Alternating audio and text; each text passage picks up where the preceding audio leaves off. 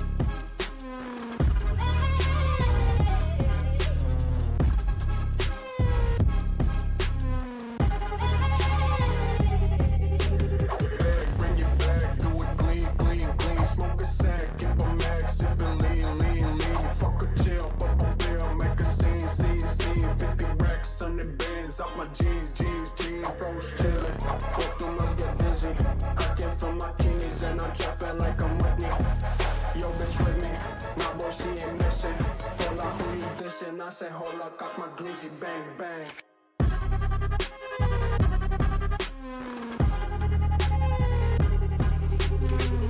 I say hold up, cock my glizzy, bang, bang.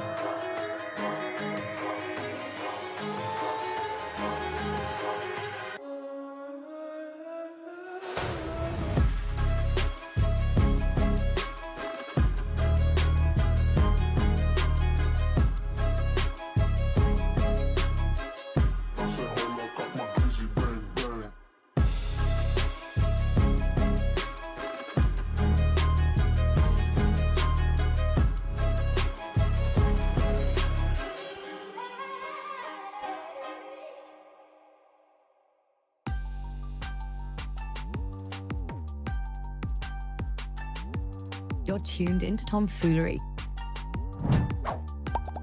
Make sure to hit the thumbs up button and subscribe. And consider donating with super chats, stickers, memberships, or you can even gift memberships to other chatters. Or use the tips link in the description to write a message for TTS that will be read on stream. Hit the like button, or you ain't black. And that's a fact. Jack. Enjoy the show.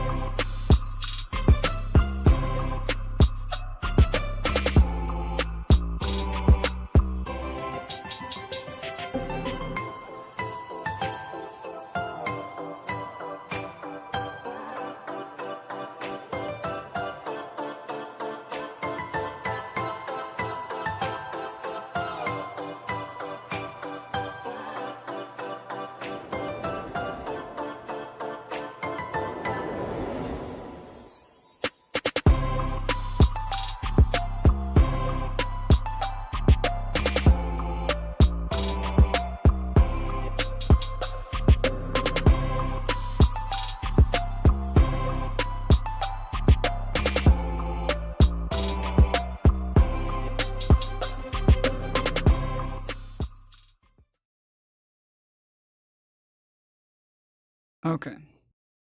What's up, fools? Today's 12/20/2024. It is 9:30 p.m. Eastern Time. This is try number 5 at a stream today.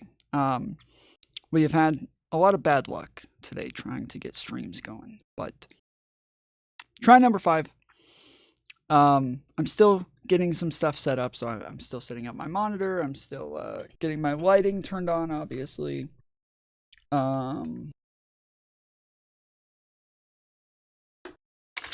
Well, yeah, this is what I was using for my camera on the last stream. So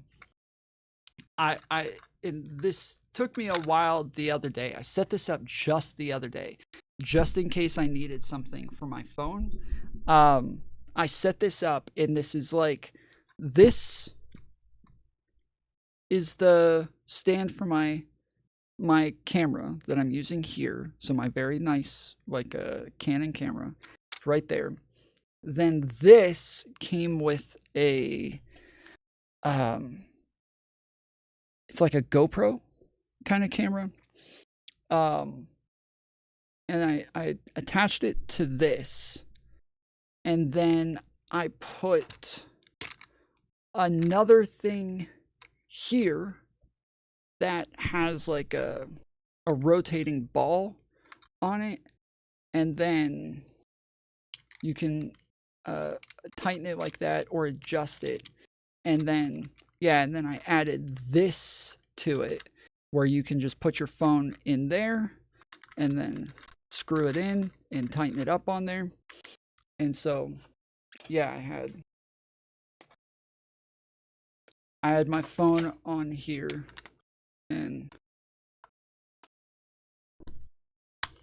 was able to use it like this. And so I'm glad that I just set this up just the other day to where I was able to use this today for stream. The power went out, and so when the power went out, I was streaming from my phone for the last, what was it, an hour? Probably an hour, 45 minutes, something like that. And yeah, the power came back on pretty quick. So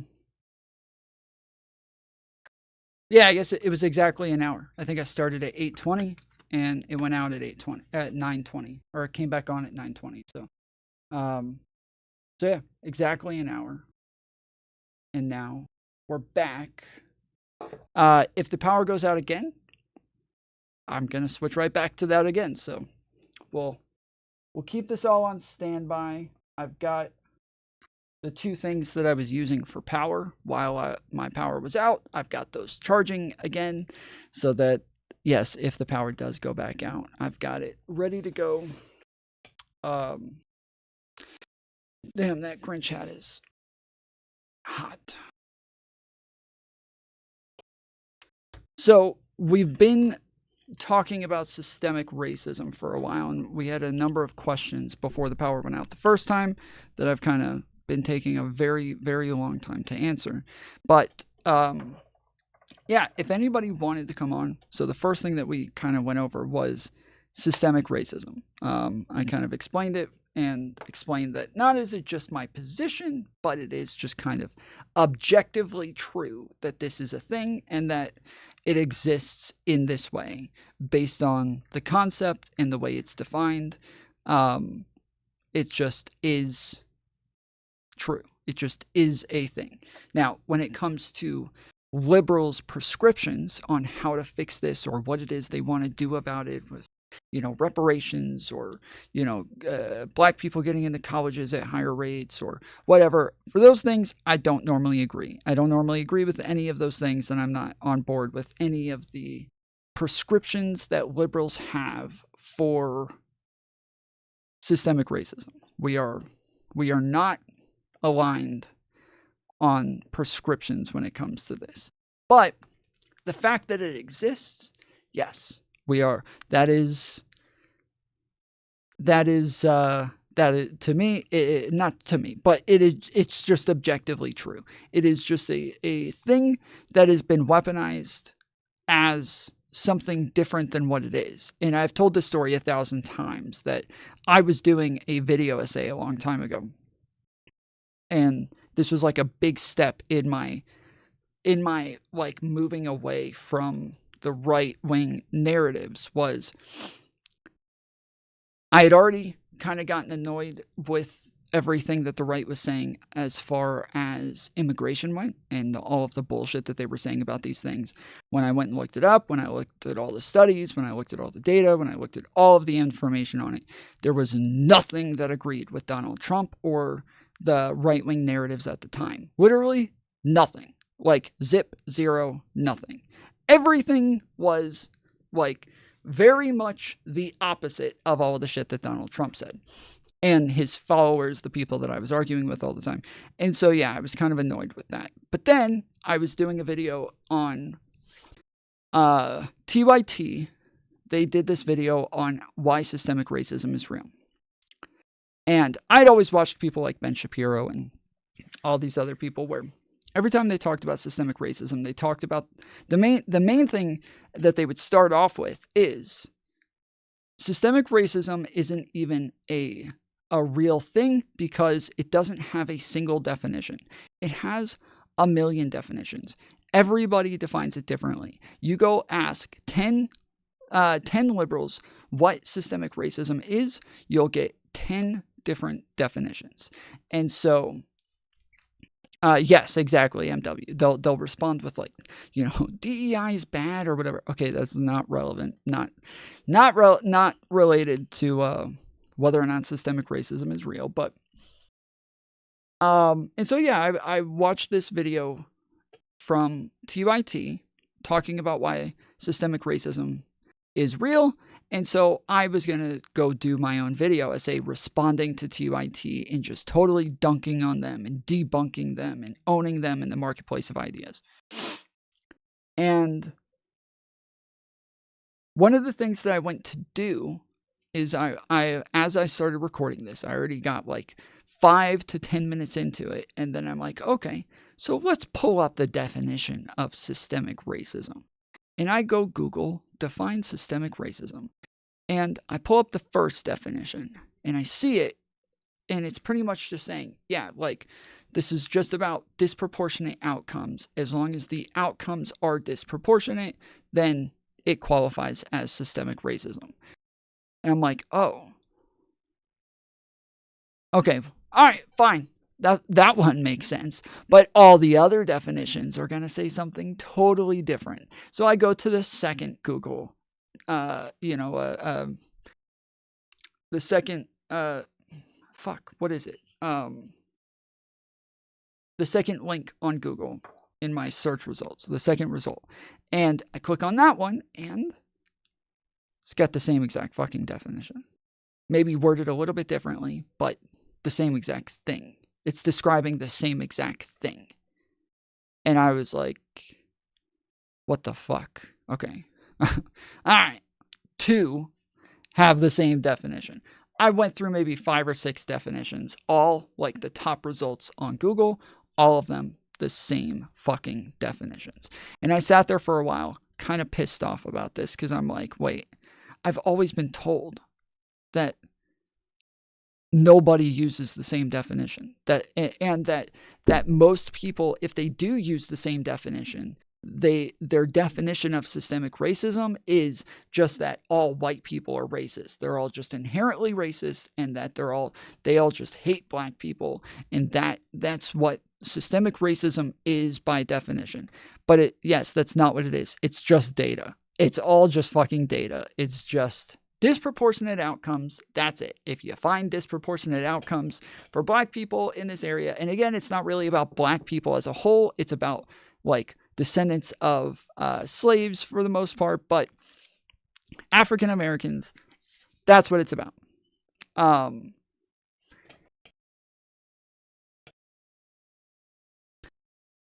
So the actual definition of systemic racism is something that you have not actually said, because I assure you Google did not say basically blah, blah, blah.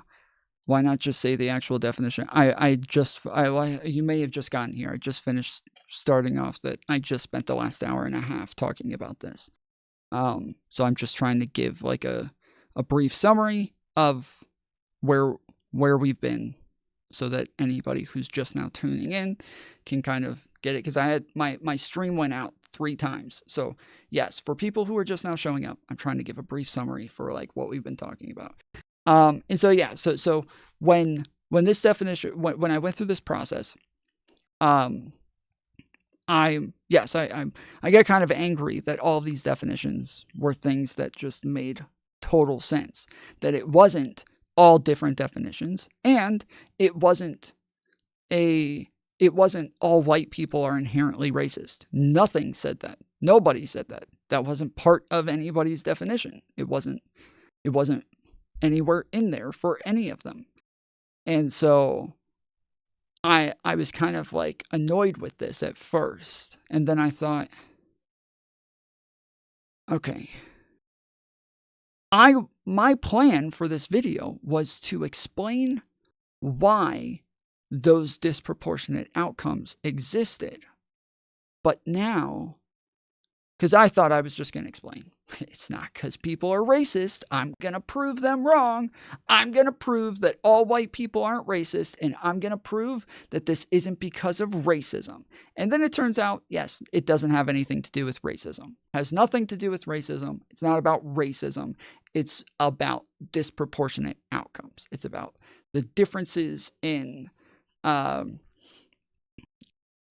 outcomes for Black people. So, one of the examples that we brought up earlier is that, people, I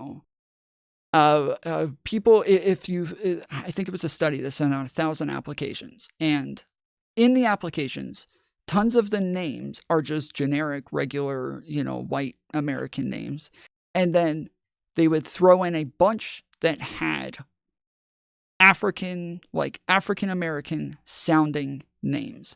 So you're saying it isn't racism based. Okay. Yes, it's not real. It's not racism in the way that we think of it. It's not racism as in like someone hates Black people or something like that. It's about discrimination, right? So I've talked about a lot of times that like racism, transphobia, homophobia, anti-Semitism, like all of the things that we think of that normally we think of as someone hating another group, almost none of those words actually have anything to do with hating another group. Almost none of them. None of those words have anything to do with hating a group. They're all about discrimination. Across the board, from beginning to end, discrimination. That's all they are. They're just discrimination. It's just unfair discrimination. That's it. And so, in this case, with systemic racism, it's saying just because of the way that the systems were built, because of the way that the institutions were put together, they just discriminate against Black people more often than they discriminate against other groups. That's it. That's it. That's all it's saying. It's not saying because they're Black or because white people hate Black people or anything like that. It's just saying it's Timu Timpool again. Sorry, but the Timpool is not even like 1/10 as smart as me. So please try something a little bit more creative. I can be Timu Walter White. How about that? I'll be Timu Walter White. At least Walter White is a fucking genius. All right. How about that?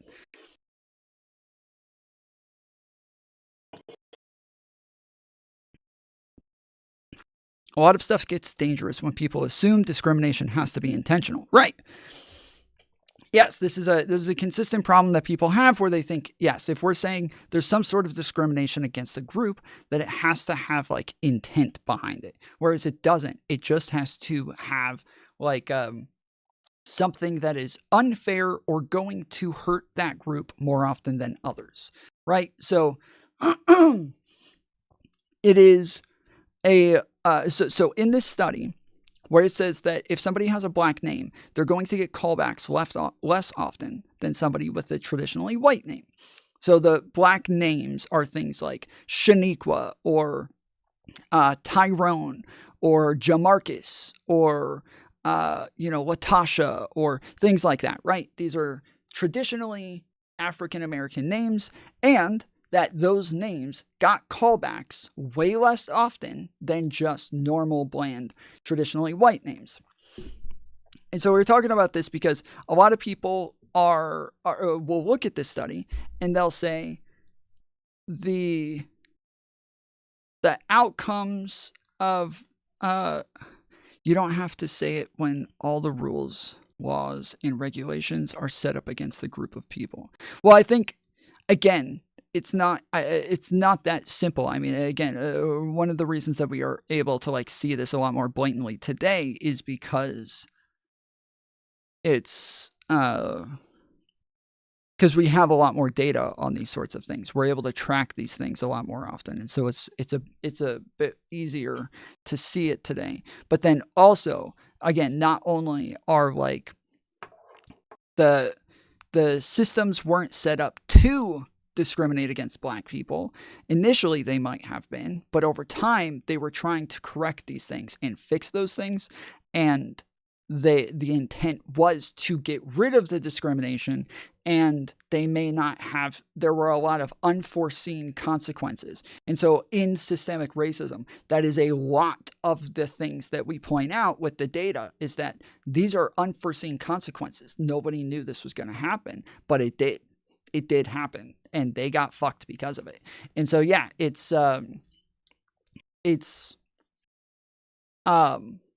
kind of hard to explain to people that this isn't intentional. This isn't people who hate this group of people. These aren't people who are trying to hurt the blacks. It's just unforeseen consequences in a lot of these scenarios. And because it's called systemic racism, yeah, a lot of people immediately have this like this defense mechanism where they feel like they're being called racist for some reason. And now they get defensive and want to fight against it unnecessarily. And so it's a thing that's like hard to get people to understand from an academic lens or from a analytical lens, that this is analytics. We're talking about disproportionality. Like, these are just numbers. These are just numbers. That's all we're talking about. Just talking about fucking numbers. And if you're mad about systemic racism, then you're fucking racist against math, is what that is. Okay? So hanging people from trees while groups watched, including children like a regular family outing. That has nothing to do with systemic racism.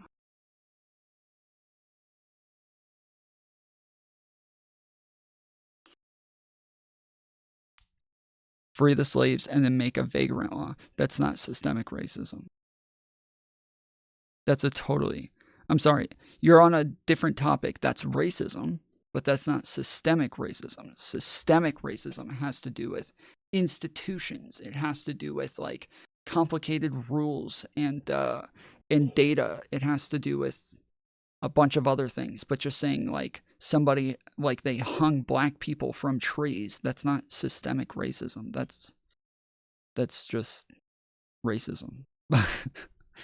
That's just racism.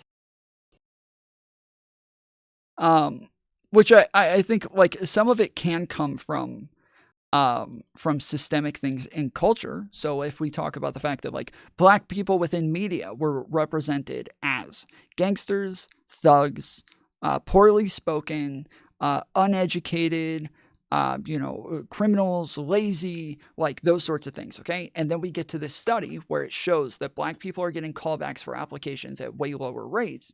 Well, now this is a like perception within society that is creating this subconscious bias that they're not even aware of. And so when they see these names like Shaniqua, like Jamarcus, Jamal, LaQuisha, and all these different names, when they become less likely to give them callbacks for an interview, they're not thinking, damn, that looks like a freaking black person and I fucking hate black people. They're stereotyping them in a way that they're not even aware of. And so what I was explaining earlier, what happened was like there were other people who came out with other studies and they said, well, we did last names instead of first names. And we came to different conclusions. We did names like, Franklin and Johnson, Smith, like a bunch of names like that. And they're like, and these actually didn't have the same disproportionate outcomes that LaQuisha and Tyrone had. And so what we think the difference is that the names are actually not about whether or not they're black or white. It's actually about whether or not they're poor or rich. And we think that the name, because it has a poor sounding, because it's a poor sounding name, we think that this is actually classism, not racism. And it's actually amazing to read this fucking study, read the conclusions, see what they came to. Because then you sit there and you're like, do you seriously not see the issue with the fact that you just read a black sounding name and then you assume that they're less educated and that they're poor and lazier and more likely to be a criminal or things like that because of classism? Because you place classism on race?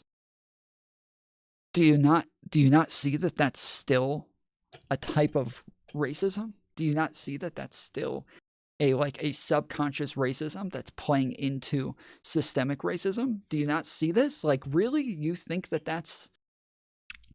you just debunked the study when all you did was just prove it correct? Like, that's insane. This is wild. Like, and so this is part of, I think this is part of what like a lot of people's complications are with these things is they'll see it and say, well, no, there's actually another reason for that. And we're like, yeah, that reason is what we're talking about. That's not another reason. That's the same reason. That's the same fucking reason. You just said the same thing as us. I don't know why you thought that was different. That's the same. That's still the same thing. So yeah. So this is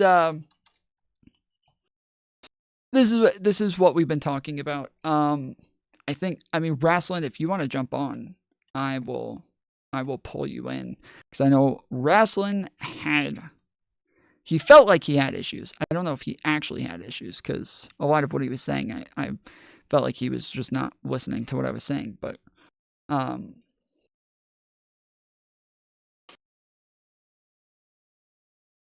he's already in the waiting room. All right, let's freaking go. All right, Wrestling. Oh, wait, he can't hear me. How you doing? Hold on. I don't know if you can see me. Hold on. I have to. Hello. Can somebody type in chat that he needs to wait a second? I cannot hear you. I have to set up my shit to where he can hear me. Oh, there we go. I can hear you now. Okay, there we go. Yeah, sorry. I forgot to set up my stuff so that I can be heard on Discord because I have to use a totally different output for Discord because Discord makes me way too quiet. And so I'm I have to use something completely different. So I wanted to just I understand what you're saying, but I don't think that that's like reality, at least today. Because I mean, can you Google systemic racism definition? Yeah. Like, just like you said you did before. Yeah. So the very first one comes up with health affairs. Systemic and structural racism definitions, examples, health damages, and approaches to dismantling. So it says definitions. People of color is a term used to refer to wait, why is this talking about people of color? Racism is the relegation of people of color. No, it's not. The systemic racism. Well, I guess that's just talking about racism. That's not. It says systemic and structural racism. Okay, that's different. Systemic racism, Merriam-Webster.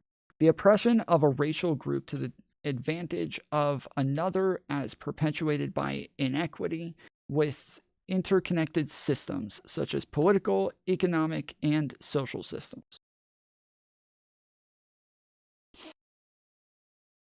Yeah, that's not the definition you gave, though. This is that's going against what you're saying. No, it's not. This is going to be the same thing where it's talking about some sort of disproportionate outcomes. Because obviously, yes, if one is getting way less within a system, the other one is automatically getting more because of that discrepancy, and that this is it's always going to be the same thing. It's if you go look at like examples and everything, they're going to do the same thing where they're going to show white people get arrested at this rate, black people get arrested at this rate for this thing, or people get hired at this rate. Black people get hired at this rate, white people get hired at this rate, or redlining made it to where there were less money going into these areas and more money going into these areas. Like that's every example is that. So that's why I'm saying is that all of these will word them differently, but they're all, in the end, the same things. It specifically says the oppression of a racial group. Uh-huh. What you're describing isn't the oppression of a specific racial group. It's What? How is that not oppression of a what are you talking about? How? That's obviously oppression of a specific you're saying, racial group. Can white people have poor sounding names? Yes. Can Hispanics have poor sounding names? Yes. And those names might be turned down because of the association people have with those names? Sure. So then it's not the oppression of a racial group, it's the oppression of I guess a economic group. Well, no, it's not, because you would have to actually show that those names are actually an economic group. That's the point, is that these are names that are like culturally normalized within a specific group. And then when it's normalized within that group, it's going to be rich people, poor people, like people of all classes who end up with these names, yet we assume it represents class because we think of a black person. And when we think of a black person, we think of a poor person or a criminal or someone who's lazy or someone who's less educated or someone who's a gangster or all of these things. It's about the fact that those concepts are attached to the race for us. That's the point. But what you're saying is you're saying I'll just give another example. Like tattoos in our society are viewed, or I don't know about anymore, but at some point they were viewed as kind of like when you saw them, especially like face tattoos and hand tattoos, when you saw them, people automatically created an association in their head. Of course. Whether or not they were any race. Right. That's the same thing here with what you're describing, systemic racism. It's not an oppression of a racial group. It's an oppression of just a group. No, again, I don't think you're it's understanding. Like systemic it's about classism, hold on. Again, you're not understanding. It is about the disproportionate outcome. That is what it's about. It is. That is what it's about. Is like, so saying black people, black parents are less likely to teach their kids how to drive. This isn't real. I'm just making something up. Black parents are less likely to teach their kids how to drive when they're younger. It's because they're poor. They're more likely to work 2 jobs, have less time to spend with their kids, and less time to teach them things. And then when kids get older, they are already working. They're already working jobs. They've already gotten used to taking the bus. And so then eventually they just don't get licenses and therefore are never, turning around and getting, and learning how to drive. If this was the case, then we would call that systemic racism. Now you would say, well, is it not possible that some white people are also going to be poor and also going to and are also going to not be able to teach their kids how to drive because they're also working more than one job? Yeah, of course, that's possible. But when we see something as like a systemic thing that is way more common within one culture or one race, then it's something that becomes a lot more pervasive for that reason. Because we are, because we are tribalistic, because we do gather in groups in the ways that we do, these things are way more pervasive within those systems because of our tribalism. Okay, so I just want to say what I've always heard systemic racism described as is kind of the quotes underneath the definition that you have pulled up. Like, for example, systemic racism is a machine that runs whether we pull the levers or not, and by letting it be, we are responsible for what it produces. They're saying that the systems themselves are racist. They're not saying that they have disproportionate outcomes. They're saying that because this no, because what you're saying is that it's not the system is racist. It's just that these people happen to have disproportionate outcomes. No, hold on. I said that the system is technically racist in the fact that it's like discriminatory. But when we think of racism, we think of like intent behind it. And I'm saying in this case, there's no this does not necessitate intent in order for the systems to be racist. There just has to be a discriminatory outcome. I think you're kind of like changing the definition of racism then. Well, I'm not. Right? This is what I talk about this all the time. The fact that like if we're talking about any sort of like if we're talking about like racism, homophobia, transphobia, anti-Semitism, like any of these things, all of them actually come down to discrimination. Every time, 100% of the time, that's what they all come down to. Now, they'll include things like what's the P word that that's always used to say that you like hate a group of people or something like that.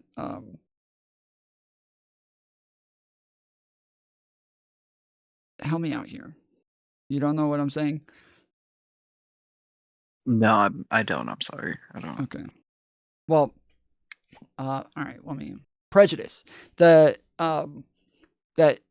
lots of times people will include prejudice within their definitions, but prejudice does not really. It's not necessary within the definition, because even if somebody hates black people, we would still consider that some sort of unfair discrimination. And so all of these different types of isms are things that we are actually just looking at unfair discrimination. That's it. But is the system causing these disproportionate outcomes? Well, the system itself is the system, the way that the system is built. Yes, the way that systems are built are causing these things. Or there's some sort of like outside factor. Like earlier when I was talking about the fact that when we look at black people getting less callbacks with these interviews, well, it's not interviews that are causing these issues. It's not, and it's not that these people hate black people or anything, but it is normally going to be about the cultural representation of black people within things like media. That like, this is, you've seen black people as gangsters, as criminals, as lazy, as uneducated so many times that this is what comes to mind when you see a name that makes you think of a black person. So it's and even the media, we wouldn't say, well, the media, it does it because they hate black people. They're trying to make black people look bad. No, we would just say that, yes, like they're trying to make a movie about gangsters, and they're just way more likely to recruit black people to play those parts.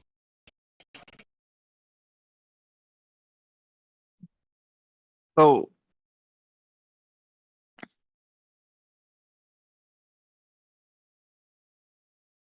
I just don't like name one system that you would consider to be like that to have caused disproportionate outcomes, I guess. So there's always like a line of things that happen. It's never one thing. It's always a line of things. So like earlier when we were talking about the fact that like black people are represented this way in media. Well, you know what? Black people are poor more often. Like they are more likely to be poor. And what system makes them that way? There's a number of them. So obviously, slavery in the first place was something that kind of got them behind to where they weren't able to build generational wealth. Then there were things like redlining that we talked about earlier that just made it to where money was not being invested within their communities. And they, again, were less capable of building generational wealth. The fact that they're less likely to be hired because of different perceptions of them make it to where they're, again, less likely to be able to build generational wealth. Over time, the things that do become pervasive are other ways of making money that are going to be more beneficial than going and working a 9 to 5 at McDonald's or something like that. And so those things end up being selling drugs, pimping, prostitution, like all sorts of black market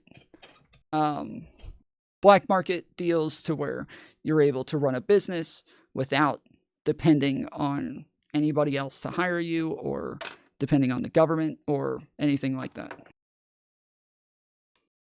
So these all intertwine with one another, and that also makes it to where they're more likely to commit crimes. They're more likely to go to jail, which makes it to where they're less likely to be able to get, go to college or get other jobs that would require background checks, or like there's just all of these things start to like overlap and intertwine on top of one another, and they become cyclical. Right. And my issue with what you're saying is you wouldn't say that a white person in the same situation, I mean, excluding I guess slavery, because that never in this country happened. You wouldn't say that white person, just because they're white, wouldn't end up in the same place the black person would, or the Hispanic would. It depends. So that's why I had an issue with like the first definition that we got, was because historically systemic racism has only applied to black people because of their specific history within our country. So even if it was Latino people with some sort of disproportionate outcome, we normally would not call that systemic racism. If it was Asians or Japanese people or something like that, still would not call that systemic racism. But we could, like in some sort of like technical way, we could say that white people getting into the NBA at lower rates is a type of systemic racism. Sure, we could say that, but there's not a like problem that we're able to fix in that system. There's not, when we look at white people getting into the NBA at lower rates, there is no like, unless we think that it's because of some sort of like bias or something that's not actually real. So like white people are just as good at basketball. They jump just as high. They're just as fast. They're just as athletic. And we think that it's because of something that's like unfair, then sure, like we could call it some type of systemic racism, but generally no, like because of the history with slavery, Jim Crow, redlining, the real when things that started at literal governmental levels that were built into laws, into businesses, to where black people weren't allowed to go into certain businesses, they weren't allowed to work certain jobs, they weren't allowed in certain areas of cities and things like that. Slowly getting rid of those laws and replacing them with other things, or trying to replace different types of mandates and things like that, didn't actually fix the problems that were there. And so there ended up being a lot of unforeseen consequences that came later down the line that we just didn't see. We just didn't know that these would happen, and that's normally what systemic racism is addressing. So I guess if it's only about outcomes, and then would you consider affirmative action to be a systemically racist? So lots of people would say yes to some extent. The difference was with some of these, and it's hard to tell because there were different mandates with different ways of looking at this, but I believe the main idea over time was that if there were tiebreakers within schools where different people had all the same qualifications and they both met the requirements at the same rate, but then they one of them was white and one of them was black, they would just use race as the tiebreaker and give it to the black person. In that sort of case, probably not. But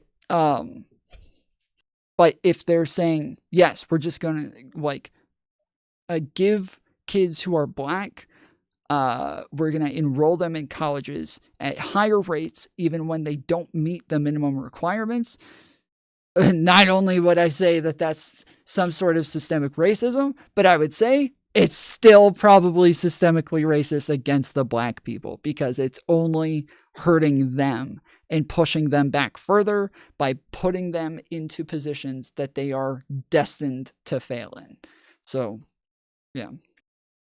Well, I just look at it, and because affirmative action, even in the tiebreaker situation, it's a system that's affecting outcomes of a certain group of people that, happens to be majority white, right? I mean, of course, there's it affects Asian people and Hispanic people, but the majority of people being affected by it are white. So I mean, I believe the people by definition, I believe the people who were affected the most were Asians and Indians.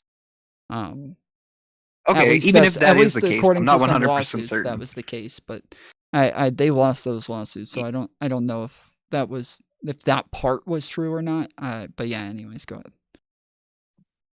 I'm just under that assumption because the majority of people in the U.S. is white. So if you're putting, I don't know if that's 100% true, but the point still remains the same, whether they disproportionately affected white people or Asian people or Hispanic people. By definition, affirmative action would be systemic racism. By the definition you're saying, it would, but to an extent, but it would have to be when we're talking about disproportionate outcomes, right?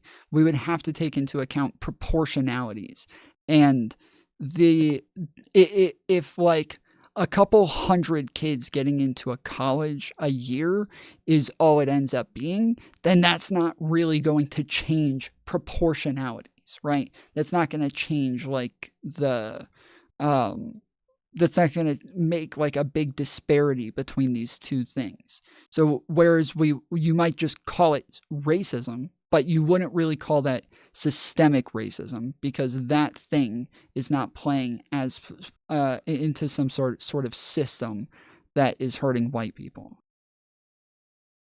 Well, affirmative action is a system. right? Like it's a Affirmative action is a system. system, but where I'm talking about these other things, I'm saying that almost all of these things are Oh, okay. cyclical. They're all cyclical, and normally the why I was saying earlier is that like it is like about the disproportionate outcomes. It just normally has to lead back to some sort of other thing, right?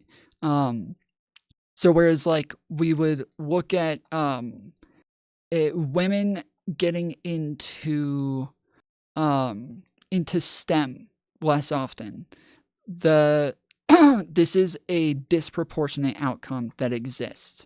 Now, initially, we looked at it and we said, well, it looks like women just are less interested in STEM. We've done tons of polling and we've done tons of testing, and it turns out that women are just less likely to want to get into STEM fields, and so it doesn't look like there's anything untoward there. Yeah, if that's the case, then yeah, there's just nothing.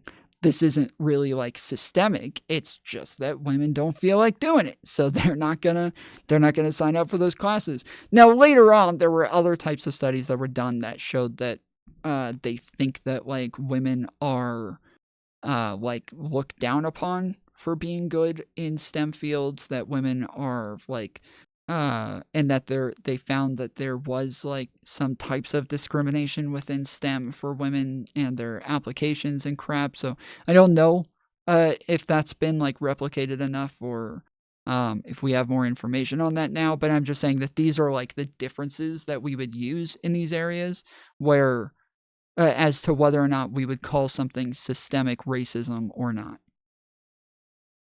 Well, I guess the problem I have with your definition of this is because, like, I'll just use an analogy to kind of demonstrate what I'm saying. If I am a baker and I make like the best cakes in the world, and I live in a country where I don't know, the majority of people that can afford my cakes are of a certain race, and they happen to buy all of my cakes. Mm-hmm. That doesn't make the bakery racist, like, No, or it doesn't. systemically racist. Well, But that's what you're saying. It's like you're saying that the bakery system in and of is itself, no. disproportionately.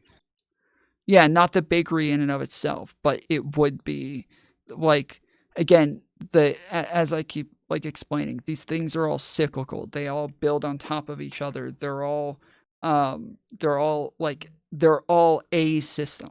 So like it's not like one thing is causing this issue. What, as I said with the applications, like there's okay, fine. So we see that like, yeah, there's some sort of like a bias there that's making people think of black people that way. Well, why is that bias there? Well, it's because media represents them that way. Well, why does media represent them that way? Well, because they are disproportionately poor when it comes to socioeconomic factors. Like they just are worse off than most everybody else at disproportionate rates. Well, why are they worse off than everybody else? Well, because when it comes to like, their ability to build generational wealth, they haven't been able to keep up with everybody else. And so now every time we see black people, it's just more common that they're going to be poor. Okay, well, why weren't they able to build generational wealth? Well, there was things like redlining that exist that made it to where we were less likely to invest in their neighborhoods. Well, why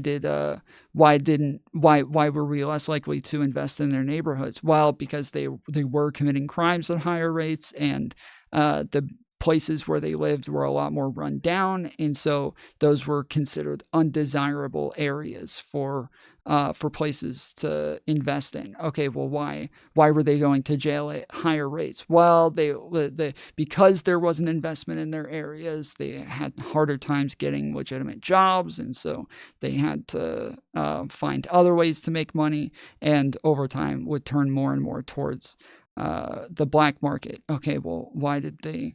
And it's a never-ending thing Right. that just keeps going and going, and so yes, all of these things are systemic. It is not that one thing in and of itself is a system. They are systems. It's just that that's not really what we're talking about. We're talking about an entire system interwoven into itself that isn't, you can't just fix that one thing and now it's fixed. Like, it's not. Well, I'm just saying, like my point with that is that just because you have a system that has, certain outcomes, it doesn't mean that the system itself is racist. And also, I feel like if you remove race from the definition, right, you can relate other things to this definition, like tattoos was the first one that comes to mind. Like do you see what I'm saying? You Yes, could technically but say, I guess. if it turned out that like black people all coming from Africa had tattooed their faces, and that when they came over to America after slavery, they still continued tattooing their faces, and now this was like a part of their culture that white culture deemed to be like a unsavory and unprofessional, then yeah, in this case, like we would probably include that in systemic racism. But to just say like there's one thing that gives a disproportionate outcome and then it doesn't really go any farther than that, that is not racism. That is systemic. That is a system that has a disproportionate outcome, but that disproportionate outcome is not systemic.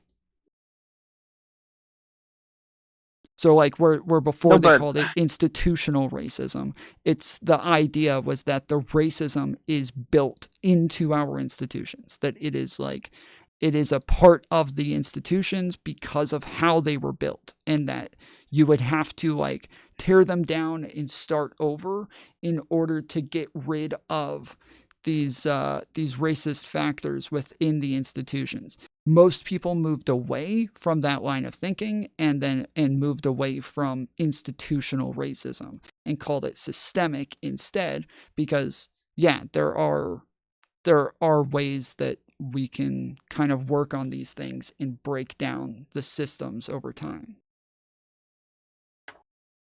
oh, what I was trying to do with like bringing up the tattoo thing is like, um, basically, it's kind of. So let me clarify your definition first. So when you say disproportionate outcomes, you mean disproportionate outcomes between races, right? Yes, correct. Okay. Or even just like versus like the general population. Like it would normally be like that race versus the general population. So like Asians do get into colleges at much higher rates than white people. I think Indians do as well. I think those are the two that are like going to college and getting degrees at the highest rates. I don't think anybody would call that systemic racism for white people or anything like that, because again, it's not this like long intertwined problem that's causing this.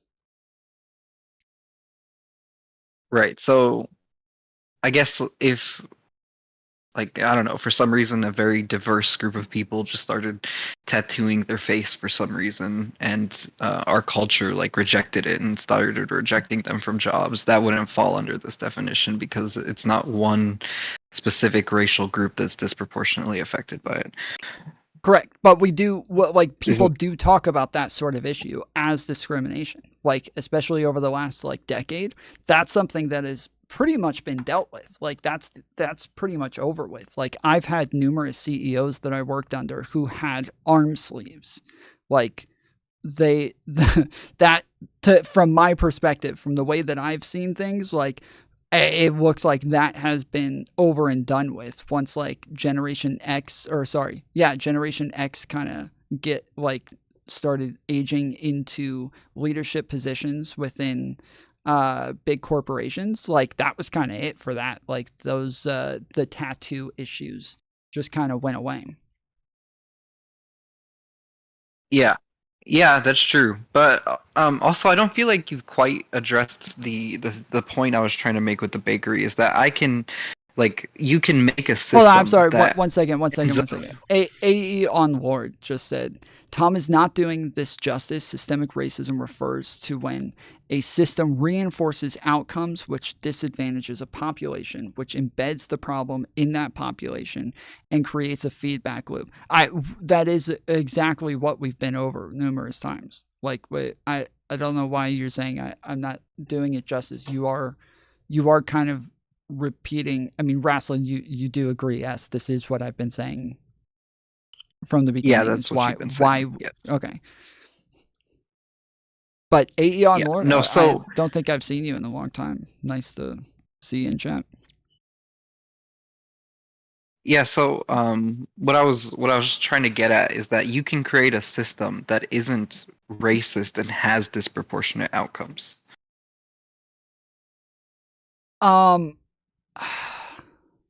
Sure. Would you say that's true? Yes, of course. Yes. But normally, so when we look at the problems that Black people have, right?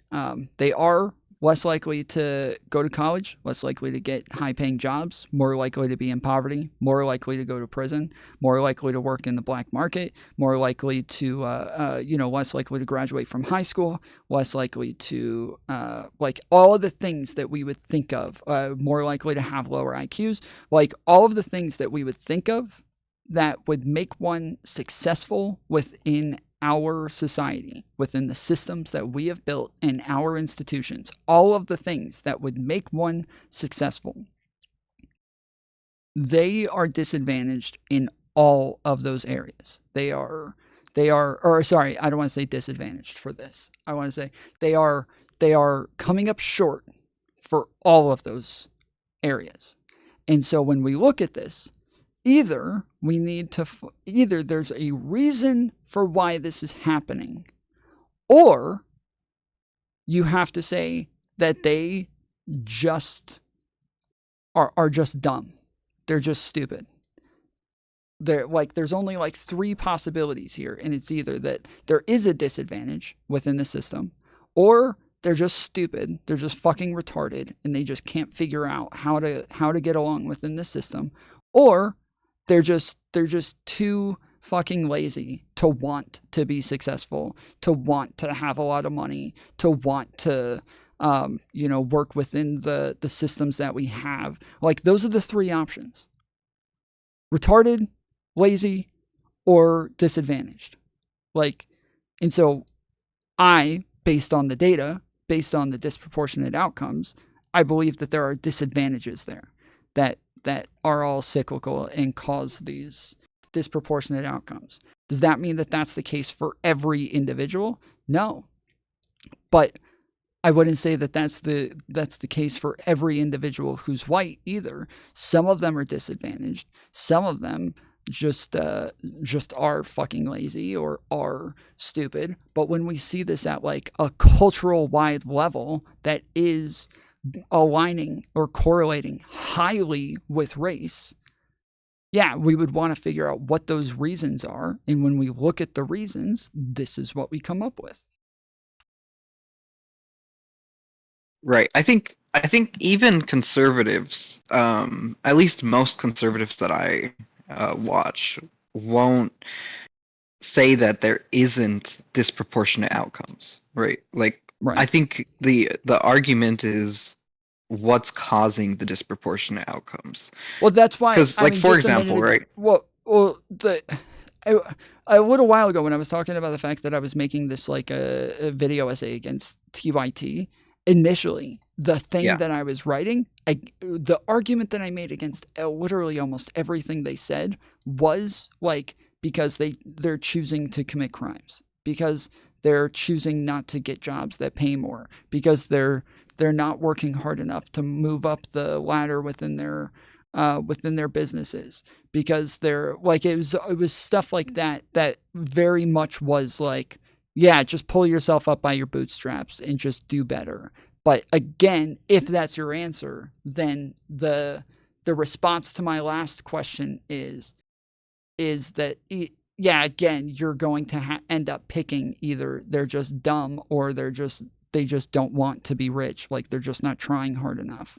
When when I look at these issues, when I look at these outcomes, and when I look at like the disadvantages that exist, I would say not only are we saying that like not only do I think they want these things and that they understand it, but I think that we end up expecting more of them than we do of everybody else because they have so many other things that they have to battle that nobody else does. Right. And okay, so yeah, I get what you're saying, but what I'm saying is like, for example, like I'm not saying you think this, and I don't think it's a majority opinion, but I've heard some people say that capitalism is racist. Yeah, right? of course. Which like it's retarded. It's not something that, yeah, exactly.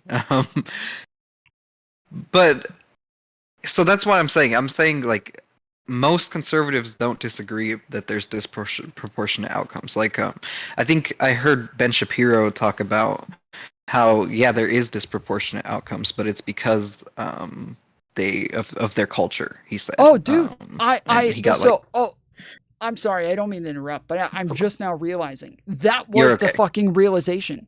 That was the realization, was that I believed in systemic racism already. I totally forgot about this. That was the realization when I was making that video, is that I was a big fan of Ben Shapiro, watched a lot of Ben Shapiro and PragerU at the time, and the realization was that the thing that I believed was like the biggest difference maker here, and that I had always heard in conservative circles, was that because Black people are on welfare more often, welfare has these rules in it to where like if you have a second income within the household, you're going to get less money. And that makes sense. That just makes sense that like you'll get less money from the government if there's a second income within the house. It's just like, yes, as soon as you start working, you'll get less money for welfare, shit like that. And so, yeah, it makes total sense that the government would give you less money. But because Black people are disproportionately on welfare, and now they're going to get less money with a second income, they are incentivized to not have a father in the household. They are like, the government is incentivizing them to not bring in a father within the household. And this was like the key reason given from conservatives for a very long time for why these outcomes existed, for why the disproportionality existed. The problem is that would still fall under systemic racism. You're still saying that the government is putting these things in there that are making it to where they are less likely to do these things.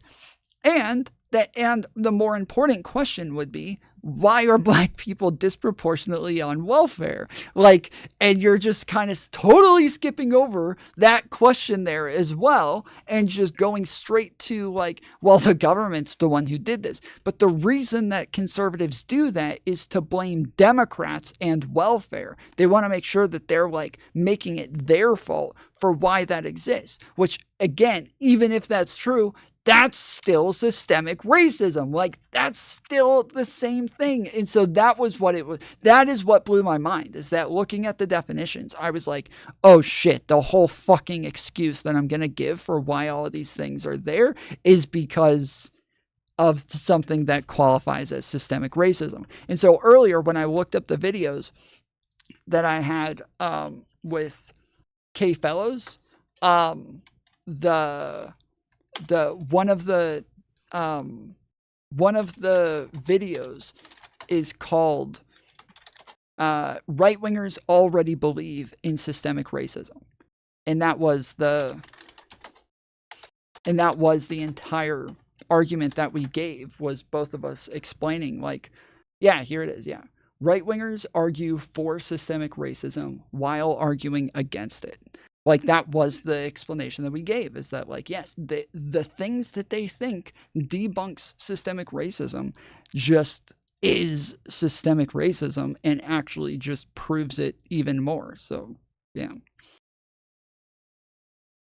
Yeah, and I guess the answer. I've heard to your question. I'm going to be honest. This isn't really my issue. I haven't really looked into all this much, but I have heard an answer to your question, and it's that the welfare state was significantly expanded in the civil rights era, and that kind of started the problem in the first place. Yes, but Get that? Yes, exactly. And they said that what was it? LBJ, I believe, is the guy who did it. There's like a recording Yes. of him or like a quote of him saying, "Now that we're giving these N-words welfare, we'll have their votes for the next 100 years." And so yeah, conservatives point to that and they're like, dude, they are literally admitting that they're paying you guys off to vote for them, and you guys are dumb enough to fall for it. Like, you are dumb enough to keep buying into this. They want a system that keeps you poor and keeps you reaching out to daddy government to take care of you, and that'll make sure that you're always voting for them, because if you vote for the other guys, you're afraid that you'll lose the paycheck. And if you lose the paycheck, then you're in big trouble. Whereas in reality, the paycheck keeps you within this system that makes you still need daddy government to be there. The problem, and I believe this for a long time, the problem with this is that it actually turns out like the average amount of time on welfare is like 2 years, and almost every state has like a 3-year cap on how long you can be on welfare. They have like jobs programs that you have to go through while on welfare, to where they're making it to where you have to be like showing that you're filling out applications, that you're looking for jobs. And then yes, within the last year, like they're slowly like getting ready to wean you off.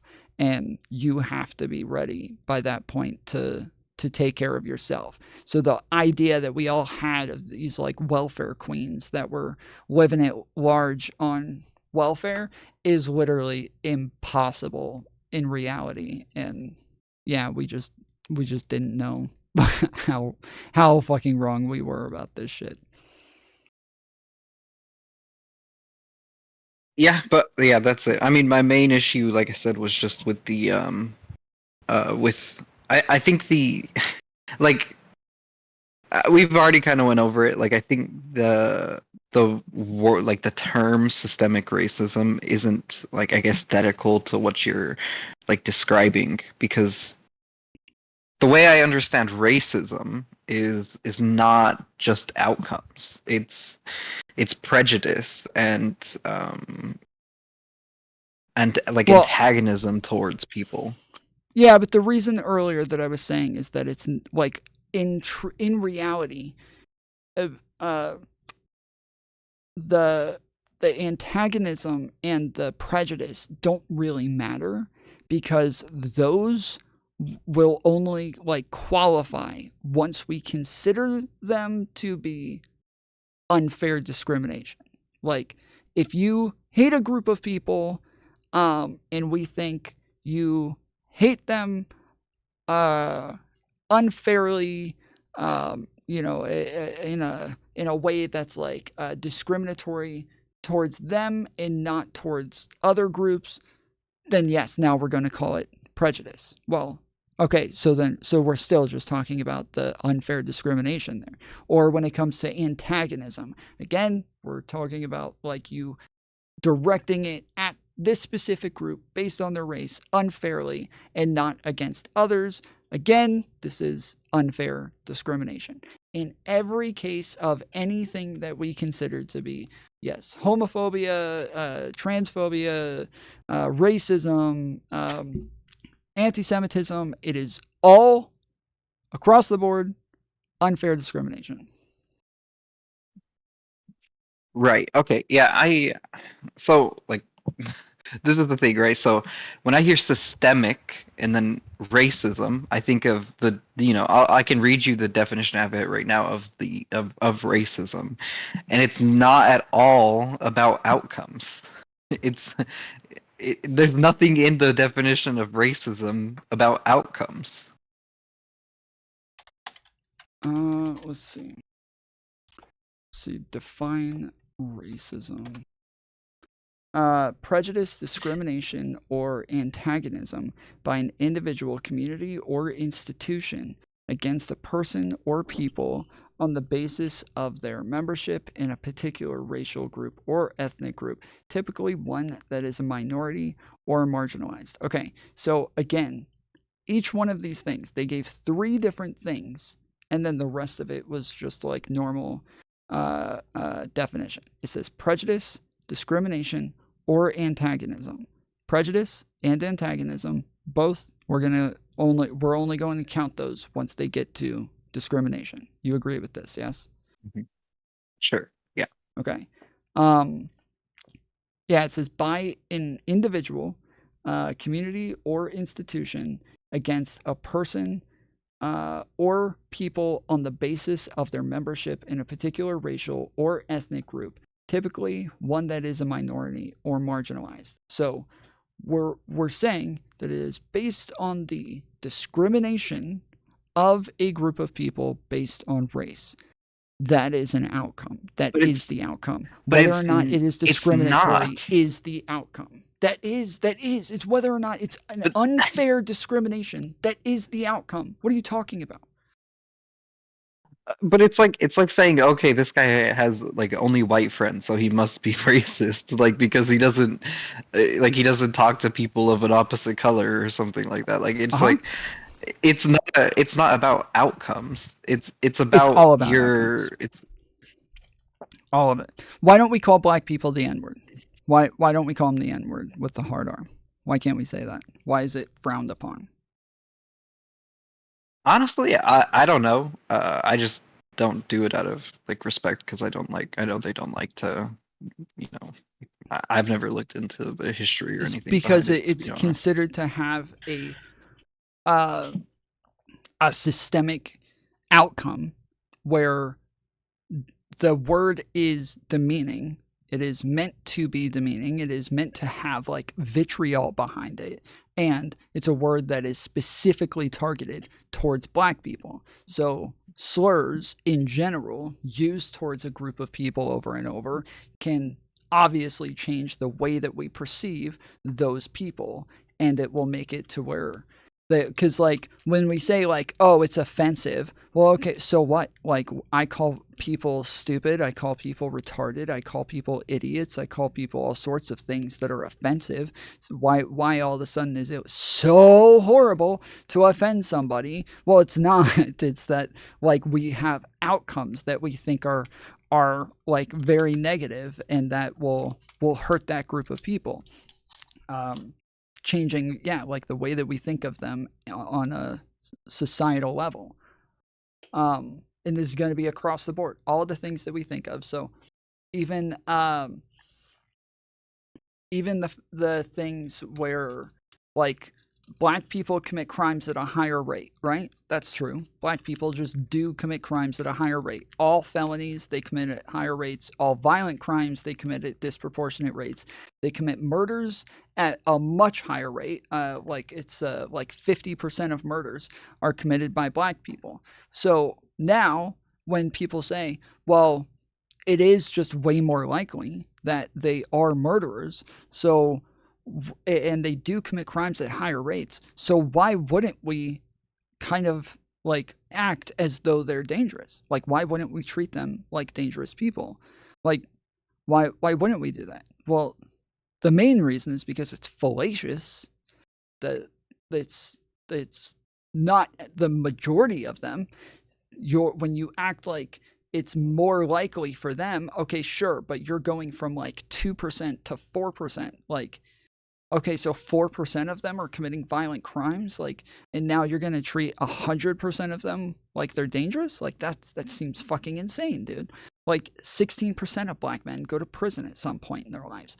So 16% are just committing some sort of felony, violent or otherwise, and now you're treating 100% of them like they all committed felonies and went to prison. That's insane. That's you're now wrong 84% of the time when you assume these people all went to prison. This again is like a fallacious thought process, which makes it unfair, and it's now discriminatory because you're assuming this about black people. So now, again, this is the outcome that we look at. And now we say, yeah, you just shouldn't treat black people like a bunch of fucking criminals because this is racist. Now, if you treat black people like they're good at basketball, nobody's going to get upset about that. Nobody's going to, like, I guess some people do because they don't like the stereotyping, and black people who aren't good at basketball feel like they let people down now when they're treated like they're good at basketball, and then all of a sudden they're bad. But this isn't like a thing that's actually like hurting them in some socioeconomic way or some sort of systemic way or anything like that. That doesn't fall into the same category as like racism, right? It's stereotyping, but it's not really racism. Just like treating an Asian person like they're going to be good at math just because they're Asian. It's like, yeah, sure, that's some sort of stereotyping that the individual probably won't like, but it's not this systemic problem for Asian people that's causing major problems for them. So it's always right. about But in the outcomes. example you gave earlier with the applications, they're not discriminating against them based off of their skin color or based off them being a part of any other group except an economic group, was the conclusion of the study that you were reading or were remembering from. We're saying that they are assuming the race first, and then because of the race, now assuming the economic group and all of these other things. But you just said it like you said that the study also included like white people with poor sounding names. Yeah. So what happens there? Do they assume that they paint a picture of a white person? Like I don't know. Or like No, I just how is it? No, but that is okay. What like white? Name some poor names for white people that you can think of. Like, what are some? I said Bubba earlier. What's another one that you can think of?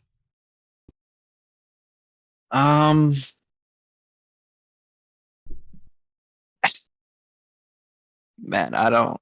Here, how about this? What are some black poor names that you can think of first? Like, what are the black ones that you can think of? Man, I have no clue. I'm gonna be honest. Like I No clue. I don't. So no you're saying it clue makes of sense either to of them. think of these names as lower economic status, that kind of makes sense, yet you can't even think of a name that would fall into that I'm category. saying the but it makes study sense to you. you're citing concluded that. Yeah. I'm like, I would have to be able to reason this out with you in order to make sense of it. I guess Right. I'm just saying for me, like I really don't. Yeah. Okay. So I'm saying the point is that this is just a cultural phenomena to have names like this within the black community. Okay. When we think of white names that are going to be perceived as poor, yeah, there's really not that many. There's things like Bubba, maybe Tammy, like Shanice, maybe. I don't know. Like there's not a whole lot of white names that we would look at that we would think that sounds like a poor person's name. But when we look at black names that are culturally black, all 100% of culturally black names are going to be thought of as poor. That is the difference, is that it is all black names are thought of as poor. And then maybe a couple of white names are going to be thought of as poor. Like, that's the difference, is that you're not actually getting class from the name. You're only getting race from the name.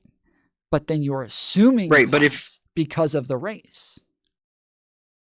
Even if that was true, right? I don't know, honestly, but even if that was true, what it sounds like is the study concluded that they got rejected at the same rate, regardless of whether it sounded white or black.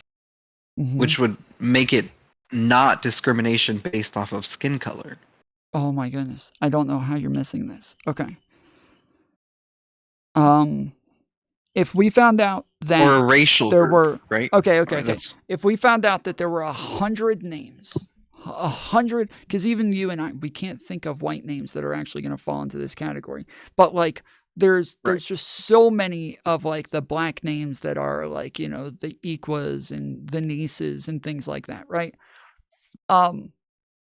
We can, if we found out there were 100 white names that made people think of a poor person, and then there were 50 black names that made us think of a poor person, but those 100 names for white people is only 5% of white people, and the 50 names for black people is 80% of black people. Do you understand why? Again, you're saying that again. You're going back to the you're going back to the outcomes thing, right? Because if 80% of black names are associated with their economic status, they're gonna get rejected more than because there's only 5% of white people with these names. But that's again about outcomes and not about discrimination of a group of people based off of their racial or ethnic group.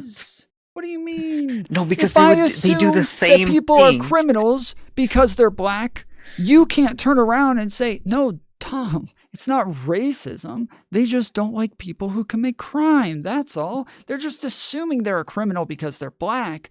But if they met a white guy who was a criminal, they wouldn't like him because he's a criminal. It's like, okay, but when are they just assuming the white person is a fucking criminal, just as this broad swath that white people are criminals?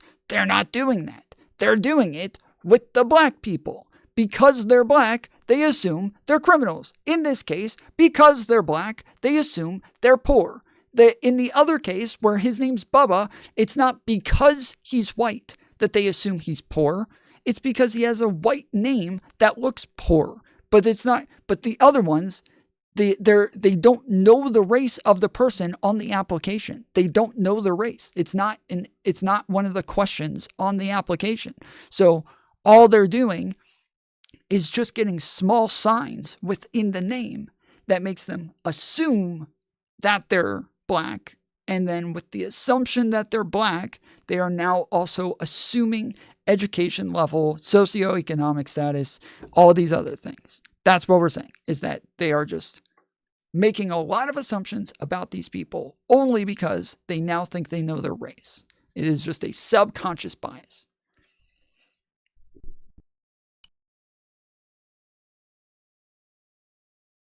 I mean, I just think you could say the same thing. Like, let's say, I don't know, a white name is disproportionately associated with, I don't know, like trailer trash or something like that, right? Then they're going to assume that they're trailer trash, and then the same way that they're assuming that they're black, again making it not based off of their race, but again, based off hold of on. something else. I think you're missing it. I'm saying that there isn't a name that you would look at that makes you assume they're black where you wouldn't also assume they're poor. It's one and the same. Anytime you assume they're black from the name, you are assuming they're poor. Those two things are together. Whereas any other name where the race is ambiguous, you don't have those assumptions that come with it. So like Bubba is a name that isn't really all that ambiguous. I know there was a Bubba in Forrest Gump that was black, but outside of that, Bubba is normally a name that we think of like, oh yes, a white trailer trash sort of stereotype, but we're not assuming they're poor because they're white. Whereas in the other area, we are assuming they're poor because they're black. You only know they're black off the name. And because you know they're black, you are now assuming all of these other things about them. I'm gonna be honest. Like, how many? Like, I would be curious to know the statistics on how many black people actually have like quote unquote black sounding names. Like, because I thought after like slavery ended, they started adopting names of like white names for the most Well, part. no. So Like most of them I had no. Most of them had their slaver's last name. So if you're talking about last names, most of them had their slave owner's last name. Which is why that was one of the things that I brought up, was that it's ridiculous that this guy thought that just changing the last name would change things. Yes, that's because white people and black people share last names, because they got their last names from white people, motherfucker.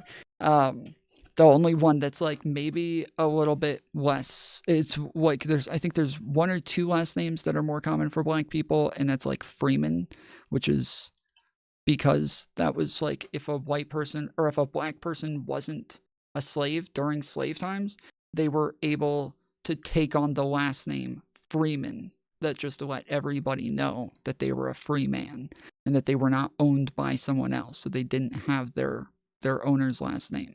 But outside of that, there aren't really like a black last names, but there were names that were considered to be, I think it was like black and French, and I don't remember exactly why. I know that somebody told me that there was like a book that came out that had these types of names in it that was like popular in black culture, and then they all started naming their kids from these books.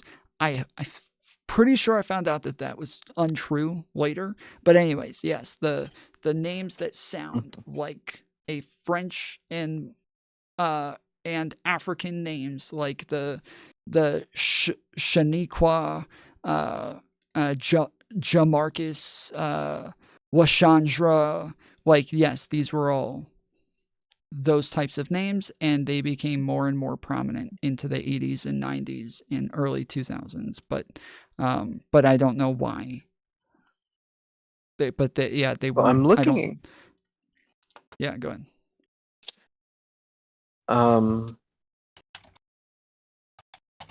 Sorry, hold on. I'm trying to fact check this because I read it in an article, but the article basically says that about 30 to 40% of black people have quote unquote black sounding names. What is it? What percentage? So it says that it's 30 to 40. That's what the article says. I'm trying to find the study it's referencing, but Yeah, I I'm explained working earlier on that right it wouldn't. I explained earlier that, like, yeah, the percentages don't really matter, because what matters is that if you assume the race from the name and then assume they're poor and uneducated, based on the race, that is the issue there. That I don't. None of this really matters. It might be interesting to find out. It just doesn't change the argument much. Right. Well, your argument for, I mean, I just don't see evidence that people are painting like, okay, like they see a name and then they paint a picture of a black person and they automatically think like poor or a criminal, or like I don't know how you'd even prove that, to be honest with you. Well, It's if the disparity is clear, right? They had thousands and thousands of applications that they did this with, and the disparity is very clear, then why do you think they're doing it? Why would clearly black sounding names are getting callbacks for interviews at a much lower rate? So nobody ever went in for the first interview. Nobody handed in the application. They were like mailed in or something like that. When it had a black sounding name, they were way less likely to get a callback, and when they had just like a more generic or white sounding name, they were more likely to get a callback. What other reasons would you think of to explain this? well, if so,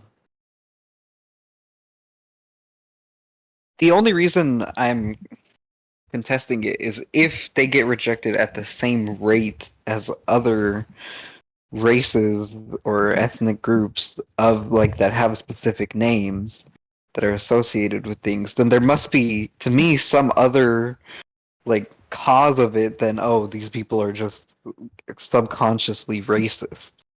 Okay. Wait, yeah, but that's okay. So there aren't names that are specifically white. Those just don't exist. So as you said before, yes, black people at high rates just adopt white or American sounding names, just as all races do over time. Generations that are in America longer and longer kind of slowly lose like the heritage of the names that from where they came from. But yes, if we saw the same thing with like Gupta Patel, then yes, we would look at that and say it's pretty obvious what's going on here. Like it's pretty clear, but the stereotype would not be the same. Nobody thinks Gupta Patel is lazy or a criminal. So there's other things that we would make assumptions about, like that they're dirty, that they smell bad, that they smell like curry, which all of those things are obviously true 100% of the time for someone named Gupta Patel. It's just a fact. Yeah, that they're terrorists, that they're probably going to bomb the entire store. But those things are all true. So it's different.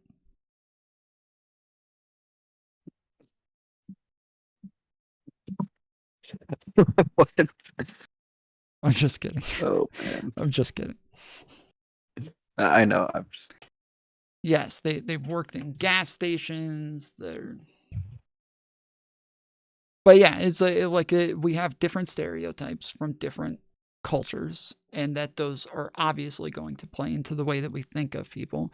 And there are names that can associate with different cultures that will come with those stereotypes. So yes, with black names, there are stereotypes that we all know are attached to the cultures. We all know this. We can't deny this. And so if all you're getting is a name, you're not getting any other real like pertinent information about this, their applications were the same across the board. Every single application, exactly the same across the board.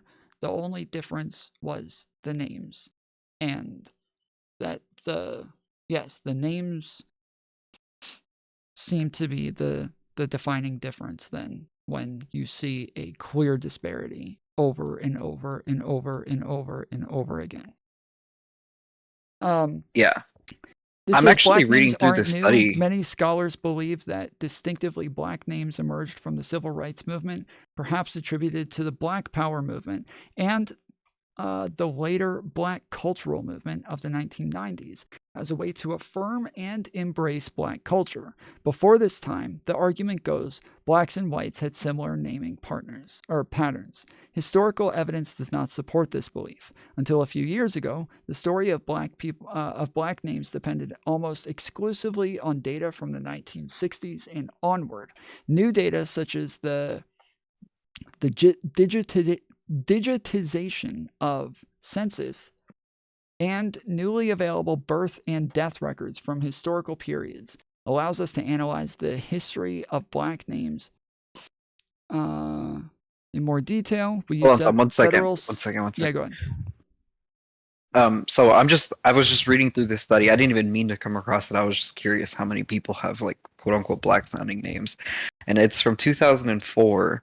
And in this study, it says that the black sounding names is a strong predictor of socioeconomic status. I don't know how accurate this is, but if that's true, if it's the names that are the strong predictor of socioeconomic status and those names are getting denied by applications, then it's actually socioeconomic status that's the predictor of whether the person gets rejected or not, because the names hold on. I never disagreed with this. you understand that if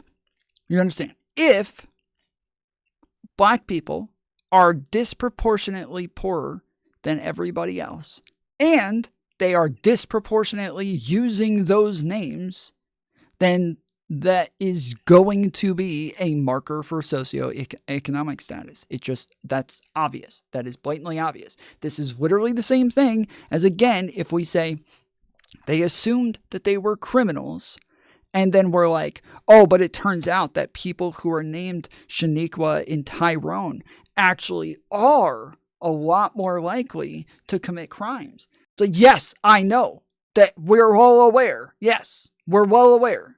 That still doesn't change anything. That doesn't change the fucking assumptions that are being made. We want people to be treated on like an individual basis based on their own acumen, not based on some sort of like assumptions you're making based on stereotyping them, even if it is like stereotypes are built on reality. Almost all the time, they are built on real things that we see as patterns. Almost all stereotypes are patterns that we see at higher rates from those groups of people. So it just doesn't change anything to find out that, yes, these are more likely. Yes, of course, they're more likely.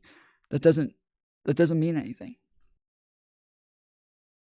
Well, what I'm trying to get at is that if what the saying is true, and that like black name is a strong predictor of socioeconomic status, it's possible that they're approaching the black applications and the white applications in the same way, and they're seeing a name and associating it with a low socioeconomic status. We're literally going in circles. You're killing me here. Well, because the thing I'm trying to, like, again, we said it was we read the racism definition, and it's the discrimination of a group of people based off of their racial or ethnic group, right? Like, yes. That's so it is socioeconomic status a racial or economic group? No, but hold on. Why are they making? Hold on, wait. Why? It's not the name alone. You keep like skipping a step. It's not the name alone. It is that black people are more likely to be poor, and black people are more likely to have those names. It is both of those things. So, of course, black people have the stereotype of being poor and being criminals and being lazy and being uneducated. So therefore, if you see a name that looks black, those are the assumptions that you're going to make about them. Yes, that is true. Of course. You just saying that it happens to also correlate. Of course. We're all aware. We've already covered this part.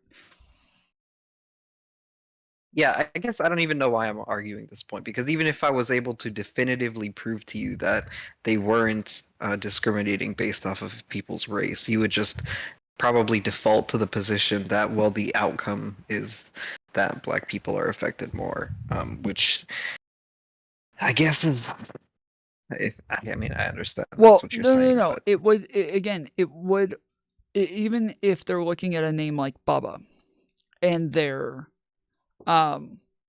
not calling them back because they think that they're poor because of the name, that would still be bad. That would still be like a negative. It's just that names like Bubba, as we said, aren't as pervasive. They're not going to be as common. Whereas like generic white names are not going to come with any sort of stereotype most of the time. And if they do come with stereotypes, it's the opposite. It's the opposite stereotype, where like we think of somebody named like Chaz or something like that. We're going to think of some like, frat bro at a university or some shit, right? Like white names will come with some sort of like pompous, rich, educated, like well-off sort of stereotype. And so pretty much the majority of white names that we name are going to have the opposite stereotype attached to them. Whereas the majority of black names that we mention are going to have obviously poorer sounding connotations to them. And so it's, yeah, it doesn't matter, because in the end, it just kind of tells us that when we see black names, we assume poor, uneducated. And so, yeah, it could turn out, it's not, sorry, I don't want to say it could turn out to be true. We know it's true because black people, we already know it, that they are poorer and less educated than the general population. We already know this. Right, but I mean, the disagreement is at the point where it's like it could be true, especially if this study is, has any sort of validity, that these people are just these like poor black people for whatever reason are just taking these names, and that is why the stereotype exists, not because they're black, it's because they're poor people that are taking their names in the same way that white people are taking their names, that like certain names, if that makes sense. Yes, but it's about whether or not it's pervasive within the culture. So yes, as you said, like it will always come back to like the outcome at the end of the day. That if exactly. Yeah, that's if we're exactly. way I more knew you were going to likely, go back to that. yes, is if we're way more likely to consider black sounding names to be poor than we are white sounding names, then we already know that we are then less likely to give black people a call back to where they ever even get the chance to give an interview, to where the interviewer ever gets the chance to find out if they're educated or not. They are already disadvantaged before they ever get a chance to even attempt to prove themselves. Like, I know people who have said that, I know women who have said that they put male names on applications when they first went in for interviews, and that they would put names that could be somewhat ambiguous, but they would put names like Charlie or Melody or something like that, and Brett. And then once they get there, would say something like, oh yeah, that's actually a nickname that my family uses. You don't have to call me that though. And then give their real name once they get there. But they felt like they're girls in chat saying that they've put guys' names on applications. Like, this is a thing that women do. Black people probably are more likely to put white sounding names. And this is a thing that I don't know how many Latinos you know, but Latinos and Asians, people who are immigrants from other countries, almost always change their names to something American when they get here. Almost always. They want to have something that's easy for people to pronounce. They want to have something that's like culturally understood by everybody here. They want to have something that doesn't have like stereotypes or assumptions attached to it. They immediately just change their names to something else, or they use like the Americanized version of that name. Like, I knew a girl named Yesenia growing up, so she called herself Jessica when she got here. Like, so yeah. I knew a guy named Juan, and he went by John. Yeah, it's certainly possible. Yeah, I guess thanks for taking my call. I'm gonna have to head out, but the last thing I'll say is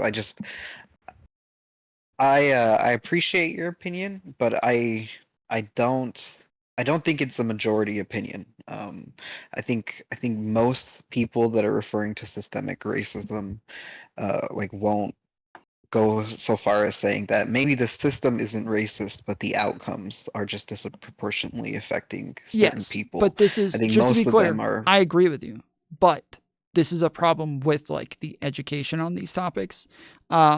This is kind of like the idea of racism that almost everybody, when they think of some sort of racism, they almost always think of prejudice, not discrimination.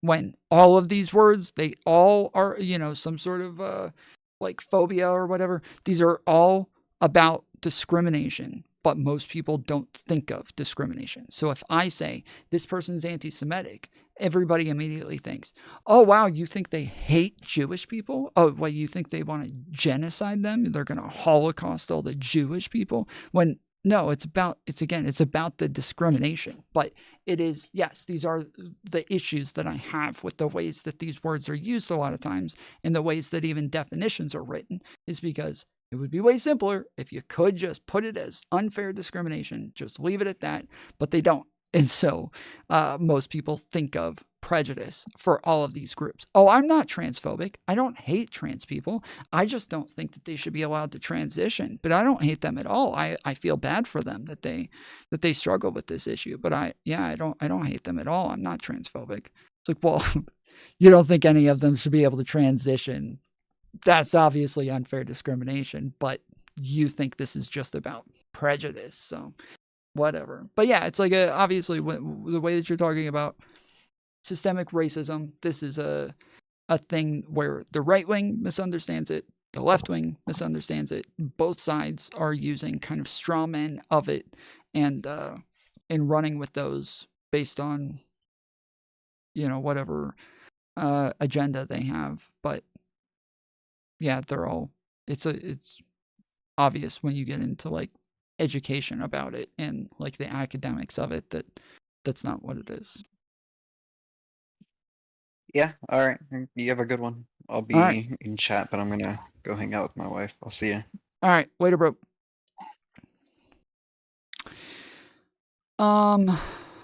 Yeah, I looked up white trash names. It says, hey guys, so this is from Brandy Love. I think I know her. I'm almost positive I know her. I knew a girl who went by Brandy Love on everything. And she was white trash. And she looks a lot like this girl. This would be a picture of her from when she was a bit younger. Let's see. Oh shit, I don't want to like end up on some porn here. Yeah, I can't tell. But I had a foster sister growing up who was named Brandy. She says, hey guys, so today I'm doing a chapter on white trash names. I'm not meaning to offend anybody, but a lot of people want to know about what names they are. I have a white trash name. I don't give a crap either. So let's get started. Mandy, Marilyn, Brittany. So I don't agree with Brittany. I'll agree with Mandy and Marilyn. I think Mandy and Marilyn make sense. Brittany, I don't think so. In my experience, I went to like a really, really rich school growing up. And lived in a really rich neighborhood. There was a group of girls that I dated, I guess. There was like a group of girls who always hung out together. They were all best friends. They were always together. They always did everything together. They were all football cheerleaders, basketball cheerleaders, and they were all part of the same gymnast teams. They all lived in the same neighborhood. They were all on like cheerleading, like competitive cheerleading squads together. And Brittany is the rich girl who is the girl in the bedroom ready for a train. Well, at least the rich girl, that's what I would think of. So the most common names at our school, at again, a very wealthy school, was there are two schools close to each other. Both of them fairly wealthy schools. And the most common names at both of these schools were Brittany, Ashley, Amanda, Sarah,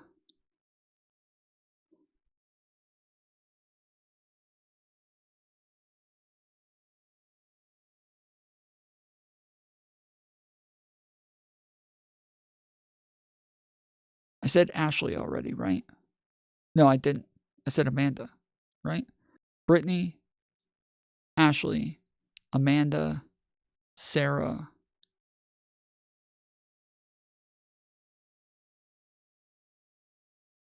Taylor? No, I'm just talking about girls right now. Jennifer, we didn't really have, we had some Jennifers, but not a lot. Samantha might have been one, but I'm trying to, Lauren, that was the other one. Yes, Lauren. Spelt in all different types of ways, but yeah, Lauren. So that was the other one. So those 5 names were the most common names for girls at my school, and almost all of them very rich. Like the girls, I think, yes, actually, I think literally all of the girls, there were like 10 girls in this group. I coined the term the Bridge Mill Barbies. That was that's where they lived. They lived in a neighborhood called Bridge Mill, and it's this like massive, really rich, like wealthy neighborhood. Homes starting at like $500,000 and up, and some of them, yes, multi-millions, all mansions, all massive, and yeah, they were all. These were all of their names. They were all the goody two shoes, like better than everyone, like sort of chicks. And so, yeah, to put Brittany in there seems weird. Tiffany, okay, I can see. Candace, yeah. Brandy, yeah. Heather, yeah. Channing, yeah. Brianna, yeah. Amber, yeah. Sabrina, yeah. Melody, I don't know about Melody. I have a relative named Melody. Dakota? For a girl? Yeah. I know guys named Dakota, but guys' names for girls is kind of guys' names for girls is kind of white trash. Lenny, Johnny, Tommy, yeah. Yep, I agree. Which is what I think of. I think of Dakota as a guy's name. But now that I think about it, I guess most people named Dakota are girls. Which is, yeah, one of my like closest friends growing up is a guy named Dakota. So Sierra, Bambi, Crystal, Samantha. I don't know about Samantha. That one's I'm not sure of. Autumn, yeah. Ruby, Taylor, Tara, Tara. Tammy, oh yeah. I would say Tammy is like number 1, dude. Tammy is like that. If I'm trying to think of like a white trash name for a woman, Tammy is it. Like that is one name that I've seen on an application a million times. Tamara, yeah. Or Tamara. Yeah, Lauren, don't agree with. Charlene, yeah, maybe. Chantel, yeah. Courtney, Misty, oh yeah. Jenny, Krista, Mindy, oh Mindy. Oh, Mindy. Yeah. Yep, Mindy and Tammy. Oh, Mindy and Tammy are best fucking friends, dude. Oh yeah. So are Chantel and Brianna. Shelby, Trina, Reba, Cassandra, Nikki, Kelsey, Shauna, Jolene, Erlene, Claudine, yeah, Savannah, Casey, Dolly, Kendra, Kylie, Chloe, Devin, Emma Lau, Emma Lou. I don't know. Damn, that is. I've never heard of an Emma Lou, but that one sounds. That one sounds almost too White trashy. Emma Lou. Damn. That chick got fucked. Becky. Brandy Lynn. Yeah. Yeah. Oh, Brandy Lynn. Heather Lynn. Tammy Lynn. Oh, shit. There used to be a thing, and I forget what it was, but there was a thing where you were supposed to take like the first word of your road, the middle name of your or your dog's name. Like there was a way to where you were able to like build your white trash name, and it like almost always came out to sound like a white trash name.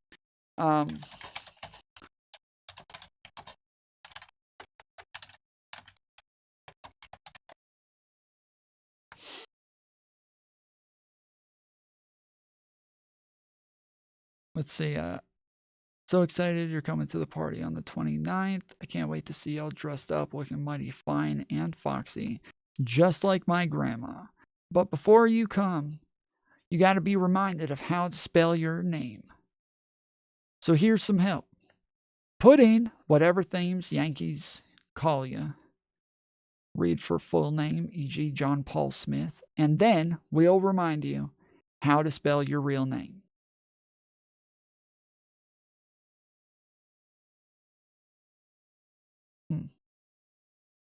Yeah, I don't want to click on this because I feel like I'm afraid it's gonna like autofill some of my information. Let's see. Okay, so I'm a millennial. Next step. Oh, okay, it's not autofilling. Okay, so I'm a millennial. What do you currently do in life? Your mom, obviously, as much as possible. Good question. I am still trying to figure that out. I work in an office. I do not work in an office. Full-time student and rocking it. I am a traveler. I do not work in an office. What is your deepest desire? To fuck your mom. Inner and outer peace, a compassionate world, personal growth, finding true love, understanding other people.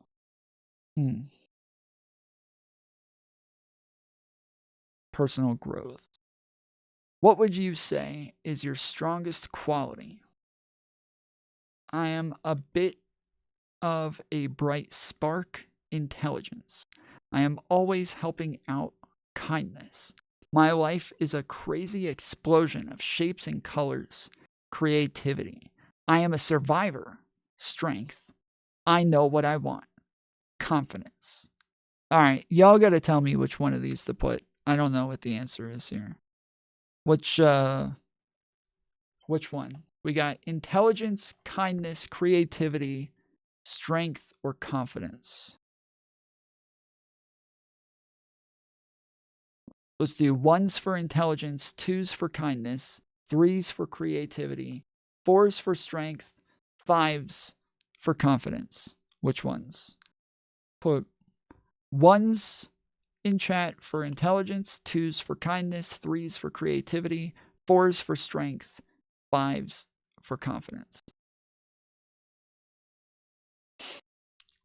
5, 5, 5, 2, 5, 6. Thank you, Wilson Jared. 2.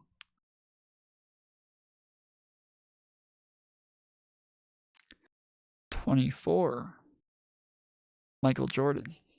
All right. That means that it's creativity and strength and confidence and intelligence. But fuck kindness. Let's go. All right. Yeah, it looks like most everybody's saying 5. So confidence is key, bitches. What role do you play in your friendships? I like to make my friends laugh. They always come to me for advice. I tend to be the peacemaker between friends.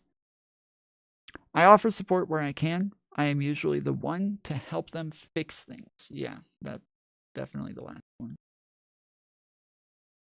How often do you work out? Work out? Are you serious right now? Every day. If walking through the shops count as working out. Getting out of bed is enough of a workout for me. The people at the gym know me by name. Fitness is life. But don't go to the gym. The first three are all like the first one is I definitely never work out. And the third one is I definitely never work out. The second one is like sounds like I'm active. I do a lot of stuff. Like I'm always kind of moving around and doing a lot of shit. But this, yeah, I don't go to the gym, but I do like calisthenics. Like I do a lot of sit-ups. I do a lot of like push-ups, chin-ups, shit like that. So, I guess we'll just go with the people at the gym know me by name. Because there's a big jump from like never work out, never work out, never work out. They know me by name.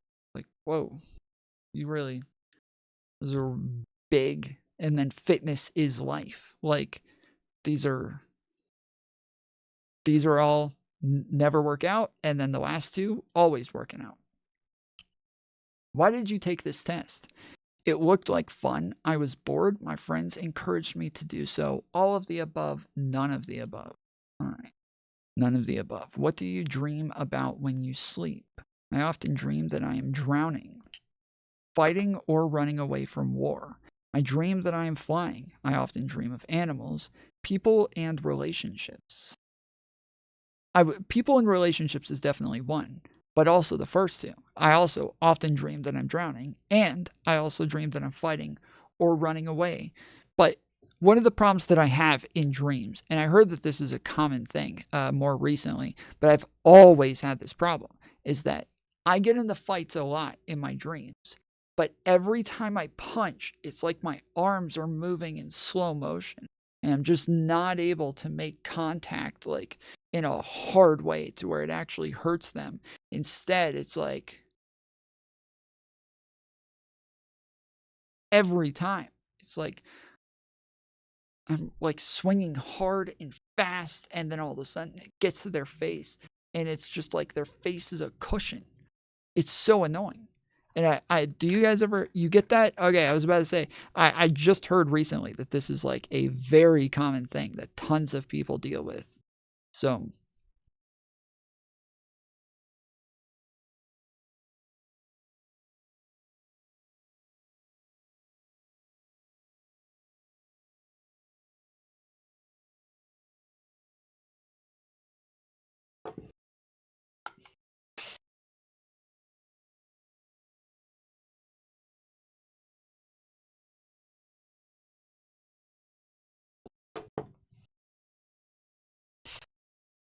You do that too? Okay.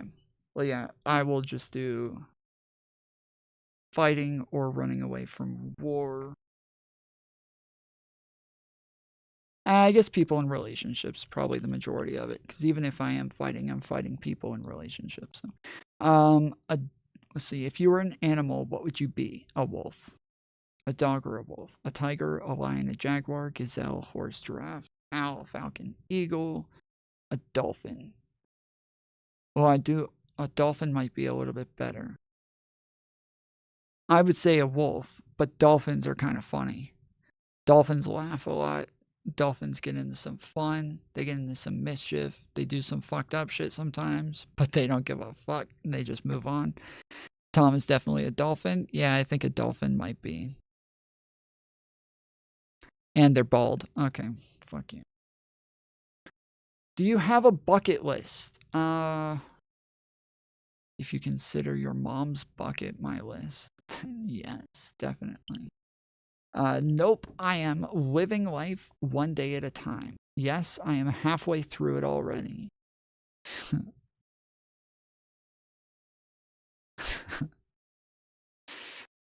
Yes, but I only have a couple of items on it. No, but I do know what I want in life. Yes, but it's hard to get to.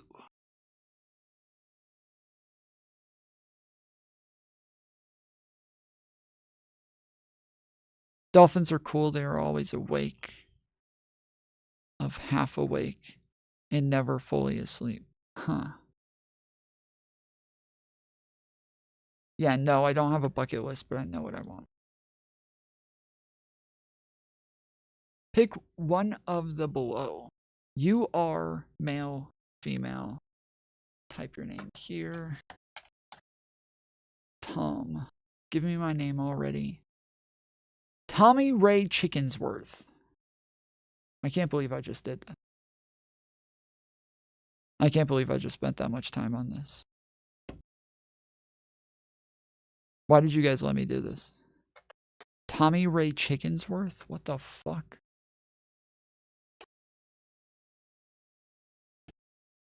And now, once I get to the party, I have to be taught how to spell this. So this isn't even... Remember this name? Well, it'll be yours for the party on April 29th. Yeehaw. What party? All right. Whatever. All right. Let's get to the news, bitches. And play some Slitherine.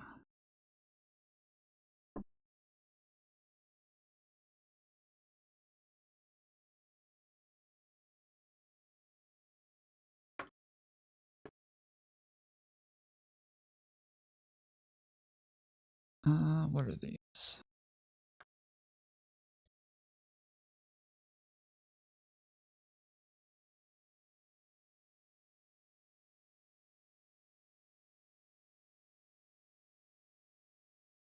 You don't have access to reproductive health.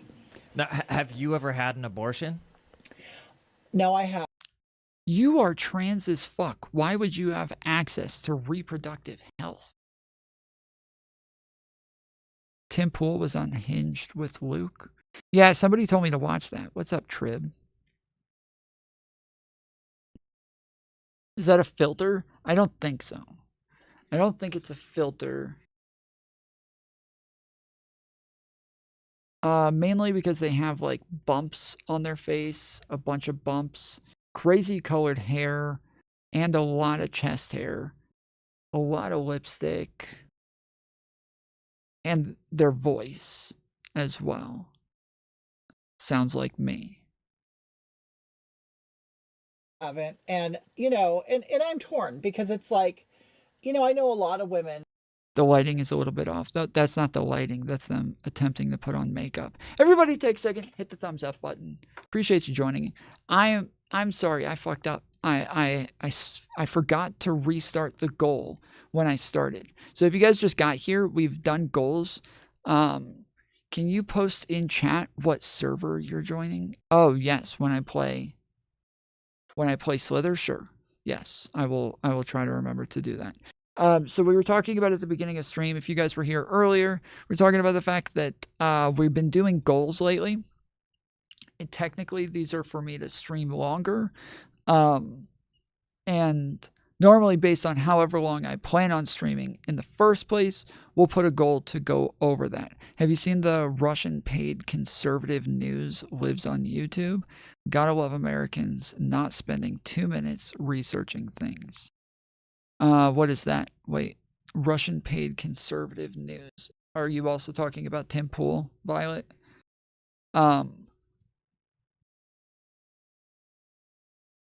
Also, people, I don't know how many donated to the last goal too. Yeah, so this is what I was about to get into. No, don't donate yet.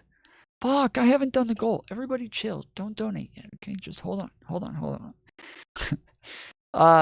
Tim Pool is, and I would have gotten away with it if it weren't for you meddling kids, personified. I've said a number of times on here, I can just click on any Tim Pool stream or show, and I will have a million things that are just super easy to debunk in that stream. I can just click on any stream. It doesn't, anything, anytime. It'll be so easy.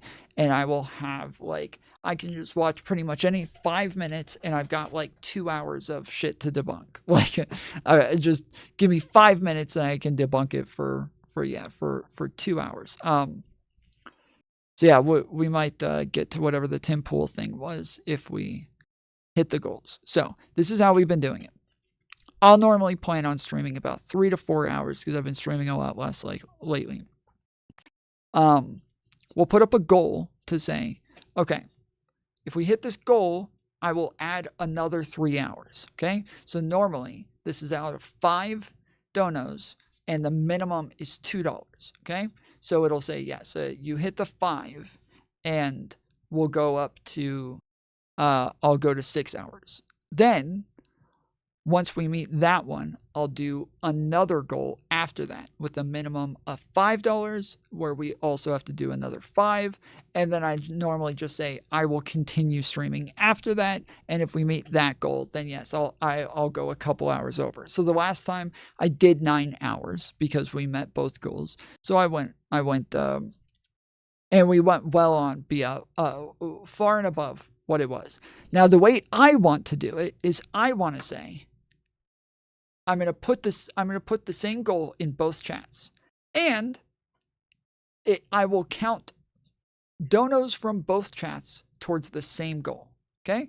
And then if I get 3 from one and 2 from the other, we'll consider it good and we'll move on. But the problem is that once we beat the goal in like including tips, including both chats and all of the shit, I'm not able to cancel the goal.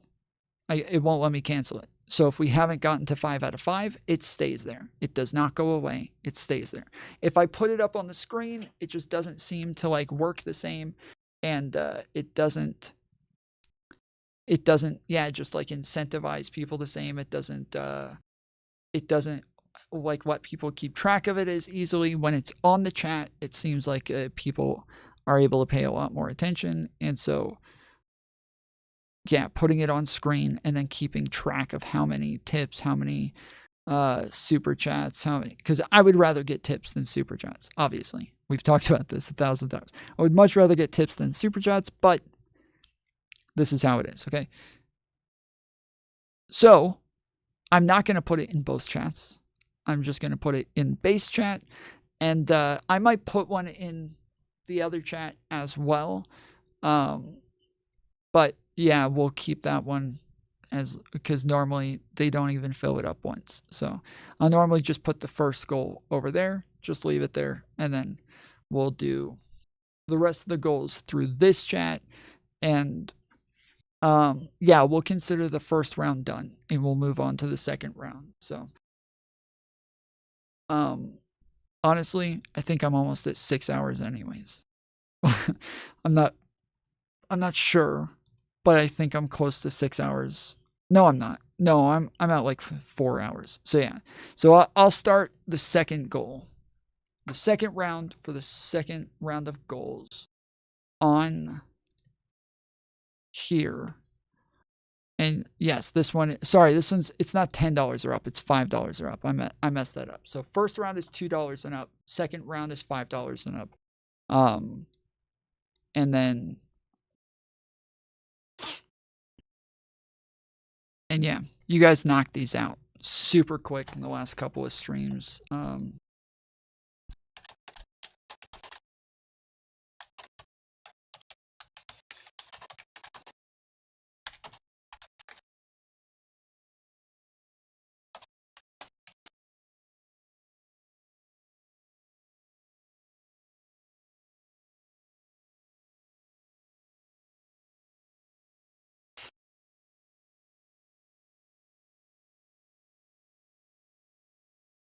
I think the reason I keep saying $10 is because I think the last time I set it at 5 super chats for $5 and up, but I expected both of them to fill them, and then it would be 10.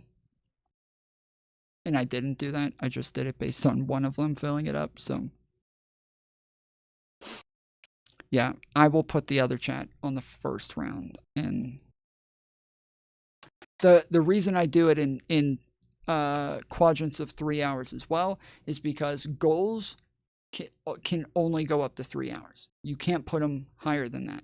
So I would just mix it all together and just say, hey, let's do $20 for me to go over 6 hours today. And yeah, I can't do that. Motherfucker, did I really hope I published that fucking... Okay, I did. Testing if 5 AUD counts towards the goal. It does. It does. Well done. It does count towards the goal. So yeah. And then yeah, I'll put 5 super chats for $2 and up in the short bus chat.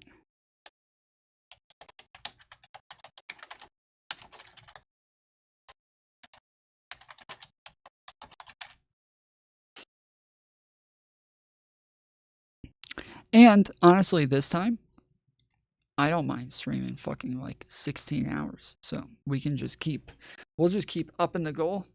You know, time is money. If we're making money, then we're going to just keep going. But yeah, I got a bunch of other stuff planned. So I do have to at least be on long enough to get to the Tim Pool stuff. So who have gone through abortion, and it's almost like a rite of passage to womanhood, Right. and it's like that's something that I'm Right. denied and that I will never be able to experience. But this sounds like a meme that I've done a bunch of times where I act as though I'm about to cry, and I'm like, I just realized that I'm never gonna know what it's like to have a baby come out of my own womb. I'm never going to be able to feel the love that a mother has for a child in her own belly for 9 months. I'm never going to be able to, you know, just kind of, that's what I do this meme just totally fucking around. That's literally what this sounds like right now. I mean, definitely not a prerequisite to have an abortion, but it is a rite of passage in certain ways. Right. So how do you cope with? Have you talked to your therapist about this or anything like that, or are there support communities where other women who aren't able to have an abortion can kind of? Is there a community that you can find solace in? It is a small one, but it's nothing organized, and it's more of like a one online that A bunch of randoms on Discord. you just talk to your friends with, but that we don't have access to reproductive health. Yep. Whatever, dude. This issue needs to be discussed more and support system out in place. I am assuming they meant to say put in place. That's literally the post. So the OP said, oh, and they tagged her in this too. Hogatha. Her name is Hogatha? What? His name is real name Rodney. And yeah, he said, this issue needs to be discussed more and support systems put in place. And this has 12,000 likes. So it looks like the conservatives got a hold of this one. It looks like fucking what do you call it? Libs of TikTok found this fucking post here. So Kim said, this is so demonic. This looks like the top comment with 29 likes. Oh no, okay. I don't know why it shows some at the top that aren't the top comments or the most liked or anything. Because it only has one reply as well. I guess it's just one of the newer ones. Weird. He needs locking away. What the fuck? Like, people, truly, people are so fucked up, dude. Like, they just see a trans person. And this is what I'm talking about, where I'm like, yeah, you're transphobic. They're like, I'm not transphobic, dude. I just think they're all pedophiles. They need to go to prison, dude. That's all. I think we just need to put them all down. I'm not transphobic. I don't hate them. Oh, okay, buddy. I think you're missing something about this. What the fuck is that? That's a very sad clown. You're upset that you can't have an abortion? Mind blown. That is weird. That is weird as fuck. Like, you're so upset. So they said that like having an abortion is like a rite of passage for women, and that the sad thing about, you know, being a trans woman is that they don't get to have an abortion. And this guy's posting this like, this really needs to be looked into. This is some real systemic bigotry going on here that I can't believe we haven't fixed this yet. Trans women need to be able to fucking kill some shit. Now, have you ever had an abortion? No, I haven't. And, you know, and I'm torn because it's like, you know, I know a lot of women who have gone through abortion, and it's almost like a rite of passage to womanhood. Right. And it's like that's something that I'm denied and that I will. Bro, this guy even asking the fucking question has to be a meme. This guy even asking the question, who the fuck is this guy? Real name Rodney. Who the fuck are you? I mean, he's holding a mic here. He might be a comedian. I identify as having 1 million followers. Okay, yeah, this is a fucking joke. This is a joke. I do social commentary on current events, music, entertainment. Okay. All right. So yeah, so he's a fucking memer. Now, Trump is talking a lot about mass deportations and things like that. And since, if I remember correctly, you're 2% Latinx, I don't want to misquote or. Well, it's, you know, as Ancestry DNA updates, I become more Latin every time it updates. But I am less African than I was. But the thing is, he is aiming. They're becoming more and more Latin the older that they get, of course. All of his hate toward to Latinx. Now, are you concerned about deportations for yourself and Marquina? I'm not, but the thing is, I mean, my grandmother. I wonder what race Marquina is. Was an immigrant. So I don't know. Is he going to find a reason to deport me because I am related to an immigrant? Well, I think what he's planning on doing, it's kind of like how they did with the Jewish community, where if you're a certain percentage, I think Trump is planning on putting anybody who's not a white cis male in a concentration camp.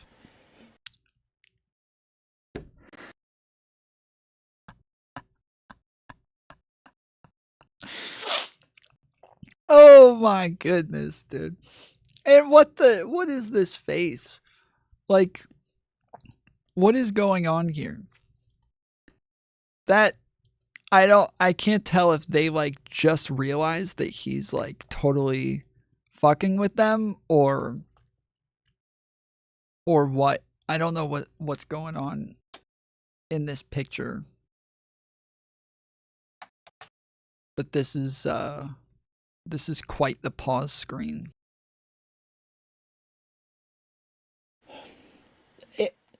I have too many strikes against me to not end up in a camp. Oh, female, lesbian, handicap. Yeah. I'm queer, you know, and I'm vegan fluid. And it's like, I know he'll find any reason that if you're not a heterosexual Christian white cisgendered man, he can come up with anything to put us in a camp, you know. Well, and you already know that they're not going to take in consideration bathroom situations in these internment camps. That itself is going to be a nightmare because they're going to. Trump is talking a lot about mass. Is she memeing too? I don't know. Let's see. I doubt it. I don't think so.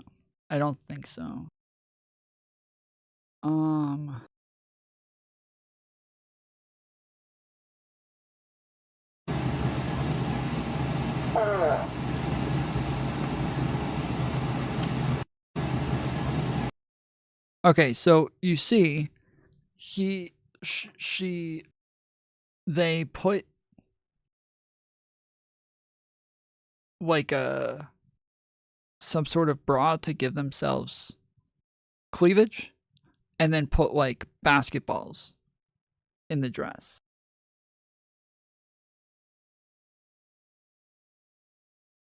And the comment here. This is rage bait, I assume. Okay, this guy is not for real. He's just playing the part. This is a pretty good. Pretty accurate. The chalk pink lippy. Yeah, I don't know. So I'll say I am a bit biased here. I feel like this is horribly transphobic, and I'm sorry I will admit, but trans people that I come across just at a disproportionate rate just happen to have lots of other mental illnesses to where I'd be surprised if they even like have a job. A while ago I told you guys about the trans person that I like had a debate with on TikTok, and the entire time they wanted to convince me that they were a female.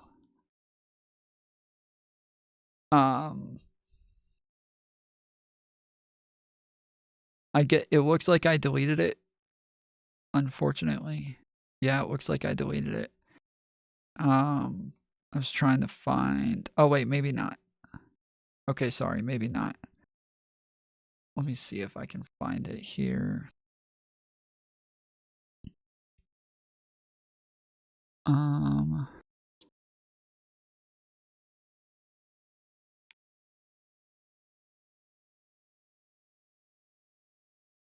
Yeah, looks like I deleted it. Okay. Shit. But yeah, anyways, I had a debate with a trans woman on TikTok a couple months ago, or maybe a month ago. And it was her saying that she's a female, but then also kept saying, what most people don't understand is that there's a difference between like most people don't understand there's a difference between gender and sex. And then 2 minutes later, they're like, yeah, I'm a female. And so I went on and I was like, why did you say that there's like a difference between gender and sex if you're going to use the sex terminology interchangeably with the gender terminology? And she was like, oh, they are the same. I can show you some studies that say that they're the same thing. And I was like, I'm sorry, that's actually retarded. That like you think a study can show what a word means. Like that's actually insane. That you think a study will tell me what the fuck a word means. And then it was a lot of that. It was a lot of that shit.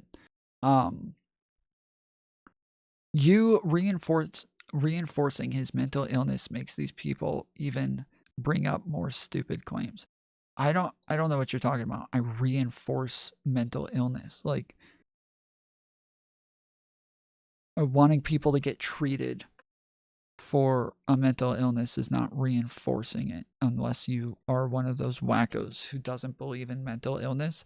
And in that case, I would say you're a lot more dangerous than any of these trans people that just are probably homeless. Nick, I don't have pronouns. That's something that the heterosexuals do. I don't do that.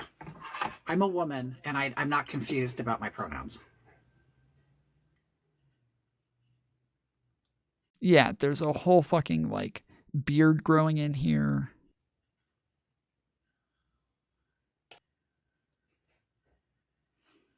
See, a lot of you don't realize it, but a lot of these people, the pronoun people, the queers, they're all heterosexuals who are just bored. Bored heterosexuals. That's all they are. Bored heterosexuals who currently aren't getting laid. Okay? Okay. But anyway, I'm very emo right now. Yeah, you look emo. But not to the point of cutting. So how getting rid of all the colors.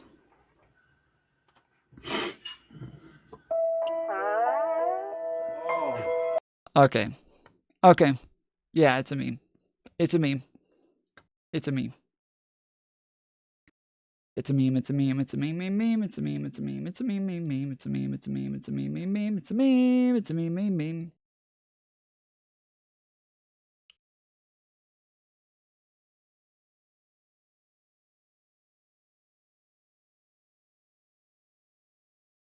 I am thinking about piercing my hemorrhoid. Yeah.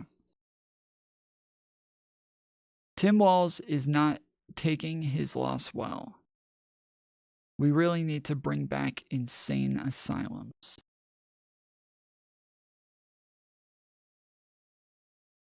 And then it's a picture of themselves.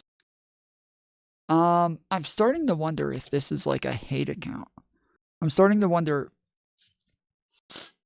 if this is just a hate account of somebody who just like follows this person around.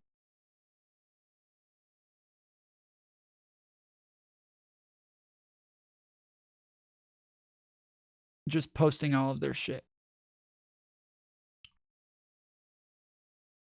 And I wonder if they just added the music to this other thing and the fart noise to it and everything. When I grew a skullet. I had a very demure skullet at one point. Okay. All right. I'm done guessing about this fucking thing. Whatever. Oh, this is the same thing.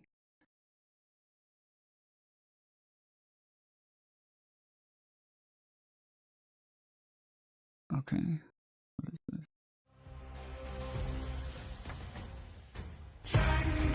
Oh, no, not this. Oh, no.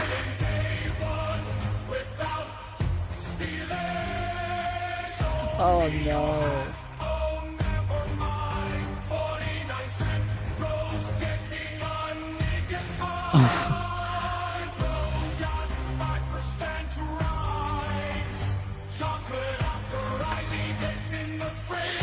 Oh, no.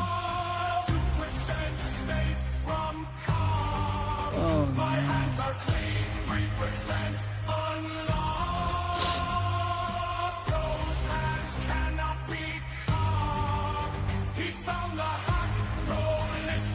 Country rap, bros losing his N-word pass. He can't throw gang signs or run fast, but he can do the rest. The niggification in progress. 5% man of steel, 95% man of steel. You wanna pay in child support? Oh no! I got right, what you want. This is... Oh, man. That's disgusting. I can't believe they did that.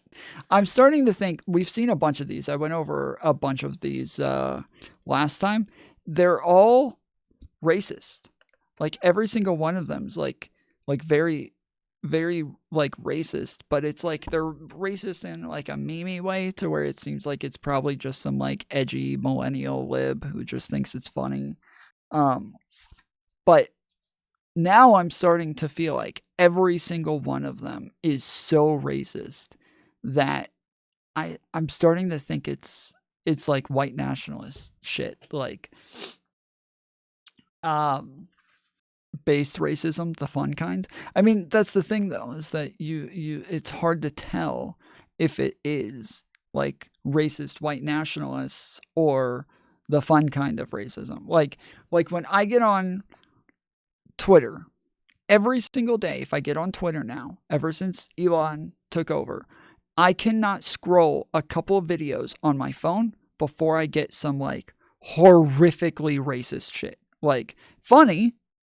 It's funny a lot of times, but it is like way overboard, dude. Way overboard.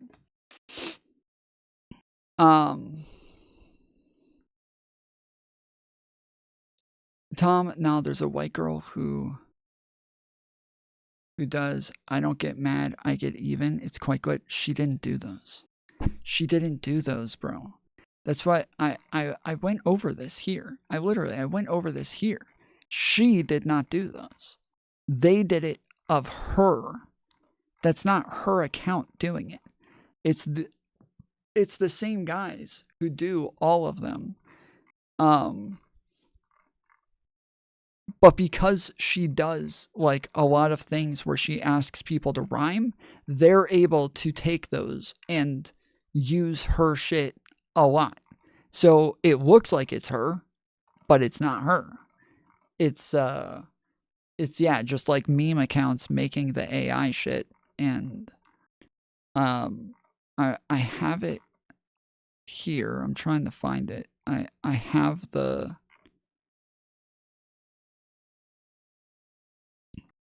thing. Here it is.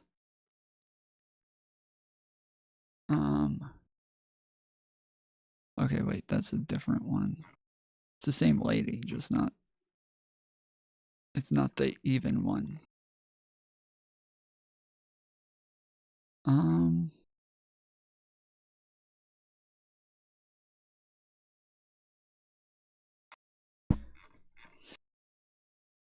Well, I'll just click on that one because yeah, it's the same lady. They do a lot of her stuff because she always starts off with a word and then like tells everybody to rhyme it in the comments, and so they're able to get a lot out of her shit.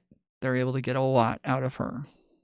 What rhymes with even? As in, I don't get mad, I get even. I tricked my grandma in female. Won't touch me before I got beaten. Once a kid enters my basement, he ain't leaving. Things heading for the towers, ain't stealing. You know, almost all of these, they have racist shit in them, but they also almost all have stuff about 9/11 as well, and like the towers. Like almost all of them have all this stuff about the fucking towers. Yeah, it's dark humor, it's funny. I enjoy that sort of shit. But what makes something funny is about like the thing that it's referencing, right? So like lots of times when I say racist shit, when I say things that's like really racist, the joke is it would be so fucking insane to say something like that. Somebody who would actually believe something like that or who would actually say something like that would be fucking retarded. Isn't that insane? Isn't that funny? Right? Like that's the joke there, right? But then when it's actually racist people putting shit out now, it's no longer the same joke. Now it's them just saying shit that's racist because they're racist. But is it systemic? I don't know, man. I don't know. We'll have to see how Kanye feels about the fucking Jews in the production industry, and maybe we'll get an answer to that. I'm not sure. But yeah, it's just like, yeah, it all of a sudden has like a different feeling to it. It has a different meaning to it. And yes, all of a sudden I don't want to watch those. I don't want to watch those videos anymore. So yeah, it's, while I think it's funny, I think it's, you know, it's good shit. Yeah, if I find out that it's being done by racists, then I would feel differently about it. And the thing that as I was saying, is like the reason that I'm starting to think this is because yes, I will make racist jokes. I will probably have one or two almost every stream. But if that was like the majority of my streams, I'd be on fucking Cozy TV and not on YouTube, right? Like I would not be streaming here anymore. I would be over on Cozy, streaming over there, doing that shit, what they're doing, right? And so it's, yeah, it's just very different. I know the types of people that post these. So what do you, I don't know what that means. I don't know. As I said, like this is the type of shit that I would get on Twitter. So like I'll go click on like a Destiny video, okay? I'll click on a Destiny video on Twitter real quick. And then all I have to do is just scroll a couple of times. Hold on, turn off my notifications. Okay. So let me see if I can find like a Destiny video. There's tons of like clip channels that are always putting up Destiny videos and shit. All right, well, here. This is Alex Jones video, okay? So I'll pull up Alex Jones video. All right, so he's live streaming. Oh, never mind. He's live streaming. I can't do it with his. All right, breaking vehicles reportedly rammed into a crowd at the Christmas market in Magdeburg, Germany. Okay. All right. So there's no reason racist shit should pop up from this, right? This isn't something to start on where we would assume everything after it is going to be racism. So we'll start here. And now we'll scroll. Congress failed to pass a budget bill, and it looks like we might be heading for a government shutdown. Okay, so this is Elon Musk posting a black guy that also pushes crazy Trump conspiracy theories. I said crazy Trump conspiracy theories. Okay. A teacher used the N-word towards a student. The word is only 6 Third letters video. long, but the impact. Third video. I said I couldn't do 3. Here's the third. Specifically to you. Sit down, nigga. He was hanging around his teacher's classroom door in December. The teacher told him to sit down, and the teacher says that Keyshawn used the N-word first. And I just kind of was stunned a second. Well, then. This is a classic. This is a classic. Get away from the door, nigga. And I repeated the same insult because that's. But the title is Machiavelli. So the person's name is Machiavelli. His name is The Rise of Rod, or it's at The Rise of Rod, and then his caption is, "Can you lend a nigga a pencil? Laughing face, crying face." So okay, so what I've been trained to do.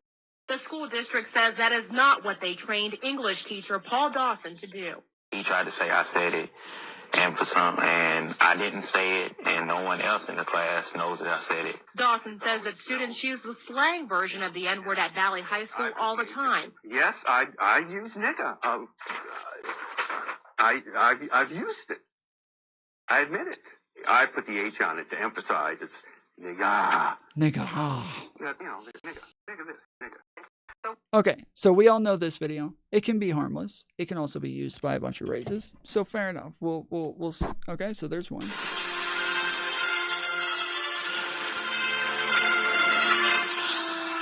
This one's captioned, "If you think other races have it bad, try being white."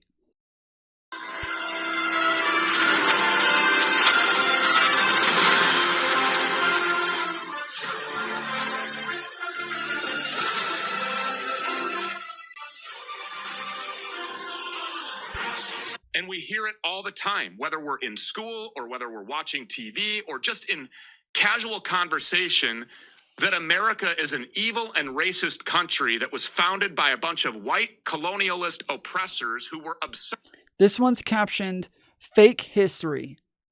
Slavery is Jewish."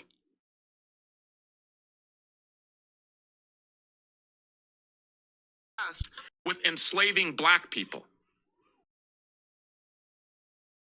And it's often said that slavery is America's original sin, and that because of that sin, our country is irredeemable or something. And the blame for all of that is laid, of course, at the feet of Americans' white founding population. Nobody ever really questions it. And if they do, they're berated like there's some kind of a racist or a conspiracy theorist. But in reality, white Christian Americans, the kind of people who risked and often... Like, this is what I'm talking about. Twitter is full of this shit. This is like all I get on here now. They had very little to do with slavery. Because slavery and the plantation economy were run by Jews. By Jews. There you go. Next video. Every single one of your basic needs should be taxpayer funded.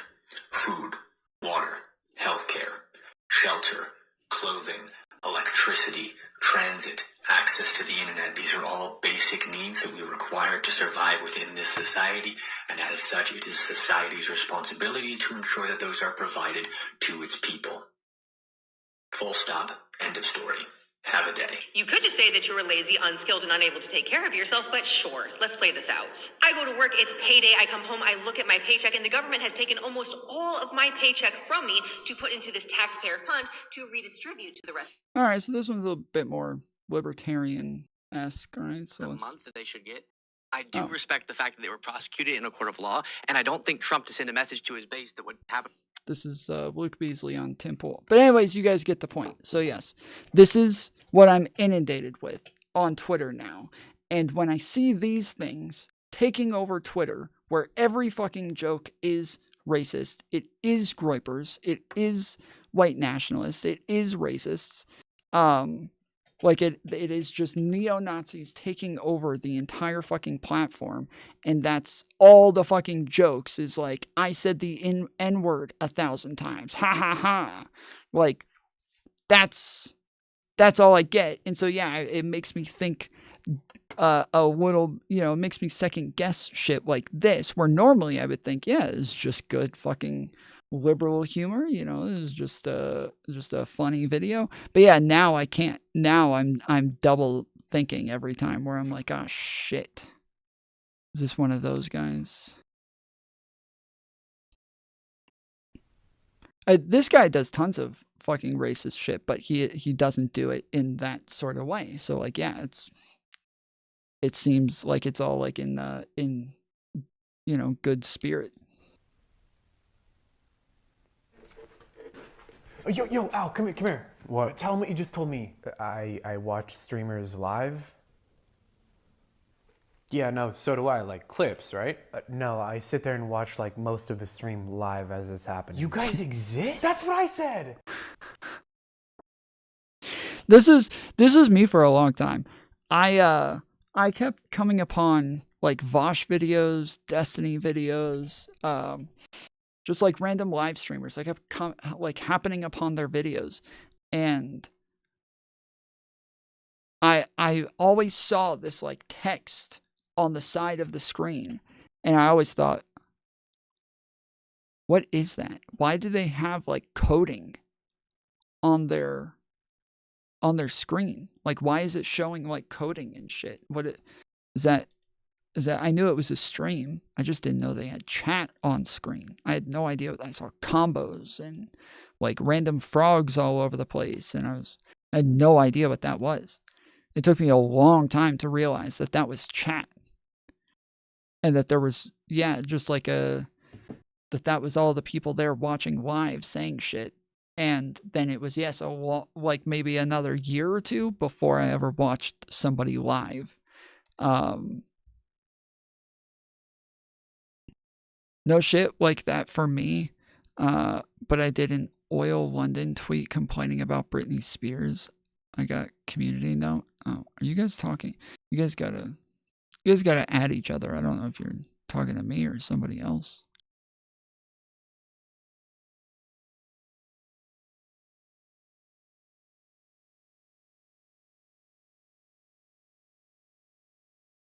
This guy, okay. This guy, I'm almost positive is rage bait. Oh, he always takes his freaking videos down. I'm almost positive that guy is just rage bait. Like, I would bet money. Truther777. His live streams started off with him, like, acting like he was cool, acting like he was like super rich, saying that I think he said he worked in the industry. And then what about that he worked in like the I think it's this guy. That he worked in like the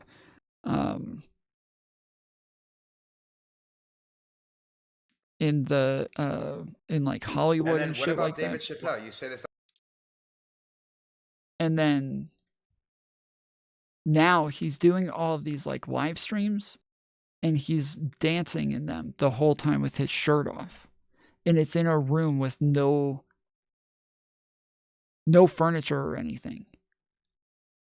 It went from him just standing there with like his hat backwards, a grill in, like a jersey on, like talking like he was black and shit, to now he just dances to like NSYNC and Britney Spears and shit like that. It's really weird. Glory be to God.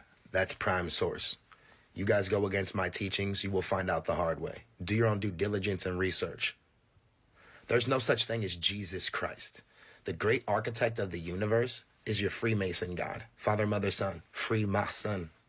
The illegitimate son of the Pope, Cesare Borgia, had mass parties at the Vatican. That's your face of Jesus. This is a, I don't know if you guys know about this, but there's a linguistic game that like people in Christianity play, where they'll take words and they'll break them down and go back to like, they'll keep moving back in the history of the word to find a point where it had something that they can now play off of and use. And so a lot of people will say things like, you know, churches will say, history. Do you know what history is called? It's called, or do you know why it's called history? Because it's saying that God made man and that this is his story. Yes, it's his story. His, as in God. That that's what it's all about. So when we look at the history of man, we are looking at the plan from the Father, from the Almighty. He is showing it to us. This is his story. And it's like, bro, you just going through fucking etymology of like how we made up words doesn't mean anything. But this is what they do, is they'll just like, they'll always like try to go through and find a point where they can like find something useful and then say, yep, this is how you know.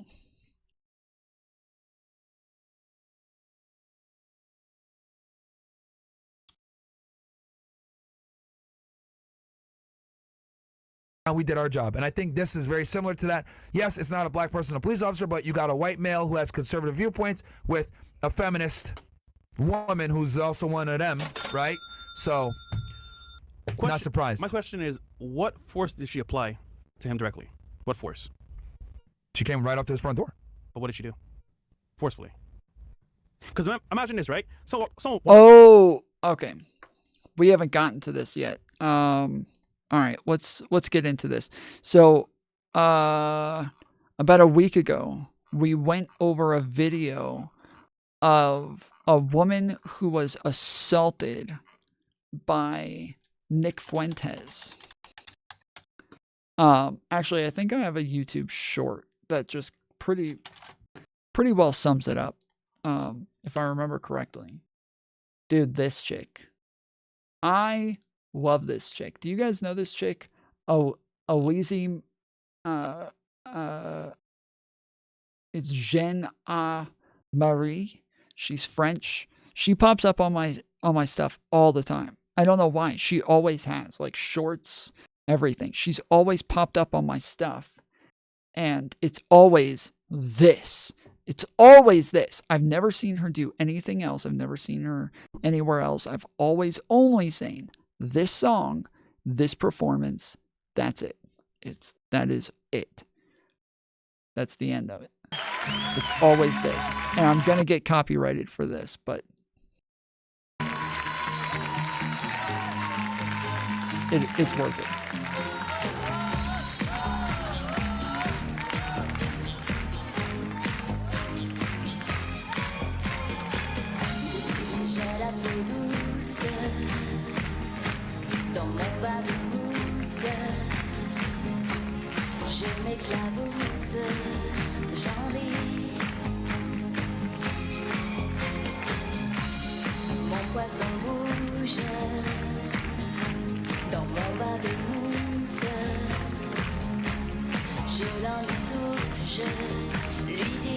singing about racist shit. Is she?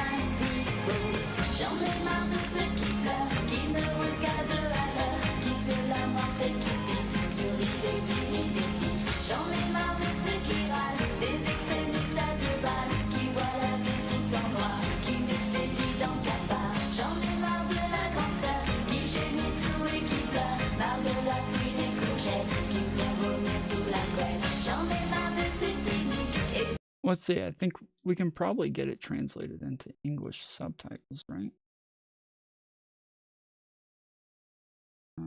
Subtitles, French, auto-generated, auto-translate.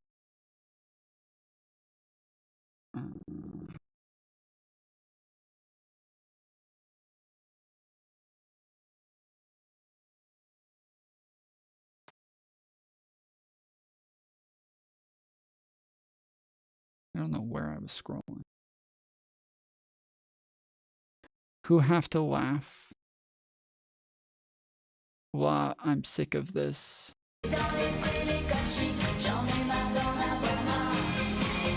Of having Mar.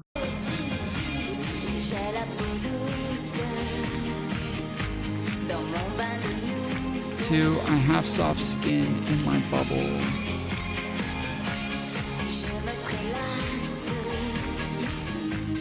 Lounge here and me.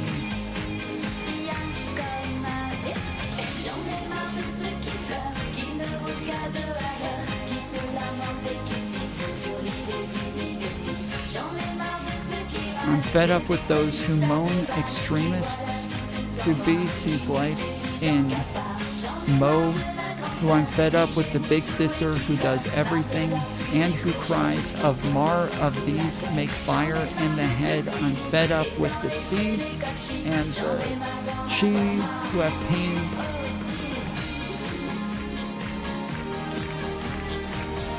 Is this how you, are you sure this is,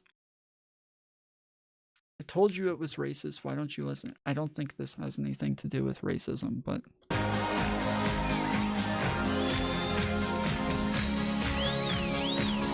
I enjoy it nonetheless.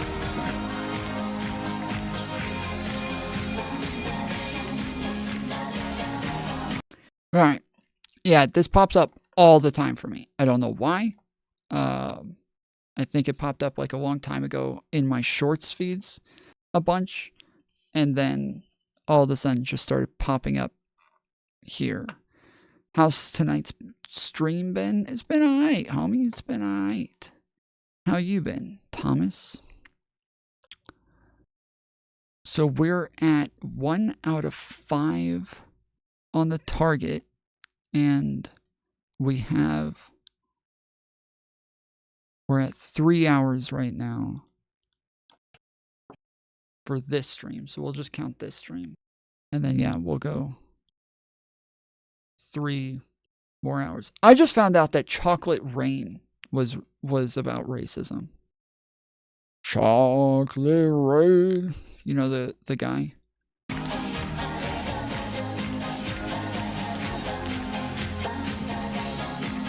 I love this fucking cameraman, dude.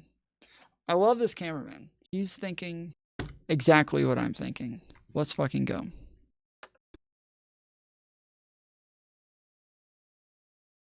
Yes. I thought it was about Mudkip. I don't know what Mudkip is.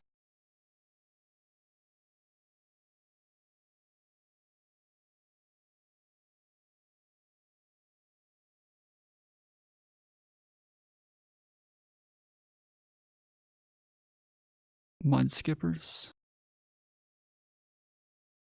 Pokemon.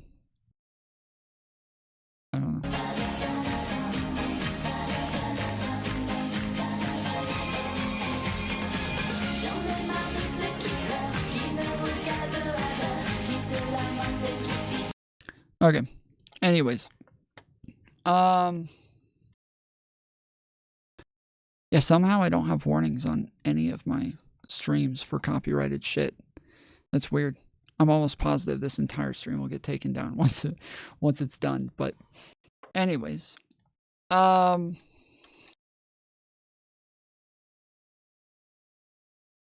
Let's see. So yeah, Nick Fuentes. Before we got Coomerfied by my brain. Nick Fuentes. Nick Fuentes pepper sprays woman immediately after she rings the doorbell. Hi. Oh my God, what are you doing?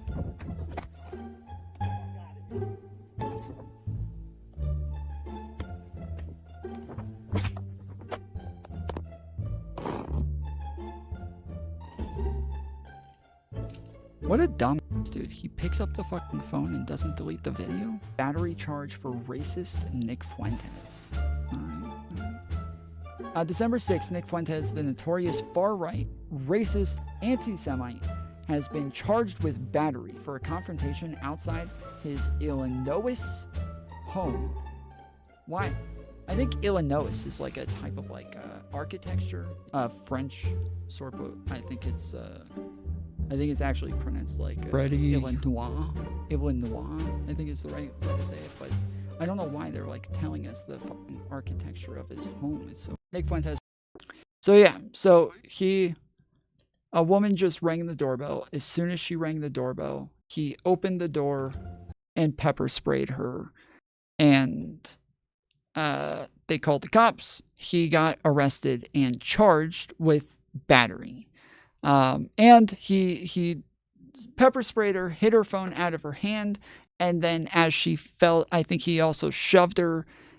She fell to the ground down the stairs. He grabbed her phone and walked off with it and put it inside. When the cops showed up, he still had her phone, and the woman said that she went up to the door because she was just looking at it.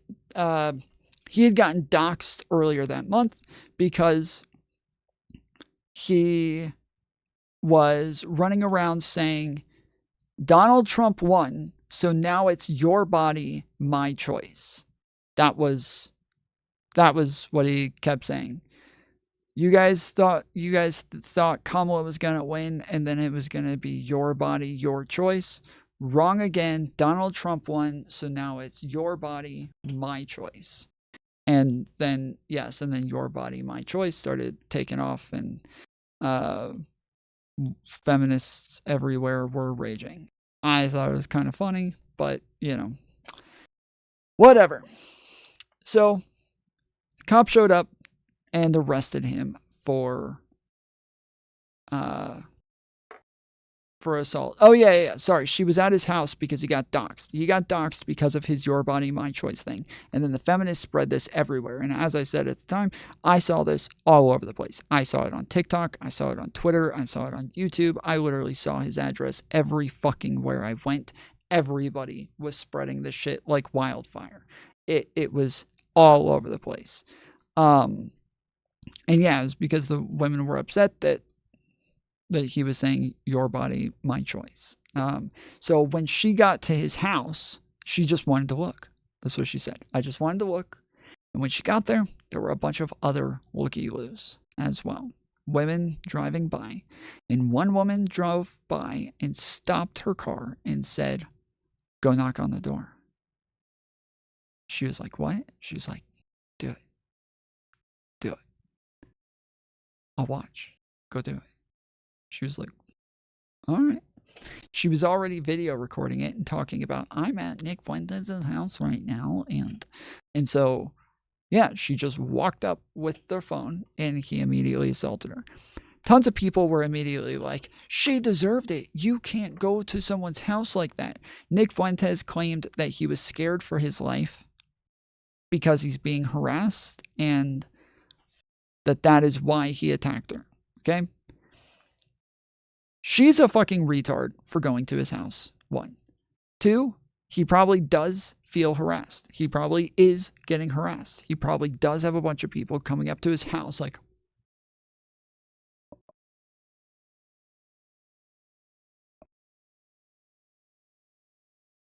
And so it probably is annoying. But a woman standing there like this, like an old woman too. She's like 50 something, right? Like, this is an old woman. And she's just standing there with a phone. You did not feel threatened by this one woman standing there with her phone. You didn't. I'm sorry, but nobody believes you. If you actually felt threatened by this old fucking woman standing there with her phone, you are more of a pussy than I thought in the first place. He is already a massive pussy, but yeah, anyways. So yeah, you can't just make an assumption that somebody is there to hurt you or there to attack you or something like that. Are you actually saying this shit after the other incident? I don't know what other incident you're talking about, but it wouldn't matter as long as it wasn't her, then it doesn't matter. If it was not her, it doesn't matter.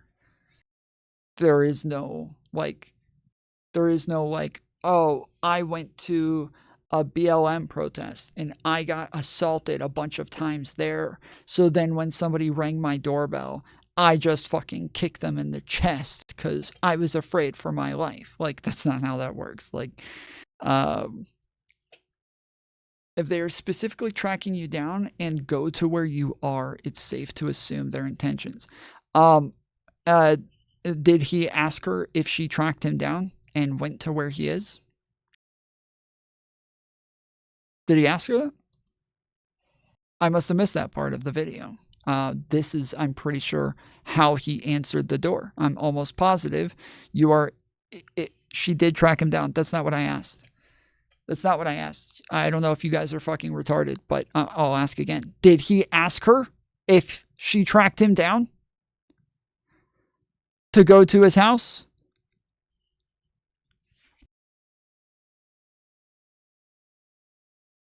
Stop asking retarded questions like a fascist. You guys are stupid, okay? You don't understand the law. He assaulted and battered this woman, okay? That's what it is. You're fucking delusional fascist. Okay, well, he's going to get charged and convicted with this fucking crime because this is how the law works. If you don't understand the law, that's fine. I can explain it to you. But, this is, I'm telling you how the law works, all right? If you're just going to get triggered and call me a fascist, that like you people always do, then it is what it is. She was stalking him, not just standing on some random property. Oh, so tell me what steps he went through to assess that she was stalking him. No self-defense against stalking? No, explain to me. How did he assess? I asked you a question earlier. You didn't answer it because this is part of assessing the situation. You're saying she did go to his house, though, after finding out where okay, fine. How did he know that? How did he know that? How did he assess that situation? Did he ask her? The simple fact that she was there means she was stalking him. Really? So nobody would ever go to his house. Nobody would ever talk to Nick. Nobody would ever knock on his door. Nobody would ever go up to his house unless they're stalking him. That's what you're telling. Especially a woman, right? Especially a woman. No woman would ever go to Nick Fuentes' house. If they did, it's got to be a stalker. That's what you're saying, right? Especially after like the videos with Destiny and everything that happened there. It's definitely not going to be a woman showing up to his house unless she's there to beat him up. That's what you're saying, right?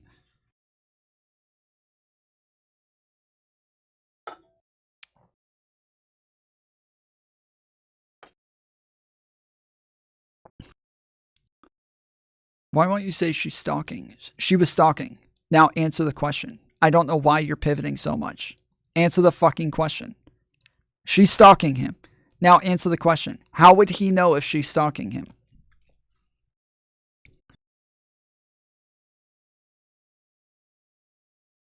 Anybody?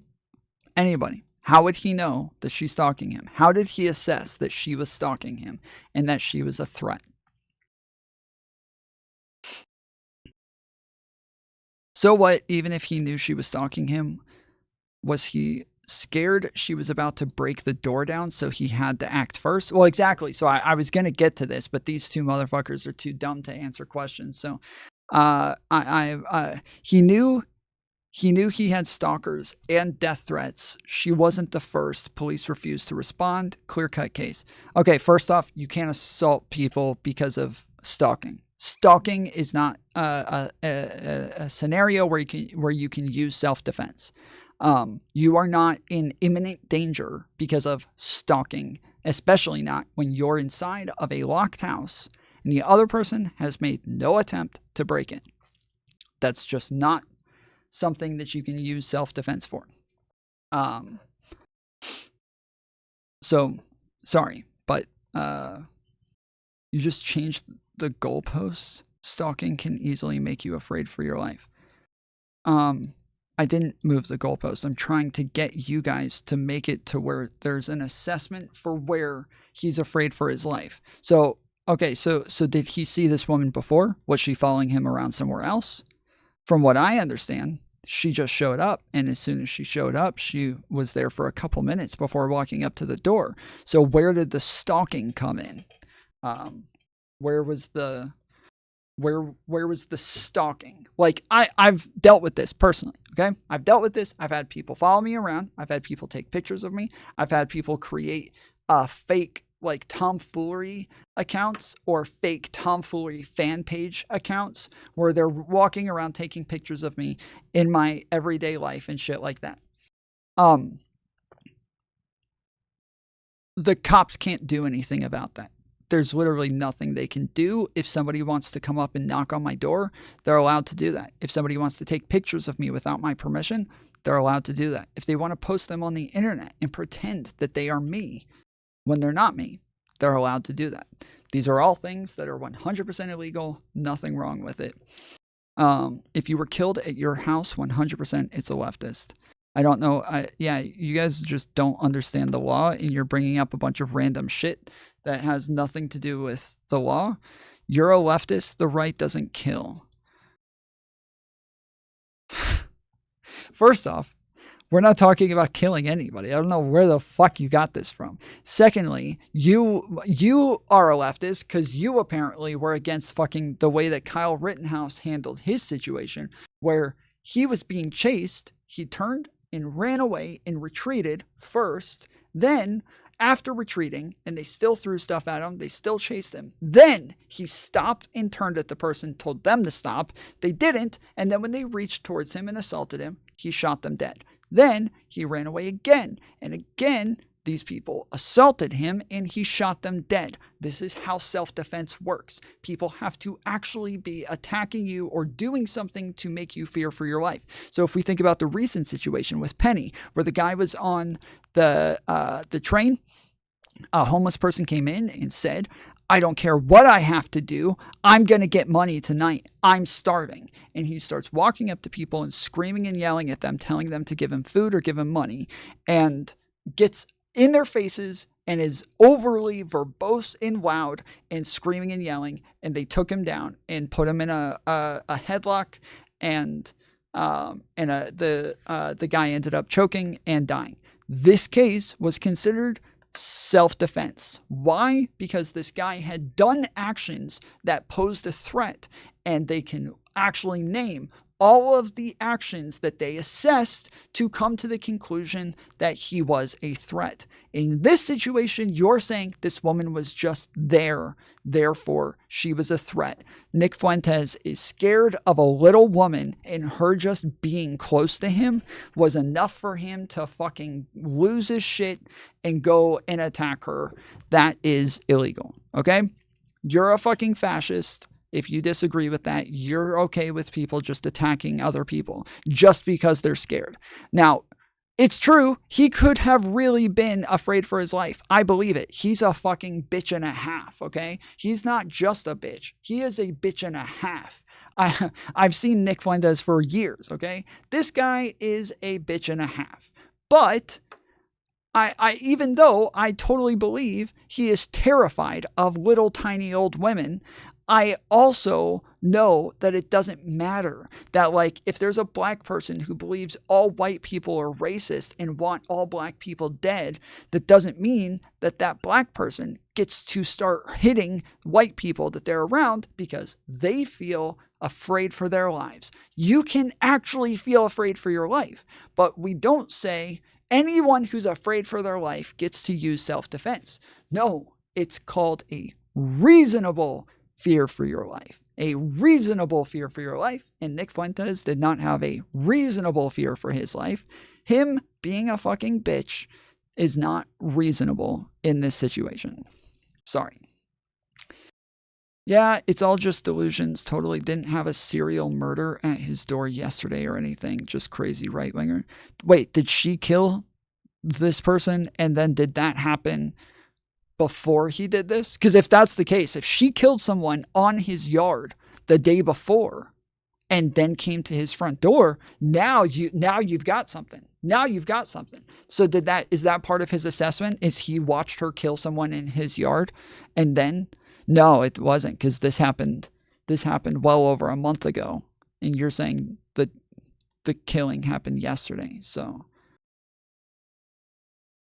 are there credible threats on his life or no? Again, I don't believe you are this fucking retarded, okay? So this is the last thing I'm going to say to you.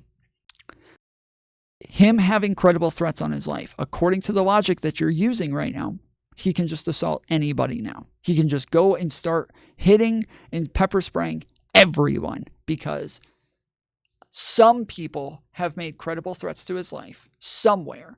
And so without him ever assessing whether or not this person is the person who made the credible threat or not, and whether or not this person has any sort of threat to his life whatsoever, he is allowed to just pepper spray them and hit them and steal their shit. Because someone somewhere did it. That's your thought process. That's what you're saying. And you guys are so pussified. You need to fucking go swim to Atlantis. There's a much safer place there. There's nobody there who's going to hurt you. There's no big, scary black people that you have to be terrified of and piss your pants over every day. You don't have the fucking illegal aliens that are so fucking scary and that are stealing your girlfriends and everything. You don't have to worry about it. Rico Suave doesn't have to come steal your boyfriend in Atlantis. Just keep swimming. When it feels like you're running out of breath, it's okay. Just keep going down farther. You'll eventually get there. Just keep swimming down, and we will, over time, get rid of all the fucking pussies in the world. So, this is the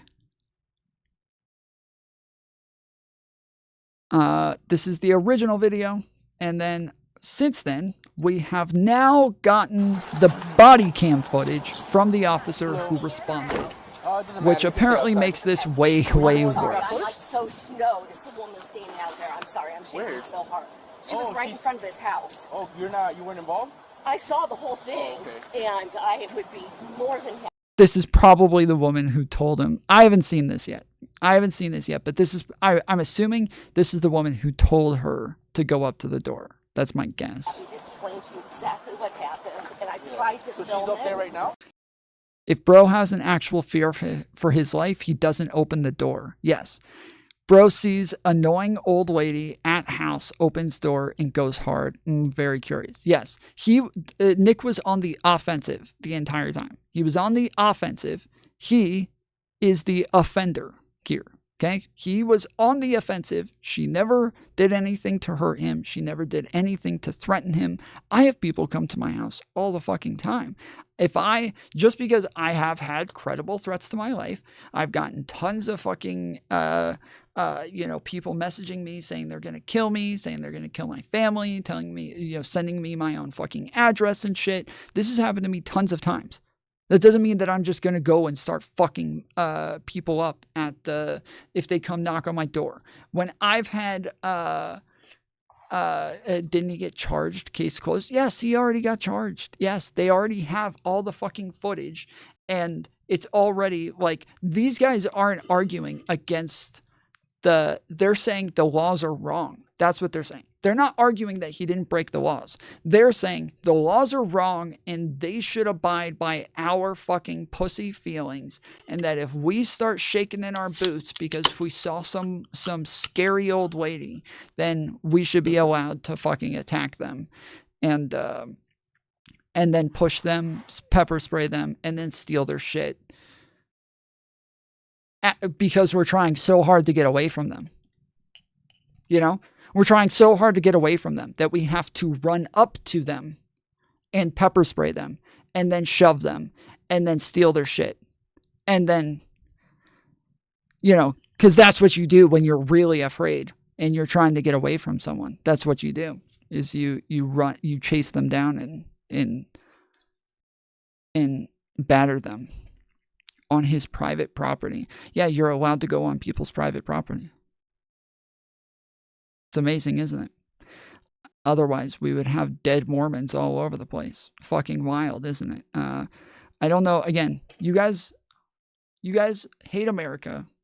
You guys hate the fucking laws. You guys hate our Constitution, our ideas of self-defense. I don't know why the fuck you guys live here. You guys are like America last. Yeah, she is. How does she look? She's probably like my age. I think she has curly brown with gray hair. She's got some gloves. Did he call the cops and they refused to respond? For this lady? You said for this lady. He said she's on my property and they refused to respond when she was only there for a couple minutes? That's what you're saying? Yes. Okay. So she was there for a couple minutes, and in those couple of minutes, he called the cops and they refused to respond. And then he went and assaulted her instead. So, first off, I don't believe you. There wasn't enough time for him to call the cops. So, that's fucking bullshit. 2, even if that was true, he still does not have the right to go and batter her. That's insane. The cops didn't respond the way Nick wanted. His request was insane, FYI. Wait, what was his request? I think we probably read about this, but I don't remember. She's white, I would guess. Yeah, she's just right out there. I tried to get her to come with me. You have an ID just so I could get information real quick before I leave? So what happened? So, I was told by, I'll just be completely honest with you. He's the white supremacist that coined the phrase, your body, my choice. So he is evil against women. And so as I... Does she say, so he's evil against women? Is that what she just said?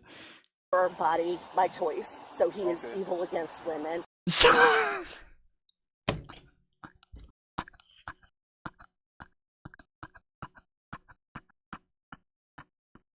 So he's evil against women.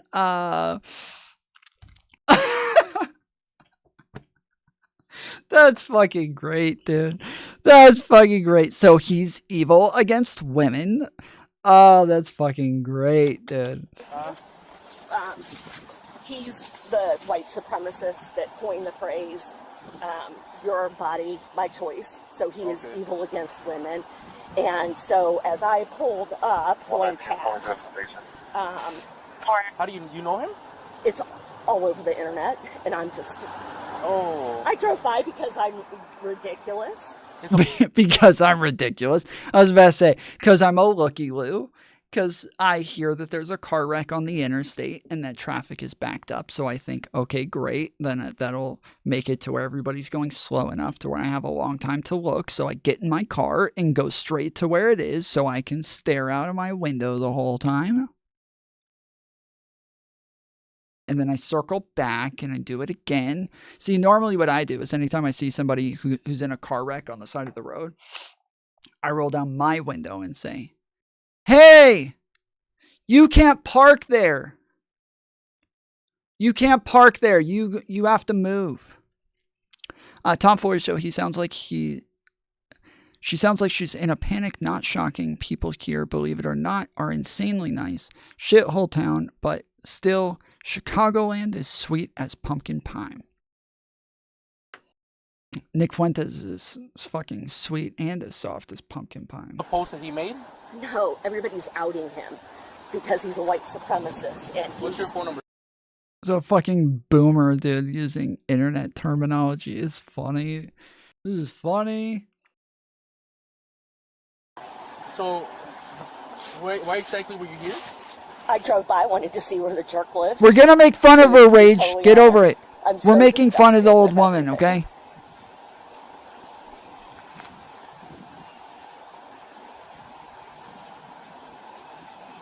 And when I came by, other people were like taking photos, and then she was standing there, and I was. Is your middle initial M for me? Yeah. Okay. Is your current address?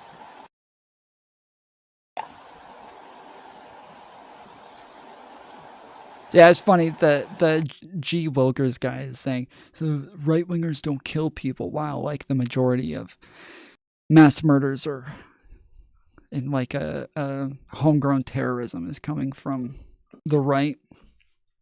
They don't kill people, though. So anytime somebody kills someone, they're immediately no longer a right-winger. Like all these people who voted Republican their entire lives and then go shoot at Donald Trump. Nope, not a right-winger anymore. Nope, not a right. That makes them a rhino. Not a right-winger anymore. Sorry. Okay. And that's the right apartment. You weren't involved. Do you know the lady? No, not at all. Okay. I don't know either of them. Can you just stay here? I'm gonna try to make sure she's okay. Sure, and I'll tell you exactly what happened. I saw the whole thing. So okay, can you just tell me really quick so I can go see if she's okay? She went and pushed the doorbell. He opened the door, which was surprising. She didn't say a word. He came out with his full body, both arms, pushed her back. She fell off. There's 3 steps. She fell off onto the ground. She's trying to get up, and as she's getting up, she has the phone in her hand. He grabs it. He's going back up the stairs to his front door. He slams the phone down, and the phone went in the house. Okay, and then he went inside? And then he went inside. Okay. I tried to get her to come to me, but she's like, I'm okay. And stole her phone when he went inside. Okay. He took her phone please. and then Give took me it inside. Give me like, to be honest. And locked all 5 of his door bolts. Give me like 10 minutes. Hello. How are you? Good. You live here? Yeah? Okay. So I'll talk to you guys separate, you know that, right? Can we walk across the street to my car? Can you get my Can phone? Can you get my phone? Where's your from phone? him? Please don't go inside, man. All right? I won't. I kind of figure out it's about a pose or something, right? Dude, he's just standing there. What the fuck? He's just standing there. He pulls up and he's just standing there. Hello. Wait, bro, it's crazy. She's standing in front of this person's house. Why didn't they come out and tase her and fucking kick her in the skull and kick her in the vagina and shit? Like, rip her titties off, like, and set her on fire. Why didn't they do that? She's standing in front of their house, dude. They must have been so scared. They must have been so freaking scared, bro. She's standing in front of their house. How can this happen? They must be terrified in there. How are you? You Oh, live no. here? Yeah? Okay. So I'll talk to you guys separate, you know that, right? Can we walk across the street to my car? Can you get my Can phone? can- Can you get my phone? Where's your from phone? him? Please don't go inside, man. All right? I won't. Still better than pedos Biden pardoned. Did he pardon them for pedophilia? Are you saying he pardoned somebody for pedophilia? Or you're just saying it's somebody who has been accused of pedophilia or was charged in another time on a totally separate thing, and you're just throwing that in there randomly? I kind of figure out it's about a pose or something, right? Give me a second. Just stay over here. All right? Can I have my phone? Yeah. I figured. Can we walk across to make sure there's no cars? What's that? Yeah. I'll just make sure there's no cars. So what happened? Okay. So, are you familiar with the resident? Sir. From what I've read, someone who was pardoned had a laptop that had a lot of child porn. Not sure if linked. Well, I'm at... it doesn't really answer my question.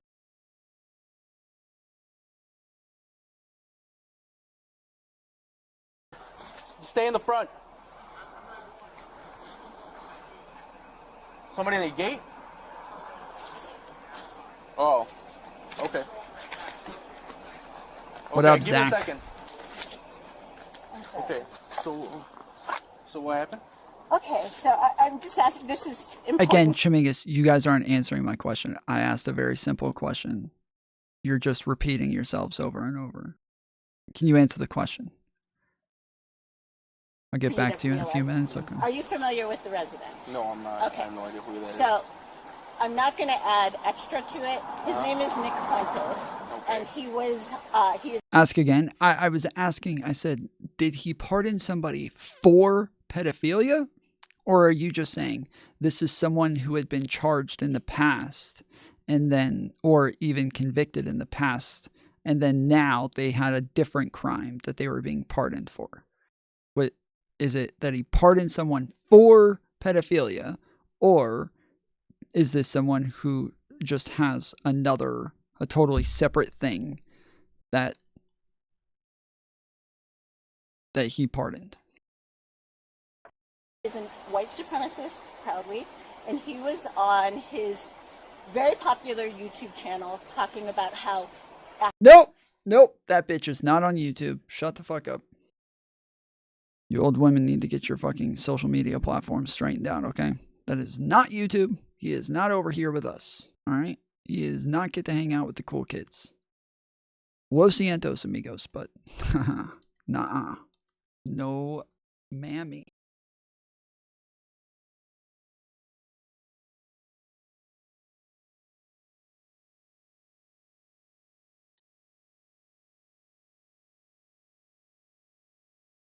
Damn, I can't believe that's still going. Sorry, I'm making some adjustments real quick.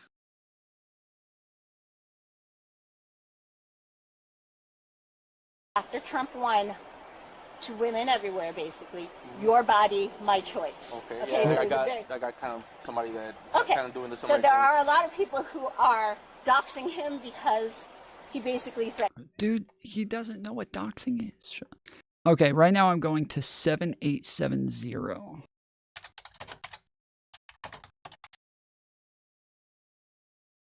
I would recommend using similar colors to me, but different patterns.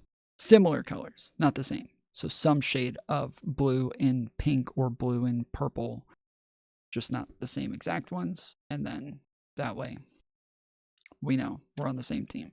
But yes, I'm in 7870. Threatened every woman and their daughters. How? By saying, your body, my choice. I don't care how he votes. I mean... Oh, you can. I mean, it kind of bothered you, right? It doesn't matter. I mean, I know a lot of Republicans, my favorite aunt is a Republican. Yeah. But my point is, that is a threatening statement. And there are a lot of people who are upset about it. Yeah. I came by here because... She sounds like you guys. Where she just gets to feel threatened from his statements. And so now she gets to assault people. Mother fudger. I live in Berwyn. I live on the south side. Okay. And I came to do a little video because my friends keep saying, you know, he lives near town. Yeah. So I went outside and did a little video. Ring in a friend. Video. What's that? In front of his house? Like yeah. Videotape his house? On the sidewalk. Yeah. Okay. And what was the reason for that, for videotaping his because house? I wanted to show people that there was no, there were no, people are making claims that they're going to send deliveries to him of like dog poo and stuff. And I was showing there are no boxes of that there. Okay. And so a woman driving by said, ring his doorbell and say hello. So there are no signs on there saying anything about no solicitors, okay? Okay. So I rang the doorbell, immediately opened the door, sprayed me with pepper spray, and pushed me down the steps. He sprayed you with pepper spray? Yes, he did. And it got in your eyes? Yes. I'm gonna call an ambulance. My face. Okay, before we go any further, I'm gonna call an ambulance to make sure you're... No, but I want you to get checked out. Whatever it is. To the Berwyn. Yeah, he has to do that. Can you roll an ambulance this way? She's stating that she got pepper spray in her face. I just want to make sure she's okay. Okay, so he opens the door. He opened the door in the same movement. He sprayed me and pushed me down the steps. And you fell onto backwards. What? I fell onto the sidewalk and kind of rolled. He grabbed my phone and went back inside. You grabbed your phone and went inside his house? Yes. And we've been waiting for the police ever since. So. Oh, okay. But you didn't call for the police, right? It was a woman who was here called. Okay, do you have an ID, ma'am? Can I ask the reason why you would come here to begin with? Well, I mean, to me, I know about the social post now. I mean, she told me about it. The lady that shot. It doesn't seem like a good idea to come to somebody's house and. Yeah, I would just say, if you were there to do a story saying that there was no poop there, I would say I was going to go up to his door and ask him if he's gotten any deliveries of poop, and I was going to ask him if he could show it to me. She sounds like she said, she was doing a video for her followers, so she could just say, like, I was doing some investigatory journalism, and I was just going to interview him on the poop that everybody says is getting sent to his house. And so, if she's saying I'm there to show that there's no poop, then just say, and I was going to go up and ask him about this. But honestly, just for those of you who might do stupid shit sometimes, okay? For those of you in my audience who might be 50-year-old boomers who are hanging out in this space and paying attention to people like Nick Fuentes, okay? If you go to his house like this, the dumbest thing you can do from the beginning is say, I hate this guy. He's a white nationalist, and he said horrible things about women. Your body, my choice. It's disgusting. So he's evil, and I'm here now. Okay, well done. Well done. You're like, if they do find anything untoward that happened, you've just outlined all of the intent. You just gave it all to them. Here's all the intent behind this. This is why I hate this guy. This is why I don't like him. Yes, do not say that. Just say, I was here. I was video recording. Apparently he got doxxed, and so I wanted to see if there were a bunch of people here and if he was being harassed, and then I wanted to go up and ask him if there's been harassment, what it's been like after being doxxed, and he just immediately assaulted me. So you're like, yes, shut the fuck up Friday. Exactly. It is time to stop saying all the stupid shit about how you feel about Nick Fuentes, okay? I'm sure that your Twitter is full of all of your feelings about Nick Fuentes, and if they came to my YouTube, they would find me saying a bunch of fucked up shit about Nick Fuentes to Nick Fuentes. I think I can't remember. I keep saying to Nick Fuentes, but I was gonna say I in my head. I talked to him on a panel a couple of times. Oh, I did. Okay, that's right. I talked to him on Politically Provoked. But there was another time where I was supposed to host a debate between Destiny. It was Destiny and Rose Wrist versus Nick Fuentes and Baked Alaska. And I was supposed to be the moderator. And then what's the server number? I just gave it. It just went away. 7870. Or wait, hold on. I don't think that's the server number, is it? Yeah, 7870. So I was supposed to host that debate, but then Nick ended up just no-showing. Just fucking no call, no show to the debate. This guy doesn't know how to act, doesn't know how to engage in polite society, and just felt like it's okay to make plans with a bunch of people and then have them all sit there waiting and just not show up. So Baked Alaska, me, Destiny, Rose Wrist, and Brittany from Politically Provoked were all sitting there waiting for Nick for about 2 hours. And then after a while, I think I started pulling people on who wanted to call in and argue with Destiny, and just sat there doing that. I keep thinking of that as one of the times that I got into it with him, but I didn't, because yeah, he didn't show up. He might have shown up way later. I can't remember. Freddie, do you remember, did he show up way later and just come to hang out, even though we had already like canceled the debate? We canceled it and we rescheduled it for the next day. But I wasn't able to make it. I had plans the next day. I literally like moved so much shit around. I went through so much to host this debate. Because even when Brittany asked me to do it initially, I was like, nah. I was like, I'm gonna be busy that day. She was like, no, Tom, seriously, I need you. Like, nobody else is capable of hosting this debate, because everybody else will be looked at as like super biased towards one side or the other. And so she's like, you're literally the only person who both sides will not freak out about. And so I eventually was like, okay, fine, I'll do it. And I wanted to do it initially. I just didn't, I really was busy the day that she planned it. Like, I really was like fucking, like super busy, but I moved everything around just so I could host this debate. And then he didn't show up, and we rescheduled it for the next day, and I was not able to make it to that one. So then Brittany hosted it by herself, because as she said, she was not going to be able to find somebody to moderate it. And so she had to moderate it herself, and it ended up being Nick literally just talking for like 10 minutes at a time, talking over everybody, never shut up. It sounded like he was on speed or something, like he was talking a million miles an hour and was just yapping the entire time. And she was literally messaging me during the debate, like, you motherfucker,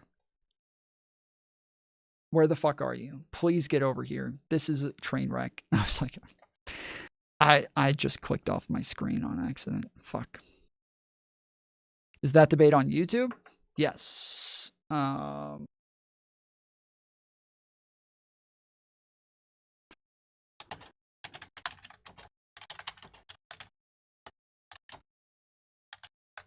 It's probably only on Destiny's channel now, because, yeah, everybody else. Oh, no, Rose Wrist still has it up. So when Nick said, I say that we should not leave this capital until Donald Trump is inaugurated president, what did he mean by this? If this happened in one county, in one single county, it would be the biggest election fraud story in the history. Like, you can see her typing on her fucking laptop as they're talking. She's blowing me up. Tom, get over here, motherfucker. The entire planet. To distill your position, a statement one could logically derive from what you just said would be, in some cases, it is not okay to engage in self-defense against somebody who is genociding you. You must believe that then, yes? Yeah, essentially. There's a war on white people in this country, and we're fucking sick of it, okay? We built this country. European whites built this country. I'm trying to be relatively consistent on my platform over the past few years. I'm like, okay, hey, listen, violence probably isn't the answer, but violence probably is a good thing. Right. And on the other end, you two guys are at the Capitol screaming that we need to evict lawmakers from the White House or from the Capitol building. So you're against all uses of force then, Nick? That's like a big no-go for. Okay, so then when last year you said our founding fathers would get in the streets and they would take this country back by force if necessary? Wait, I can make. Hold on. Nick. Okay, I got something for. Okay, gross, sick. I know that there is like. I can make this a bit better. Yeah, I don't have. I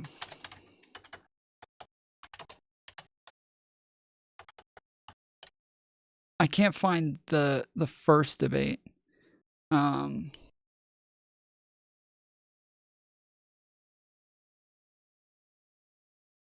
I can't find the first version where we were all sitting there forever, but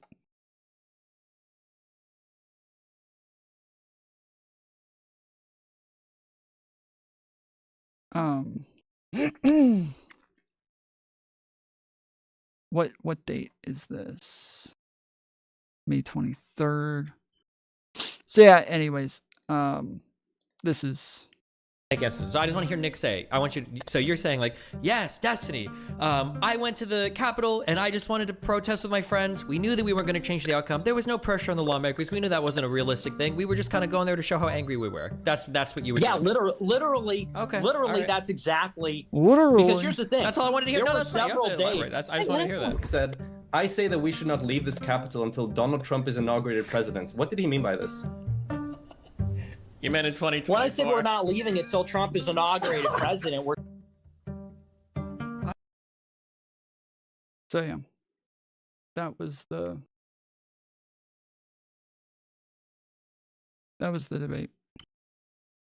I mean, based on I get the post might upset you, and it might be something that you don't agree with, but to go in somebody's house is kind of over the top. I understand that. At the same time, yeah. If somebody comes to my door who's upset with me and I don't know anything about them being violent or anything like that, I don't open the door, pepper spray them, and push them down the steps. What's your phone number? Yep. I mean, dude, this is one of the problems with Gen Zers these days, is that they didn't grow up during a time where somebody coming to your door and knocking on it was like a daily thing. Like, these kids have all grown up in a time where nobody ever comes and knocks on your door. Whereas, yeah, the rest of us, we all grew up with people coming and knocking on our doors every day. Now, even if you guys do have somebody knocking on your door, you've got a fucking ring cam to where you're just going to talk to them through the fucking ring cam instead of going and answering the fucking door like a human. You're just going to sit and talk to them through your fucking phone app. False. Most Gen Z experience this. I don't believe you. Most of the time, through this period of time, people don't ever knock on your door. They call first.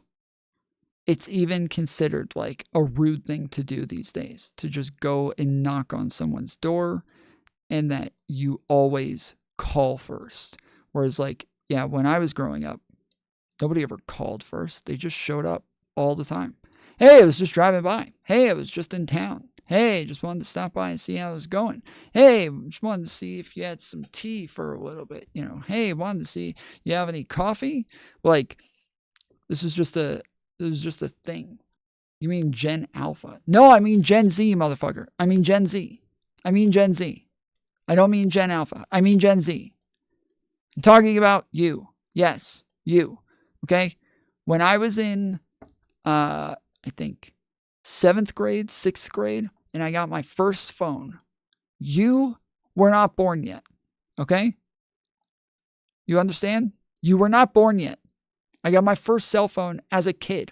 Cell phones had been out for like 20 years at this point.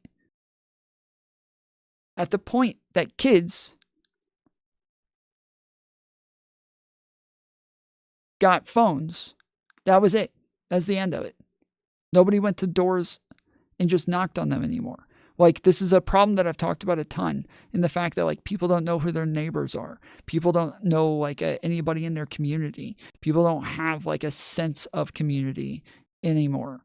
That, like, when I was growing up, we moved, like, 4 or 5 times. And every single time we moved, people came to our doors and brought stuff. They would see the U-Haul, and they would go and bake, like, a pie or something, or a casserole. That was like the most common thing, is a casserole. They baked a casserole or a pie, and then they brought it to you. That was like the expectation. Your neighbors were supposed to bring you a casserole and introduce themselves. That doesn't happen anymore. Nobody does that shit these days. The people growing up today have no idea who the fuck. Millennials is like 30s.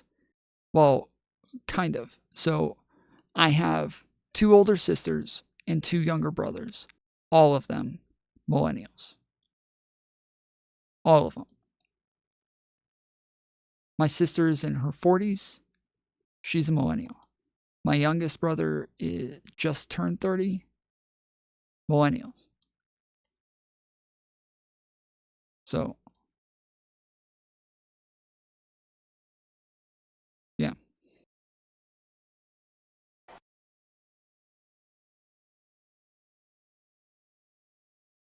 Yeah.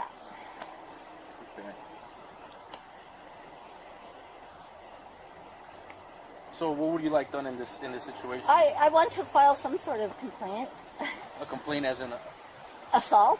Whoa. Hold on. Okay. So you trying? It's not assault, it's battery.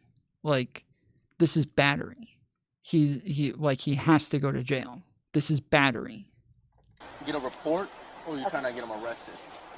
I don't really care. What do you advise? No, I can't advise you on Okay, that. I don't The know. only way that if I had to still speak with him, Yeah. I'm just trying to get all your side, and then Sure. we'll make a decision Okay. after we speak to both parties. Okay. But if this might end up just being a report, but would you want to sign complaints? You have to actually go to court against them and sit in court against them. I don't care. That's fine. So do you want to sign complaints and get them arrested? That's what I'm asking. Do I have to make the decision this second? Well, if you're not sure right now, what we'd do is I would talk to him, I would make a report, you would get checked out by the ambulance, and then the detectives would have to get involved.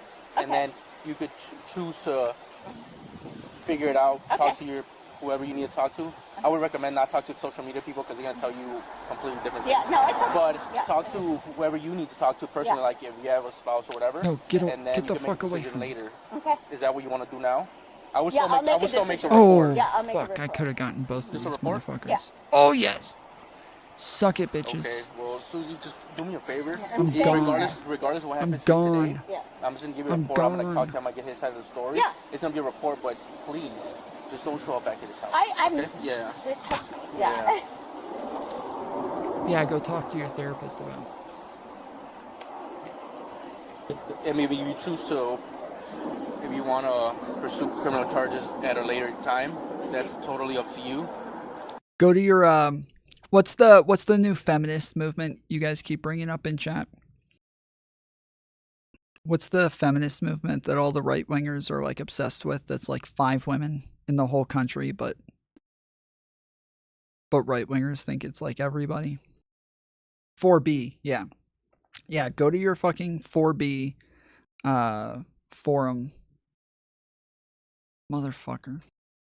But I would suggest you contact us and don't come here. Yeah, again, that's you know, fine. It's fine. I don't want to engage with that sicko.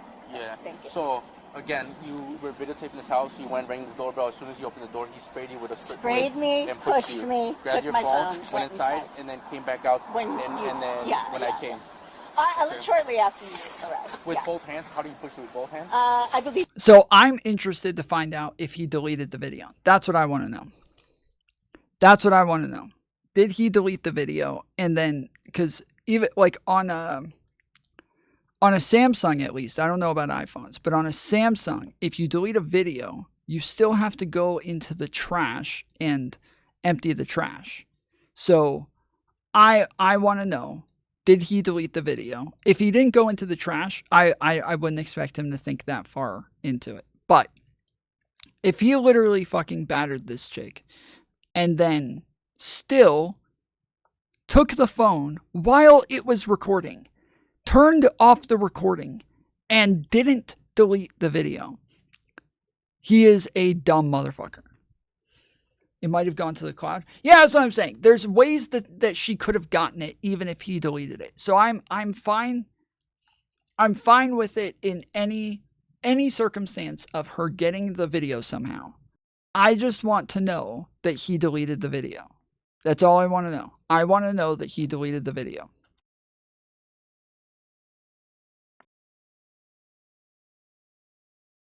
That's it. I just need to know that he deleted the video.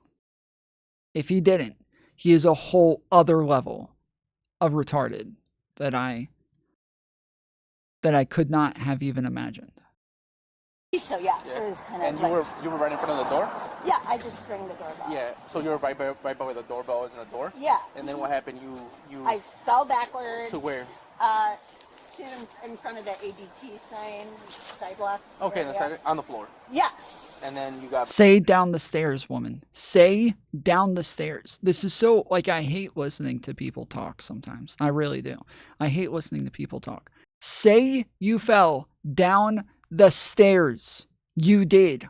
You fell down the stairs. Say, I fell down the stairs.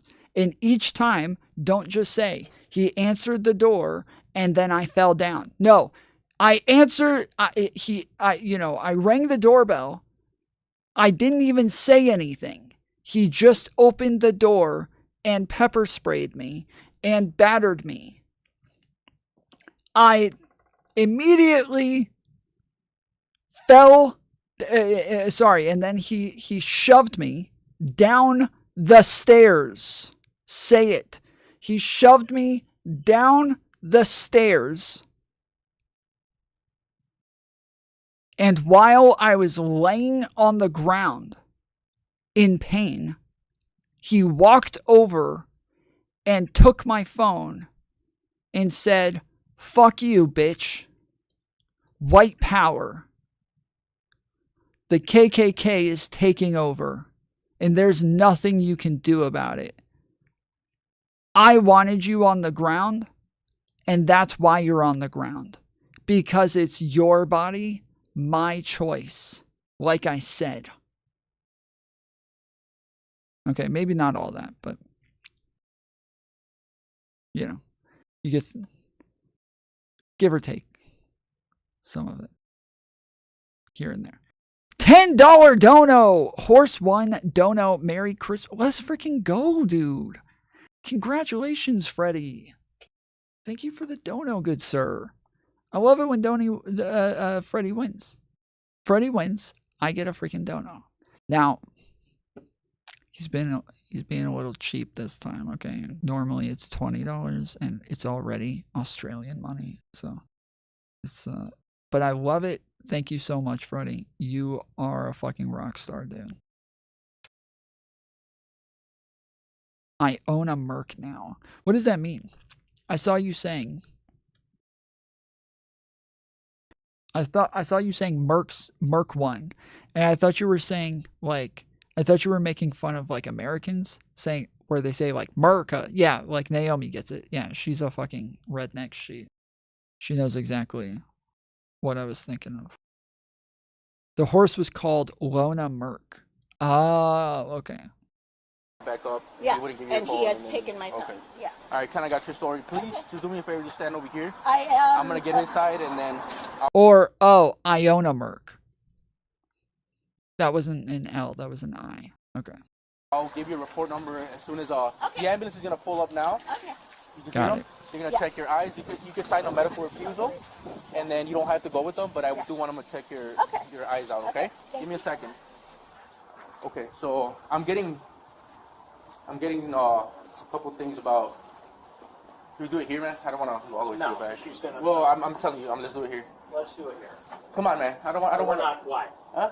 I don't want to argue with you. I want to go in the backyard where she can't have a line of sight. Well, she's not even No, filming. but she could. So Nick, I don't want. I'm trying to just go to the backyard. Nick, Well, why well, don't you is wanna your go to Nick? the backyard? Is your name Nick? Yes. Oh my goodness, I'm dude. trying to This get your is side of so the story, great. And by you acting like This this is not so helping, freaking man. good. I got two sides, two stories, and I'm trying to just kind of find the middle ground Well, here. let me take your card because I'm not doing an interview.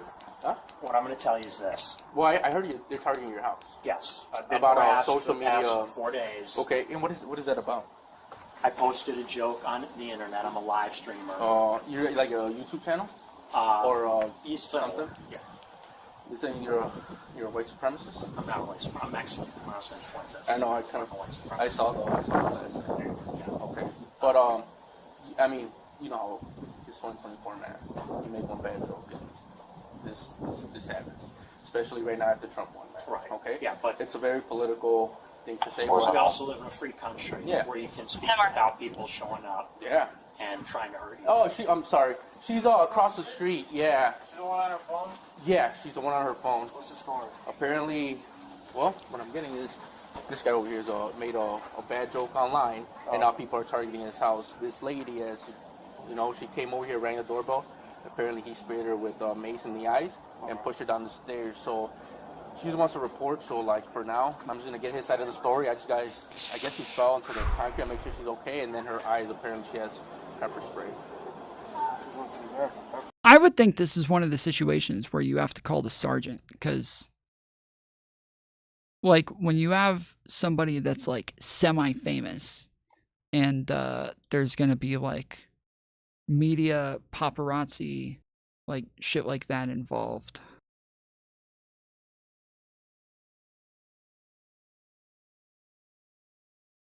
Dude, I really hope some of these guys are you know, some of you, because if these fools are really just like running around harassing me like this over and over, y'all gotta tell me, right? I keep putting the fucking moves on y'all. And I don't mean to. If y'all are here to fucking chill, then let's fucking chill. But you gotta, you know, what you do is you come over to me and you do figure eights. You go and do a figure eight.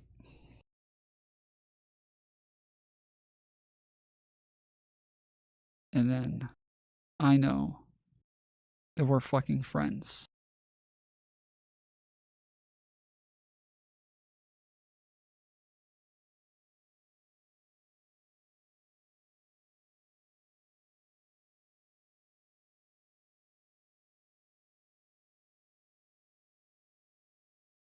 Bruh, your meal, my steal. Dude, you are not smart. You're not smart enough. You can't catch me, okay? Stop acting like you're gonna catch me. You're not smart. Ah, fuck. Damn it. Alright, he's fucking smart. Shit. Okay, what was I talking about? I was talking about something. What was I talking about? I was saying words before the fucking dumb guy.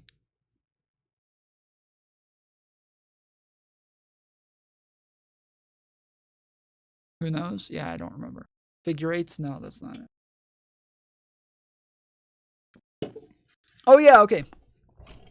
Yeah, I would imagine that this is one of those times that you need to call your sergeant and get somebody like higher ranking over there, because this is yeah, a scenario where you have like a semi-celebrity that could involve like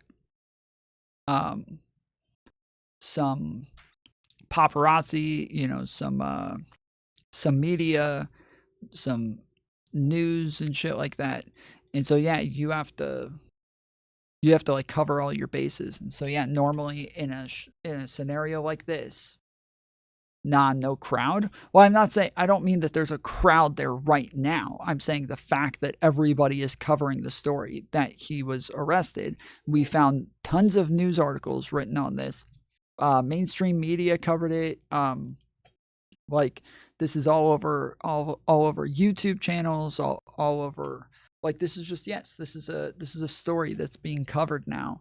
And so like the body cam, this guy's body cam is being played all over the place.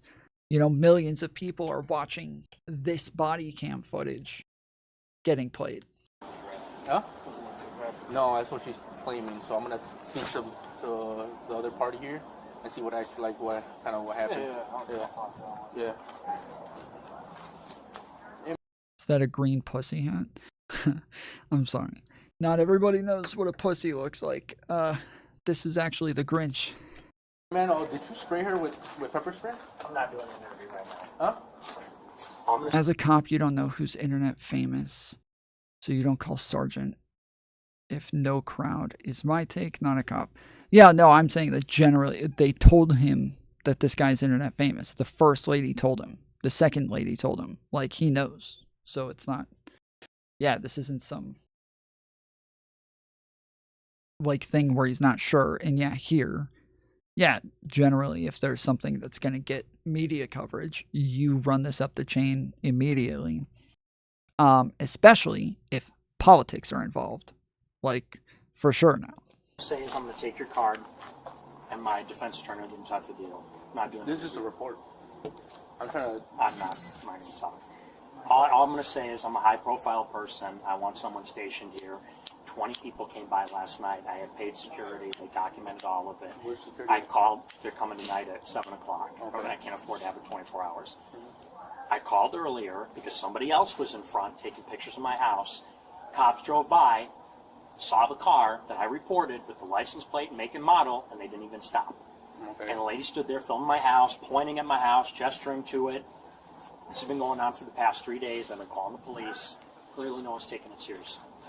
You're not hurt or anything, are you? No, I'm okay. All right. I'll go check. Yeah, thank you.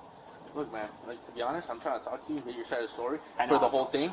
I'm not... You're not here to help me. I know. Well, I'm not here to help you? No. I just got here. How do you know if I'm here to help you? I know my rights. I'm not trying to fight with you, but I'm also not going to be telling you. Okay, this is okay. He's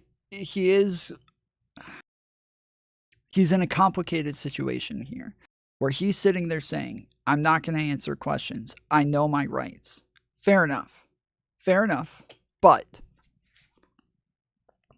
you have not laid out anything to make it sound as though you should be in fear for your life. Like you just said that a bunch of people have come to my door. You're likely getting arrested right now. You need to at least make a case here. Scrimtard. Oh, Scrimtar82. Thank you for the $5. Have you watched any Lane Myers videos on YouTube? He's just a normal guy smoking prosecutors and district attorneys in Arizona. He's smoking them? Lane Myers? I might have watched him. Is this like the built guy?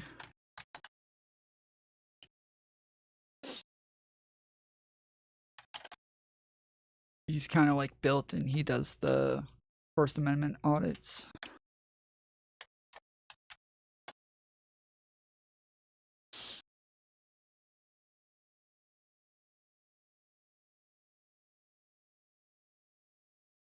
Oh, no. No, definitely not.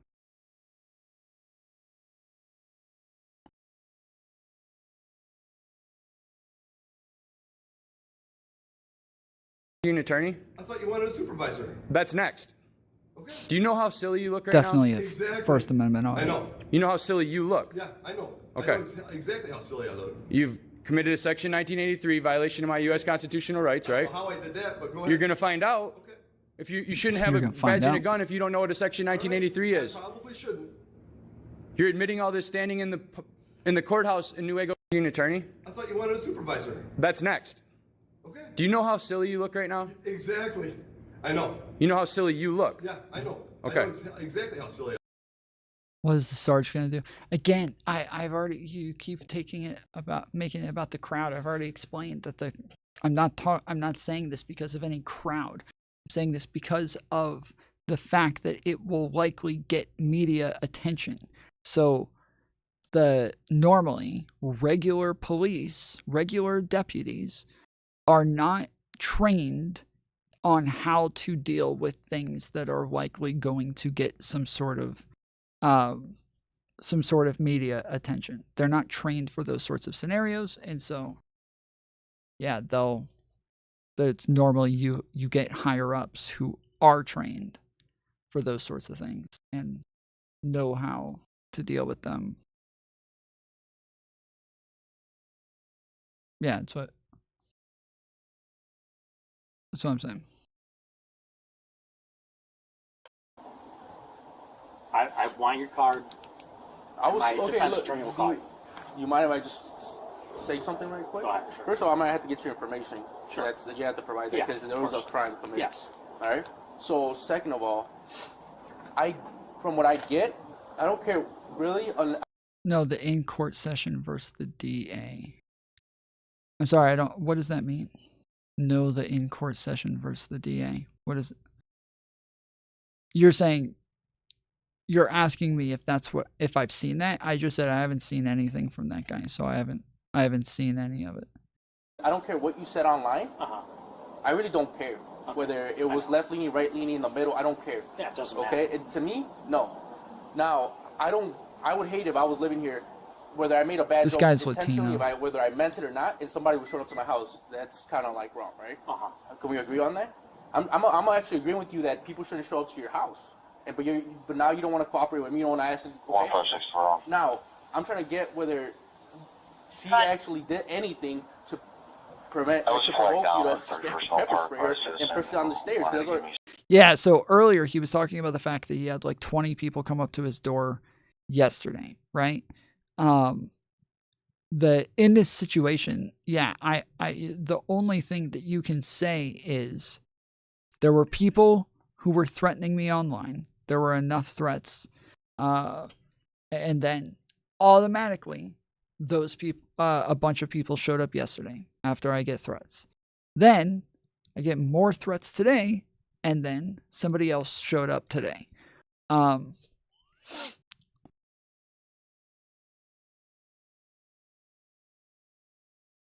But even that is still, like, that's not going to be good enough. But it'll at least give them something to investigate before arresting you or something. Like, it'll give them something to look into that gives you some sort of, like, plausible deniability in this case. But your whole, like, oh, people rang my doorbell, and so now I have to call security. I want people here 24/7. Like, this just isn't. The police are not your personal security guards. Like, that's just not how this works. Bad allegations. So I'm trying to get your side of the story. To me, if you don't tell me anything, I'm gonna say you want to cooperate, but they don't want to answer the question. Here's my side of the story. I'm in fear for my life. People have been posting my address online for the past 3 days, telling me they're coming to kill me, they're coming to rape me. There you I go. have all screenshots, some pictures showing how long it's going to take to get to my house. And I have people showing up all day, and that's my side of the story. So I'm with in her, fear you're for my not life. gonna. I haven't slept for a few days. I've got nowhere to go. That's my side of the story. Okay, with her, did you push her on the stairs? at 1446. No comment on that. No comment. Did you pepper spray her or anything? No comment. Could you give me your card? I don't have a card, but let me get your ID. Okay. You don't have a card? No, I don't have a card. Do you have a card? No? You don't carry cards? Nope. Interesting. What's your phone number, man? That is a little strange that they don't have cards.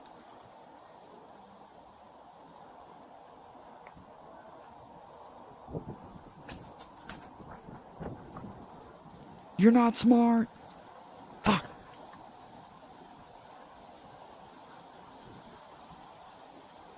Naomi is right. That lady is you in a mask.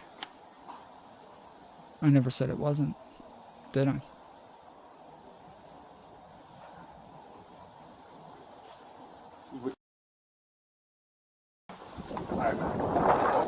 I know you don't want to talk to me. Yeah, it's no beef. No, It's not I personal. don't take it personal either. But all I was trying to say is, I wasn't taking sides. I don't take her side. I don't take your side. I know. I'm pretty right down the middle. Okay. So, right for now, with you not making any comments, I would have to take your side. Well, at least for now, I'm gonna go speak to her. So you don't want to talk to me about anything that happened here today. No. All right, just stay right here, please, with him. I'm gonna give me like 5 minutes and we'll be done. I'm just gonna talk to her real quick. It's not somebody you know, just a random person. Random person. People come in here all weekend. So what did she say? She's standing out there filming my house saying, "This is neo-Nazi Nick Fuentes, my address, my phone number." Some other lady pulls up also to harass me. I says, "Oh, someone's already here." They're both here to harass me. Okay. Well, here's what I'll recommend. Mm-hmm. I don't know who's right or wrong here. I don't know what your post was. I heard about it. I don't know what it is. I don't follow that. I'm old. I'm not really on social media. But what I would do, unless there's literally imminent danger, like where you're struggling to save your life type of thing, call us. All right. Well, I did. I'm just saying, just don't, because now we don't have a corroboration on your side. We seem to have a corroboration on that side, and that puts us in a dilemma. Yeah, just to be clear, what's his face earlier was saying that he called the cops for this exact incident. I have not heard that yet. Anybody else? Has anybody else heard him say it during this entire thing? He says he's called them, but at no point did he say he called them about this. Because just now, when that cop was saying, yeah, but I am just saying, the reason that the cop is saying this is because he's like, yeah, you didn't even call us about this one. You might have called us about others, but this isn't. You're not helping yourself here. No, he said he called them at an earlier time. Yeah, that's what I'm saying. He's it's not there's no point where he's saying he called them about this incident. Now, if he said, I called you guys about this and you guys refused to come, well, now it's going to be a little bit different. Again, there's a bunch of small things that he can do to help himself in this situation, but he's just not doing it. So I'm not saying you're wrong. I just want to talk to an attorney. Them being at your house makes them look bad. However, there's two versions that side, one version that side. So what I'm saying is, instead of the interaction, just call, find out why they're here, so forth. I'm just saying, I did call. Okay, I'm just saying. I'm not trying to argue, but maybe you don't know. But I called an hour ago. Well, I wasn't here. I just literally. Okay, an hour. It's fine. But you're telling me to call. That's what I did. Okay. All right. Well, I didn't know that. Our shift started 25 minutes ago. Thanks for telling me. I called. They came. They drove right by the car that I. Did he just say thanks for telling me?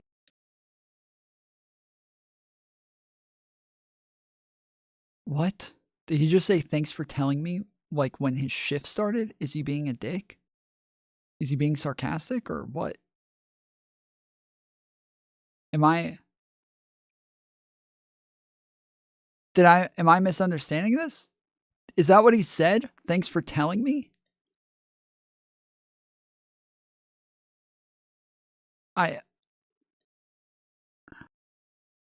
It sounded sarcastic. Yeah, I was going to say, there's no way for me to make sense of that outside of it being sarcastic.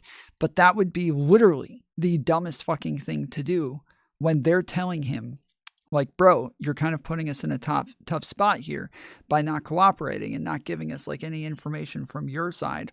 Now we're we're here and all the information we have is mostly that you just fucking battered a woman.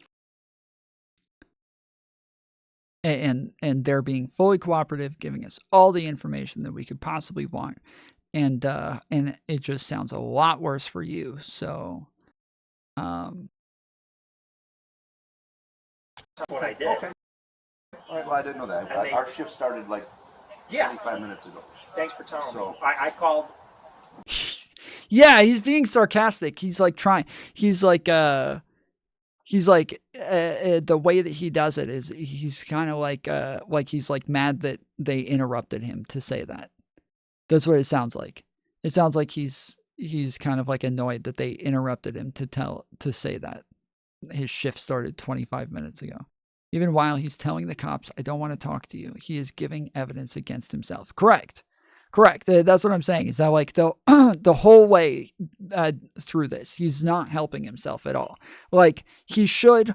He is in a sense, there's a lot that he should stay quiet about. The problem is that he's given more than enough to where it's a little late to stay quiet. It's way too late to stay quiet. Now you have to say some things. And I'm trying to outline some of the things that he needs to say here. I think he was annoyed that the cop advice was to call, and he stated he did 3 times. Yeah, but okay, so he said he did an hour ago, but I don't think the incident took place an hour ago. I think the incident just took place.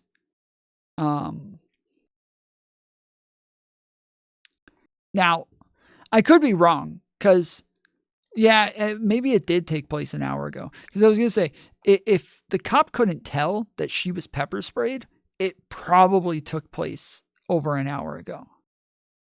It probably took place over an hour ago. If he couldn't tell that she was pepper sprayed at point blank, that shit is rough, dude.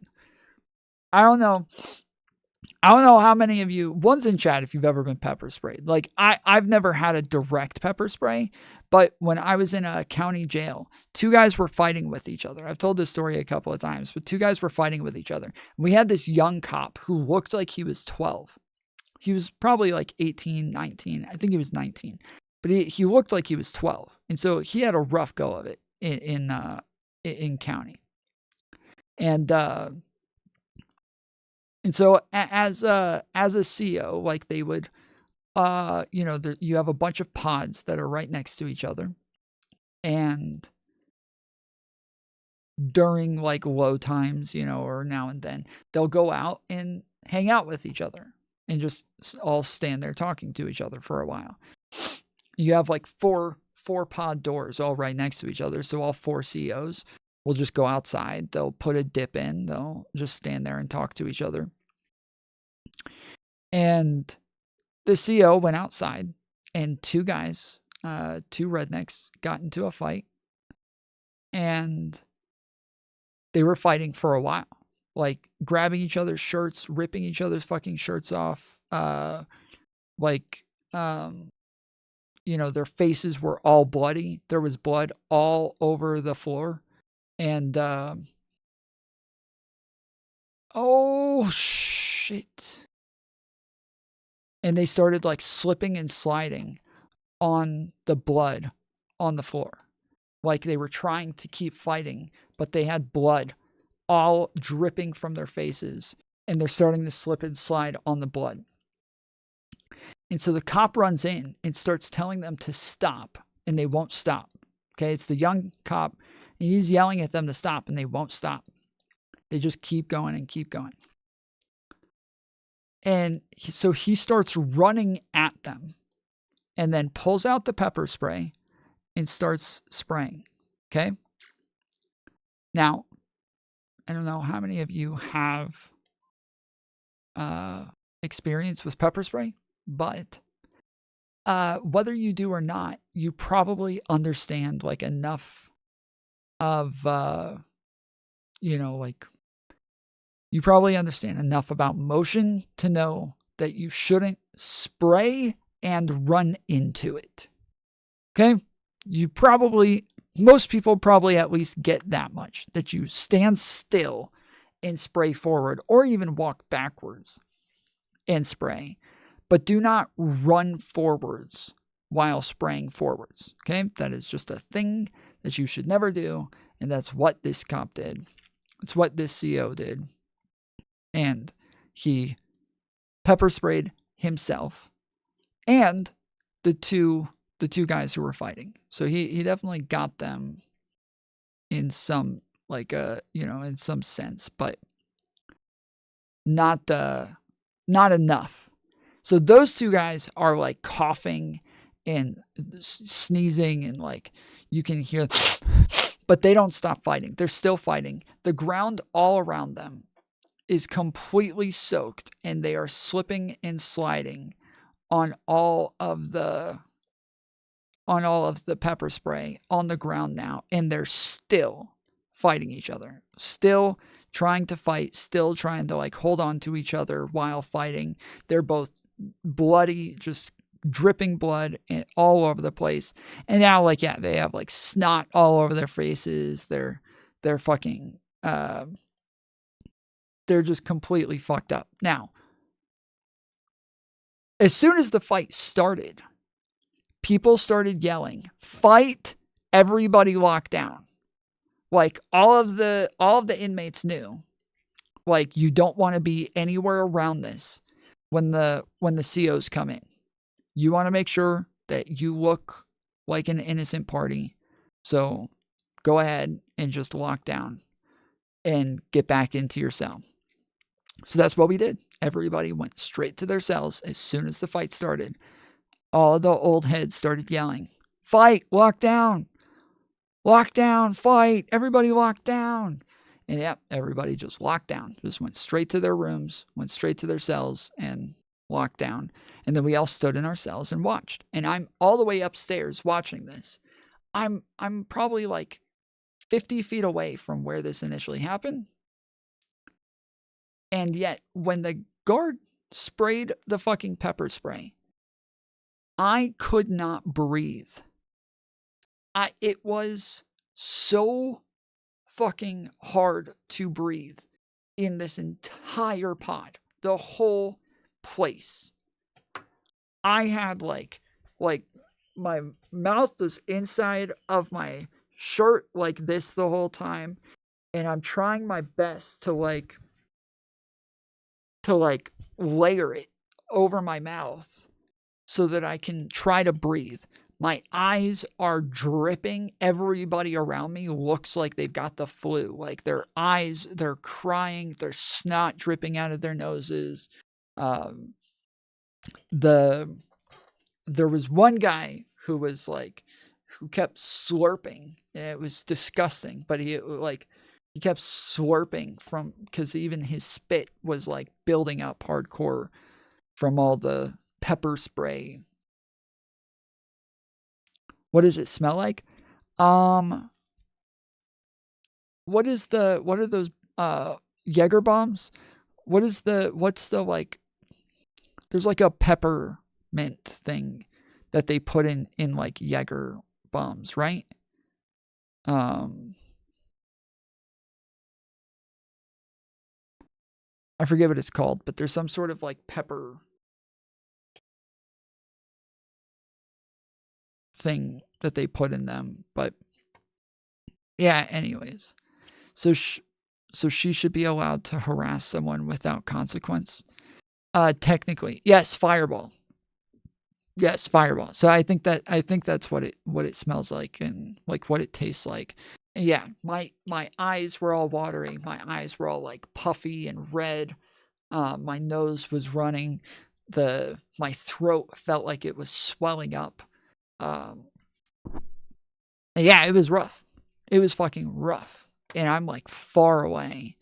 And it is not it was not pleasant. I don't know. The two guys who were down there, their eyes looked like they were fucking like they had like allergic reactions or some shit. Like their eyes looked like they were like swelling closed while they were still fighting each other. Could have been from the punching, could have been from the fucking the pepper spray, I don't know, but yeah, it was rough. So for her to get pepper sprayed in the face, point blank like that, the cop would have seen it when he showed up. He would have seen it, he would have known, and he would have immediately been like, "Are you sick? Do you have COVID or something? Do I need to get my mask? Like, what is... Stay 6 feet, please." Like, he would have seen something, right? Her nose would have been all runny. But even, yeah, if unless it happened like an hour ago, then sure, she'd probably looked a lot better after an hour. So that's what I'm saying. Is it when he says I called an hour ago, it probably was. It probably was. He may have called about this incident, because if he says he called an hour ago, it was probably about this incident, because she did not sound like somebody who just got pepper sprayed. To the other person, yes. When somebody gets in trouble for harassment, okay, harassment is not something that you like go to jail for normally. Harassment is normally something where the other person calls the cops, and until you go to court or something, there's nothing done about this. They will just eventually go to court, and then you can get some sort of like restraining order or something like that. But as I've maybe you just got here, but I was discussing earlier that I've had people harass me. I've had people send me death threats. I've had people posting all sorts of like my address and my all my information. I've had people like, yeah, showing up to my work and taking pictures of me and posting it online. I've had people following me around and shit. Like, there's literally nothing you can do about it. Like, this is all freedom of speech. This is all shit, freedom of association. They're allowed to go where they want. It's just that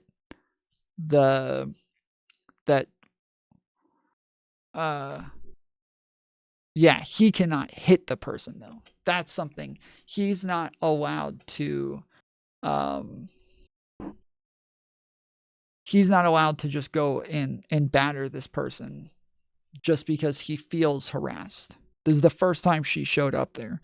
Like, you can't say she harassed him when she showed up there one time with her phone. That's not harassment. They drove right by the car that I described. Okay. I said it's a Volkswagen white crossover. What was that call? I don't know what that was. What happened on that call? They were doing the same shit. A different person? A third person? A third person. Just whatever. A third case in your place, whatever. Filming me, pointing. Yeah, assault isn't normally like when you actually hit somebody. Assault can be things like spitting on somebody. Pepper spraying is assault. But when he pushed them, that's battery.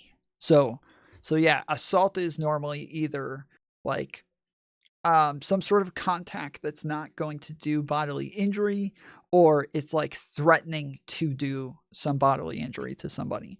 Whereas battery is the actual act of like contact with the person that can do some bodily injury.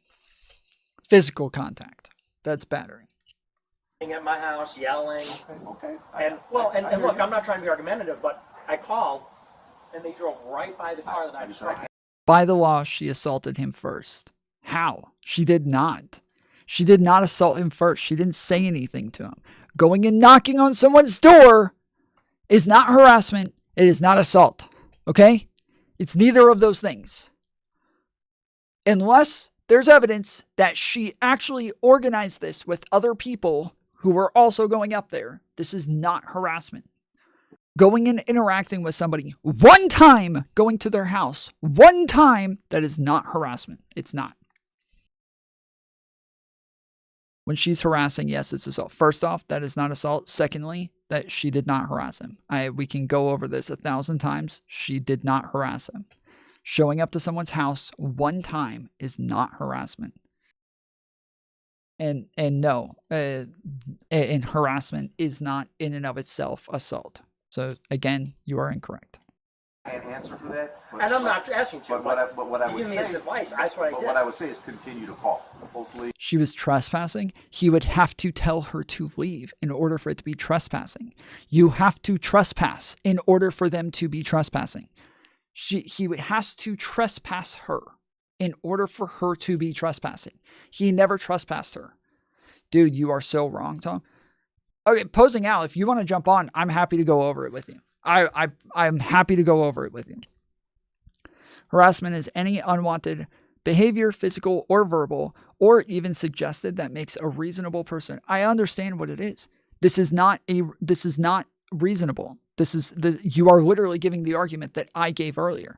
I said earlier, this is about reasonability. Nothing Nick did was reasonable, and his feeling, his fear of violence was not reasonable either. None of these things are considered reasonable to any normal person. None of this is reasonable. You can approach someone's door to see if someone is home, and you are allowed to wait a reasonable time unless signs posted boundary warning of trespass. Exactly. He doesn't have signs that say, she literally said when the cop walked up to her, the first thing she said is, there's no signs saying no trespassing or that this is private property or anything like that, which means that you're allowed to go up to their door. That's what that means. Literally. That's what this is how the law works. Unless there's a sign saying that you are not allowed to go and knock on their door, then you're allowed to go knock on their door. If there's no sign saying no soliciting, then you're allowed to go solicit. If there's no sign saying no loitering, you're allowed to go loiter. Like, this is how this works. I don't know why you think just showing up to someone's house is automatically harassment, but it's not. Those of us who have lived in the world for a long time have had tons of people come to our doors. And lots of them, we did not want them there. But they were there anyways, and we couldn't just call the cops on them. So, yes, it is. She is harassing. That's not harassment. Again, no, just admit you're wrong. No, come on. Come on the fucking show. Posing Owl. Come on the show. Come talk to me. Take the fucking L. I'm going to go over the law with you, and you are about to get BTFO'd. Come on the fucking show. You have no idea what you're talking about, and I am 100% positive of it. And you're just you're sitting there stating bullshit so confidently when you have no idea what you're talking about. Okay? It's about reasonability. We've already gone over this. You're not arguing against that. Even though that's the entire disagreement, you keep just repeating yourself because you know you sound like a fucking retard. You sound like a fucking little girl who can't go outside because that would just be too terrifying. There's other people there. That would, if someone else sees me, that's harassment. Like, this is not how the real world works, okay? Normal people cannot just see a person and then feel harassed. That's not a reasonable thing for anyone. Criminal trespassing is remaining on someone else's property without their permission. Well, yes. Well, again, you have to be trespassed, and so you have to be told that you are trespassing in order to be trespassing. So like if somebody has a fenced-in backyard, that in and of itself is enough to where if you go in their backyard, you're trespassing. That's enough. You cannot go in somebody's backyard if it's fenced in. If you have a gate in front of your house, they're allowed to go through the gate. They're allowed to go to your front door. Even with a gate in front of your house, they're still allowed to go to your front door. That's that doesn't change. But she showed up to his house to harass the guy with everyone else. Where did she say that? She didn't say that. She said she showed up to see if there was dog shit on his porch. So where did you get that from? You just made that up? A better interaction will happen. Okay, well, I've been calling for months now. Okay. It's been going on for a long time. I would still do the same because at some point, we'll get my eyes water because of this way. We'll get to the identities of these folks, and generally speaking, when people know they're known, they will more likely than not cut it out. Well, now we know. So, okay. Now she knows. Now, so I don't know what created your situation, but I don't like people showing up at other people's houses causing problems. That's just not how you do it. You could argue, you could have arguments with you, you could disagree with you, showing up at your house with potentially very negative intentions. I don't agree with that. That's what I'm saying. Okay. So, like I said, try to keep. So her word is greater than his. No other reason than she is a woman? Did I give that reason? Why did you say that? I didn't give that. I didn't say any of that. Why did you say that? I didn't say that. I didn't say any of those things. No. Try again. On your side, so to speak, because you're the resident, and theoretically we should be on your side. I don't know what the devil's in the details, so I don't know exactly what happened. But definitely, try to have us be your go-between. Don't open the door. Don't interact. Don't because then we don't know. We don't know if you created the act of furtherance might have been on you. Right. And we don't know that. So that's what I'm saying. All right, well, look, man, I'm just going to be a report. That's all she wanted. Okay. She didn't want to pursue criminal charges. I couldn't get your side of the story, so I had to go with hers. But for now, just a report. Okay. That's what we're going with. Can I have any contact info? Can I get a number or something? We'll give you the report number. My last name. Okay. And our names will be on the report. Like I said, we don't have cards. We don't. Some people in the upper echelon do. We're just guys who pump a zone. We don't really get cards. But like I said, just if it's at all possible, if it's imminent danger, you do what you got to do. I mean, you got to take care of yourself. Yeah. However, if someone's on the porch knocking, I would just straight call. Oh, that's fucking crazy. You have to have imminent danger. Whoa. Oh, man, that's freaking crazy. So you can't just say someone knocked on my door, therefore harassment. Wow. The law is the law. Sorry, you can't handle the fact. No, I can handle the fact. That's why I keep telling you to get your dumbass on here, is because I can handle it. I can handle it. I want to go over the law with you. That's why I want you to come on.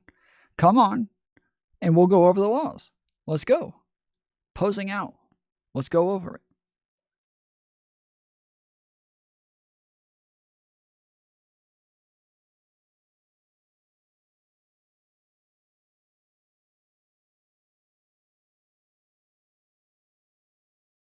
None of this is harassment. None of it.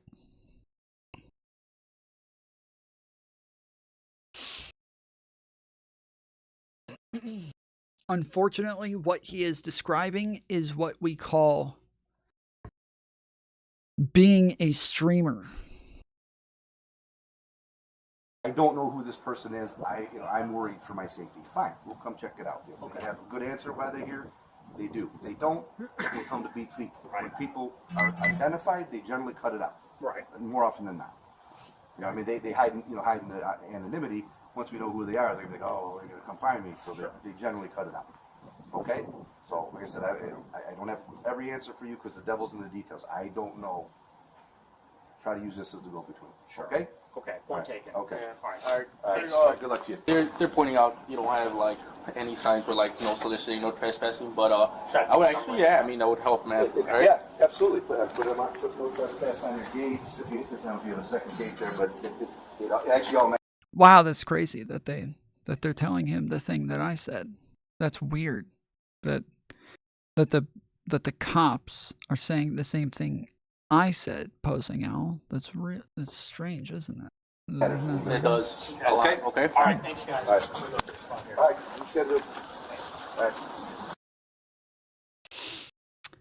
All right. Alrighty then.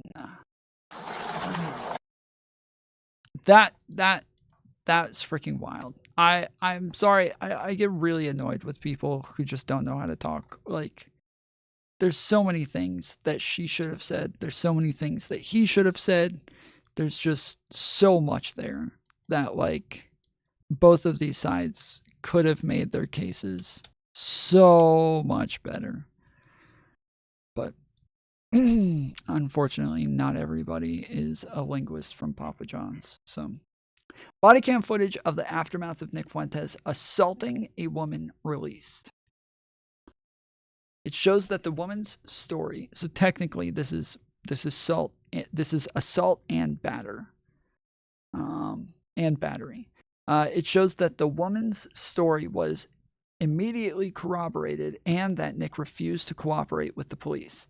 It also clearly shows that Fuentes is a whiny, cowardly child. It does show that. That is proven beyond doubt. That is proof that he is a whiny little pussy baby. So, glad we got that covered.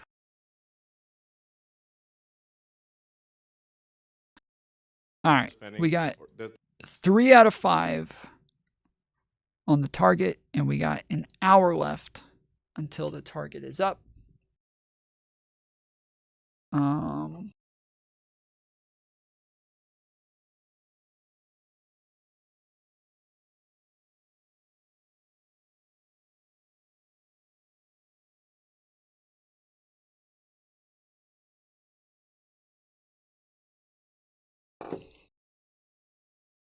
There's no way to make up for it other than reducing the federal spending.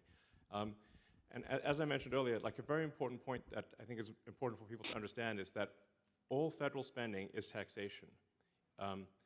Because what the federal government doesn't receive in direct revenue, they make up for in inflation. They just print money. So all federal spending is taxation. Very important principle. Very few people seem to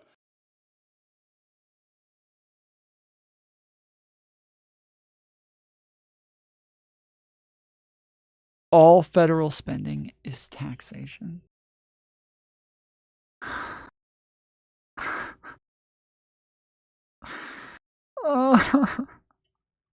Very few people seem to understand this. What? We have to reduce federal spending. Or there's no way to make up for it other than reducing the federal spending. And as I mentioned earlier, like a very important That's also not true. point that I think is important for people to understand is that all federal spending is taxation. Because what they don't receive, what the federal government doesn't receive in direct revenue, they make up for in inflation. They just print money. That's not true. Money. Just print money. Yeah, that's all. That's it. They just print money. They just print money, dude.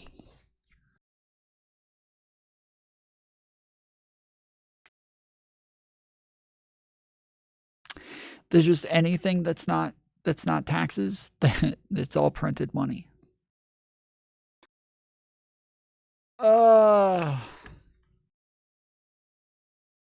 This is ridiculous. So all federal spending is taxation. Very important principle. Almost nobody, very few people seem to, even like, you know, somebody's like spend their life in economics. I'll mention to them, hey, all federal spending is taxation. I would love to see that. I would love to fucking see that. I would love to see that. Him going up to an economist and say, all federal spending is taxation. They're like, first they'll argue with me, and they're like, then they will agree. Sure, dude. Sure. Yeah. First they'll argue with me, and then they agree. Yeah.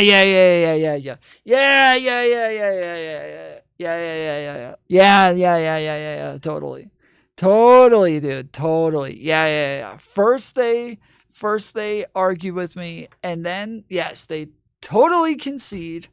And yeah, it's It is. Because it is either direct tax revenue or it is inflation.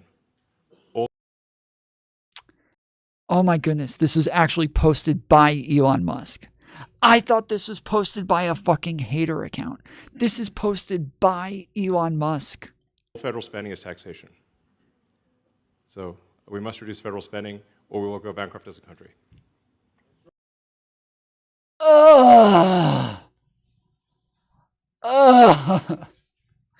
I hate this guy, dude. I hate this guy. Motherfucker thinks he's Tony Stark. He does. He literally thinks he's Tony Stark. Yeah, so first off, lots of the money that our government gets, I think it's about 65 to 70% of our spending is from taxes. Then, where's the rest of it? Well, he says they just print money. Incorrect, actually. Lots of it is they sell bonds. Yeah, they sell bonds. They sell bonds, and 7870. Wait, is that where you are? Yeah, 7870. Yep. Yeah, they sell bonds, and then also, yeah, lots of money is debt from other countries, and so you got taxing, selling bonds. You're wrong on that 70%. I said 60 to 70%. Look up the number. What percentage of government spending is from taxes? So far, 2025. No, not 2025.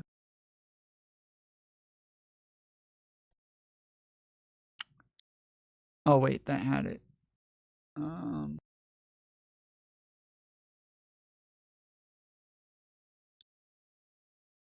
That had it right there. I thought federal government spent 6.75 trillion in fiscal year 2022. This means federal spending was equal to 23% of total gross. No. Yeah, here it is. Okay, tax dollars paid 4.9 trillion or 78% in 2022. Okay, so 78%.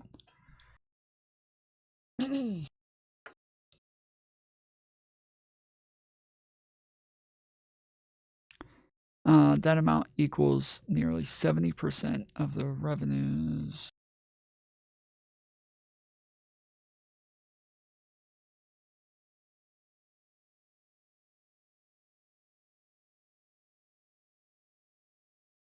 Yeah, so 78%. Retard on the retard take. It was 8% difference. The taxes they collect isn't enough to cover up to 50% of the government spending. That's just not true. The majority of our spending is from taxes. You're just incorrect. You are factually incorrect. You told me to look it up. I looked it up. 78%. Somehow you went down, but it was up 8%. Okay, so you thought you had a gotcha on the retard with the retard take because you thought I was too high when actually I was just 8% too low. You're looking at what at 2025. So far in fiscal year 2025, individual income taxes have accounted for 49% of the total revenue, while Social Security and Medicare taxes made up another 40%. Government revenue also comes from payments to federal agencies like the U.S. Department of the Interior. So this says, this says that it's 90%, but that's just so far for the fiscal year. So wait, where did he go? What happened?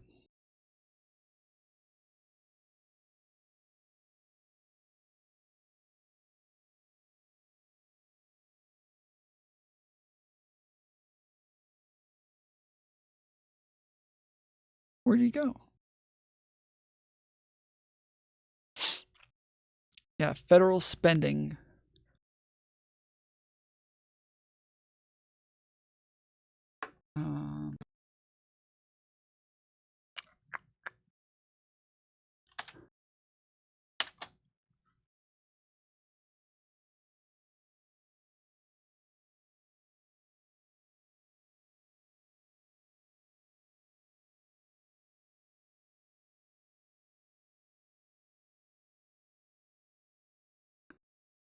U.S. government spending. Oh, this is again for 2025.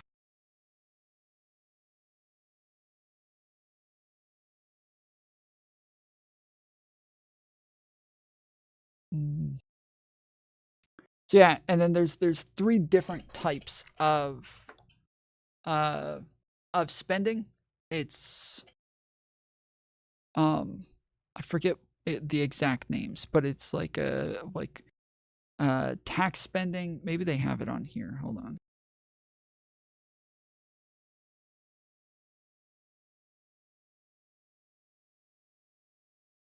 I know there's difference between mandatory, discretionary, and supplemental spending. Yeah, so these are the three: mandatory, discretionary, and supplemental spending. Anyways, still here. Okay, so you understand that you are incorrect according to this. If you want to send me a different source, I'm happy to go pull it up. But this is the actual fiscal data from the government. This is the actual government website that tells us what the government is spending and is updated throughout the year to tell us where our money's going. Now, you said it was retard with a retard take, but I would expect you to, if that's the way that you're going to approach it, I would expect, oh, my bad, I read the wrong thing or something like that. But maybe not. But anyways, the So yeah, the main thing is that yes, it's not all tax spending. We have treasury bonds. Treasury bonds.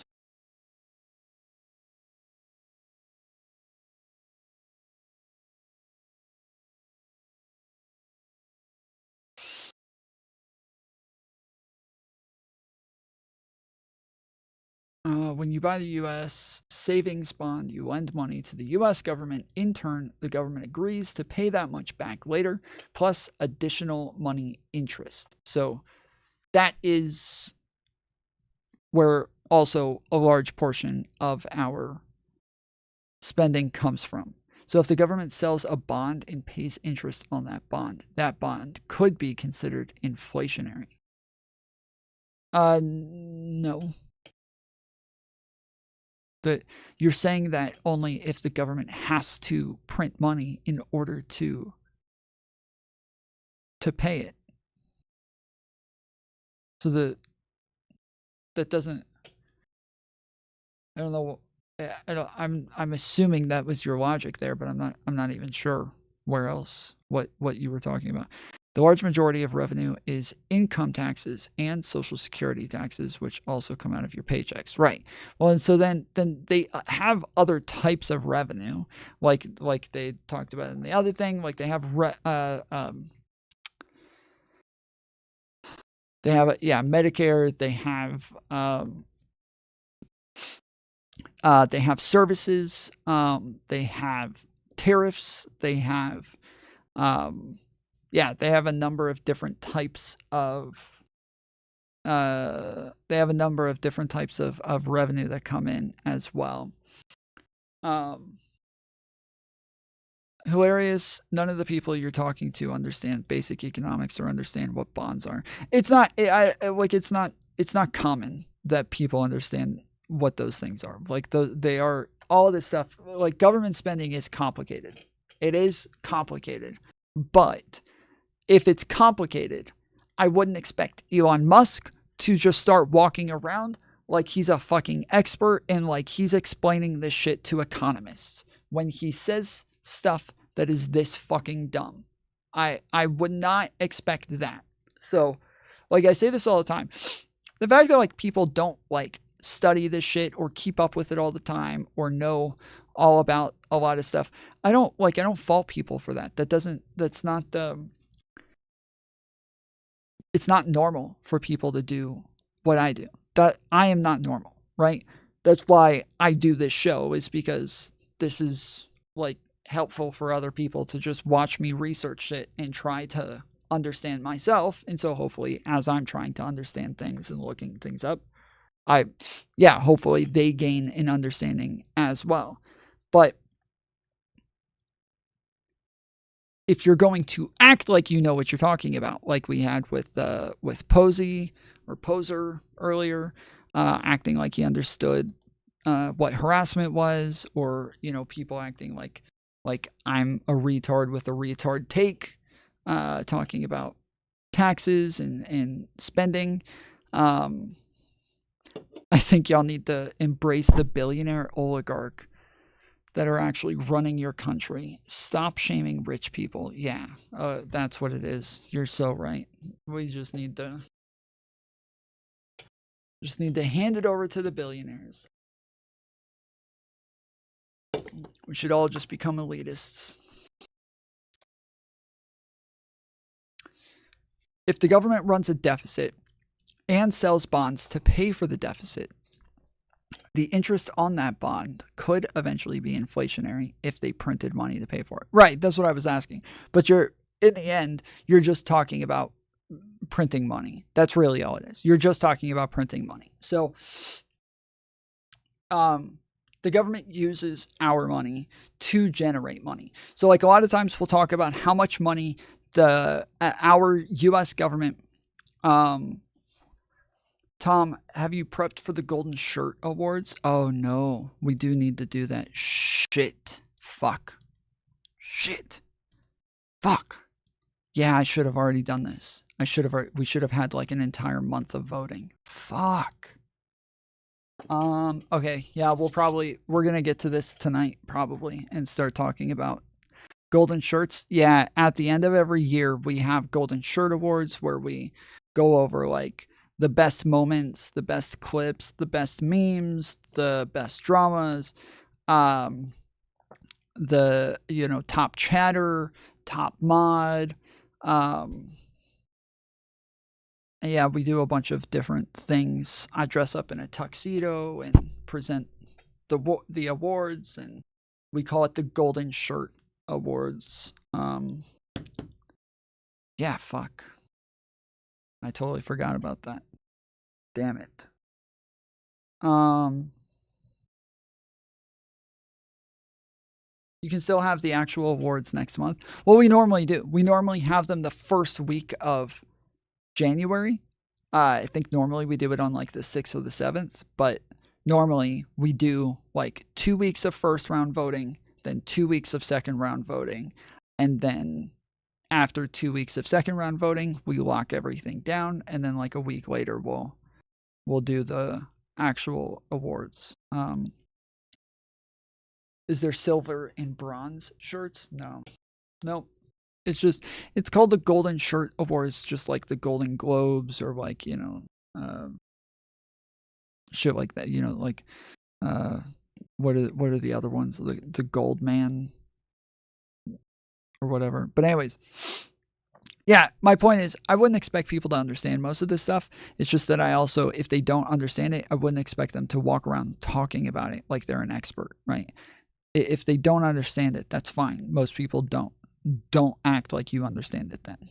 That's the thing. Like, when it comes to the law, when it comes to politics, when it comes to taxes, don't act like you understand it. I don't understand most of like government spending. I don't understand most of like how bonds work and how like a lot of, yeah, I don't get all of this. But I know more than Elon apparently.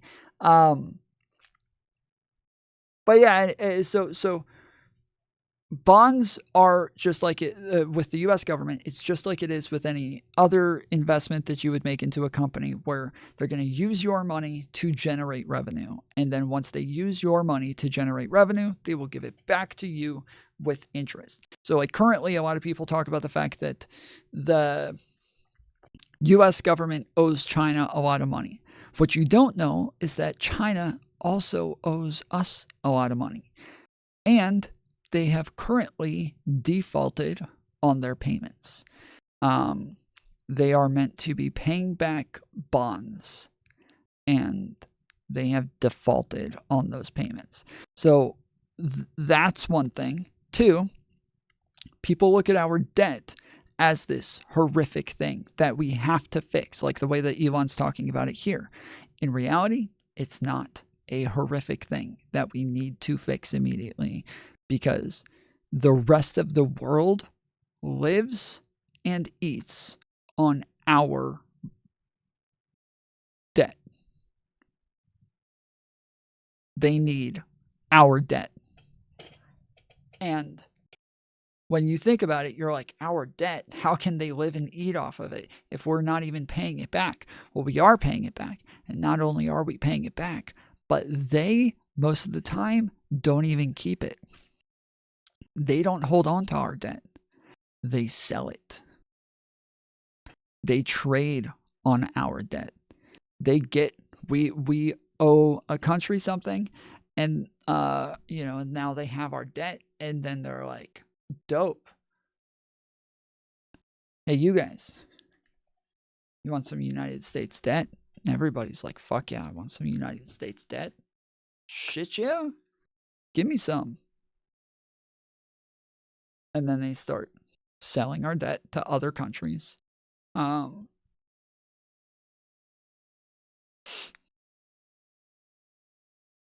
yeah, the rest of the fucking world is eating on our debt.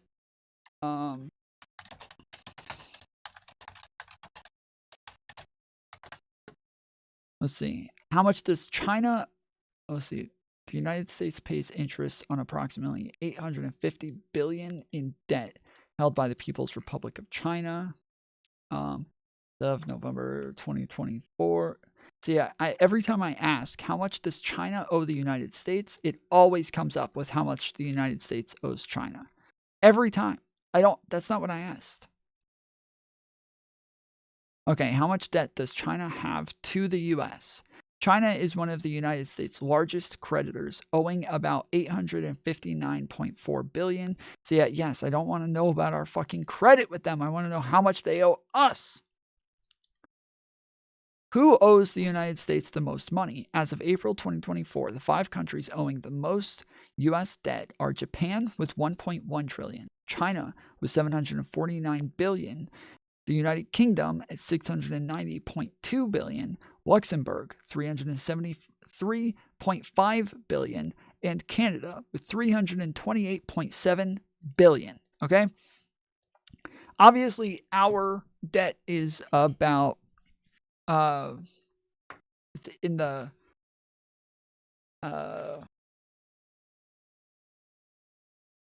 oh, never mind. Oh, okay, wait. Was this actually correct then? The first thing was correct. China, 749 billion. Okay, my bad. I read this wrong. Okay.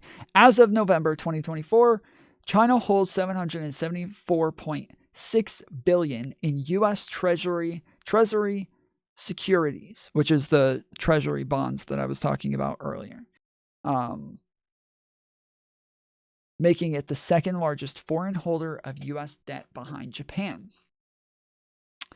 So yeah, Japan owes 1.13 trillion, and I think we have about 30 trillion in debt to China. How much does the US owe China?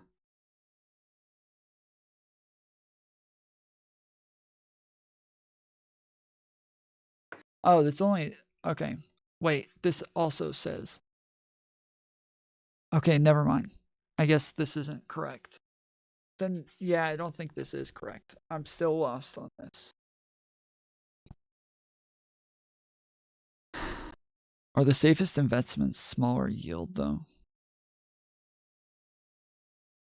I don't know. The government bonds, though, treasury bonds through the United States government are, like, considered to be the safest bonds. Like, they are considered to be like the safest investments. Like they are very good at paying out on time, and yeah, they almost always come with a plus. Not just bonds, and it's like a network where each country is brought into one another. Yes. Well, I mean, yeah, it's part of like making our currency like a world currency.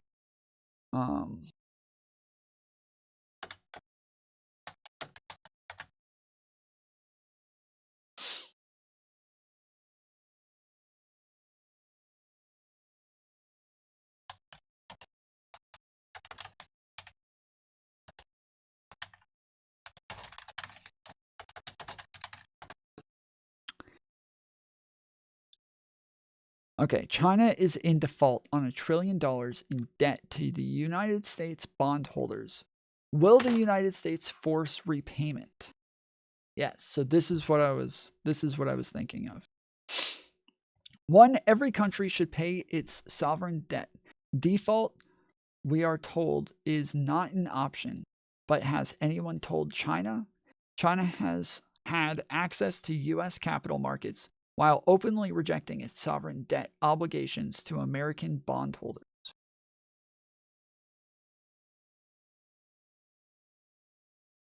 Getting settlement on this defaulted debt is not only our right and just for the bondholders, but if done correctly, could also be a huge win for the US taxpayers.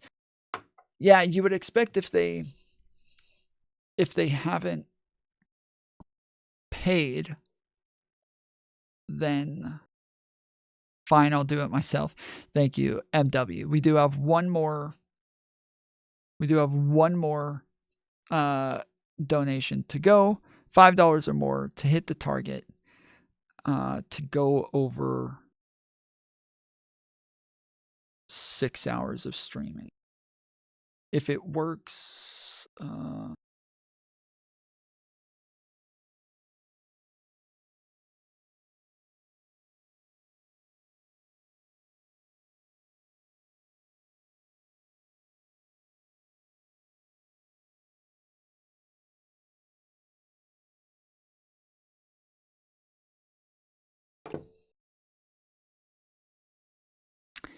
Testicle Johnson with 18-month membership at Fools One. Let's friggin' go. Every country should pay its sovereign debt. Default, we are told, is not an option, but has anyone told China? The United States pays interest on approximately $850 billion in debt held by the People's Republic of China. China, however, is currently in default on its sovereign debt held by the American bondholders. Successive U.S. administrations have chosen to sidestep this fact, allowing business and trade with China to proceed as normal. Now that the relationship with China has soared and the People's Republic of China has become the greatest adversarial threat to the U.S. and Western security, policymakers should revisit this appalling failure of justice. Okay, this is, who the fuck is writing this, dude? The Heritage Foundation. I was about to say, this is insane, dude. This is like pure propaganda, bro. All right. Thank you. That's, On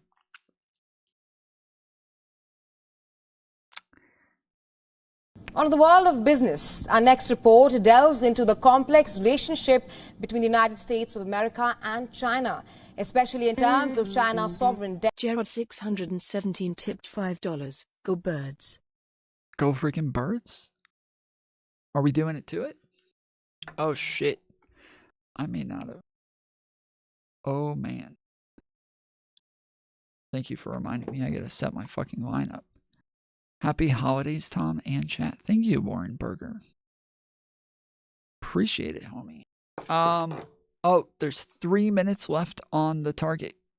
3 minutes left on the target. We got to get one more super chat over $5. I can't extend it. It won't let me do anything. It won't let me change anything.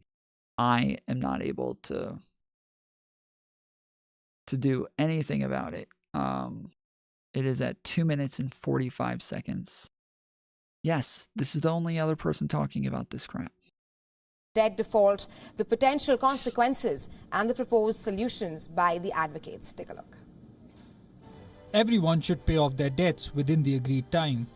But it turns out that China is actually in default on its own sovereign debt held by American bondholders. Let's take a step back and understand the historical context. Before 1949, the Republic of China issued long-term sovereign gold-denominated bonds to finance infrastructure. MW finishes off the fucking target on his own. Let's freaking go. All right, so we finished off another target. We're going over 6 hours of streaming. I am not going to set another target for tonight, but I will say you guys are welcome to continue donating. I do not mind if you keep sending me money. So,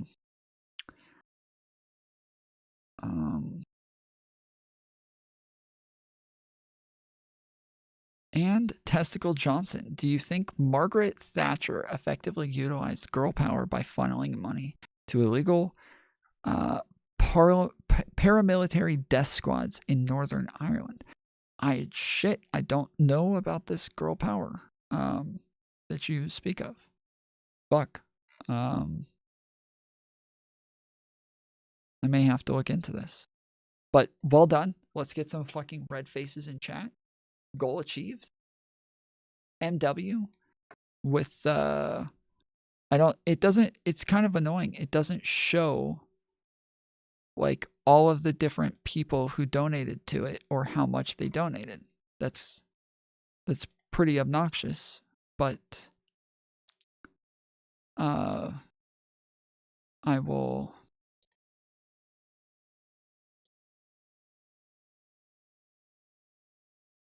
pull it up here.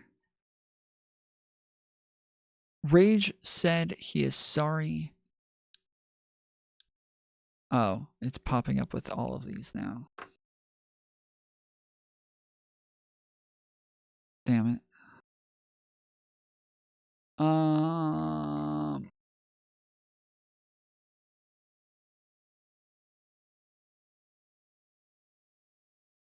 I'm hurt, Tom. Trump and Walsh made it on the card, but no Tug Life ornament. Yeah, I'm gonna work on more of those. I'm gonna make some more. All I did was I just went and grabbed like the first couple faces that I had in my like stuff to say. Sorry, I was reading Rage's comment. I went and grabbed like a bunch of the pictures that I had for my thumbnails, and I had like a bunch of pictures of different people like Kamala Harris, AOC, Trump, Joe Rogan. There was one of, I think, JSTLK's on there. Yeah, Matt Walsh, Adam and Sitch, Mantis,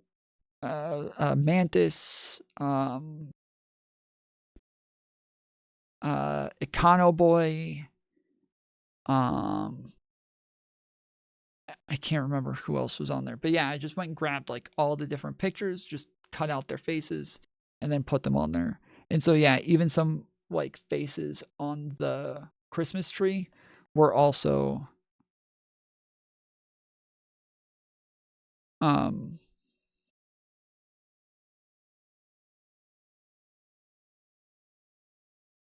even some of the faces on fuck, I didn't mean to do that. I'm sorry. Hold on, guys. I'm trying to fix this real quick.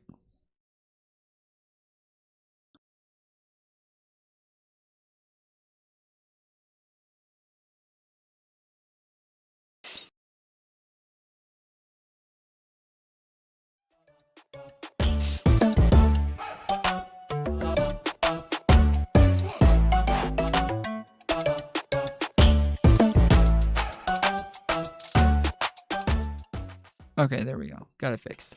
Yeah, Xander Hall's on there. STV Philly's on there. And so, yeah. I'll probably make more of those where I'll have, yeah, like Elon Musk, Kamala Harris. Yeah, I'll just keep adding like a bunch of different faces that I have in the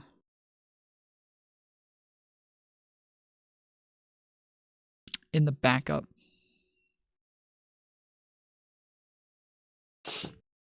But yeah, okay. So yeah, MW has 1, 2,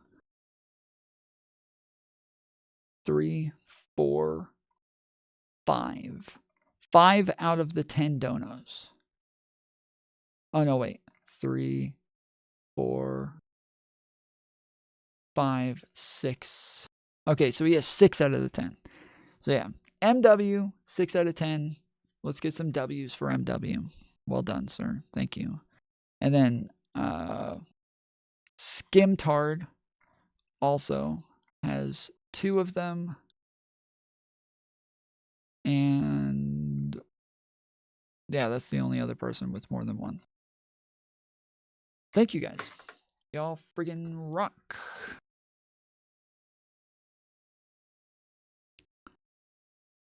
All right. What? You know what? I don't care about the debt.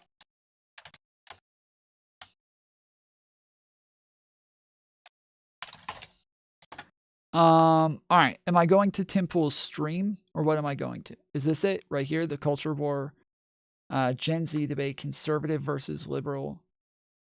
Why Trump won, Gen Z. Is this it?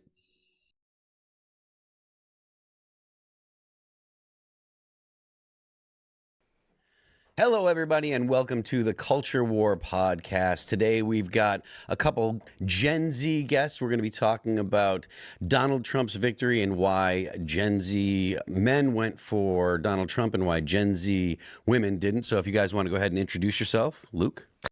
Chat's not working in Maine. What do you mean? It's working. Base chat is chatting.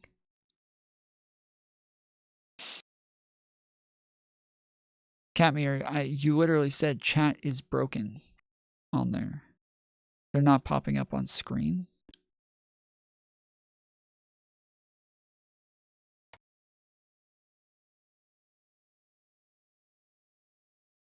It might have been because I had 2 from the same chat pulled up where I had the donos pulled up.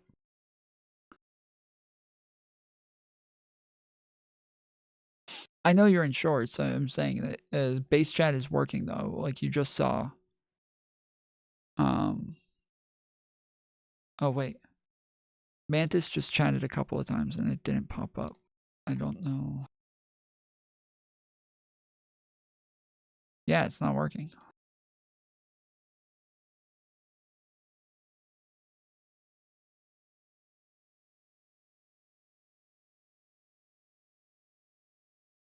There you go. Okay, where am I supposed to go on this? What am I supposed to watch?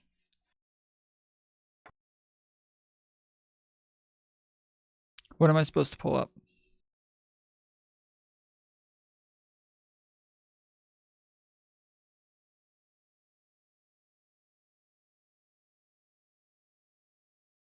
I am Luke Beasley, a liberal political commentator, and just recently started an oppositional show with Isabella Moody, who's here with us as well, called The Grudge, where we bicker and argue about how much we disagree. Oh, every show is with Isabella Moody. Oh, I didn't know that. So he does every show with her. Fuck, that is brain rot. He's a champ, dude. I'll give it to him. That's a fucking task and a half right there, bro. I'm not gonna lie. I couldn't do it. I could not do it. I am not that fair. I am not that fair, dude. I could not do that shit, bro. No way. No friggin' way, bro. It's not happening. I could not do that. Isabella Moody is a 1,000 levels of fucking retardation. Life. I just saw Life is in the waiting room. You gotta take yourself off mute.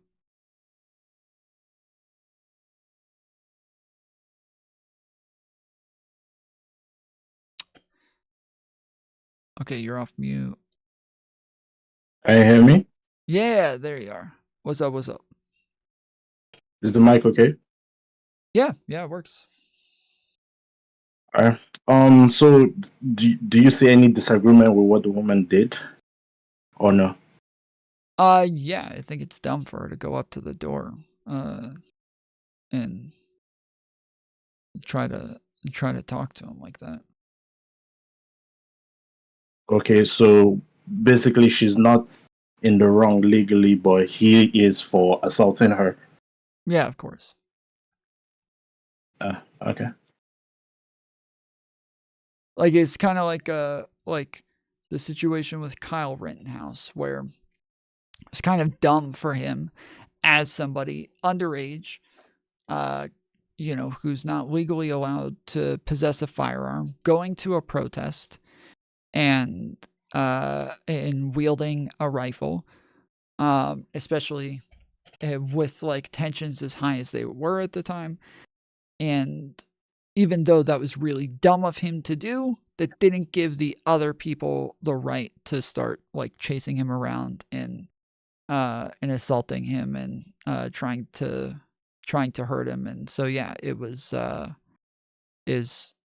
thought he was dumb for being there. I thought it was dumb for him to be carrying a gun, but he was still legally in the right and ought to have defended himself in that case. And so yeah, same here. Like if somebody just like coming and knocking on your door is too much for you to the point that they don't even have to do anything, they just knock on your door and that makes you in fear for your life, then that is that's somebody who's just not capable of coping within society.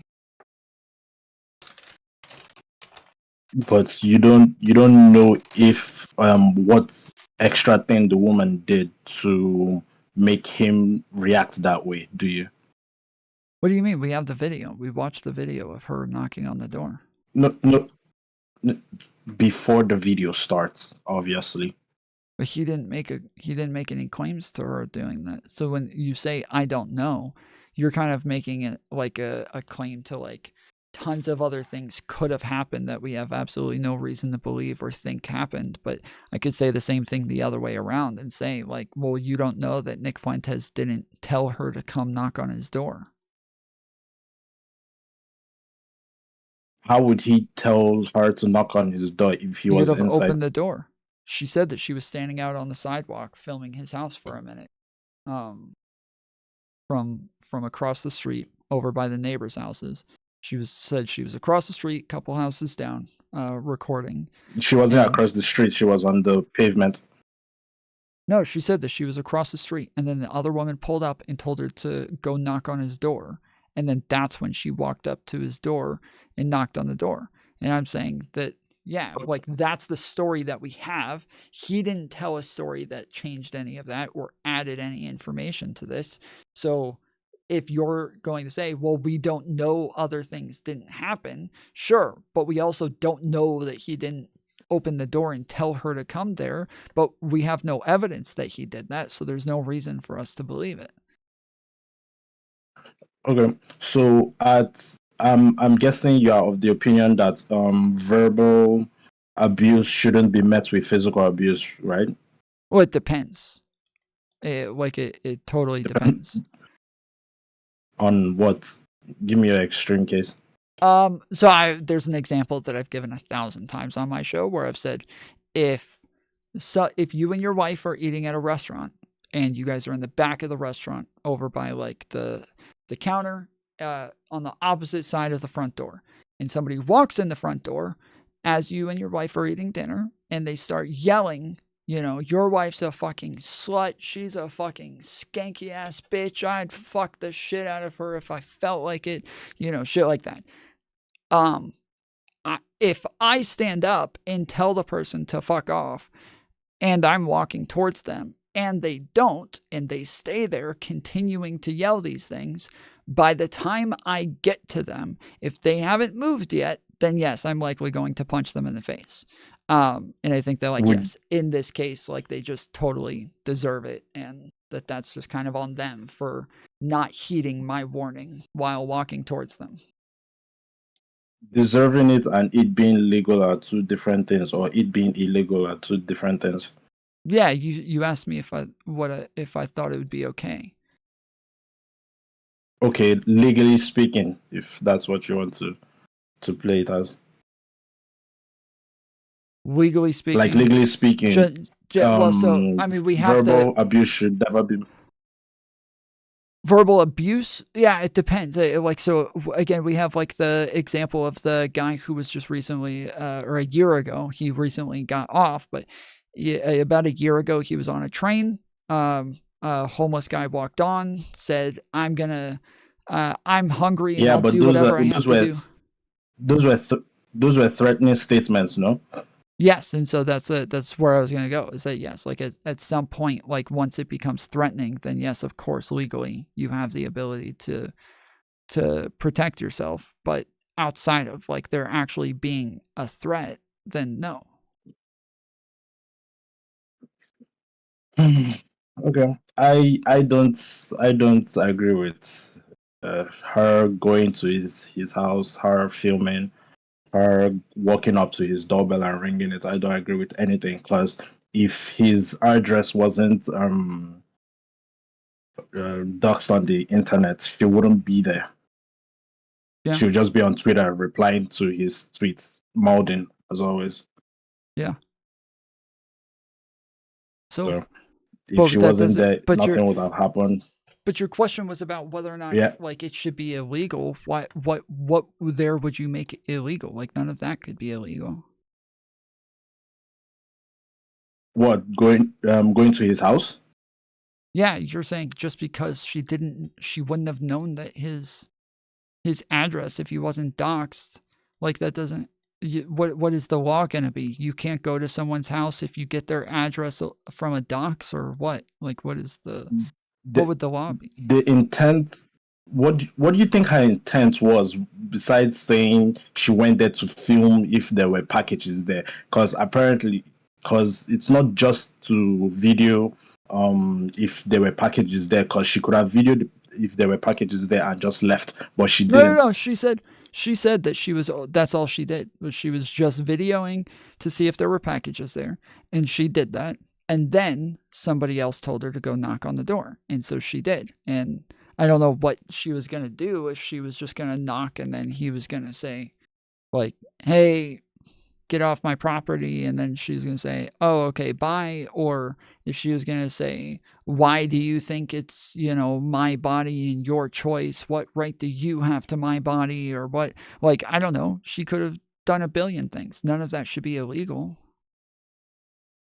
Well, it would be safe to say that him not knowing who it is or was, and with all the circumstances surrounding him being doxxed and the amount of people that come to his house, obviously he's not going to take a chance. Well, no, the taking a chance is him opening the door. He did take the chance. He did that. If he wasn't going to take a chance, he never would have opened the door in the first place. He did take a chance. And so the previous people that came to his house, he didn't open the door, and it continued. So at what point? Because I remember the cops saying, just keep calling, just keep calling, just keep calling. So at what point do you say, fuck this? I'm going to stand and do something so that everybody can fight, basically fuck around and find out. You can do that, but also you have to understand that you're going to face repercussions for it. Like the idea that because other people did this, he now is able to make the assumption that this person is there to harass him, when at the time he has no reason to believe that, no evidence of this outside of the fact that other people did it, but not this person. And then on top of that, he would also have to have evidence that even if she was there to just bug him and troll him, he would have to have some evidence that she was connected to the other person, and that they were all planning this in tandem with one another to keep going and knocking on his door, because from her perspective, she may have no idea that other people were at his door the day before. She literally said that she was there showing that nobody else was there, that there weren't piles of poop on his door, that there was nothing going on, people weren't harassing him. And so from her perspective, nothing's happening, nobody's there, everybody's leaving him alone. She didn't say nobody's leaving him alone. She just said there were no packages there. She didn't talk about I'm saying else. From her perspective, as far as she knows, everybody's leaving him alone. So I'm saying that from his perspective, you're making it sound like he can just assume that she's attached to all of these other people and put her in the same category as these other people, when there's no reason to believe she has anything to do with those other people, that she's communicated with any of them, that she's planned anything with any of them. There's no reason to believe any of that. So to just throw that in there as though he did some investigating and figured this out, there's no reason to believe that. Yeah.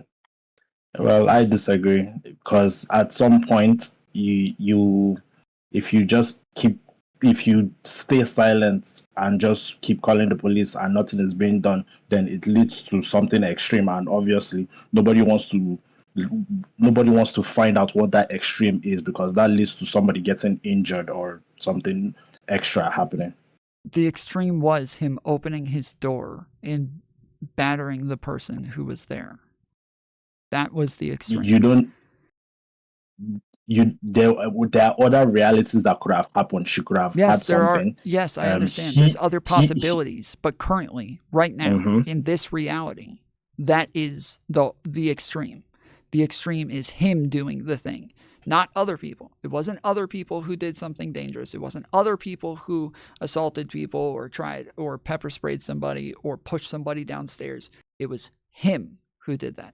And so while I understand like your line of reasoning, this is a slippery slope that exists where we have no idea that this would have ever happened or if it would have happened, but it didn't seem as though she was going to do that. There's no reason to believe that she had anything to do with anything like that. And so you can't hold her accountable for what other people did or might do. I can still hold her.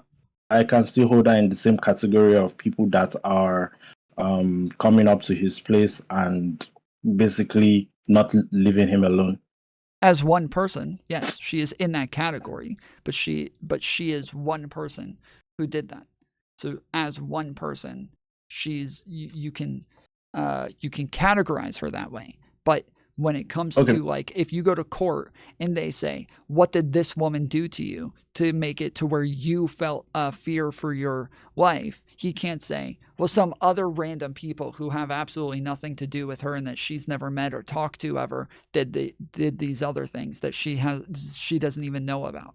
Like that would never fly in any sort of court, that people are just doing things, right?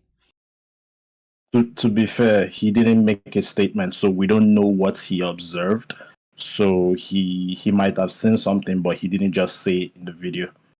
Well, it's possible that there are other things that he could have said, but he was saying things to try to defend himself. He did say that she came up to his door. He did say that he felt in fear for his life. He did say that other people have been doing things and that he's been getting death threats. Like, he did say things to try to make it sound better.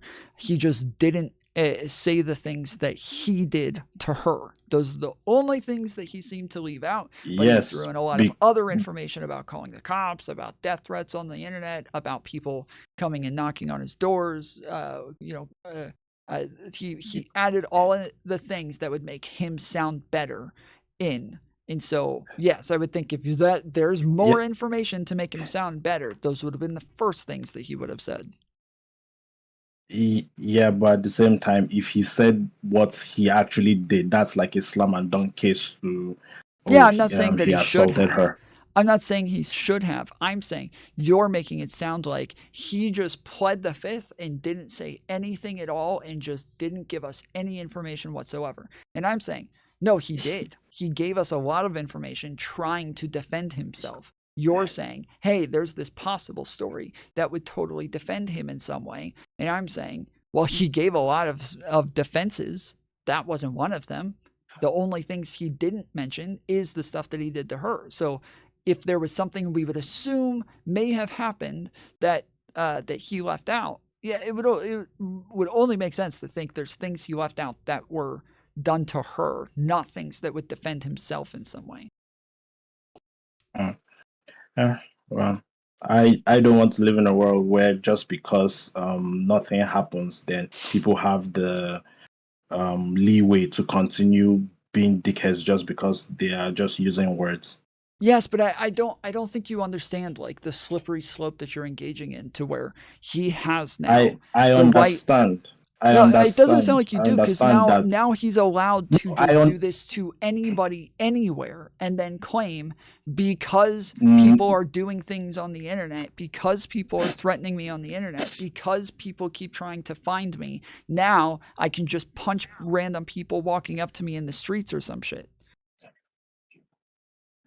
Well, if she never rang his doorbell, none of it would have ever happened. Sure, but it's not illegal to ring somebody's doorbell unless they tell you to leave and they've been trespassed. Like, this is like if I'm on the street and people walking up to me keep putting their hands up to give me a high five, and then as soon as I put my hand up to high five them back, they smack me in the face.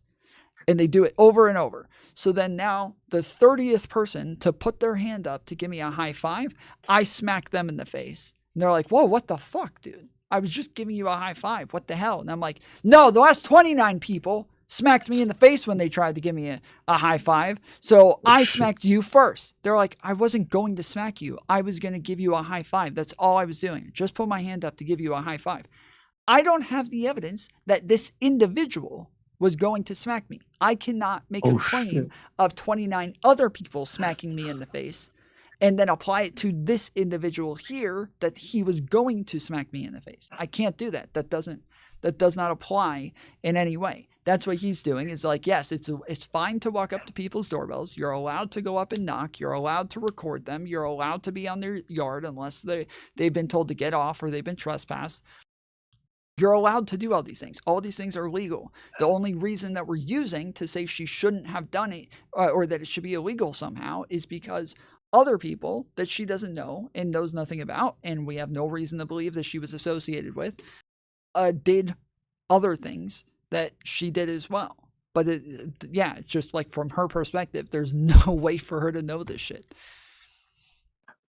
Okay, let me give you this scenario, because this is like the first thing that popped into my head. Have you like worked security before? No. Okay, well, I have, but say you are a security or you are a cop, right? And you are guarding a high profile person, and say his docs, where you people are staying, goes out on the internet, and people keep coming to the place or coming to where you people are, and the first person that rings the doorbell, what would you assume? The first person or after Yes. all of these other people have? The first person. The first person? What do you mean? What would I assume? Yeah, the first person that rings the doorbell or that is knocking on the place you people are staying at, what would you assume? What would you assume the person is there to do? Nothing. If you don't ever have people ring your doorbell or knock on your door ever, and then all of a sudden somebody does after there's a dox, yeah, I would assume that person's probably there to troll. Troll, okay. All right. That's fine. But yeah, that's why you tell people to leave. You put up signs that say no trespassing. You put up maybe a gate or something that says, private property, no trespassing. But all of these things are like the steps that you would take outside of even with what he did. If he had first told her to leave and get off his property, and then she refused to do it, and he made sure she understood, it was clear, he gave her a reasonable amount of time to leave, and was very clear that if she doesn't leave, there will be some repercussions, and she stays. Now it makes sense. That is what we call giving them a warning, and they get fair warning, and if that's what they get, and then they refuse to leave, then yeah, at this point, it kind of makes sense to use some sort of force. But in his case, he never took any precautionary measures whatsoever. He just came out swinging. I understand that, but at the same time, I don't want to say it's safe to assume, but I understand his assumption, because things can happen in split seconds. So there's no way you expect him to act precautiously and go by the rule of law and just tell her to leave him alone, get out of his property. No, you guys live in a country where you people carry guns, so nobody in their right sensible mind is going to take precautionary measures when there are extreme circumstances at play. I'm sorry, but yes, I live in the country where people are all carrying guns, and I've also, as I said, I've also been harassed. I've also been doxxed many times. I've also had people showing up to my work, taking pictures of me, posting all sorts of shit all over the internet. This isn't. If I have people following me around with a phone, and what I do is walk over and assault them, that's why they're trolling me. That's why they're doing it. They're doing it to get me to have an extreme reaction. That's what trolling is. It's doing things to get somebody to have an extreme reaction. And I'm just literally giving them what they want. Whereas if in return, instead of doing that, yeah, I can get like the cops to come deal with them and make them look stupid and record them getting carried off or some shit like that, then yeah, like then I'm able to get a W off of it. Or if I literally just let them stand there ringing my doorbell over and over, and they don't and they're not able to get anything from me, they just stand there looking stupid, knocking on my door, then yeah, then they leave looking stupid. But if there's 20 other people who went to his door the day before, we haven't seen any of those videos. We haven't seen anybody coming out with anything, say, look at me knocking on his door and then nothing happened. None of those videos came out. The one that did come out is the one where he fucking pepper sprays the woman and hits her. Like that video did come out, and then he did get arrested and did go to jail and does have charges because he did the thing. Yes, he has charges, but he wasn't convicted, was he? No, he wasn't convicted, but we're talking not about, yet, anyways. Yeah, but we're talking about based on the video that we have, based on the evidence that we have, whether or not what he did was right or wrong. We're talking about based on our evidence. If you just wanted to say, well, he wasn't convicted yet, well, then neither one of us can have an opinion on this whatsoever, and we shouldn't even be talking about it because he's not convicted yet.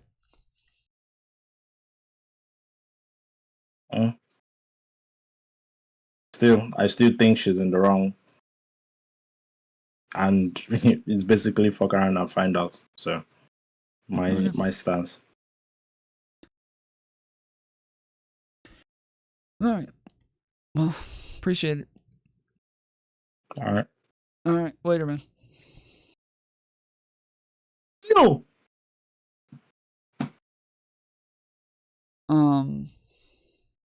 Yeah, I mean, I get the I get the whole like fuck around and find out idea. It's makes sense. It's just that yeah, like it's the same with like yeah, if somebody is like talking shit to me in a bar, and then I go over and like punch them in the face, like I understand that I'm the one who's going to get legally in trouble for this. But yeah, I also like he said, like I normally, yeah, if there may be a point where I feel like, yeah, I can't just like put up with this forever, or I can't just like allow people to you know, talk to me this way. And so sure, like there's a point where I can say like, yeah, I'm gonna go punch this person in the face. I'm going to jail. I'm probably going to jail. I'm probably getting some charges, but I've made my decision. I know what I'm doing, and I'm going to fucking punch this person in the face. It is what it is. Like, you know, I like it is what it is. I don't know what to tell you. The lady was stupid, but Nick is the only one that committed a crime. Right. I mean, that's what I said when he first called in. He's like, "Do you think she did nothing wrong?" I'm like, "No, I think she's dumb for showing up there in the first place." Like that was she's a 50-year-old fucking woman acting like a child. This is retarded. But yeah, she didn't commit any crimes, so. All right, I don't know. Guys, this is a 2-hour fucking show. Can somebody tell me where I'm supposed to go on this? I don't want to watch the whole 2 hours. Agree on everything. Yep. Should I start now? Yeah. All right. Yeah. I'm co-host of The Grudge with Luke Beasley. Yeah, we pretty much just fight. We have a lot of fun there, but it's kind of cool because not enough people on different sides of the aisle like sit in the same room and actually talk these issues out. So it's a lot of fun, and we definitely get heated on there. So it's fun. You guys will see that today. We've also got Lisa Elizabeth. Hi, guys. So happy to be back. Everybody knows I book for this show. I'm really happy to beat up on the leftists today since they never show up. So, Luke, thanks for coming. I really do appreciate you being here, but let's get into it. We have it. All right, so we were talking a little bit before. Wait, Tim isn't even here? So wait, so is this even the right show? No, Tim's not here. Okay, so they had to do something else together?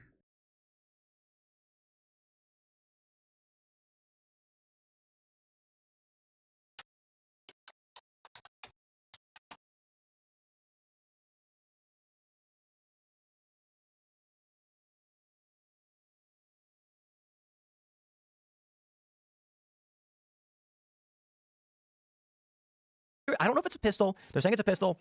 It could be a bolt type weapon with, I don't know. You guys might know better. Click join us, become a member, because with your membership, you make this all possible.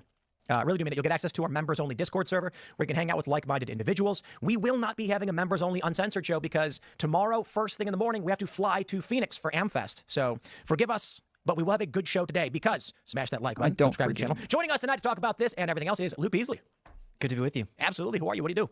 I am a liberal political commentator. Main platform. Be like, what? You didn't even look me up before you freaking invited me on your show, bro? Just do the least amount of research. Come on, dude. You can just look at my YouTube and just look at the description of my channel. You don't even know who I am? I flew all the way out here? Are you kidding me? Freaking bullcrap, dude. Do this, but from a different perspective. Right on. We here at Timcast were disparaging some of these other younger liberals before the show, but we like Luke because he has a good conversation. We were having a good conversation before, and so I appreciate you being here. And then there's another Luke here. That's a good name. Welcome back, beautiful and amazing human beings. My name is Luke Radowski here. We are Change.org. You're proud, Florida. You and beautiful Polish man. Of course, things are crazy, but they're also incredible. We're talking about getting rid of food dyes, seed oils, fluoride, the income tax, as we're also going to be exposing Diddy, the Epstein list, as Twitter just showed it to be more powerful than all the lobbyists in Washington, D.C. This is an incredible time to be alive. It's great to be back here, even though I'm dealing with some severe financial and legal problems. As of course, you could go to SaveLukeNow.com and check out what I'm doing. I'm selling limited edition hats for my lawyers. Are you someone? Save Luke. Chad, I'm everyone. Yeah, they're great hats. There's only 100 of them. You can get them now. SaveLukeNow.com. We appreciate your support. But overall, I'm still majorly white-pilled. I'm very excited, and I think we are in for a hell of a ride. And between now and January 20th, I think there's going to be psyops upon psyops. We're seeing a cornered intel agent go crazy right now, and they're only going to go crazier in the next few days. So strap on. Wow. Luke, it's so nice to see you. My name is so good to see you, too. I'm a field reporter and Neocon. Warmonger. Neocon. Bloodsucker. Over here at Timcast. It's good to be here. Luke, it's good to see you. Both Lukes. You guys look like you could be related, both siblings or something. Phil, what's up? Hello, everybody. My name's Phil Labonte. I'm the lead singer of the heavy metal band All That Remains. I'm an anti-communist and a counter-revolutionary. Tim? Actually, Carter's here. Oh, What's Carter's up? here. Filling in Yes. for Surge. I think I might. No, I'm not muted. What's up? I'm so used to Surge not wanting I know. to talk. Well, I figured it's the last show of the year. I apologize. Whatever. You know, I'd love to be on the convo. Let's get into it, Tim. Carter's pressing the buttons. Okay, man. Let's start with this tweet from Nick Fuentes. There is video, in fact. Nick Fuentes tweeted at 2:05 p.m. today. Last night, an armed killer made an attempt on my life at my home, which was recently doxed on his platform. The gunman carried a pistol, crossbow, and incendiary devices. I believe he intended to kill me. He is now dead. I am okay. According to the police, the would-be assassin committed a triple homicide in southern Illinois early yesterday before he arrived at my doorstep with his pistol drawn, calling my name. I am grateful to God that I am still alive. Tragically, the gunman broke into a neighbor's home to evade police and killed 2 of their dogs. While heartbreaking, it could have been so unimaginably worse. God have mercy. Doxing is not a game. This nihilistic lynch mob behavior must end before anyone else is killed. I will now have to uproot... Hold on. He gets doxxed. They go to kill him. And instead, they go into his neighbor's house and kill their dogs? What? Uproot my life and relocate.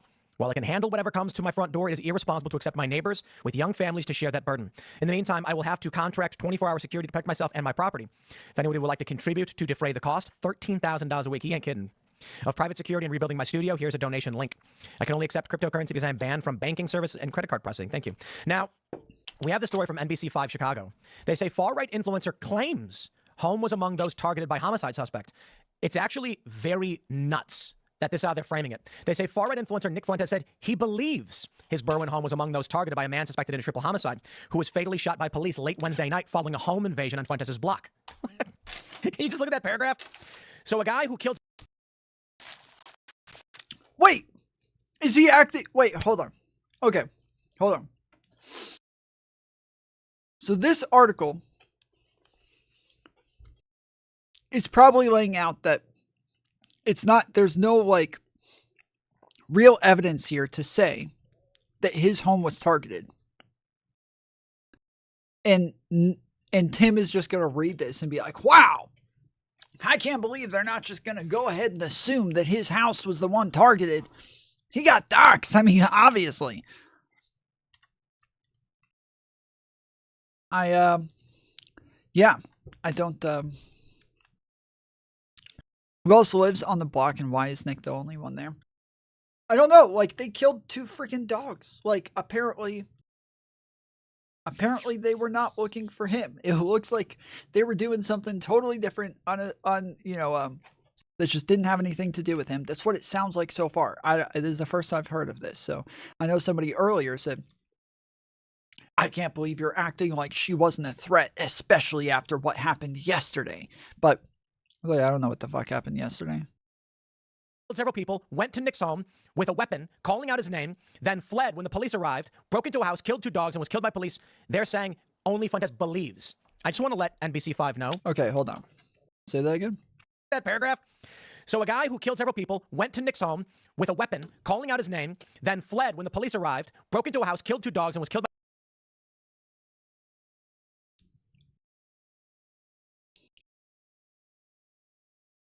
Wait, what? Look at that paragraph. So a guy who killed several people went to Nick's home with a weapon, calling out his name, then fled when the police arrived, broke into a house, killed 2 dogs, and was killed by police. They're saying... Okay, so he fled when police arrived and then killed 2 dogs. Okay, so maybe the cops came. He ran away. He tried to break into another house to, evade police. There were dogs in there that were attacking him. And so he had to kill the dogs to stop them from attacking him. Okay, this is all said so oddly. Only Fuentes believes. I just want to let NBC5 know there is no such thing as defaming the dead. You can just say what everyone is thinking. Now, there's actually a video of this posted by Nick where the man is on his doorstep with a crossbow and would appear, I don't know if it's a pistol. They're saying it's a pistol. It could be a bolt type weapon with, I don't know. You guys might know better than me.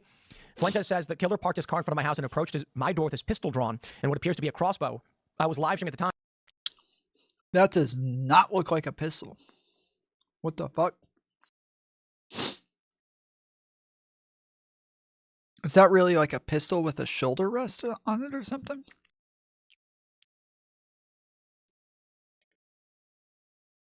What is that?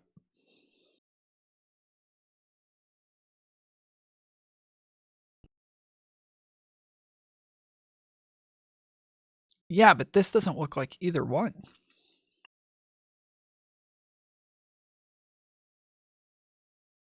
That doesn't look like a pistol, and it does not look like a crossbow. Pistol is in the other hand. Well, yeah, it looks like there's a pistol down there. But again, this does not look like either one. This does not look like a pistol, nor does it look like a crossbow. This looks like something totally different.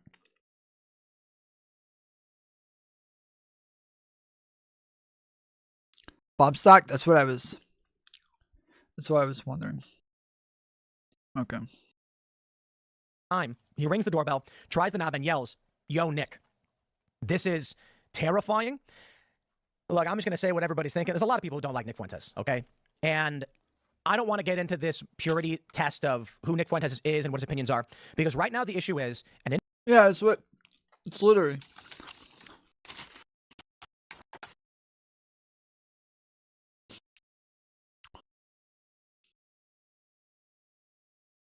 So, these are SIGs.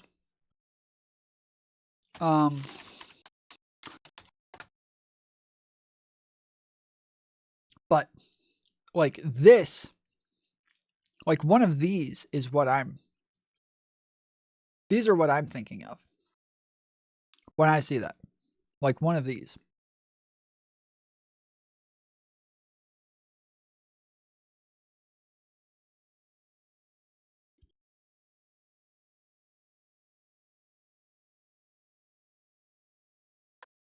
Individual who has opinions on the internet and trolls, someone tried to kill him. This is not okay. It's never okay. And we need this to de-escalate. But my fear is that this would be the Mangione effect. Yeah, Nick's opinion doesn't matter here. It could be someone on the left, and we would be acting the same way like we would be right now. As, of course, it is awful and horrible what happened right now. And sadly, you know, the left did lose politically. And I've been warning about this, especially since Donald Trump won the presidential election. The left overwhelmingly doesn't have a lot of political solutions. They do overwhelmingly have a major mental health problem that predominantly a lot of people who believe in their larger ideology do suffer from. So this is something that I think has been...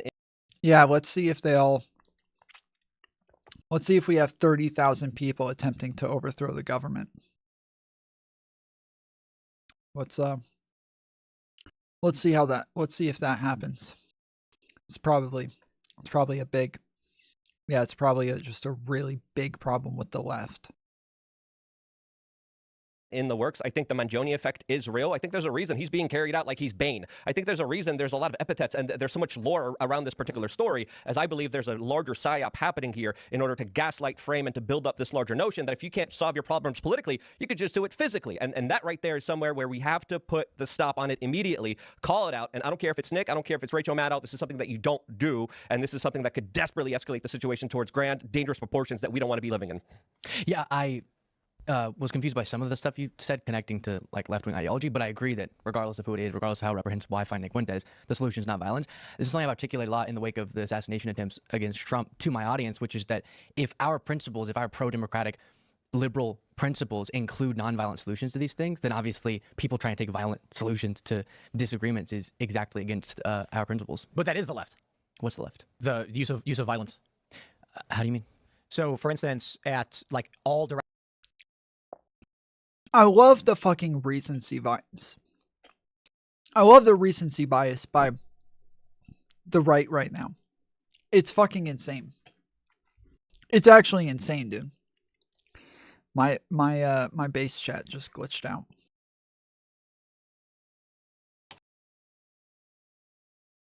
It's done this twice today, where it just turns white. I can't refresh it. I can't do anything. It just turns white. It's the fucking white supremacists whiting everything up. Taking over.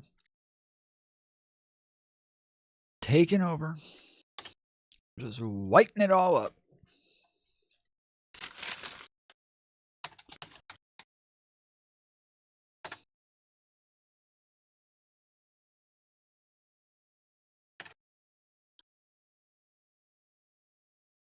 Okay, got it back. But yeah, the recency bias from these people, they keep saying shit. I see it in chat all the time. I heard it from the radio host guy the other day. You know, no, the left is the only one that's violent. The right does not believe in solving things with violence. It's only the left. The left is always violent. They're the only violent people out there. Like, bro, you realize by far the majority of homegrown terrorism over the last 20 years has been from right-wingers. Like by far the majority. We're talking by far the majority. Like by far the majority. I'm talking like 99.9% of homegrown terrorism has been far right. Name a few.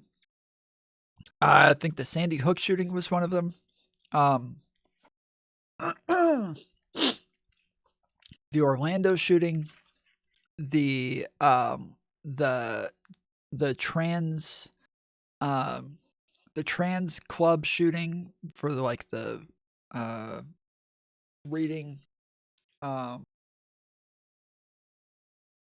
Buffalo was a left-winger. Proud Boys? What do you mean? Why are you saying Proud Boys? Talking about events, not Oath Keepers. Hold on. We're talking about events, not. You can't just name people.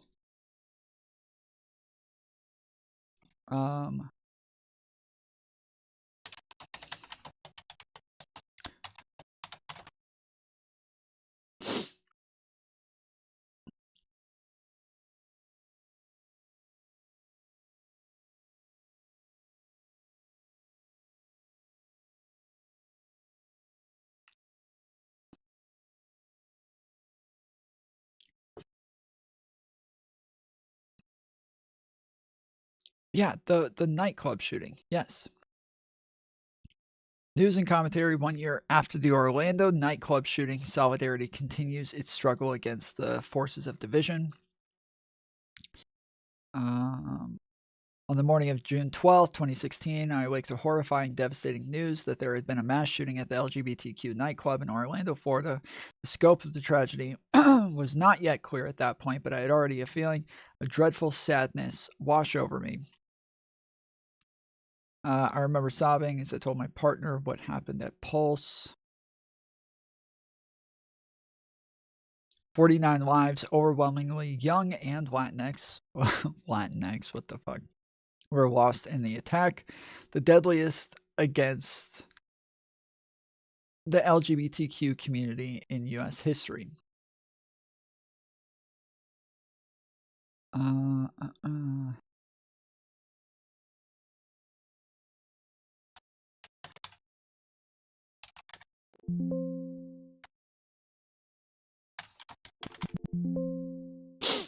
Yeah, I don't know if this... I could have sworn this one was some sort of right-wing terrorist attack, but I could be wrong.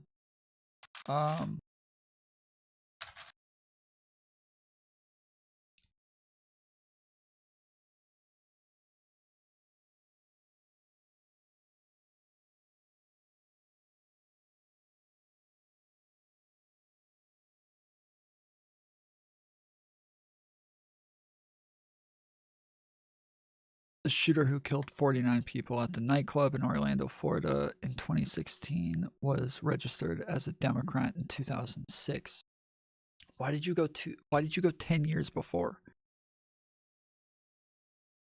Why do you guys always do this? Why do you guys always act like you're proving something wrong and then give the most irrelevant information possible?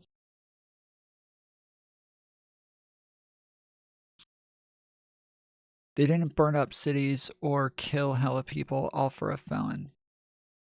What? I don't know a person who did that either.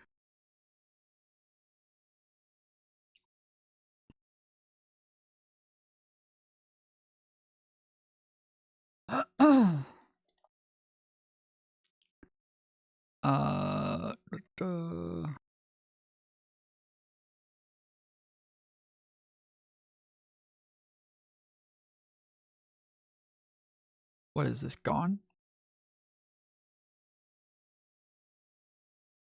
Yeah, all this does is say that some people are they're pointing to Islam, but I'm pretty sure that that guy was from the United States, right?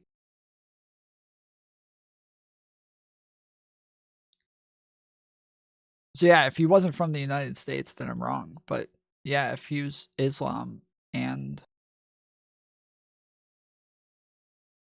born in the United States, then I'm an act of hate. There has been no claim to responsibility for the attack on jihadi forms, but ISIS sympathizers have reacted, praising the attack on pro-Islamic State.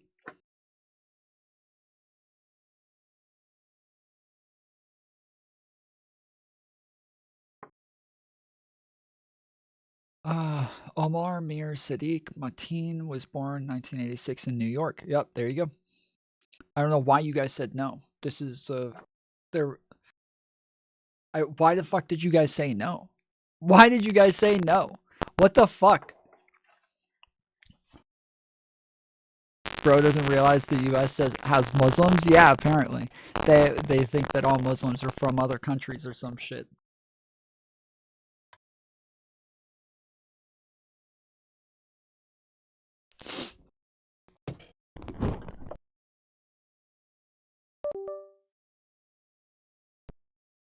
Sorry. I said, yeah, apparently they think that all Muslims are from other countries or some shit. Okay.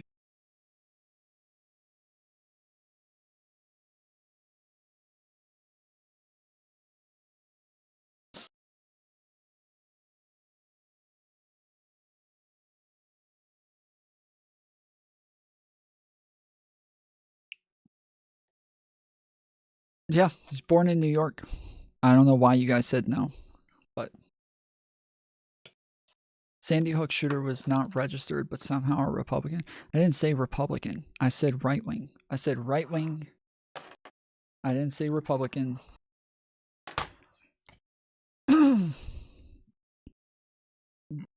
Yes, if you are part of a crap, hold on. Linda! Listen, Linda, listen. Sorry, my monitor just went out. Give me a second to reconnect this real quick. Okay. Put that on mute. So yes, the answer is yes. He was right wing. So this is one. What was the other one that you were talking about? What was it? Sandy Hook shooter?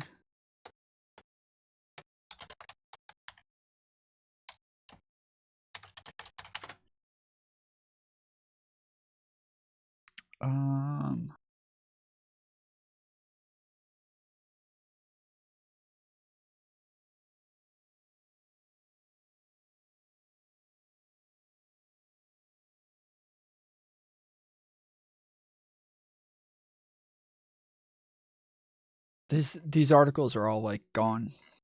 So the last two that I've clicked on have just been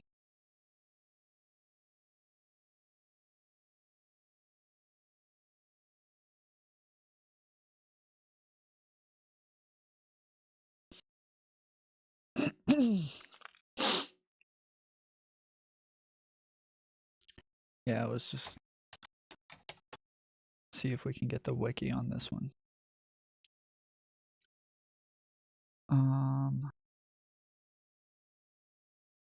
Perpetrator Anna Perk lives with his mother, Nancy Wanza, in Newton, 5 miles from the elementary school. He did not have a criminal record. He had access to guns through the mother, who was described as a gun enthusiast who owned dozens of firearms. She often... Oh, wait. This is the kid who was still in high school, right? Yeah, if he's still, like, in, like... If he's still in high school, it doesn't make sense to, like, categorize some sort of political leanings for this kid.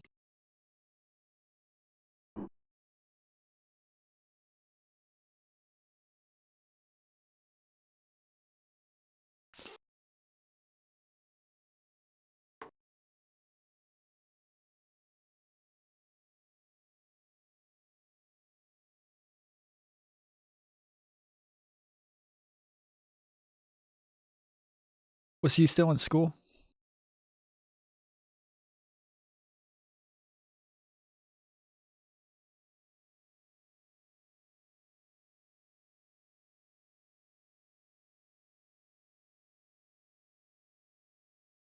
Yeah, anyways, this is what I was referencing.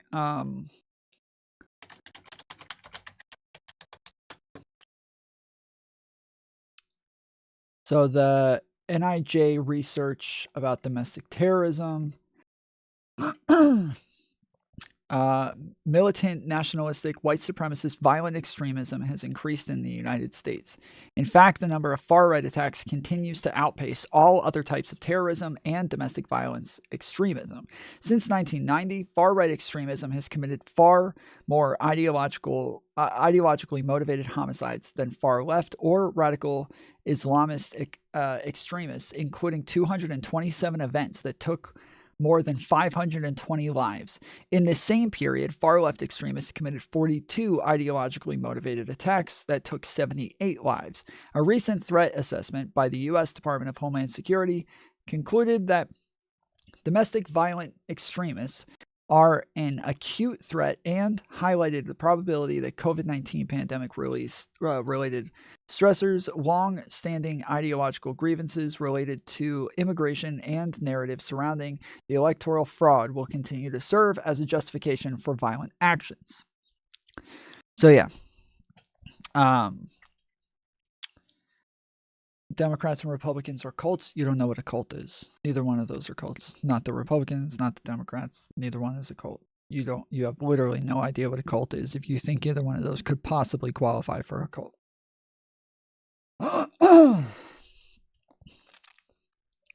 What if people in general are stupid? They are. You can just drop the what if.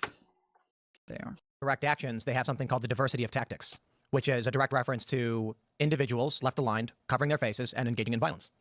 So the Mangione effect. This is not a right-wing phenomenon. There's not like Bible-thumping conservatives going around calling for death and murder. There are people selling products who are outright of progressive or left ideology, advocating and celebrating and outright saying they want to engage in carnal relations with Luigi Mangione. Yeah. So, and that's something I've been speaking out against among, it's hard to say my own side because I think we talked about this last time I was on, or the episode's going to come out tomorrow.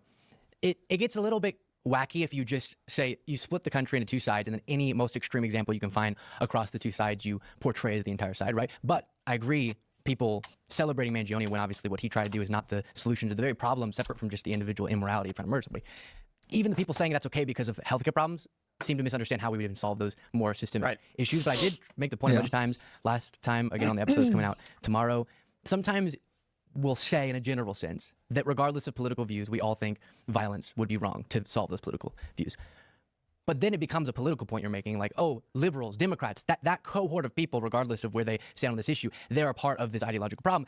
And last time I was on, we went over this, which is that political violence actually is far more common among I would take issue with saying Democrats, because I don't feel like your run-of-the-mill Democrats are the type of person that would be the type of people that Tim's referencing. But you kind of make it like it's a left thing. And even I'm on your side here, man. Hold on, let me get through my point, man. I'm on your side. And you're both wrong. That's not even true. And you're both wrong. There's wanted posters for. Well, you interrupted him and then told him to stop talking so that you could defend his point. Like, what? Let him finish his point about this. MAGA is 100% a cult. Yeah, sure. MAGA is... It is cult-like. It's about as close as you could get to being a cult without being a cult. But they check literally almost every single box. Like, literally every single box. Blue, no matter who, is a cult. That's still not a cult. That's still not even cultish. It's not even cult-like. It's just not. Again, you saying people being dogmatic is a cult. That's not a cult. That's just called dogmatic. The LGBTQA bullshit is a cult also. Again, you guys don't know what cults are. You guys have no idea what cults are.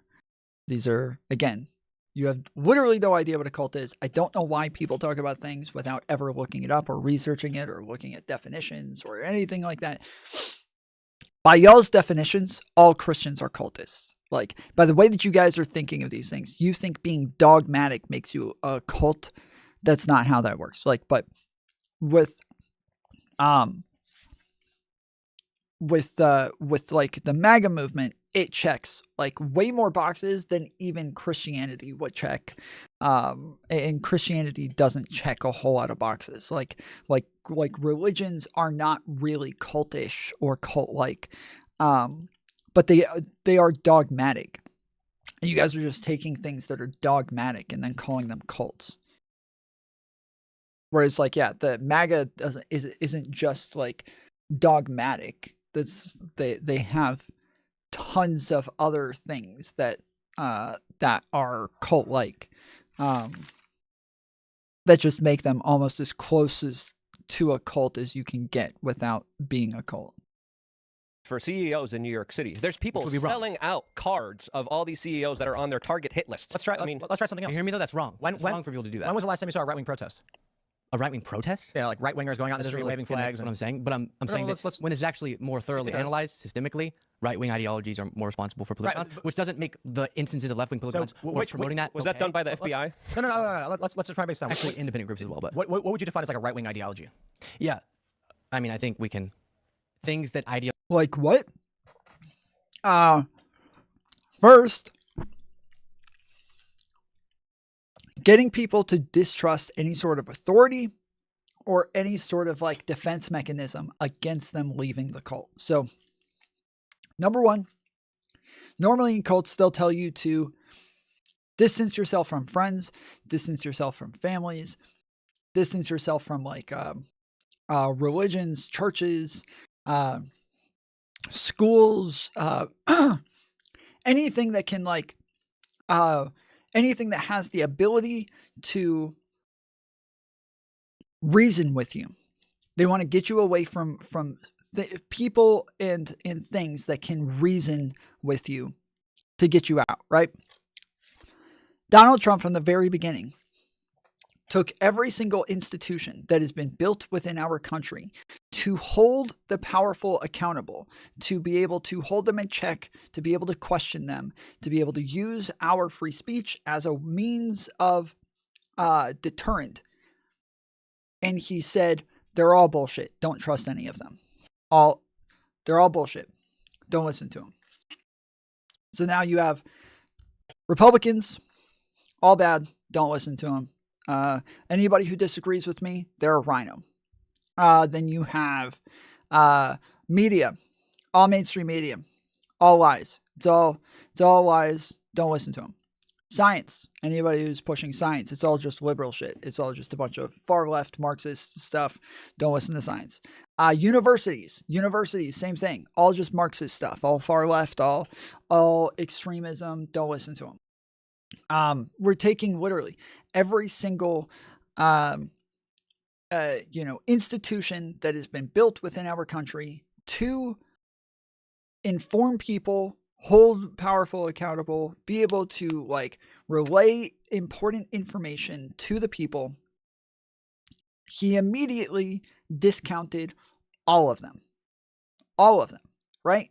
If you are discounting entire institutions, there's something wrong with you. If you take an entire institution and discount it as a whole, there's something wrong with you. But he didn't just do that. He took every institution that would hold him accountable and said there's something wrong with all of them, right? So if you want to say, hey, this one news station, I don't like it. You know what? That one and that one. I don't like either one of those news stations. I think that they're a little irresponsible. I think that they're willing to stretch things a little bit too much. I don't think they're as honest as they could be, right? Like, you're picking things individually based on individual actions and grading them individually. But if instead you take it as a broad brush for the entire sector, for the whole institution of mainstream news, and just say all of it. Okay, well, yeah, if you got that many problems with that many freaking institutions, it's on you, bro. It is you at that point, okay? It can't be everybody else who's freaking crazy. It's just got to be you at that point, all right? I'm sorry, but it's not even possible for all of them to have these problems. And if you're just going to broad brush all of it as propaganda, lies, all that shit, okay, then you're just fucking insane. You're schizophrenic. If you think that that's even possible, you're fucking schizophrenic. And it's the same for, colleges, universities, all of this shit. If you're just going to broad brush all of these things, then yeah, it makes sense. You would have to, if you're going to be a fucking, incessant liar who's just going to make shit up off the top of your head every single day, commit a bunch of crimes, and then just play the fucking victim. Oh, me? What? No, I couldn't. No, me. And you're just going to play the victim every single time, no matter what. Yeah, I would say the best thing to do is to, go ahead and just totally degrade every single, important institution within our country, all of the institutions that have made our country the greatest country in the history of Earth. All of those, all of the ones that have made us the fucking shit. Take all of those and degrade them and say they're not good. They're not good. I'm way smarter than all of them. I know more than all of them. That would be the first thing to do as a cult leader. Yeah, of course. Yes. They're going to hold you accountable. The justice system? Yeah, bullshit. No, justice system? No, it's broken. It's all lawfare. Yeah. Yeah. Oh, 80 counts? Nope, not one of them's correct. Oh, 88. Over 80 felonies? Oh, no, none of them are real. Zero are real. 0 of them are real. It's all fake. All fake news. Yeah. Ideologically, across the political spectrum, are associated with the right wing. But what does that mean? You're saying right-wing groups statistically are more likely to be violent. What does that mean? No, whenever they study acts of violence that had a political motivation, it's more commonly, by a pretty large margin, people who associated with right-wing ideologies. And what is a right-wing idea? Yeah, we could pull up the studies to specifically define it because I don't want to botch it. How would you define left-wing violence? So in the United States, it's actually interesting because right-wing ideologies tend to just be disparate. So what does that really mean? Well, right can refer to anarcho-capitalists. Certainly don't agree with white supremacists, but in the media, in these studies you're referring to, they claim they're the same group. But that's what I'm saying. Like, if you have an anti-government from a right-wing perspective, or super racist from a right-wing perspective, so we're not going to say that's now we can categorize all of the right as that. I wouldn't do that. But you can. You'll do the same thing with the left, which is to say that a communist who wants to see a CEO killed is the same as someone who's just on the left. It is. Yes, which is ridiculous. And I can. You're playing into the very because then let me tell you but why if you make that argument. Yeah. You're I can tell you putting people in danger in the very way that we're speaking out against here because you're saying those people who want violence are an entire side now, as opposed to making distinguishments. We'll simplify it very easily. If a group of white supremacists and white nationalists were out protesting, anarcho-capitalists would get into a fight with them. So these are two supposedly right-wing groups. That's the argument? And there are left-wingers who get in fights with each other. Actually, that's not true. On left-wing groups, as I've covered these protests for a decade, they have something called the diversity of tactics. So what you end up seeing, for instance... You're talking about... Yeah. Yeah, so you have liberals... Rando protesters, okay. Then when you have liberals... So here's how it works, and here's why you need to... well, I mean, maybe you don't want to accept that, I don't care. When you get 300 run-of-the-mill liberals who don't believe in violence, black bloc extremists, these are not a specific ideology, it could be anarcho-left violent factions, it could be tankies, specifically... utilize those protests for body mass. It's in their manifestos. It's in their meetings. And the liberal groups, when they're organizing, shout out to your friend Lisa Fithian, ask her about this. They tell the liberals respect the diversity of tactics. Now that is something that you don't see associated with right-wing groups because you'll have like right-wing militias exploit right-wing protests for horrible ends. When? We can find particular examples. I don't have. If you don't have them, then I don't think you have an argument. Or like an example, would you say that? And I know someone over there is going to get triggered, but because it's such a prominent one that is on top of my head, you had people who were peacefully protesting on January 6th, and then those who went violent.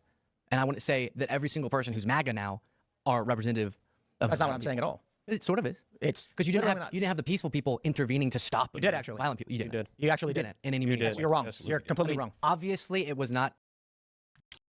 Alex Jones did. He is wrong. He is wrong. Alex Jones.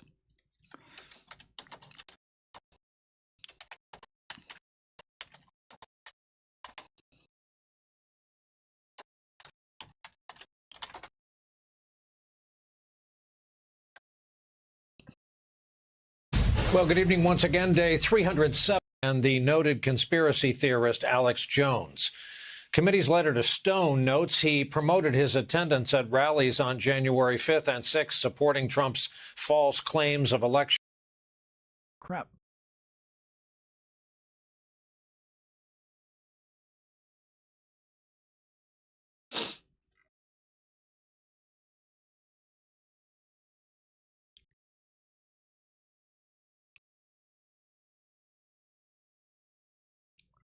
Damn it.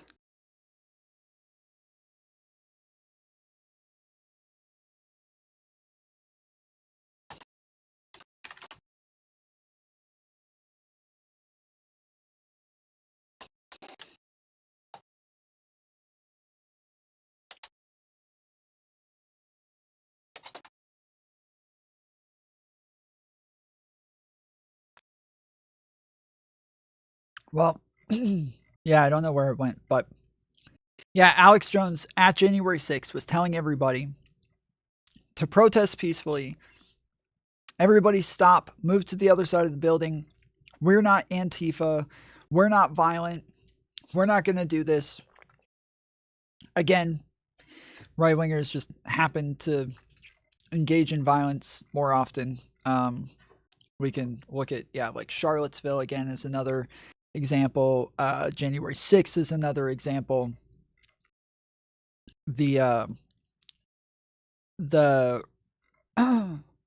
What was there like another like kidnapping of or attempted kidnapping of like a senator or a governor.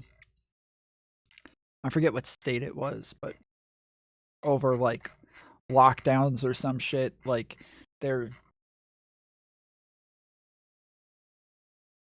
I think he means that like we're not right wingers. Don't say we're not Antifa or we're not leftists. If you want to tell people not to be violent, just say we're not MAGA, and then and then they'll understand.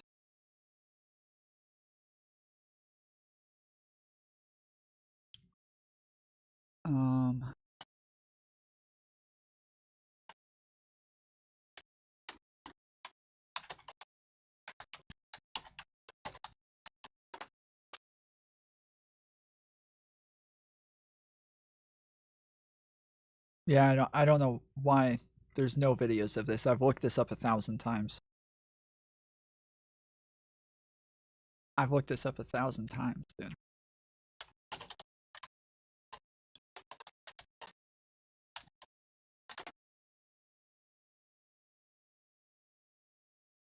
From nooses or shot execution style on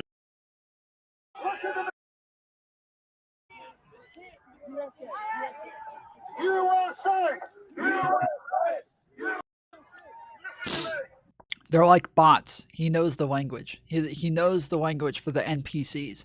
If you can't get their attention, just start saying USA and they'll all immediately stop and just USA. Yeah, USA. Yeah, USA. We're doing something, guys. And then like he just knows. Their programming is set to just do it. Listen to me. We've got a permit on the other side. It's great that this happened, but the Trump's not going to come when we've taken this over. We're not Antifa. We're not BLM. You're amazing. I love you. Let's march around to the other side. So yeah, he's saying, let's go to the other side. Trump's going to be mad if he finds out that we're being violent. We're not Antifa. We're not BLM. A meaningful enough effort to even assist law enforcement. There's surveillance footage showing some of the men asking police what they can do to help. Yeah, and I'm saying that there are left-wing protesters as well who will be speaking out against violence at left-wing protests. I know because I've and seen so it we can talk about tendencies and right. And so on the right, you're going to make anecdotal arguments about things you've covered or protests, and that's why I think last time too. My guy Taylor Lorenz is not progressive. She's a run-of-the-mill progressive personality who said we all want more of that on TV. Oh, she was wrong, and I spoke out against her. So you are in the minority. Maybe. The vice president wanted more of it. What? Kamala Harris wanted more. She said that people should be out in the streets. She said that she was not saying violently. You know that encouraging people to protest is different. She was putting up her bail funds. She just retweeted a group that was trying to bail people out, and that was it. And they always bring this up as her encouraging violence. Like she literally said in the tweet. She quote tweeted it and said, like let's try to help peaceful protesters. That's all she said. Like they didn't at no point did she encourage people to be violent. You can't just that away. Just like how y'all again, you'll do the same thing for January 6 people and say, but it's not for the violent ones. That was her argument. The vice president was not putting up a bail fund. What? I'm saying that she was not doing that for people who would engage in violence. He literally said he was going to pardon all of them. What the fuck? He doesn't have to put up a bail fund. He literally said he was going to pardon all of them. She absolutely was getting arrested. Who was getting arrested? All sorts of trespassing or something like that. No, property related things.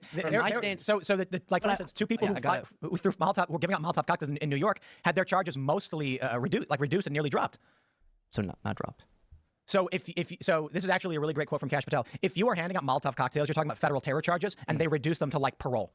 Like that's shockingly insane. And I would have, based on if we went through the individual prosecution, probably disagreements with some of those prosecutorial decisions. But I will say again, you'll go through, and this is really, to people's feelings, compelling to a lot of folks, and cite particular examples to portray a narrative about the entire other side being violent, right? But then we actually research it, and it's not true. Right-wing political violence, it's made up. It's not. You can't even name any. I have research. Name an ideology and name an instance. If someone would, you're going to pull up the SPLC. You're going to pull up the FBI. You're going to pull up extremely biased studies that were done by biased organizations that don't give a damn about the city. Hold on. The point is this. You cannot make an argument with no data. No, the reason. Tell me. I'm not the one who has access to you have a computer right there. Oh, I want your audience to see what I'm talking about. Oh, for sure. Give me a source. I'll pull it up. All right, perfect. I think in the last, are we still logged in the last document I had? Here, one of y'all talk while I pull this up. Should we pull up like the ADL's hate tracker map, or what do they have? That's a credible organization that doesn't lie for political purposes at all, right? As well as the SPLC, as well as the FBI, that again fudges data in order to come to a particular political conclusion for political reasons. You can't believe a lot of these top institutions since they lie through their teeth. Where can I send this? They even lied about the statistics about violent crime in America. Okay. For those of you who want to at least pretend that you have brains, okay? You can't get a source and then say, oh, I don't believe that source. Sorry. and then just move on. Even if a source has lied like 1,000 times in the past, it doesn't mean they're lying right now. You still have to engage in some sort of logical formula to explain why they're wrong. You can't just say, oh, I don't believe them, so moving on. That's full cope. That is a full-on cope. And this is the way that they try to get out of everything. Oh, sorry, fake news. I don't believe them. Oh no, sorry. Liberal media. No, thank you. Oh, no. Sorry, Donald Trump. They said something mean about him one time. I don't believe it. That's not how that works. That is full on cope. That is full bullshit. You can't just say, oh, I don't believe them. If somebody brings me a source from OAN, I don't ever say, oh, no, sorry. Sorry, don't believe him. Sorry, moving on. Somebody brings me a source from Alex Jones. Oh, no, sorry, can't do it. Nope. Moving on. Somebody brings me a source from Russia. I can't say, oh, no, sorry. Nope, they're liars. Nope, don't believe them. Like, that's not how that works. That's not how that works. You can use it to question some of the claims, but you can't just say, oh, no, I'm not going to engage with that at all because I don't feel like it. Because in that case, I can just call everything bullshit now. I can just say everything's untrustworthy. Why? Oh, because they got that one thing wrong. You don't remember that one thing about the, you don't remember that? Yeah, you can't find it. They retracted it. Yeah, so it's gone now. Yeah, sorry. You wouldn't find it. It's gone. They retracted it. With 100 other ones, they retracted all those too, so they're all gone. So you wouldn't be able to find them. But there's hundreds of them. So they're so bad. They do it so much. Well, that's just not how that works. Sorry. That's not how that works. You can't just say, oh, no, sorry, broad brushing again. Oh, sorry, just broad brushing again. Just let me get my friggin' massive brush out and just broad brush everything that doesn't agree with me. Sorry, can't do that one. Department of Criminology and Criminal Justice. It's the ADL. University of Maryland. And then disparities in violence, keywords, extremist groups. UML-led study among violent extremist groups. Is it this one? Yeah. First of its kind, look at left, right, and Islamist extremists explore similarities and difference. New research co-led by University of Maryland CCJS professor Gary Lafree finds that some political extremist groups are more likely to commit violent acts than others, a belief that's been increasingly questioned on the rise of left-wing extremist groups like Antifa and right-wing extremist groups like the Proud Boys. There's been a strong presumption among many that while the left-wing and right-wing ideologies vary a great deal in content, they resemble each other in terms of their willingness to use violence to further their political agenda. However, our analysis shows the right-wing actors are significantly more violent than left-wing actors, said Lafree, a professor in the Department of Criminology and Criminal Justice and the founding director of the National Consortium for the Study of Terrorism Responses to terrorism. So let's start with what do they define? The National Institute of Justice too when you're ready. What do they define as right wing? Yeah, look into it. So this is an opinion article. How do they define? Well, it's reporting on a study they did. There's a press release. Yeah, they're talking about a study, motherfucker. This is from the Department of Criminology and Criminal Justice. They're explaining a story. They're explaining a fucking study. Why did he just say, oh, this is an opinion article? Where did you get that from? Says who? Why did you just make that up, Tim? Why did you just make that up that it's an opinion article? Says who? Where did you get that from? Yeah, UMD-led studies. So let's start here. For you. My argument is based on, let's start with what an ideology is. No, but see, you keep going back to provocative examples of individual acts of violence. The reason when you started listing off instances, I know because I've been in these debates before, how people react when I give you particular examples. It becomes about that example. And see, that's the only thing that Yes, well, exactly. And earlier, Tim and the other guy were happy saying that the left engages in the majority of violence. The left is just so much more violent. The left is extremist. But then he gives you something that's actually got data in it. And now you're like, well, how do they define right wing? It's like, I don't know. How the fuck did you define left wing earlier when you were making the same exact claim with zero data? With no data. And just to be clear, there isn't anything out there with data that says that left-wing extremism is more violent. There isn't one. There isn't one. There's literally none. All studies talking about like left-wing deaths or right-wing deaths, there are none that say that the left is like more violent or killing more people, right? Like the worst thing that people will bring up is like BLM, right? BLM was insanely violent. BLM did millions and millions of dollars in damage. And like 12 people died.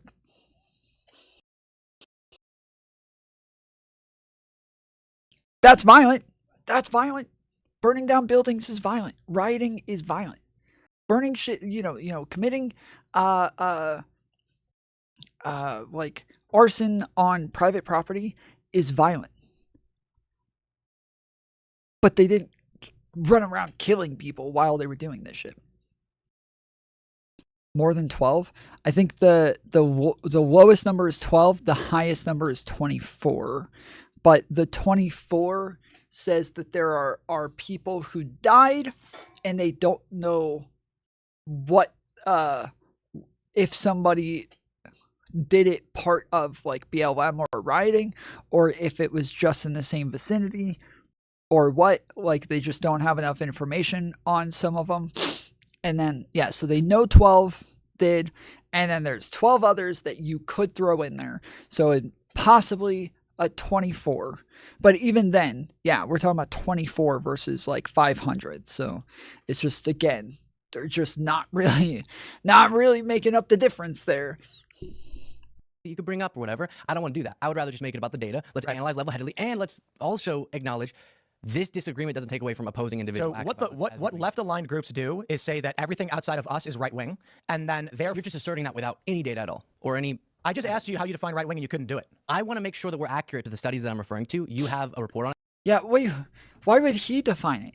You're reading a fucking study. Read how the study defines it. That in the study they say we cannot define what makes something right or left.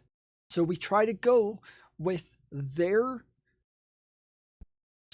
we try to go by their own labels of themselves, the things that they believe in, and then generally how people categorize those things or those groups or those beliefs or something like that. But they say pretty clearly, we cannot define, have a legal definition for this. All we can do is just take how people generally use these labels and apply them to the beliefs that these people purportedly hold. On it that I'm sure helps to specify that. And if you would find some effort that we're misdefining types of violence, then I'd love to explore that. I think there might be. I believe, I could be wrong, but I believe that's what they say. This could be a different one, but the one that I was reading earlier, that's definitely what they say, the NIJ. But this is from the PNAS. A little bit of missing the forest for the trees here, although I would say in the study earlier. Wait, Tim just pulled it up. He just pulled it up and then got rid of it.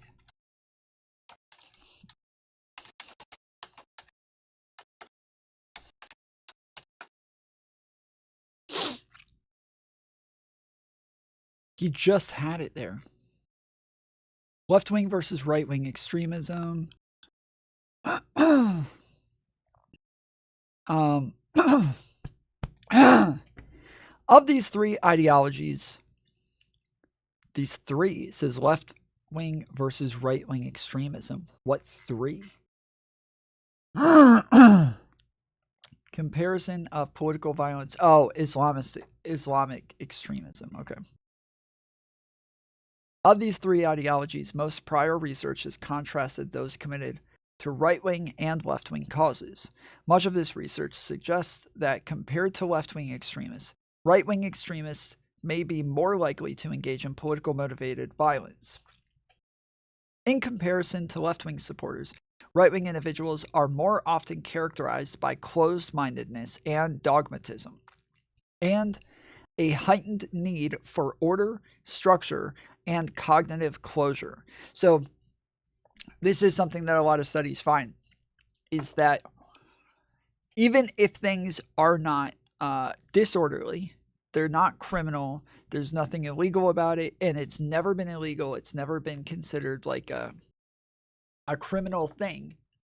Right-wingers, as long as people are doing things that are outside of the norms, they will immediately think of it as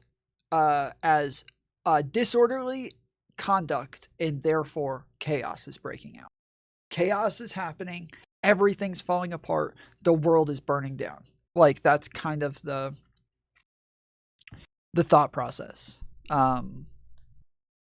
And mostly peaceful. Yeah, that's what I keep hearing people from January 6th say, that it was mostly peaceful. Do you disagree with that? Do you think it was not mostly peaceful?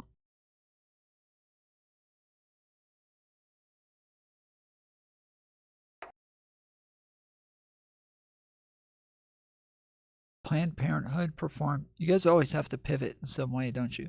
Just cope somewhere else, okay? This is not the cope show. This is where we engage in reality. If you need to cope about something and find some way to feel better, listen, if we're saying that the right engages in more violence, that has nothing to do with you. That has nothing to do with you. I don't feel bad when they say the right wing engages in more violence or the left wing engages in more violence or anybody. I don't feel bad because I didn't do any of it. I don't care. I don't know why you guys always get so fucking guilty when we point out that, like, MAGA committed an insurrection, or they committed a bunch of terrorism or whatever. But you guys get so guilty so quickly. Like, you don't have to feel guilty. If you didn't do it, don't feel guilty.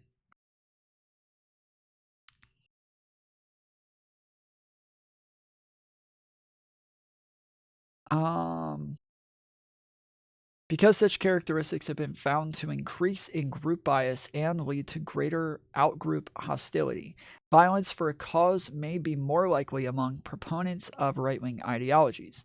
In contrast, in comparison to other right-wing counterparts, left-wing individuals score higher on openness to new experiences, cognitive complexity, and tolerance of uncertainty. I think that they say this as though that's like profound in some way, but it's not. Most right-wingers are conservatives. They're conservative. They want to conserve things. They want things to stay in some sort of like they want it to match some sort of fashion and some sort of norm that's going to be traditional. This isn't crazy, like, especially when we look at progressives who are going to be on the left, who lots of times do want things to change and move to like drastic differences. It is going to be like people who are more conservative, who want a more traditional lifestyle and want things to be more traditional. This is not like a profound thing to be like, oh, well, right-wingers want things to be the same and left-wingers want things to be different. Like, wow. Well done. They're also less likely to support social dominance, which could lead to their overall lower likelihood to use violence against adversaries. In line with this reasoning, some studies have demonstrated an empathy gap between liberal and conservative individuals. Finally, according to various conceptualizations and operationalization of right-wing authoritarianism, aggressive tendencies constitute an inherent component of this construct with people in RWA, being more hostile towards others who violate norms than those low in RWA. A recent meta-analysis supported this conclusion, revealing a positive relationship between right-wing ideology and aggressive attitudes and behaviors. However, the study did not focus solely on politicized context and included only milder forms of aggression.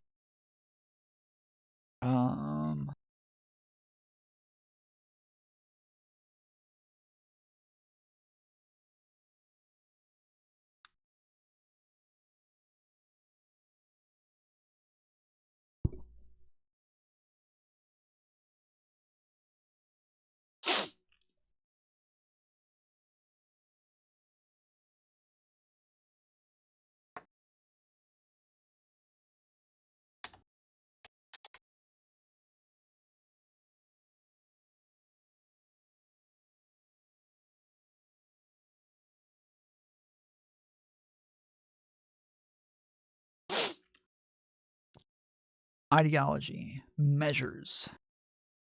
We used similar definitions for Islamist, left-wing, and right-wing ideological perpetrators as in Study 1. For Study 2, 49% of the incidents in our sample were perpetrated by Islamist terrorists, such as the Islamic State or Hezbollah. 45% were perpetrated by left-wing terrorist groups, such as Shining Path of Peru or Naxalite movement of India, and 6% were perpetrated by right-wing terrorist groups such as the Ku Klux Klan in the United States of Rainier Sena in India. Again, we constructed two dichotomous variables with right-wing ideology as the recent category.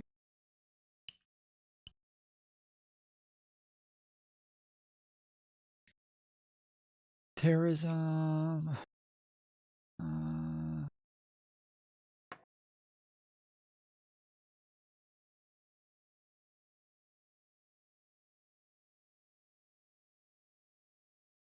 In order to assign the ideological leaning for the former type of attacks, we took the names of the perpetrator groups and matched it with a battery of armed non-state group database and terrorist group encyclopedias that assigned an ideological motivation to terrorists and other militant organizations.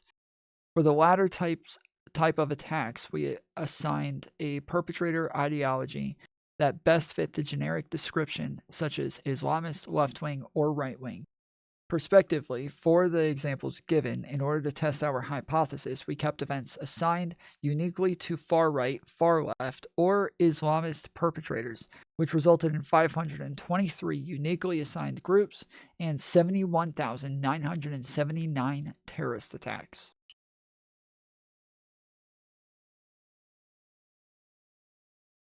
Excluded from the sample were terrorist attacks perpetrated by nationalist separatist groups and criminal organizations. Nationalist separatist terrorist perpetrators include actors such as the Irish Republic Army.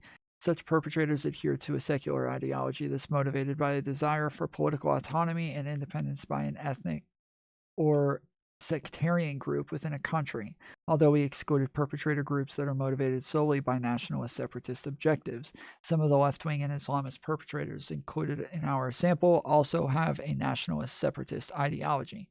Yeah, so they took the actions that are being committed, what they're being committed against, and then categorized if it's right-wing or left-wing based on the action. So if they're going and trying to blow up an abortion clinic, it's automatically listed as a right-wing terrorist attack. If they're going and trying to kill a CEO of a healthcare business, that's automatically going to be listed as a left-wing terrorist attack. Things like that. So yeah.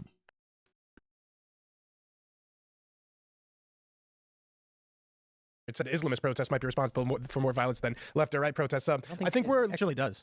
Far and wide have received the most research and policy attention, especially singled after the deadly attacks, blah, blah, blah.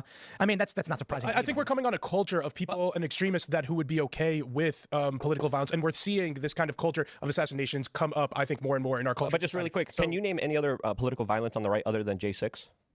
He just listed off a bunch of examples. I listed a couple of groups, the 3%. No. Let me just do this. I almost I'm gonna do this. Yeah. I'm gonna do this. I almost had a print. Here's how it's defined. This is the ADL's heat map tracker for violent extremism. Right-wing white supremacy. Right-wing white supremacist. Neo-Nazism. Right-wing anti-government. Right-wing other. Islamist left-wing. Right-wing anti-government. Right-wing political unknown other. Where's left-wing anti-government? It's not a fiction. Why is white supremacy and anti-government both considered the same thing? There aren't really left-wing anti-government sects. So this is why we talk about this a lot, is that when we talk about populism, there's left-wing and right-wing populism, but left-wing populism isn't anti-establishment or anti-government or anything like that. Left-wing populism is anti-elites and elitism. They are against elites. They don't like rich. They don't like billionaires. They don't like millionaires. They don't like CEOs. They don't like any of those things. Whereas Whereas right-wing populism is anti-establishment, but they'll literally vote for billionaires to be the president and bring in his billionaire friends to run the government and shit like that. So they are both like completely different when it comes to the type of populist that they are. But again, they'll also they're closer to each other than they are like others. What would you consider Antifa then? They're mostly going to be anti-elites. They are anarchist groups. They are anarchist, but most of their actions are not against the government. They're against what groups that they consider to be fascist.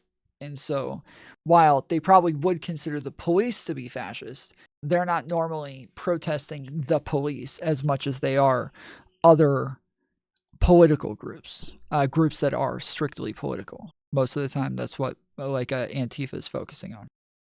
Thing. Oh, no, but left wing only has one category. You can maybe Later, Naomi. Hope you feel better. To get more information, but it's specifying between the different types of right wing. Yeah, white supremacy and anti-government are two totally different things, and left-wingers can be anti-government too. Of course. So then why call anti-government right-wing? Well, like if there's an anti-government leftist who attacks a right-winger for a political reason, that would be categorized under left-wing violence. So right-wing, what defines someone who is then anti-government solely? Why would that be labeled as right-wing? And how do you determine whether who's anti? There are right-wing anti-government ideologies, right? That are. Okay, hold on. How do you determine who's anti? There are. Okay, so it says anti-Semitic incidents, anti-LGBTQ incidents, white supremacist propaganda, white supremacist events, extremist murders, terrorist plots and attacks, extremist policies, and shootouts, okay?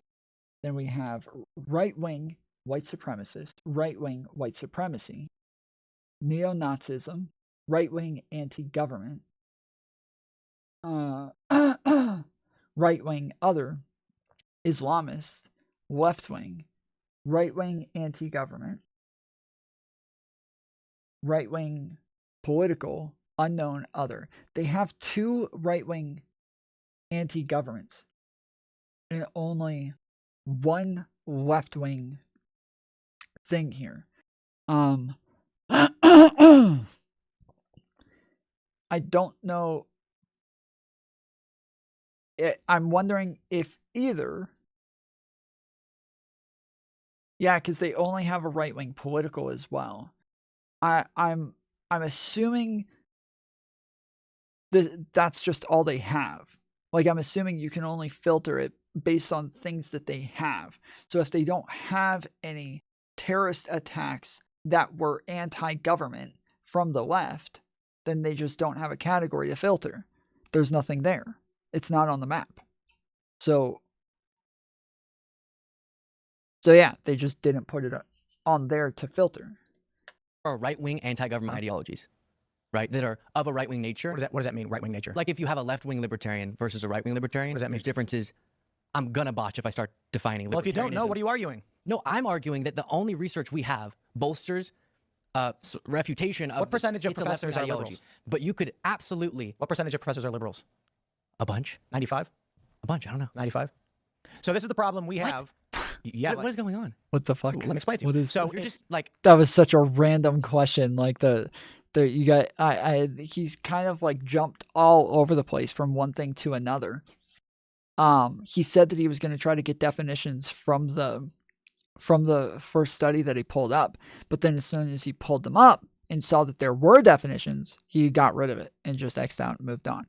Then he moved on to this thing, but now this thing, he's like complaining about the fact that there's no left-wing government in the filter. It wasn't saying there's no like category of this doesn't exist. It wasn't on the filter. He's just, yeah, he's just trying to find something to complain about. And then now he's moved to, well, how many professors are liberals? What? I thought you guys said that all the professors were Marxists. What happened? Are they liberals or are they Marxists? What the fuck?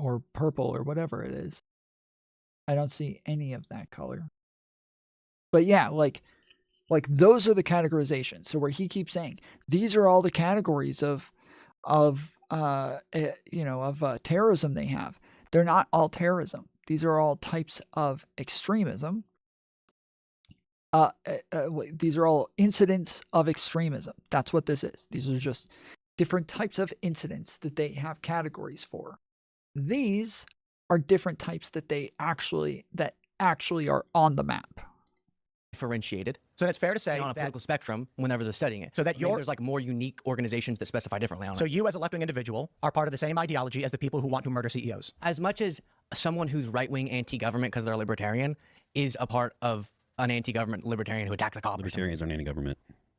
Yeah, look at my point. I'm saying that even within the subcategorizations, I'm not going to say any right-winger who's anti-government is violent. So the point is... You want me to read you a definition because you really wanted it? Of right-wing? You Googled it. Let's get it. All right. Right-wing ideology encompasses a broad range of political beliefs and values that prioritize tradition, hierarchy, individualism, and limited role of government in certain spheres of life. The term right-wing originates from the seating arrangements in the French Revolution's Legislative Assembly, where conservatives sat on the right side. So is Nick Fuentes right-wing then?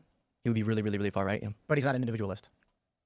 What? He's not an individual. I didn't say exclusively individualist. So they tried to label Luigi as right-wing in the beginning. Who's they? Who did that? I didn't see anybody ever do that. From the beginning, everything that I saw said that they were waiting on more information, but it seemed pretty clear he was a lefty. Who's they?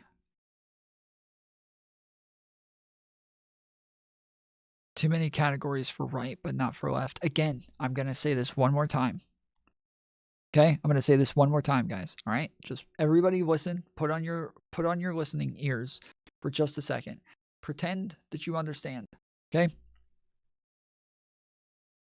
Those are categories of actions that have actually been committed. Okay? If they don't have any extremist events from the left on the government, then they don't have a filter for it. That's all it was. Those were just filters for things that you could get rid of on the map. That's all it was. The types of extremism, I already read them. They weren't right or left. They didn't have anything to do with right wing or left wing. The types of filters that you had were only based on what is on the map. That's it. So they just didn't have any incidents of left-wing extremism against the government.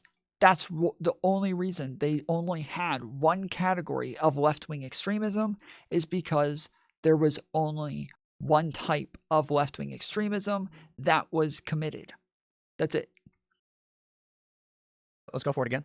So it starts with a broad range of political beliefs. Just like how on the left there's a broad range of political beliefs. I think communists are stupid, but they're on the far left. So what's the difference between the collectivist right and the collectivist left? Tell me. I'm asking based on your definition. No, I'm asking you. You're the one who brought it up. What were they going off of then? Tweets, Facebook profiles? Who's they? What are you talking about? Lively Cuts, I don't know what you're talking about.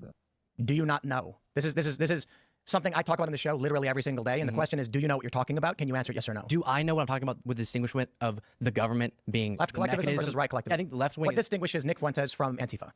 Again, tell me. I think you have a great explanation. I certainly do. I'm wondering, as you've made an argument, if you know what you're talking about.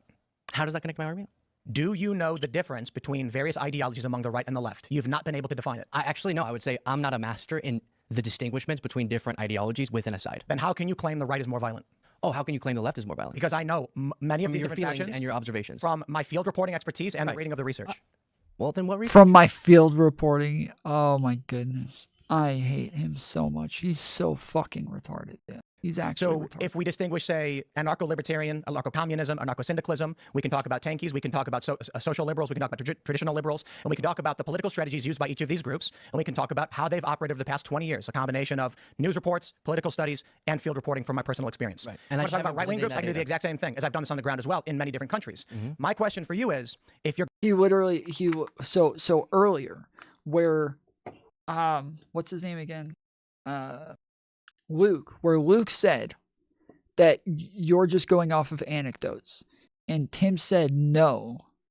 Now he's admitting that he's just kind of going off of anecdotes, like just individual reportings that he's read in the newspapers, his own field reporting, and based on like the things that he knows about this and his own expertise. He is going off of anecdotes. He just admitted it. He doesn't know what the fucking anecdote is. He doesn't know what an anecdote is. Earlier, no, I'm not going off anecdotes. I didn't say that. I never said that. I would never say that. Now he's saying it. He's just going off fucking anecdotes. That's it. You're going to assert the right is more likely to be violent because you read a press release from the University of Maryland. I'm asking you to define which groups. I dug and I could not find. Which, by the way, when he said that, he said, no, I need data. Show me data. If you want to make that claim, you have to show data. Yet when we ask him, he doesn't have data. He has his own experiences. That's it. Any research, even that came from a right-wing institution, that gave over the cross of which right-wing institution? I'm saying I couldn't find one. I agree. You can't find a right-wing institution that tracks. Oh, there are right-wing institutions that do studies and stuff. They don't track this. Sure, So maybe this is because they're studied. Do you see what's Yes, they happening do. though? I think you haven't done the research, and so you're saying apparently you haven't even less than me. Sheesh. I have what 20? I was about to say, dude. You've done less than him, homie. What are you talking about, bro? What the fuck? You haven't done the research. You've done less than me. It's like, well, I have friends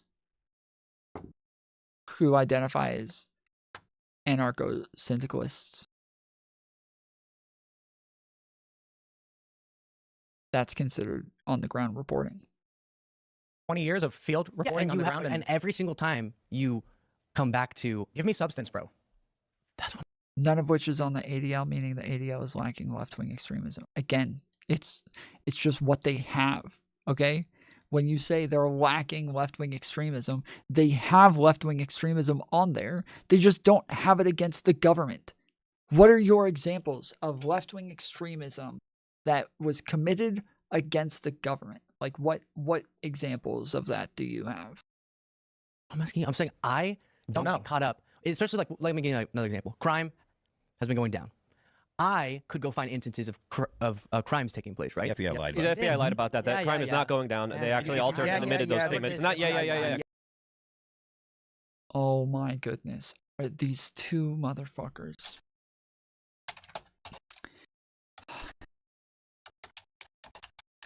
They did not change the data. They say in their data what time period they're using to say that it's going down.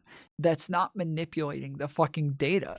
That's not manipulating the data, you fucking dumb fucks, dude. That's not manipulating the data. I hate these people so much, bro. Why do they have to be so fucking retarded? Why? Why are they so fucking retarded? Like, again, I don't care if you're fucking retarded, okay? I don't mind. Be as retarded as you fucking want. Be the most retarded motherfucker of all time. I am happy for you that you can exist without walking into traffic. Do it. Do your thing, homie, okay? For real. Like, hang out with your retardation out. But don't act like you know what you're talking about. That's it. That's all I ask. Just don't act like you know what you're talking about. Don't talk about things. If you want to be this retarded, if you want to act like COVID-19 was a big lie, if you want to act like it's already been proven that it didn't come from a lab and that everybody lied, if you want to act like January 6th wasn't an insurrection, like, okay, cool. That just means you're retarded. Just don't talk about these things, okay? Just don't talk about it. Just go and curl up in the fucking corner away from the rest of civilized society where the rest of us understand words. Like, that's it. That's all I ask. FBI releases 2024 quarterly crime report and use of force data update on Monday, 30th. The FBI Uniform Crime Reporting Program released quarterly Uniform Crime Report. June data, quarterly Uniform Crime Report. January 2024 provides a preliminary look at crime trends for January through June 2024 compared to June 2023. for January through June 2023 and 2024 indicates reported violent crimes decreased by 10.3%, murder decreased by 22.7%, rape decreased by 17.7%, robbery decreased by 13.6%, and aggravated assault decreased by 8.1%. Reported property crime also decreased by 13.1%.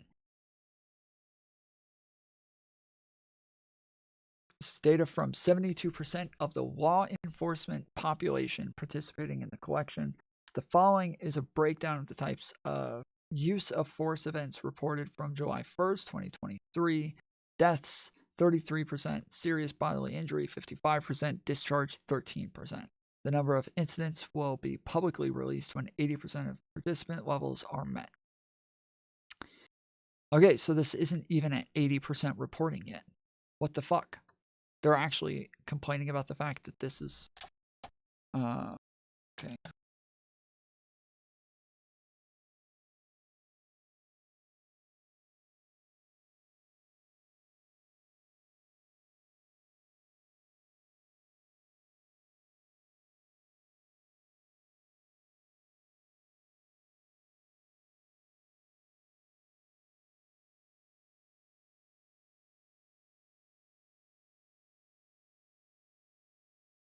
What the hell?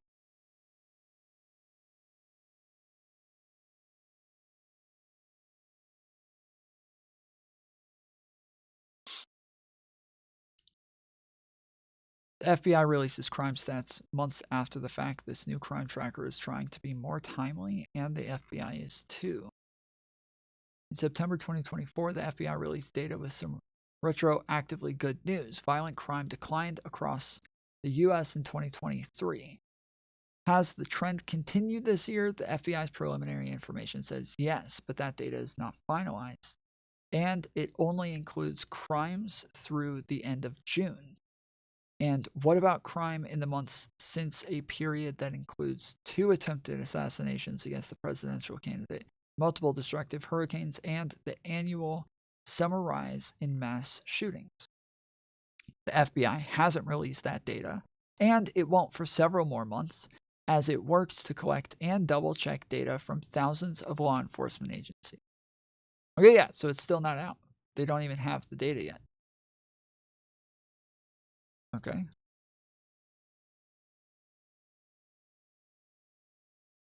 What was their complaint about this?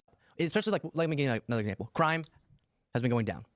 I could go find instances of crimes taking place, right? The FBI lied about that. The FBI lied about that. That crime is not going down. They actually altered and omitted those statements. Not, crime didn't go down. It's not even an argument. It actually went up. You do know that the FBI revised the for crime 2022, data. not 2023 and 2024. Right. And we're seeing a really good trend on that front. Do you know why? In 2022, it was not a huge revision. Do you know why homicide is down? Tell me. I'm asking you, not just... You're the one bringing up these questions. Homicides... Oh, they're talking about the 2022 one. That's the one that I was talking about initially, is that they're talking about a specific period of time, and everybody said that they manipulated the data. They didn't manipulate the data. They literally said in it, we're talking about during this period of time. Everybody acted like they were talking about a period of time that they didn't say that they were talking about, and they called that manipulating data. Are down because less homicides are happening. They're wrong. Okay, go for it. Tell me. They're categorized different or something. No, it's because of cell phones. And improvements in medical technology as well, and emergency crime that have down. been able to... Ask Ashley Babbitt's parents. Why the fuck would we ask Ashley Babbitt's parents? Hey, how do you feel about crime when your daughter was taking part in fucking terrorism and got shot?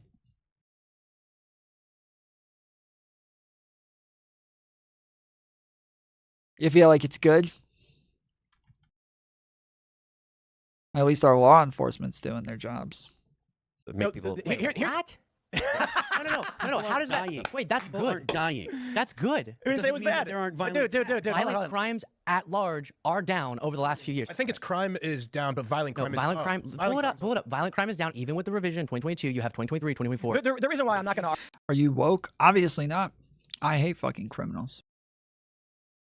Fucking woke bitches are always defending criminals. Not me. I would never defend Ashley Babbitt.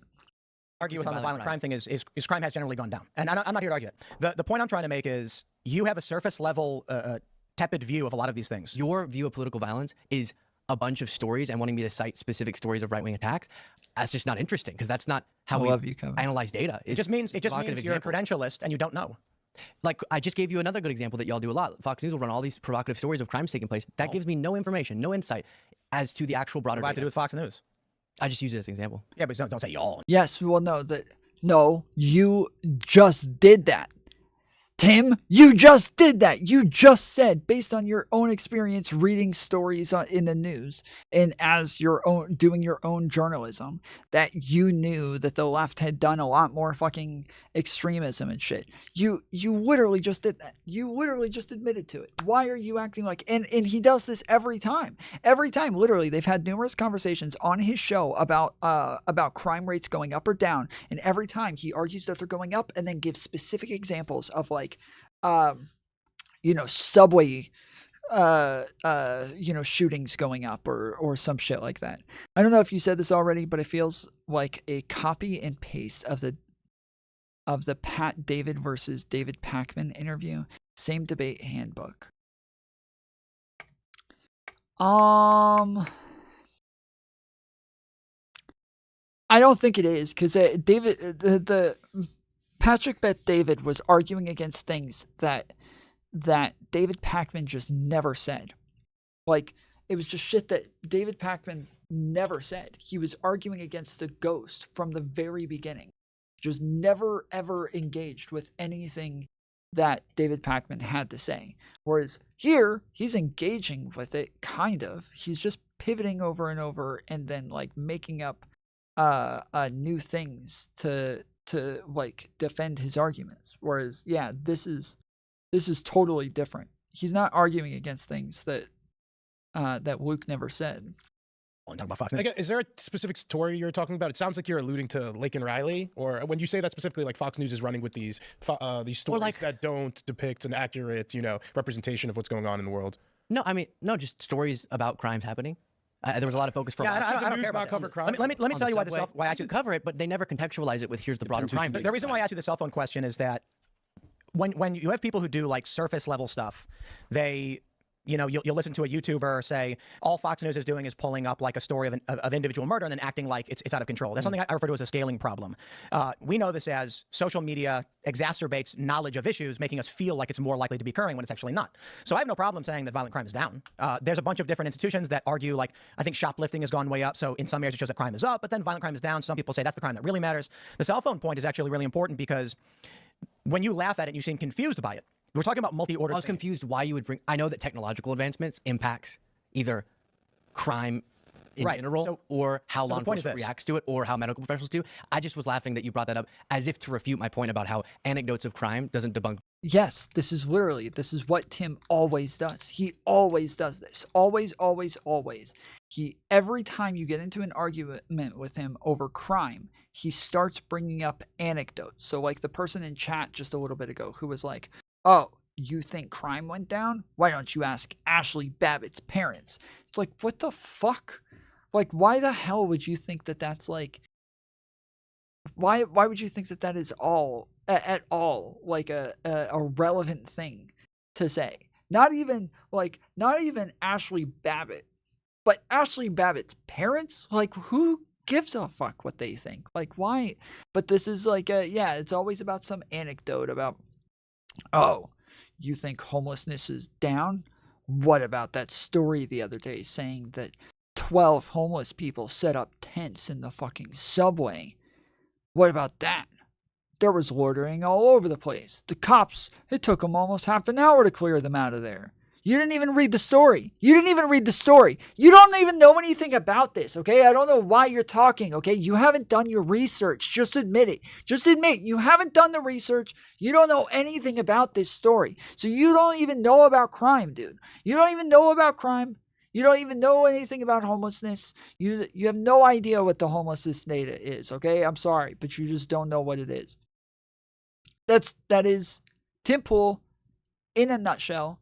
Over and over, you give me data, or you're a fucking liar. You're a fucking piece of shit, scum of the earth liar if you do not give me data.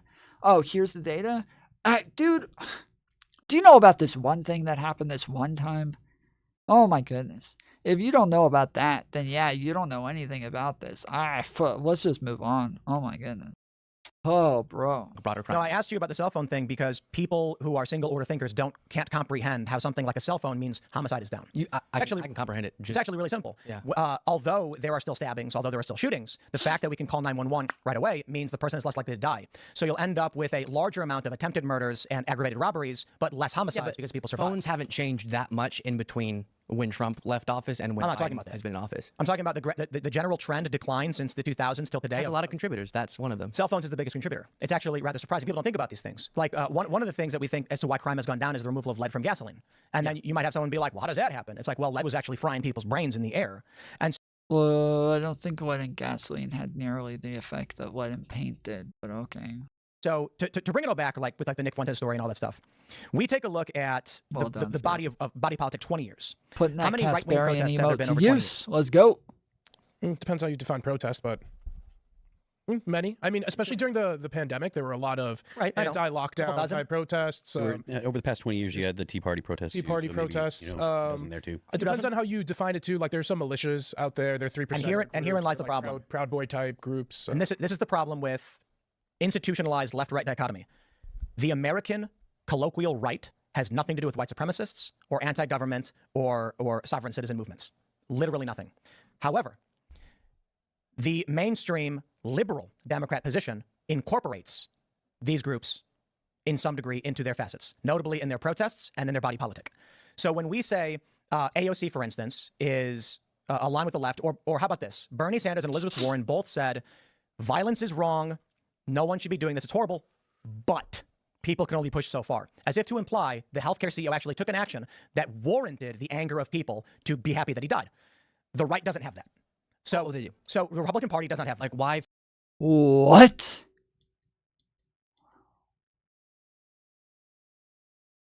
What? Bro, somebody hasn't done his research. Somebody has not done his research. I'm sorry. Apparently, you never looked into the January 6th scenario with 3,000 people taking part in an act of terrorism where right-wingers all over the internet have been doing nothing but defending and downplaying and acting like it wasn't that big of a deal. And then even congressmen will start pretending that all of the people who were there were all FBI agents, all 30,000 of them. They were all FBI and Antifa, and that's all it was. It was, yeah, it was that was peaceful. It was a peaceful protest. Ashley Babbitt, just an innocent standby, or bystander, just hanging out. And they just randomly shot her. She was the only person there who was not Antifa nor FBI. She was the only one there, and everybody else there was Antifa and FBI. And yeah, so all of that violence, we're just gonna excuse all of it, and then when people get locked up, we're gonna act like we're gonna bring up one scenario, and we're gonna say they're all 70-year-old grandmas when there's one woman over the age of 50 who got arrested. But we're going to act like that's all of them when it's like 70-something% of them are white men in their 30s. But we're going to act like 100% of them are old grandmas in their 70s. Like, this is literally what you guys do all the fucking time. Give me a break, dude. Give me a fucking break. Even Charlottesville, you guys will downplay this shit. Even Charlottesville, you guys will downplay this shit and act like it wasn't that bad. And that when Trump said very fine people on both sides, and then acted like none of them were neo-Nazis and none of them were white supremacists, it all made sense because he said that he wasn't talking about what neo-Nazis and white supremacists later, after saying that none of the people there were neo-Nazis. Like, okay, like you're just You're just making shit up all the time to downplay everything that you guys do all the time. I will say, liberals way louder, way more often condemning Joe Biden and his pardon. Liberals way louder, way more often condemning the CEO shooter. Liberals way louder, way more often condemning BLM rioting. Right-wingers condemning January 6th. Not very loud, not very often. Just not very enthusiastic about it. St. Charlottesville, counter protesters at BLM protests, starting fights and throwing shit at people. Yeah, not loud, not often. Over and over and over.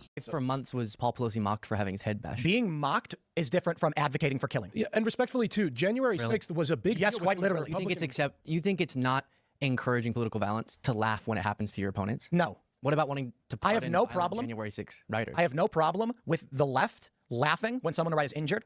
I have no problem when the right laughs on someone on the left. I know that's not true. I think know it's both that if we pulled up a... Okay. The left and the right, nobody should be mocking anybody. Obviously, Trump is sending a message that such violence is not as bad as the left wants you to believe. If he's going, ooh, whatever he said about Paul, and the lies that were spread about it was a gay affair or something. That's obviously trying to. It's very, very different from saying that the CEO of a healthcare company did something to warrant the anger towards him, like the call for his murder. That's very different. First of all, I don't necessarily agree with that argument, but also for me, I'm just going to be principled across the board because I'm also against that. The problem with it is like the downplaying of it and like, not treating it with the seriousness that it deserves, not giving it the condemnation that it deserves. That is the problem with it. I don't know why he's saying that these are not the same things. They are. They're all the same things. They're like, these are the problems with all of these scenarios is people treating them like they're not that big of a deal and that like they're just kind of something to laugh at, just something to turn into memes, something to something to just wave off. That is why they're all the same thing. Bernie Sanders and Elizabeth Warren say people can only push so far. I'm sure they said something to that effect if you're bringing it up. What did the healthcare CEO do to warrant anger? What did they do that pushed people so far that they would be advocating for their murder? I'm not going to make an argument that I don't believe in. I'm not saying you should argue for it. I'm saying tell me. Bernie Sanders and Elizabeth Warren said murder is wrong. I'm paraphrasing, but you can only push people so far.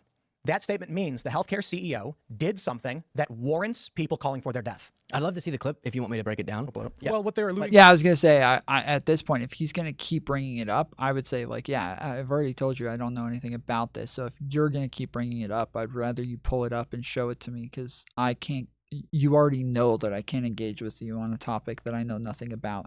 But again, that is Tim Pool's specialty. That is his specialty. That is his, like, go-to is I'm going to pull up the most random fucking anecdote you've ever heard of in your life. And there's no shot you've heard of this thing. There's no way in hell you know anything about this. And I'm going to pull up, the most random, unheard of crime or the most random, unheard of statement, like what Bernie Sanders and Elizabeth Warren said about the CEO shooting. Like, and now I'm going to keep referencing it and keep referencing it and keep referencing it as like one thing that's this massive issue when no one even knows what the fuck you're talking about. It probably didn't even happen the way that you're saying it, and it's not anywhere close to like the actual president like laughing at political violence that was committed on Nancy Pelosi's husband, and not just Donald Trump, but like the whole of the right, like doing this shit. Like this is all fuck. I don't know why I did that. Too is that the failure of the healthcare industries are responsible for their deaths, and therefore they are murderers. And what I'm trying to explain to members of my own side, because I'm principled and you can only, Elizabeth Warren said you can only push people so far. I mean, that's right there. Right, and so then I would say bad Elizabeth Warren. But she's mainstream, like liberal. She's a prominent liberal. Is there? Yeah, I'm not hearing that she's not advocating for Biden to pardon Luigi. No, but I'm saying is there? You know who is going to pardon violent people? Did Chuck people? Schumer say anything like that? Did Trump say he's going to pardon? Who's going to pardon violent people? January 6th, the assault. He specifically got asked about those who attack police officers. He said yes. Yeah. So how long? I mean, do you want to run through the Biden pardons and go through ones that don't sound But do you see the distinguishment? I agree. There are going to be people on our respective sides we disagree with. Yours happens to be the leader. Well, I don't know how you identify necessarily, but yours would be the guy on your leader of your entire movement. If someone attacks a cop, how long should they go to jail for? Yeah, I was about to say, like, Elizabeth Warren is not a prominent liberal leader. I would say she's a prominent progressive leader for sure. I would say, like, 100%, if you want to throw this at, like, the farther left people in the progressive movement, 100%, yes, they love them, some Elizabeth Warren. But when it comes to, like, the liberals, they were not really fans of fucking the Beersy beer. All right, I don't know who he, I don't know, like, what fucking Daily Mail article said that shit, but I didn't read that one. I don't know. A while? What's a while? Totally 4 years. Totally depends on the details of the assault. Okay, so they took a cop's shield from him and bashed him on the head with it. I'm not going to give you a specific answer. I would have to look into the guidelines prosecutorially. I'd have to look at other So cases. then you literally have no opinion on Trump's pardons then? What? I'm saying that Trump is pardoning people on January 6th who were violent and attacked cops. Yep. And some of them... They've been in jail for 3 years. Okay. How long should they be in prison for? Yeah, I'd have to look at the individual cases. What some of them wanted to... Yeah, why would you group everybody at January 6th in the same group? Why would you do that? Why would you do that? Why would you act like all people on January 6th were the same? You would have to look at each one individually. Like if we're talking about like the people with the Proud Boys or the Oath Keepers. Yes, no, those people deserve way longer than fucking 3 years. Are you kidding me? Like Enrique Tarrio, like, give me a fucking break. Yes, those people deserve way longer than fucking 3 years. Mic clipping? All right. Hold on. I got to get to a safe space.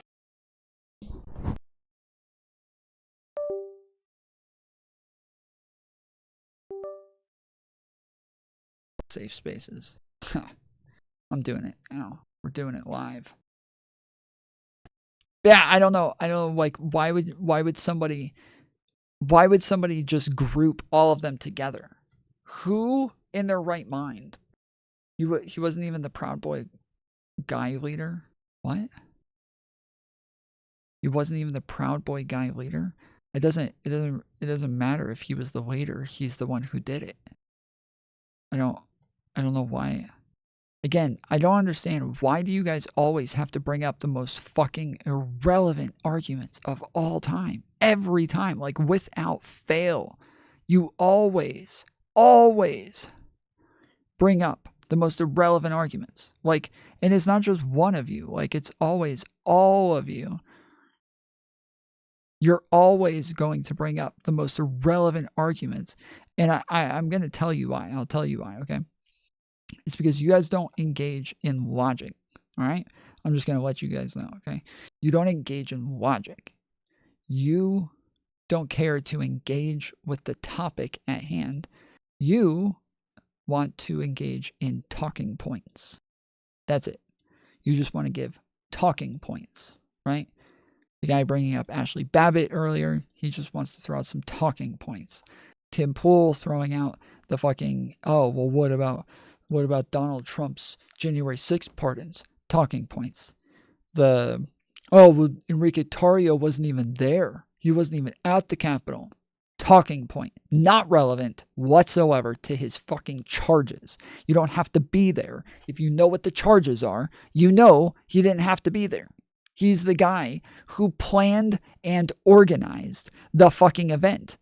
You don't have to be there for it. You don't have to be there to get in trouble for planning and organizing it. That's it. That's it. Like, that's what he did. That's what he got in trouble for. Why do you care if he was the leader at the time? Who cares? Oh, you know what? Hey, sorry guys. I know we have all of these phone calls, all of these messages, all of these encrypted emails and posts on social media platforms and forums. But did you think about the fact that Enrique Tarrio wasn't the leader when he got all those people to do that thing? So, it doesn't really count anymore, does it? It's not even a crime, you know? It's not as bad as you might have thought because he wasn't even the leader at the time. With the government. He wasn't there, jackass. Do you know that I just said that? Do you know that I literally just said that as one of the talking points that you guys always bring up for no reason?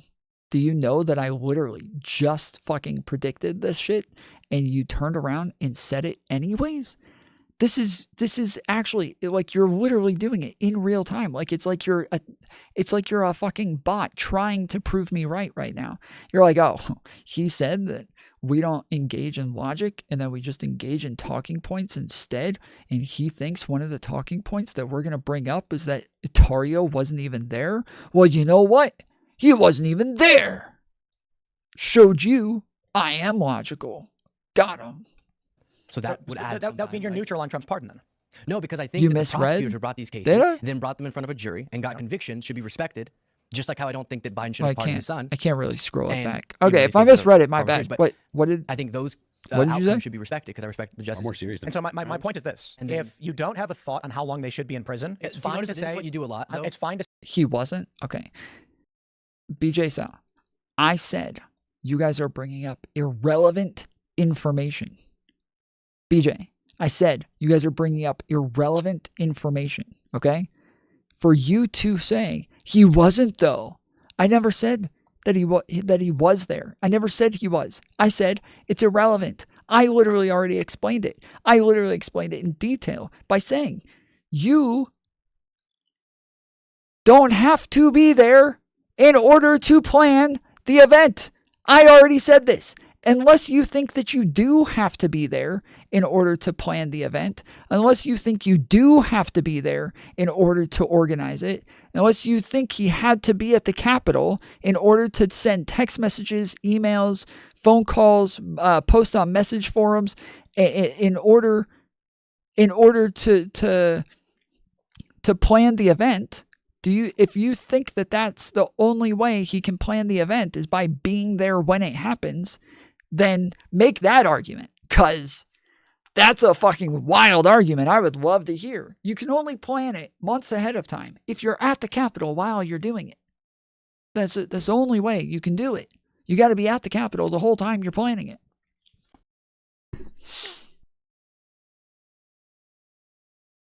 He doesn't get how irrelevant this one point is. I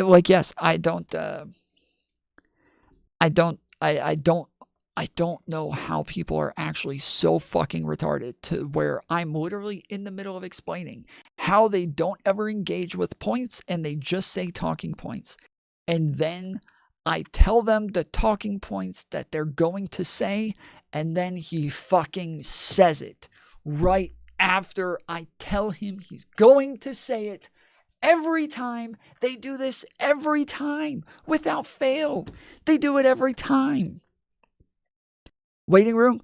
I'm sorry. I am trying to hurry through this. I know it doesn't seem like it. I do have to get off in a little bit. I already told a couple other people who messaged me a little bit ago that I wasn't taking calls because they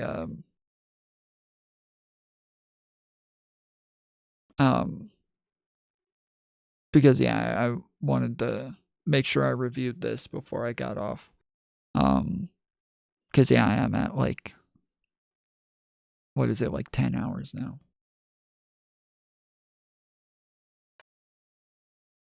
To say, if you don't know how the your argument fails, you're just going to ask hyper-specific, slightly irrelevant questions to me. How is it irrelevant? Because I don't think it's relevant for me to figure out, because I didn't sit in these courtrooms and listen to the details of every case, exactly how long each one should be. How could you advocate for someone to be in jail if you don't know? Well, I can tell you. Because Trump is saying we should subvert that process because he thinks what they did was patriotic. and should then pardon them. Has he specifically said it was patriotic to do that? Yeah, I mean, he like salutes to that song they sang every single. Well, like, is there a quote where Trump said that January 6th, people who attacked cops was patriotic? I genuinely because I want to be fully honest. I will say I'm almost 100% certain he said that at some point. That the people who attacked the police and were violent were acting patriotic. Not in that order, but that the I'm paraphrasing. January 6th, yeah, defendants, and then as we dive more specifically into that, I think if you're on the left or the right and you attack a cop, depending on the severity of the attack, like if we're talking about you're at a riot and you punch a cop or shove them, 6 months to a year is probably good. NPR just reported on the 12th that President Biden commutes a sentence for 1,500 people. Some say he could do a lot more. 1,500 people. No, but he already said that was wrong. That's fine. No, not all those. I was saying 100. Yeah, but the problem is that if you're attacking a cop in the process of an insurrection being committed, this is a different scenario. This is not, you're not just attacking a cop now. This is not just an assault on a cop, but this is like, this is interference with them trying to do their jobs. This is, yes, assaulting a law enforcement officer. This is you helping others take part in the insurrection. Like, you're just, it is not just attacking a cop at that point. Right. Luke, do you feel as though more Democrats were willing to justify the BLM riots than Republican elected officials were to condemn January 6th? Well, interestingly, a lot of I will answer the left wing in a second, but a lot of the Republican politicians just changed. I would say when it comes to people, I would say, actually, no, never mind. I was about to say when it comes to people, I might say that there were more people on the left who were willing to defend the BLM riots. And then when it comes to politicians, I would say there's definitely more right-wingers who are willing to defend the insurrection. But that's not even true. Because at this point, it's like a norm on the right to just defend January 6th and pretend like nothing happened. Pretend like everybody who's locked up is just a victim, that they didn't do anything, that they're to say stupid shit like, well, no one was charged with insurrection. It's like you have to be one of the most brain dead fucking people, like, to think that that is a relevant thing, but you don't think it's a relevant thing. You just know that it's the next fucking talking point you're supposed to say. Yeah, it is a norm on the right to defend January 6th, downplay it, act like it didn't happen, act like it wasn't an insurrection, act like it was all Antifa, act like it was all FBI agents, act like the people who are locked up have been locked up unfairly, that act like it was all just 70-year-old grandmas who got locked up, act like everybody who was inside was staying within the ropes, act like act like they were all let in. Like, that is way more of a norm on the right than to defend the fucking BLM riots. I can't think of any politicians who defended the BLM riots. The closest thing that I can think of is the shit that Maxine Waters said about going and getting in like Trump voters' faces and Republicans' faces and like making their lives miserable and shit like that. That was fucked up.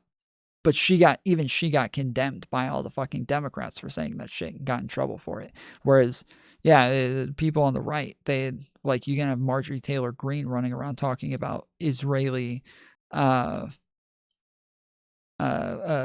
space lasers and shit, or Jewish space lasers, and there's no condemnation, no trouble, no nothing.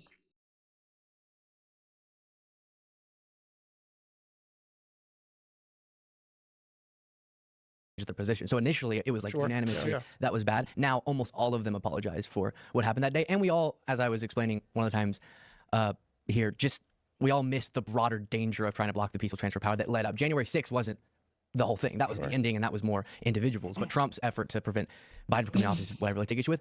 But no, now a bunch of Republicans apologize for it, which is terrible. And then Democrats. No, but the question was specifically for the Democrats. And then I couldn't tell you. Any Democrats who were my guess. Yeah, the Republicans at first were very like condemning of January 6th, and now it seems like they all defend it. Even the ones who were like disgusted with it at first, they all defend it now. $2 from formerly Rudy. What do we have to do to get you to stream longer? You can't get me to stream longer. I would, truly, I would, but there's some shit that I gotta do. I know I sound like I'm tired, but I'm not tired. I'm a fucking champ, and I've got a long ways to go. For shit getting done today. So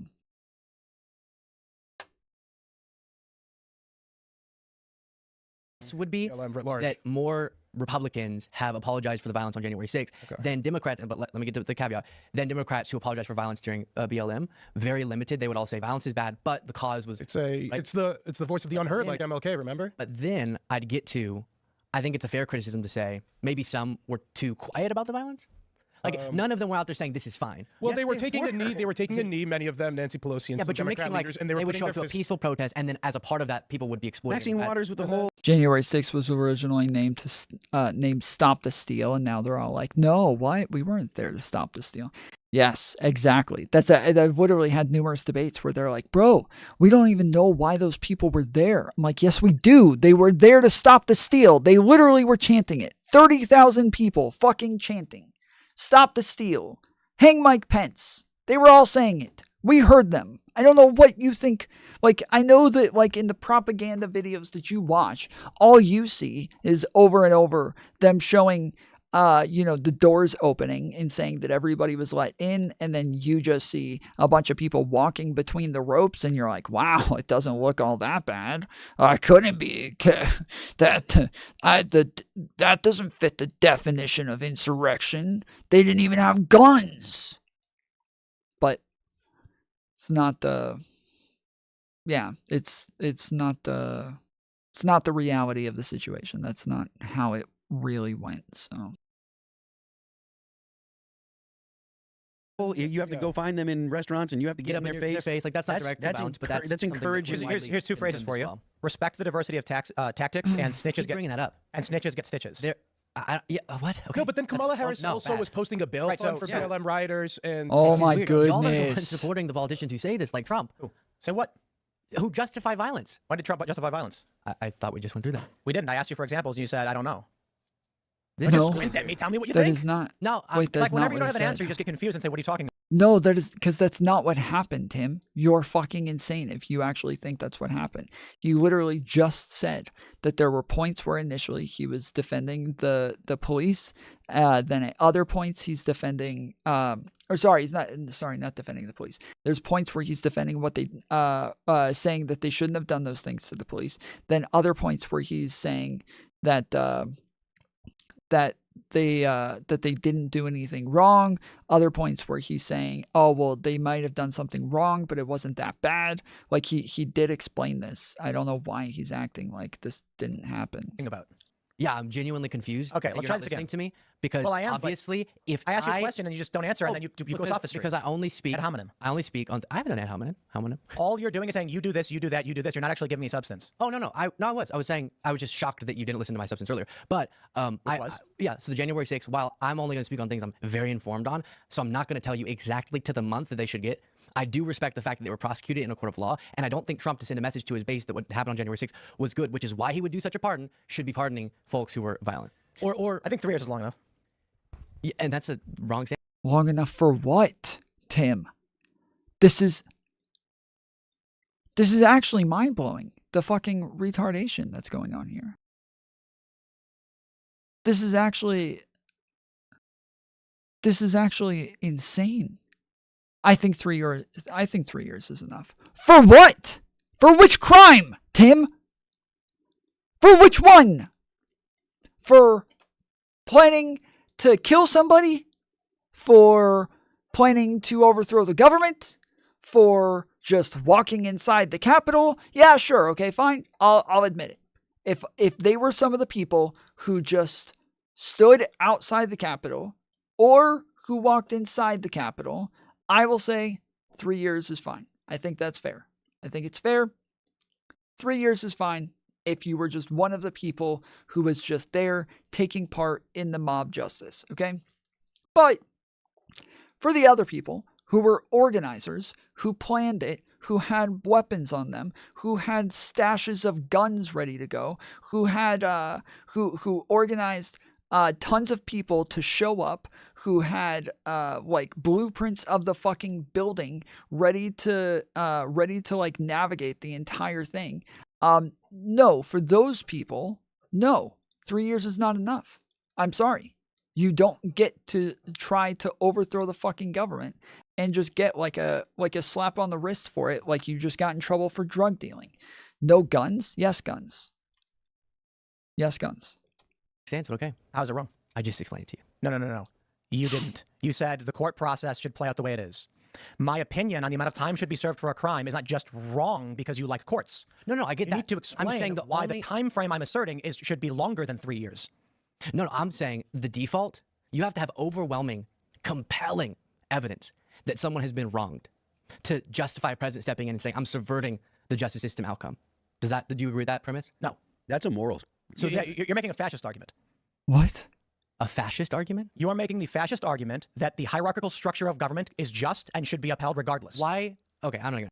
What? Why is that fascist? That has nothing to do with fascist. What is wrong with him? I guess he's saying because, like, yeah, technically, like, fascism is supposed to be like, yeah, the people supporting the government body, them being one with the government, blah blah blah. That is only fascist if the government is fascist. It is not fascist if the government is not fascist, and that was only fascist if you have like if you're unquestioning of the entire government, then it's fascist. But to just say, oh, you actually agree with the mandatory minimums and maximums that the government currently has, therefore it's fascist. Oh, you actually came to the same logical conclusion as the government, therefore that's fascist. Like, that's actually, I can't say this like enough. This is so retarded. I cannot say this enough. Like, I'm actually getting a migraine listening to this. This is right, and so the system we have is I'm just not loving, and this is a way of celebrating violence. That Trump is celebrating those as far as a pardon, and in his rhetoric and in his national anthem thingy, people who attacked the Capitol. Why did they attack it? Because they believe lies about the election. There's a variety of reasons why people were violent on January 6th. Largely that they believe the election was stolen. Like, hey, that's bad. You don't have to keep going. Yeah, there's a large number of reasons, bro. What the fuck? Why would you even say that? Like, what's the point? What is the point of even saying that? Like, do you think there's some major reason? Do you think there's some major explanation over here that you're just like that people are ignoring? What's the other one? What is it that because the FBI wanted to make Trump look bad, so they got all their fucking CIs in there? I've called for their arrest and prosecution. Like, this is not a shock to my audience. My reporting is responsible for the arrest of a couple of January 6th My point is that if you've got somebody on a misdemeanor charge who's been held without trial, a pardon makes perfect sense, unless you're a fascist, and the system is just. So it's wait, someone who was held without trial? Who the fuck is that? Who is that? Who was held without trial? Who's held without trial? Who? Who is this? Who's this person? Who's held without trial? It's like Benjamin Franklin, who said it is better that 100 guilty persons escape than one innocent person suffer. You've taken the Otto von Bismarck approach of it is better that 10 innocent people suffer than one guilty person escape. No. Yeah. Well, okay, you have. No, right? I haven't. No, stop. You don't know anything about these January 6 cases. You don't know why these people are in jail. You don't know that a man is in Brooklyn right now for 3 years without charge or trial. And when Donald Trump says these people have been held for too long, you say, no, Trump is wrong. Keep them locked up. That's fucking fascist. Wait, that's not what he said. He said he would have to look at the cases individually. That's what he said. I don't know why this is so hard for Tim. I don't know why this is so hard for him. This is not hard. This is pretty simple. This should be everyone's answer. If anybody says, no, I'm going to make a decision on how long these people should be locked up without looking at them individually, that is a person who is ideologically motivated in their reasoning. That is a person who has fascist reasoning. This is a person who, yes, they want to go along with the betterment for their party or the betterment for their ideology, and they just want to make sure that their fucking their people have some sort of like rhetorical benefit in the end. That's it. That's all they care about. If you're not looking at these things individually, you actually do not give a fuck about the justice system or any of it being just in any meaning of the word. You just want an outcome. That's it. Just, dude. You've been sitting here with no knowledge of the specifics of some of these cases. There is a man in Brooklyn right now. Why is he getting so heated? No charges whatsoever brought. He's been in jail for 3 fucking years. For you to sit there and say it is good that he remains locked up is fascism. What? That is saying the hierarchical system of the courts and the government. He didn't say this. And the process is. He didn't say this. And I am saying perhaps 3 years is enough because I actually have moral logic and an understanding of these cases. Hence, my position on January 6th has always been the people who have attacked police. Dude, I'm sorry. But every time I've ever reviewed Tim going over something, it's turned out he didn't know shit about it. Every single time I've ever reviewed him. We've done this maybe 4 or 5 different times where I've said Tim is one of the dumbest people on the internet, to where I can pull up any stream of his, any video of his, anything of his, and I will be able to easily find numerous things to debunk with the quickness that he just knows nothing about while sitting there speaking about it as though he is the expert, right? Like this right here, right? Like I know a lot of shit about January 6th. I know a lot of shit about the charges. I know a lot of shit about what happened that day. I've watched insane amounts of footage. I've engaged in like embarrassing amounts of like reading indictments and shit like that. But I'm not gonna act like a fucking expert on the thing. And act like he is now, where he's like lording his amount of research over others, right?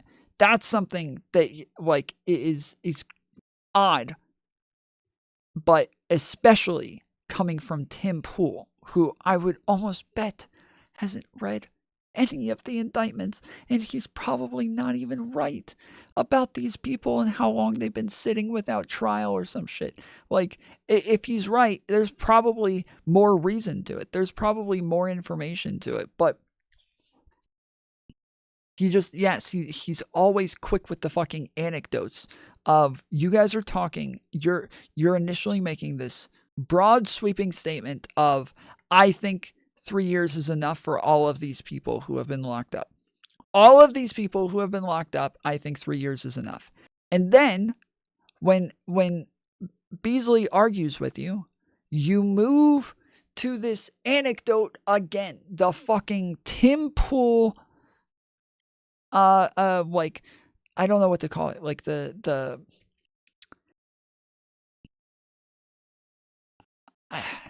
like the Tim Pool wild card or some shit. Like, it's just always going to go, every time he's going to move to the anecdotes. Every time, without fail, he's gonna move to the fucking anecdotes. That's all he ever has.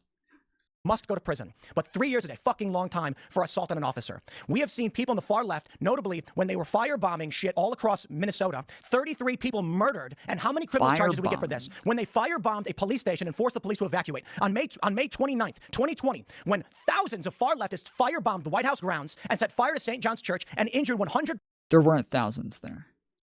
There weren't thousands there.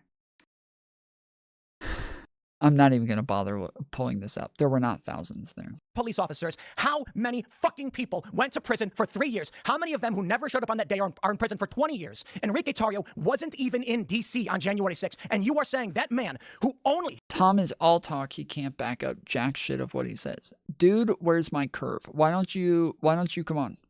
We'll plan a whole debate of it. Let's schedule it for tomorrow. Tomorrow, 8 p.m. Eastern time. Is that good? Or give me a time. I'll show up whatever time you want. Whatever time you want. If you think I'm wrong about anything I'm saying about January 6th, we will sit and slowly go over all of the indictments, all of the data, all of the footage. Dude, where's my curve? You and me, homie. If you are the knower, if you're the one who knows, then you're the one who I need to be talking to.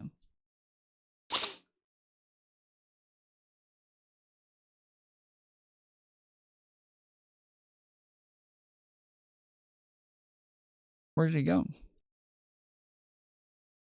Where'd he go? Why do they always disappear so quickly? What happened? Why does this always happen to me?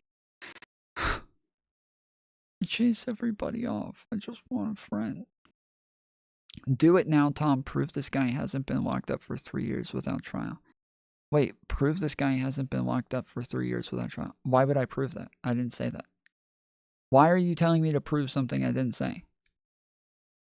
You just a second ago were saying I don't know shit about what I'm talking about, that I blah blah blah, and now you're telling me to prove something that I never stated? What the fuck?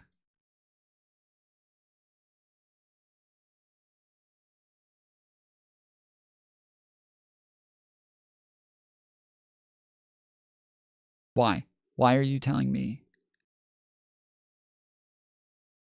His only crime was, quote, don't leave. That's his only crime. You think he should be in prison for 20 years because you're a fascist. You don't care what the facts are. You don't care if this is unjust. You only care that the machine state has decreed you are not to be locked up. And this is the problem I have with the left. They don't know the facts. They don't care about the facts. They view morality as a blanket government stroke of the pen. And every person, regardless of their crime, should be in prison for decades. Oh, Tim's about to get fucked.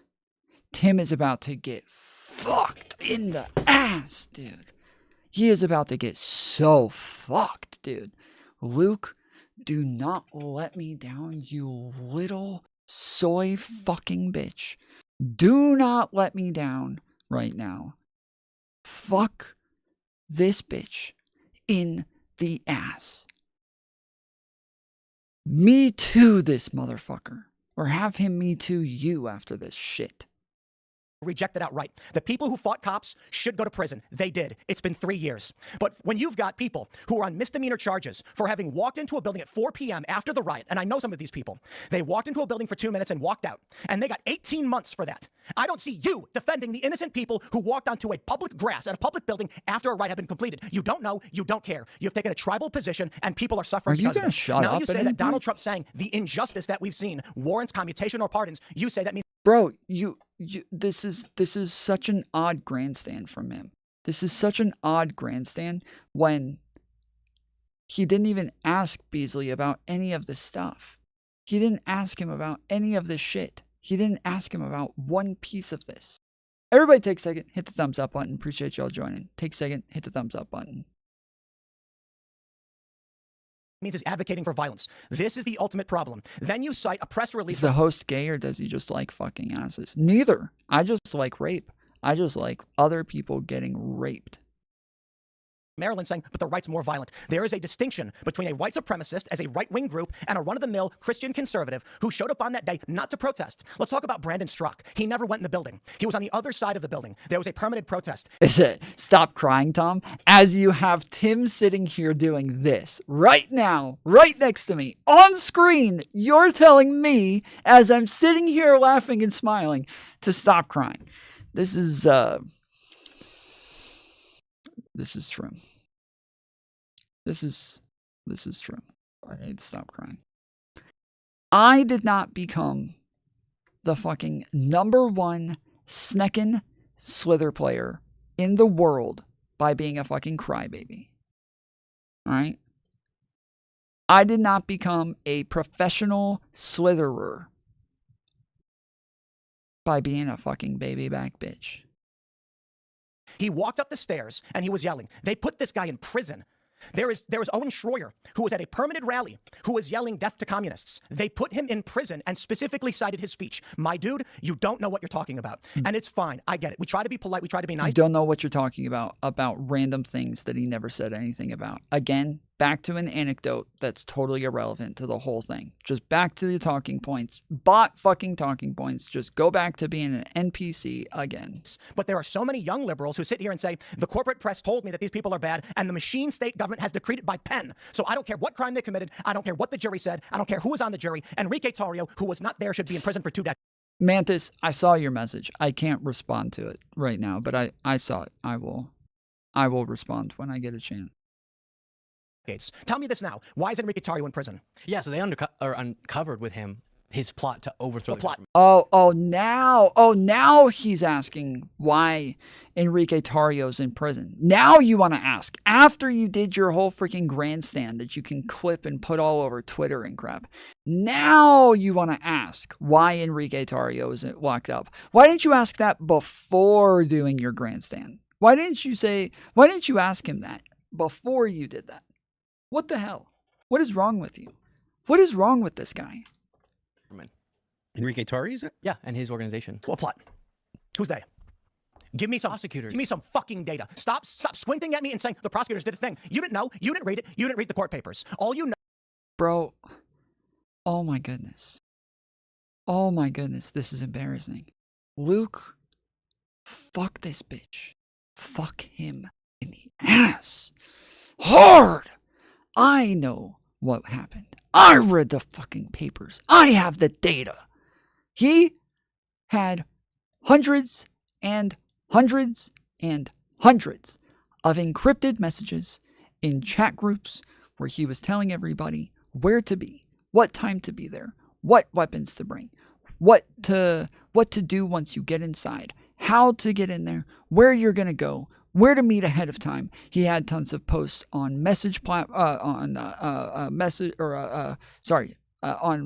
on post forums, message forums, chat forums. He had tons of messages on forums. He had tons of DMs with people, emails with people. There's hundreds and hundreds of these that are never freaking ending.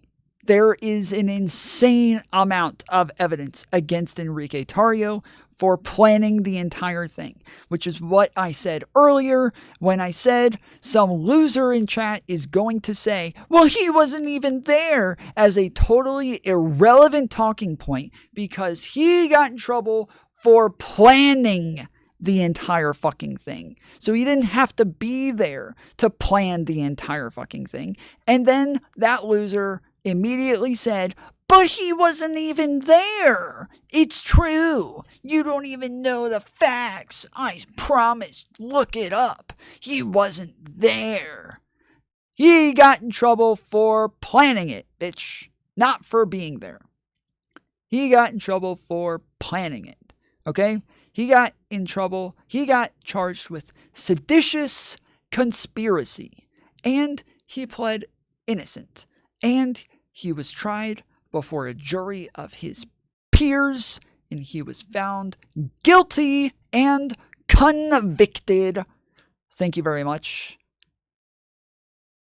Fuck him in the ass, Luke, you gay little fucking Gen Zer. Use that sassiness, that lispy fucking mouth of yours, and loosen him up. No, is the fascist machine state told you he should be in prison, and you're saying yes to them. Tell me why. No, I understand that laws on the books have been there for a long time that I agree with, that if it's proven that you had a plan and you wanted to act on it, and then days after. What's the proof? What's the proof? The proof? Say the proof. Say the proof. Say it. Communications. Say it. Between what communications? What did he say? What is it? What is it? Is this serious? Are you going to tell me why you Tell think him! Enrique Tarrio should be in prison? You loser! Or are you going to say the government decreed it? Fuck him! Explained to you. So the government said so. Is that it? It's usually the government said so. Which I guess is part of the government. Government said so? Yep. So Law you can't enforcement say why. that uncovers evidence of communications, a memo that he crafted and sent to his organization that detailed each institution of government that they were going to try to overthrow. Then just days later, his organization. Oh, wait, what? Oh, so you're just saying, so an indictment said so? Did you see him do that? Did you see him write those text messages? No, you didn't, did you? You don't even know what you're talking about, Luke. You didn't even look at the data. Come on. The data is I know the data. Everybody else, we all know the data because we did our research. The data is that this one time, this leftist went in to our freaking mayor's house and firebombed the entire thing in 1962. And you didn't even know that because you don't do your freaking research, Luke. Station is at the Capitol. Wait, I don't think we can even pull up Enrique Tarrio. Is he typing I'm not right quite now? sure that there's any evidence of that. Is he typing right now? Did he just pull up a fucking Wikipedia? No! No! No! No! No!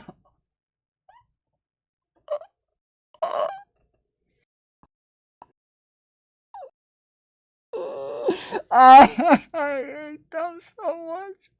I hate them so much, dude. Why? Why?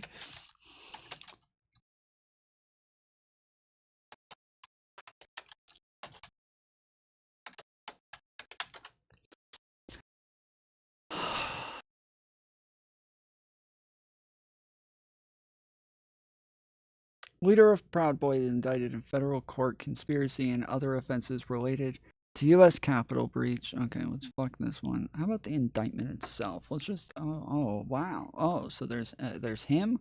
The violations. I don't even think that we can look at Enrique Tarrio stuff. I don't even think. Yeah, it's not even out there. That stuff's top secret, dude. They don't let us see indictments. That's no.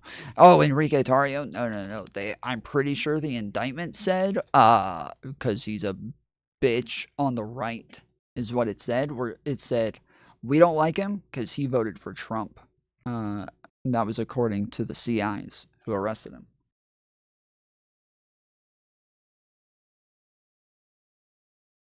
The 2020 United States presidential election occurred on November 3rd, 2020. As of November 7th, 2020, the incumbent president, J. Trump, was projected to have lost the presidential election. Wow. Well, this is already a biased source. I can tell this is already a biased source. They're saying that Donald Trump lost the election.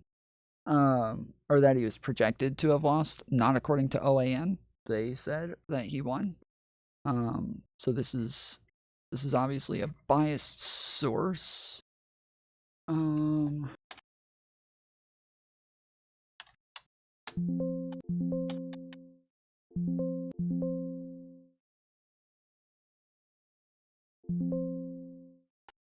Wait, what?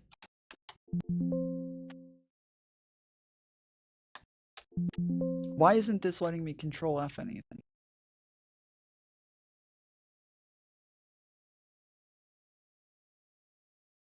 Why? Oh, fuck. This is all... I can't even highlight shit. Fuck. Okay. Dominic Pizzola, also known as Spaz, also known as Spazzo, also known as Spazzolini, is a 44-year-old resident of Rochester, New York, and a member of his local chapter in the Proud Boys. From at least in around November 2020, Tarrio used his platform as the leader of the Proud Boys to publicly post statements in response to the projected results of the 2020 presidential election. On November 6, 2020, Tarrio posted a message that read, "The media constantly accuses us of wanting to start a civil war. Careful what the fuck you ask for. We don't want to start one, but we will sure as fuck finish one." Wow, that doesn't... No, that's probably taken out of context, guys. That was probably... Don't believe it. This is the fucking... Indictments are the mainstream media. Indictments are written by the mainstream media. Don't believe them. On November 12th, 2020, Tarrio posted a message that read, "Fuck unity, no quarter, raise the black flag." No, that's not. That's from a video game, Black Flag. That's what he was talking about. That's not a form of revolt. That's On November 16th, 2020, Tario posted a message that read, if Biden steals this election, the Proud Boys will be political prisoners. We won't go quietly, I promise. On November 25th, 2020, Tario reposted a social media post by Joe Biden that stated, we need to remember we're at war with a virus, not with each other. Tario then posted, no, you need to remember the American people are at war with you. No Trump, no peace, no quarter, baby. Then 14, from at least in or around November 2020, Nordine Biggs and Rail used their platform as regional leaders of the Proud Boys to publicly post statements in response to the projected results of the 2020 presidential election. On November 5th, 2020, Biggs posted on social media, it's time for fucking war if they steal this shit, referring to the presidential election. On November 24th, 2020, Biggs, in response to a social media post calling for unity in response to the results of the presidential election, posted, no, bitch, this is war. On November 27th, 2020, Nordine posted on social media, we tried playing nice and by the rules. Now you will deal with the monster you created. The spirit of 1776 has resurfaced. Whoa! What happened in 1776, guys? Whoa! The monster of 1776. What is that? Or the spirit of 1776. What happened? What happened? Guys, what happened in 1776? What happened then? What was that? Does anybody know? Does anybody remember? I don't remember. Hey, BJ Sal 916. Do you remember? Where's the dude, where's my car guy? What about you? Do you remember 1776? Anybody? Nobody remembers? Man, shit. Can somebody Google it for me, or can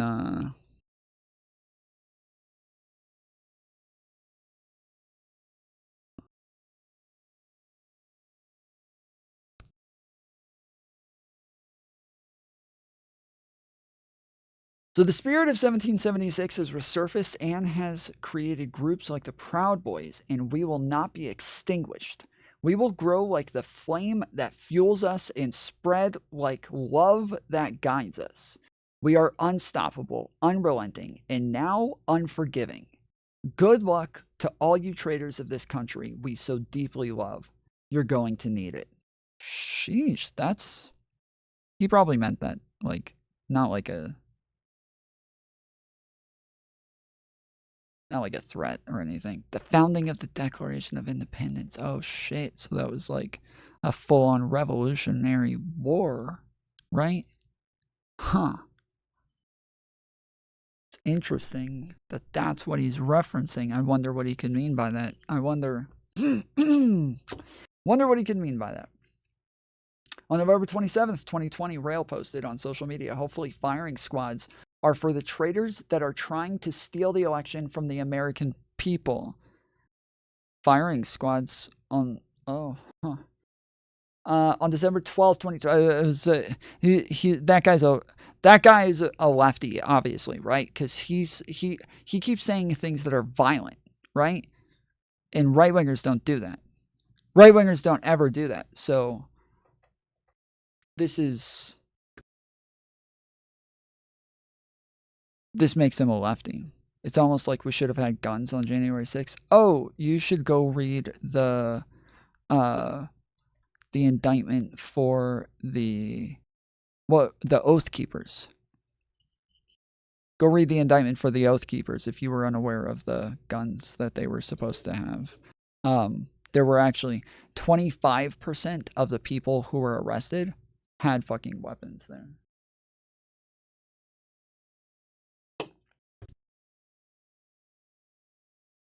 On December 12th, 2020, Tario and other members of the Proud Boys attended an election-related rally, sometimes referred to as a Million MAGA rally in Washington, D.C. The December 12th rally was organized as a protest of the presidential election And the date of the protest coincided with the certification of the Electoral College, resulting in each of the 50 states.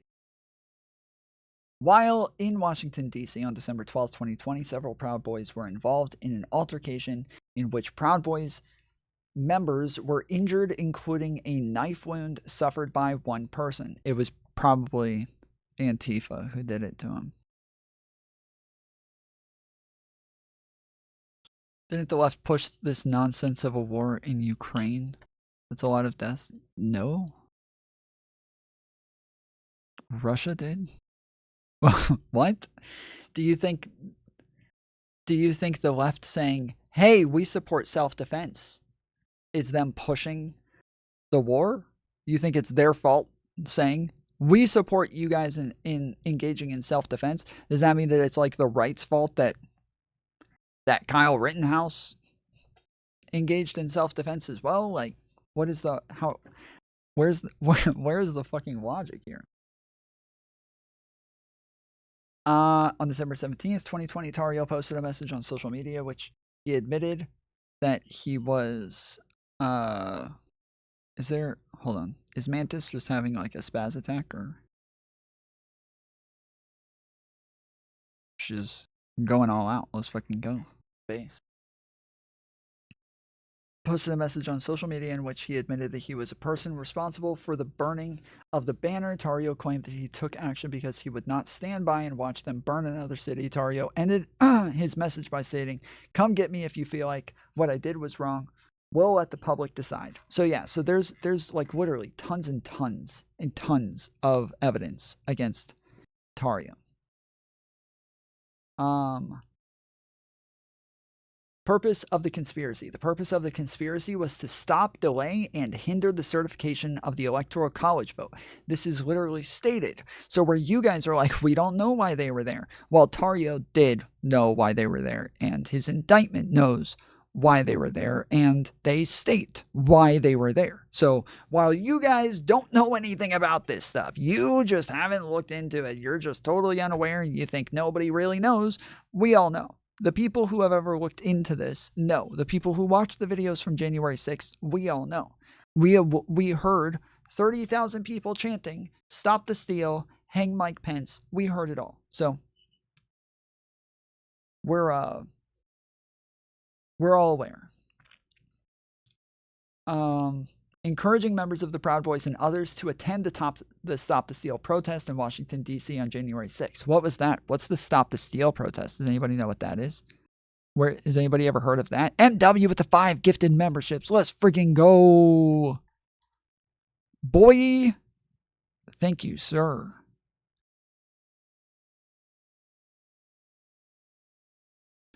Let's get some cheers in chat for M Dubs. Another gifted membership by 00 Govan. Let's friggin' go. Yay, yay. Todd got it. Nice, Todd Pemper. Another gifted membership. Let's friggin' go. From Govan. You know what? You know what?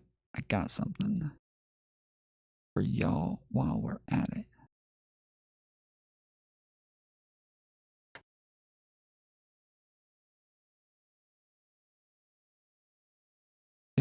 Well, I thought I did. Maybe I don't. Maybe I don't got nothing. Oh shit, I do. Freaking wicked. 5 more gifted memberships. Let's go.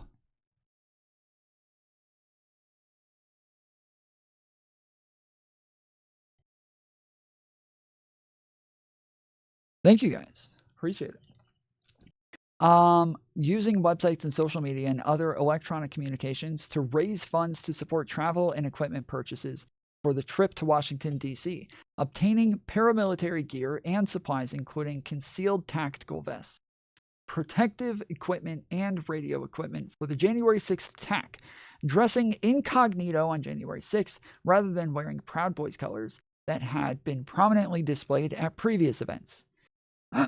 traveling to Washington, D.C. prior to January 6th attack, engaging in meetings and encrypted communications in Washington, D.C. in the days leading up to the January 6th attack, and the morning of January 6th to plan for the January 6th attack, using programmable handheld radios, encrypted messaging applications, and other communications equipment to communicate and coordinate the January 6th attack. Directing, mobilizing, and leading members of the crowd onto Capitol grounds and into the Capitol. But he wasn't there, though. Even though he was directing everybody off the campus, telling everyone where to go, telling them what to do, telling them, he wasn't there, though. So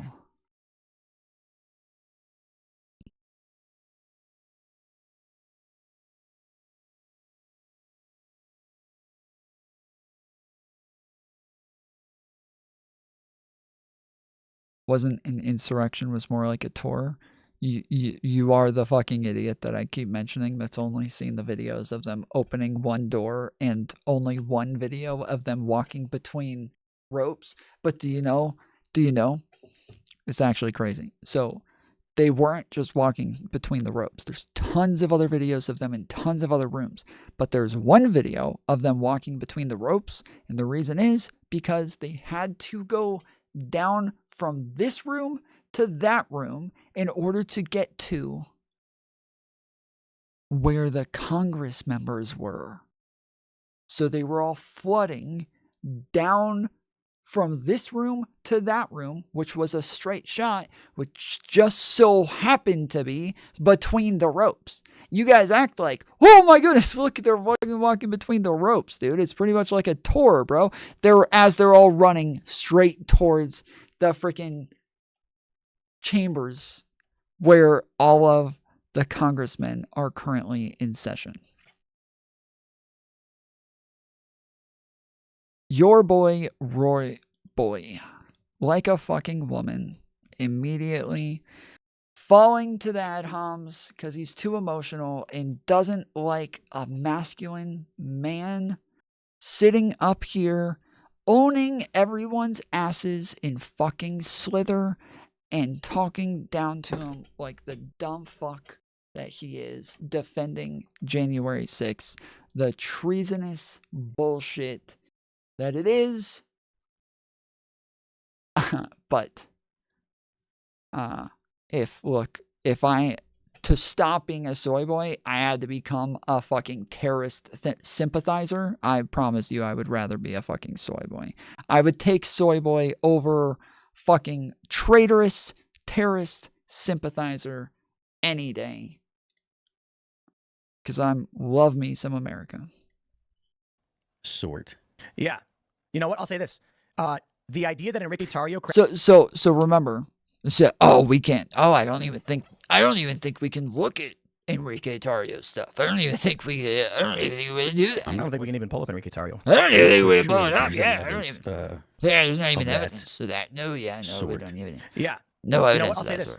sort. Let's go to the Wikipedia. idea that Enrique Tarrio crafted a memo outlining, or they 3 months featured witness evidence issued to Tarrio and co-defense included videos, thousands of messages in encrypted chat groups, as well as a public message on Parler. On or before January 6th, Tarrio convened a ministry of self-defense. Tom, if it's wrong, it's you. No. If it's a fucking Slither champion, it's me. Motherfucker. To coordinate Proud Boys' leadership on January 6th. The chat showed that Tarrio, stationed in Baltimore, encouraged the Proud Boys as they attacked the Capitol. Let's figure out what that encouragement was. Are they going to actually say in the article? So here's a citation. Proud Boy and 3 other members of the far right groups were convicted Thursday and applied to attack the Capitol. A jury in Washington, D.C. found Tarrio and 3 lieutenants guilty of seditious conspiracy after hearing dozens of witnesses. Jurors cleared a 5th defendant, Dominic Pizzola, on a citizen charge and a significant milestone of the Justice Department, which is now secured conspiracy, blah, blah, blah. They will never... What's the definition of terrorist? It's generally engaging in violent acts or threatening violence for some sort of political or religious aims. Stop. Okay, that's interesting. Wikipedia asserts that they did this, but there's actually nothing in the news article that actually states that is true. Well, now we got a problem. Let's try this again. Let's try a secondary source. Let's see. There it is. They introduced evidence that Tarrio discussed with associates a plan to have a large crowd in Washington storm government buildings in a scheme they called 1776 Returns, in which the Winter Palace was used as an apparent code for the U.S. Capitol. In a message, he said, make no mistake, we did this. do what must be done, and he directed the Proud Boys to do it again. So the question then becomes, in the bigger picture.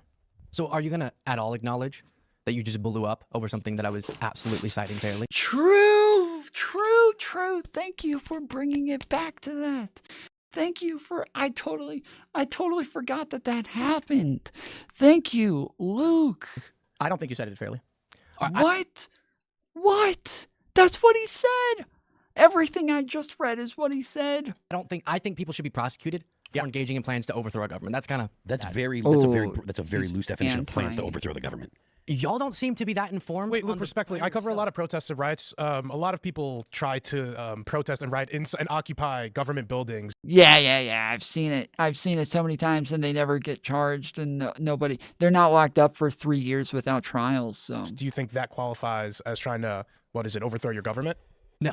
Okay, good. So I mean, but if they had a plan to take control of the government, which was this one. If this was an actual plan, this was the most over the government ridiculous plan ever. They went after people for having Lego sets of the Capitol. I mean, they went after people for having Lego sets at the Capitol.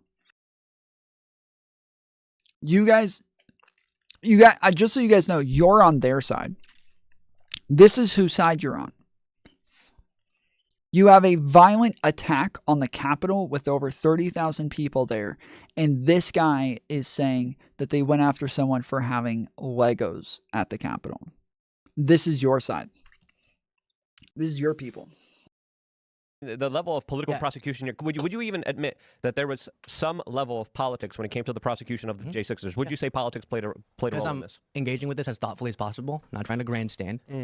Of course, often, for very justifiable reasons, prosecutors will try to make an example of someone who, for example, tried to overthrow the government to prevent the peaceful transfer of power. I see why such a thing. Personally, I reject it. Again, they literally say they're trying to overthrow the government. This is what everybody does, is instead of engaging with the fact that they say that they're literally trying to overthrow the government, instead of engaging with the fact that they literally make plans to overthrow the government, instead of engaging with the fact that they literally talk about how they are going to stop the execution of certifying the election, instead of talking about any of that, they'll say, well, they did a really poor job of it. Okay.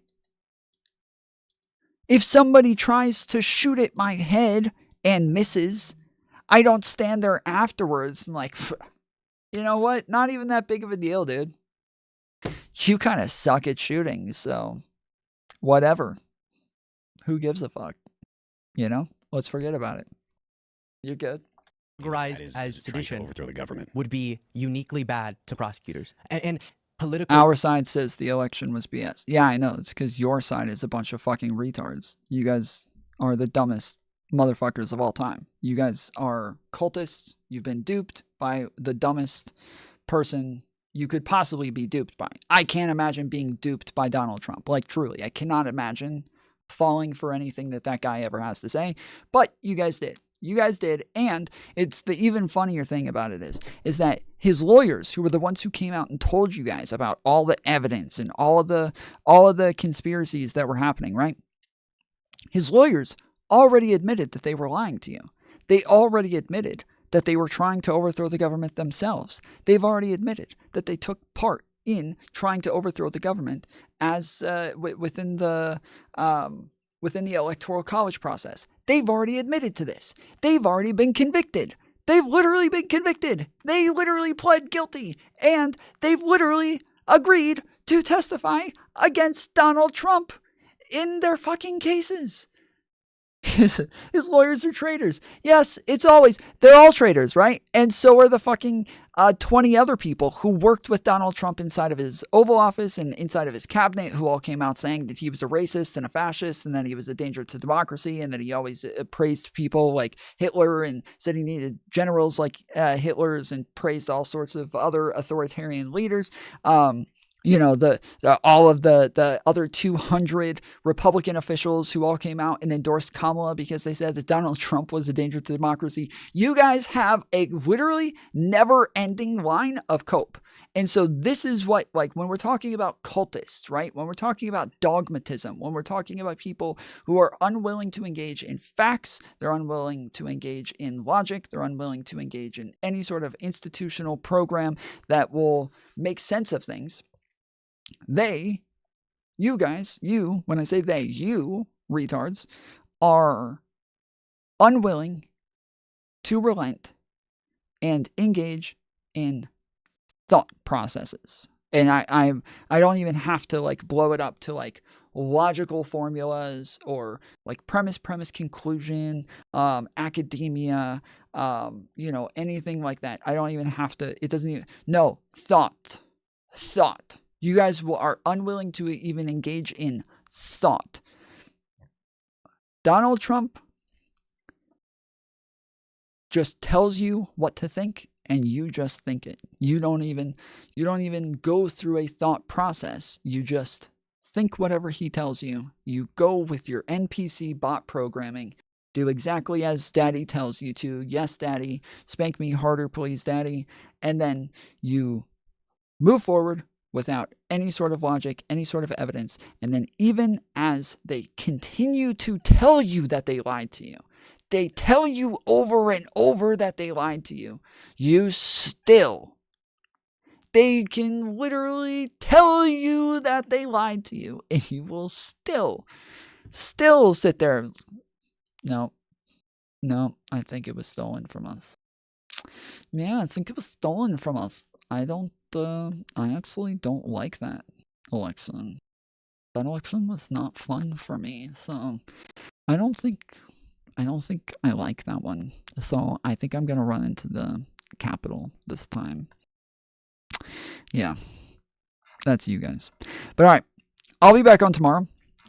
If anybody wants to call in and talk about January 6th, it's one of my favorite topics to get into. So if you want to come back tomorrow, make sure you come back when we start streaming. I do call-ins every single day. Join the Discord. It'll give you a notification to let you know as soon as I go live, or you can just hit the subscribe button, hit the bell. It'll let you know when I go live, and that way you can be here to show up. And you guys almost never show up, okay?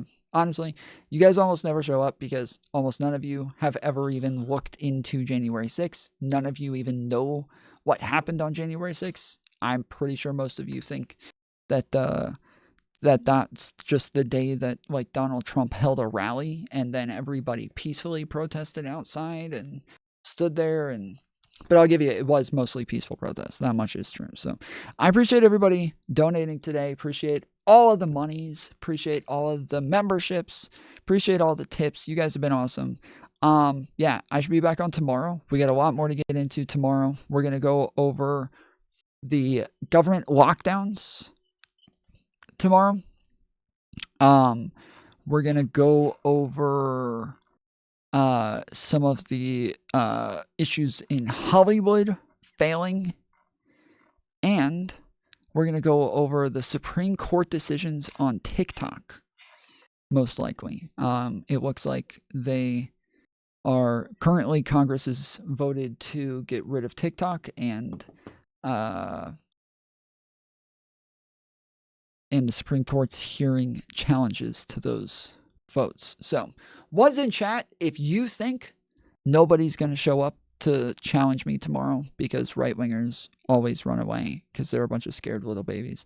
And type 2s in chat if you think somebody will actually show up to challenge Big Daddy. Till tomorrow, I'll be back. See ya. Later, fools. Elizabeth Kirchner says, "Yet we find Biden has been mentally incompetent since the beginning of his term." Kamala states she was there for everything, so we have seen what a Kamala presidency would be like.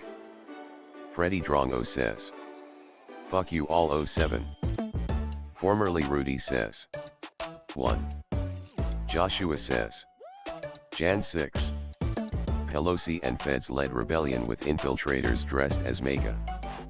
Lisa says, "Good TikTok is trash." The Mobius Squadron says, "Stupid piece of SHT you lost." Formerly Rudy says, 1. Jaisal916 says, "Just sub your gay ass channel." Welchin Den says, 2. Katmara591 Mir says, "I agree January 6th was an attempt was there were sanctuaries set up by BLM where no police or government officials were allowed for weeks. They should be punished for a takeover too." GTGT says. 2. Guess who says? Sleep well, Tom. Lisa says. Big Daddy LOL. Roto Ruda says. Otto Reeks dumb. Todd Pemper says. Have a good one, Tom. 00 Govan 00 says. Big Sexy. Formerly Rudy says. Where's my fucking name, Tom? Botrix says. Send a super chat to have your message read on stream. Lobster 2.0 says. Lego my Legos. Guess who says? Yvonne, you got cooked, SHH son. I haven't got cooked. Mir says. You got cooked. Mary Fool. Suck it. Jasel 916 says. Kamal Harris sucked her way to the top. Worst DEI hire ever. Warren Berger says. We saw a Trump presidency and he accomplished nothing. Yep, and Trump's the first DEI president. Christmas fools. Zach says. Raid Caldoge. Botrix says. BJ Sal 916 please do not send so many capital letters. GTGT says. January 6th was an illusion. Zach says. GN. Woo! Todd Pemper says. Woo! How many licks does it take to get to the middle of a lollipop? Zach Ortiz says. Dude's so Woo! brainwashed and he has no idea. Woo! Roto Ruda says. This dude knows.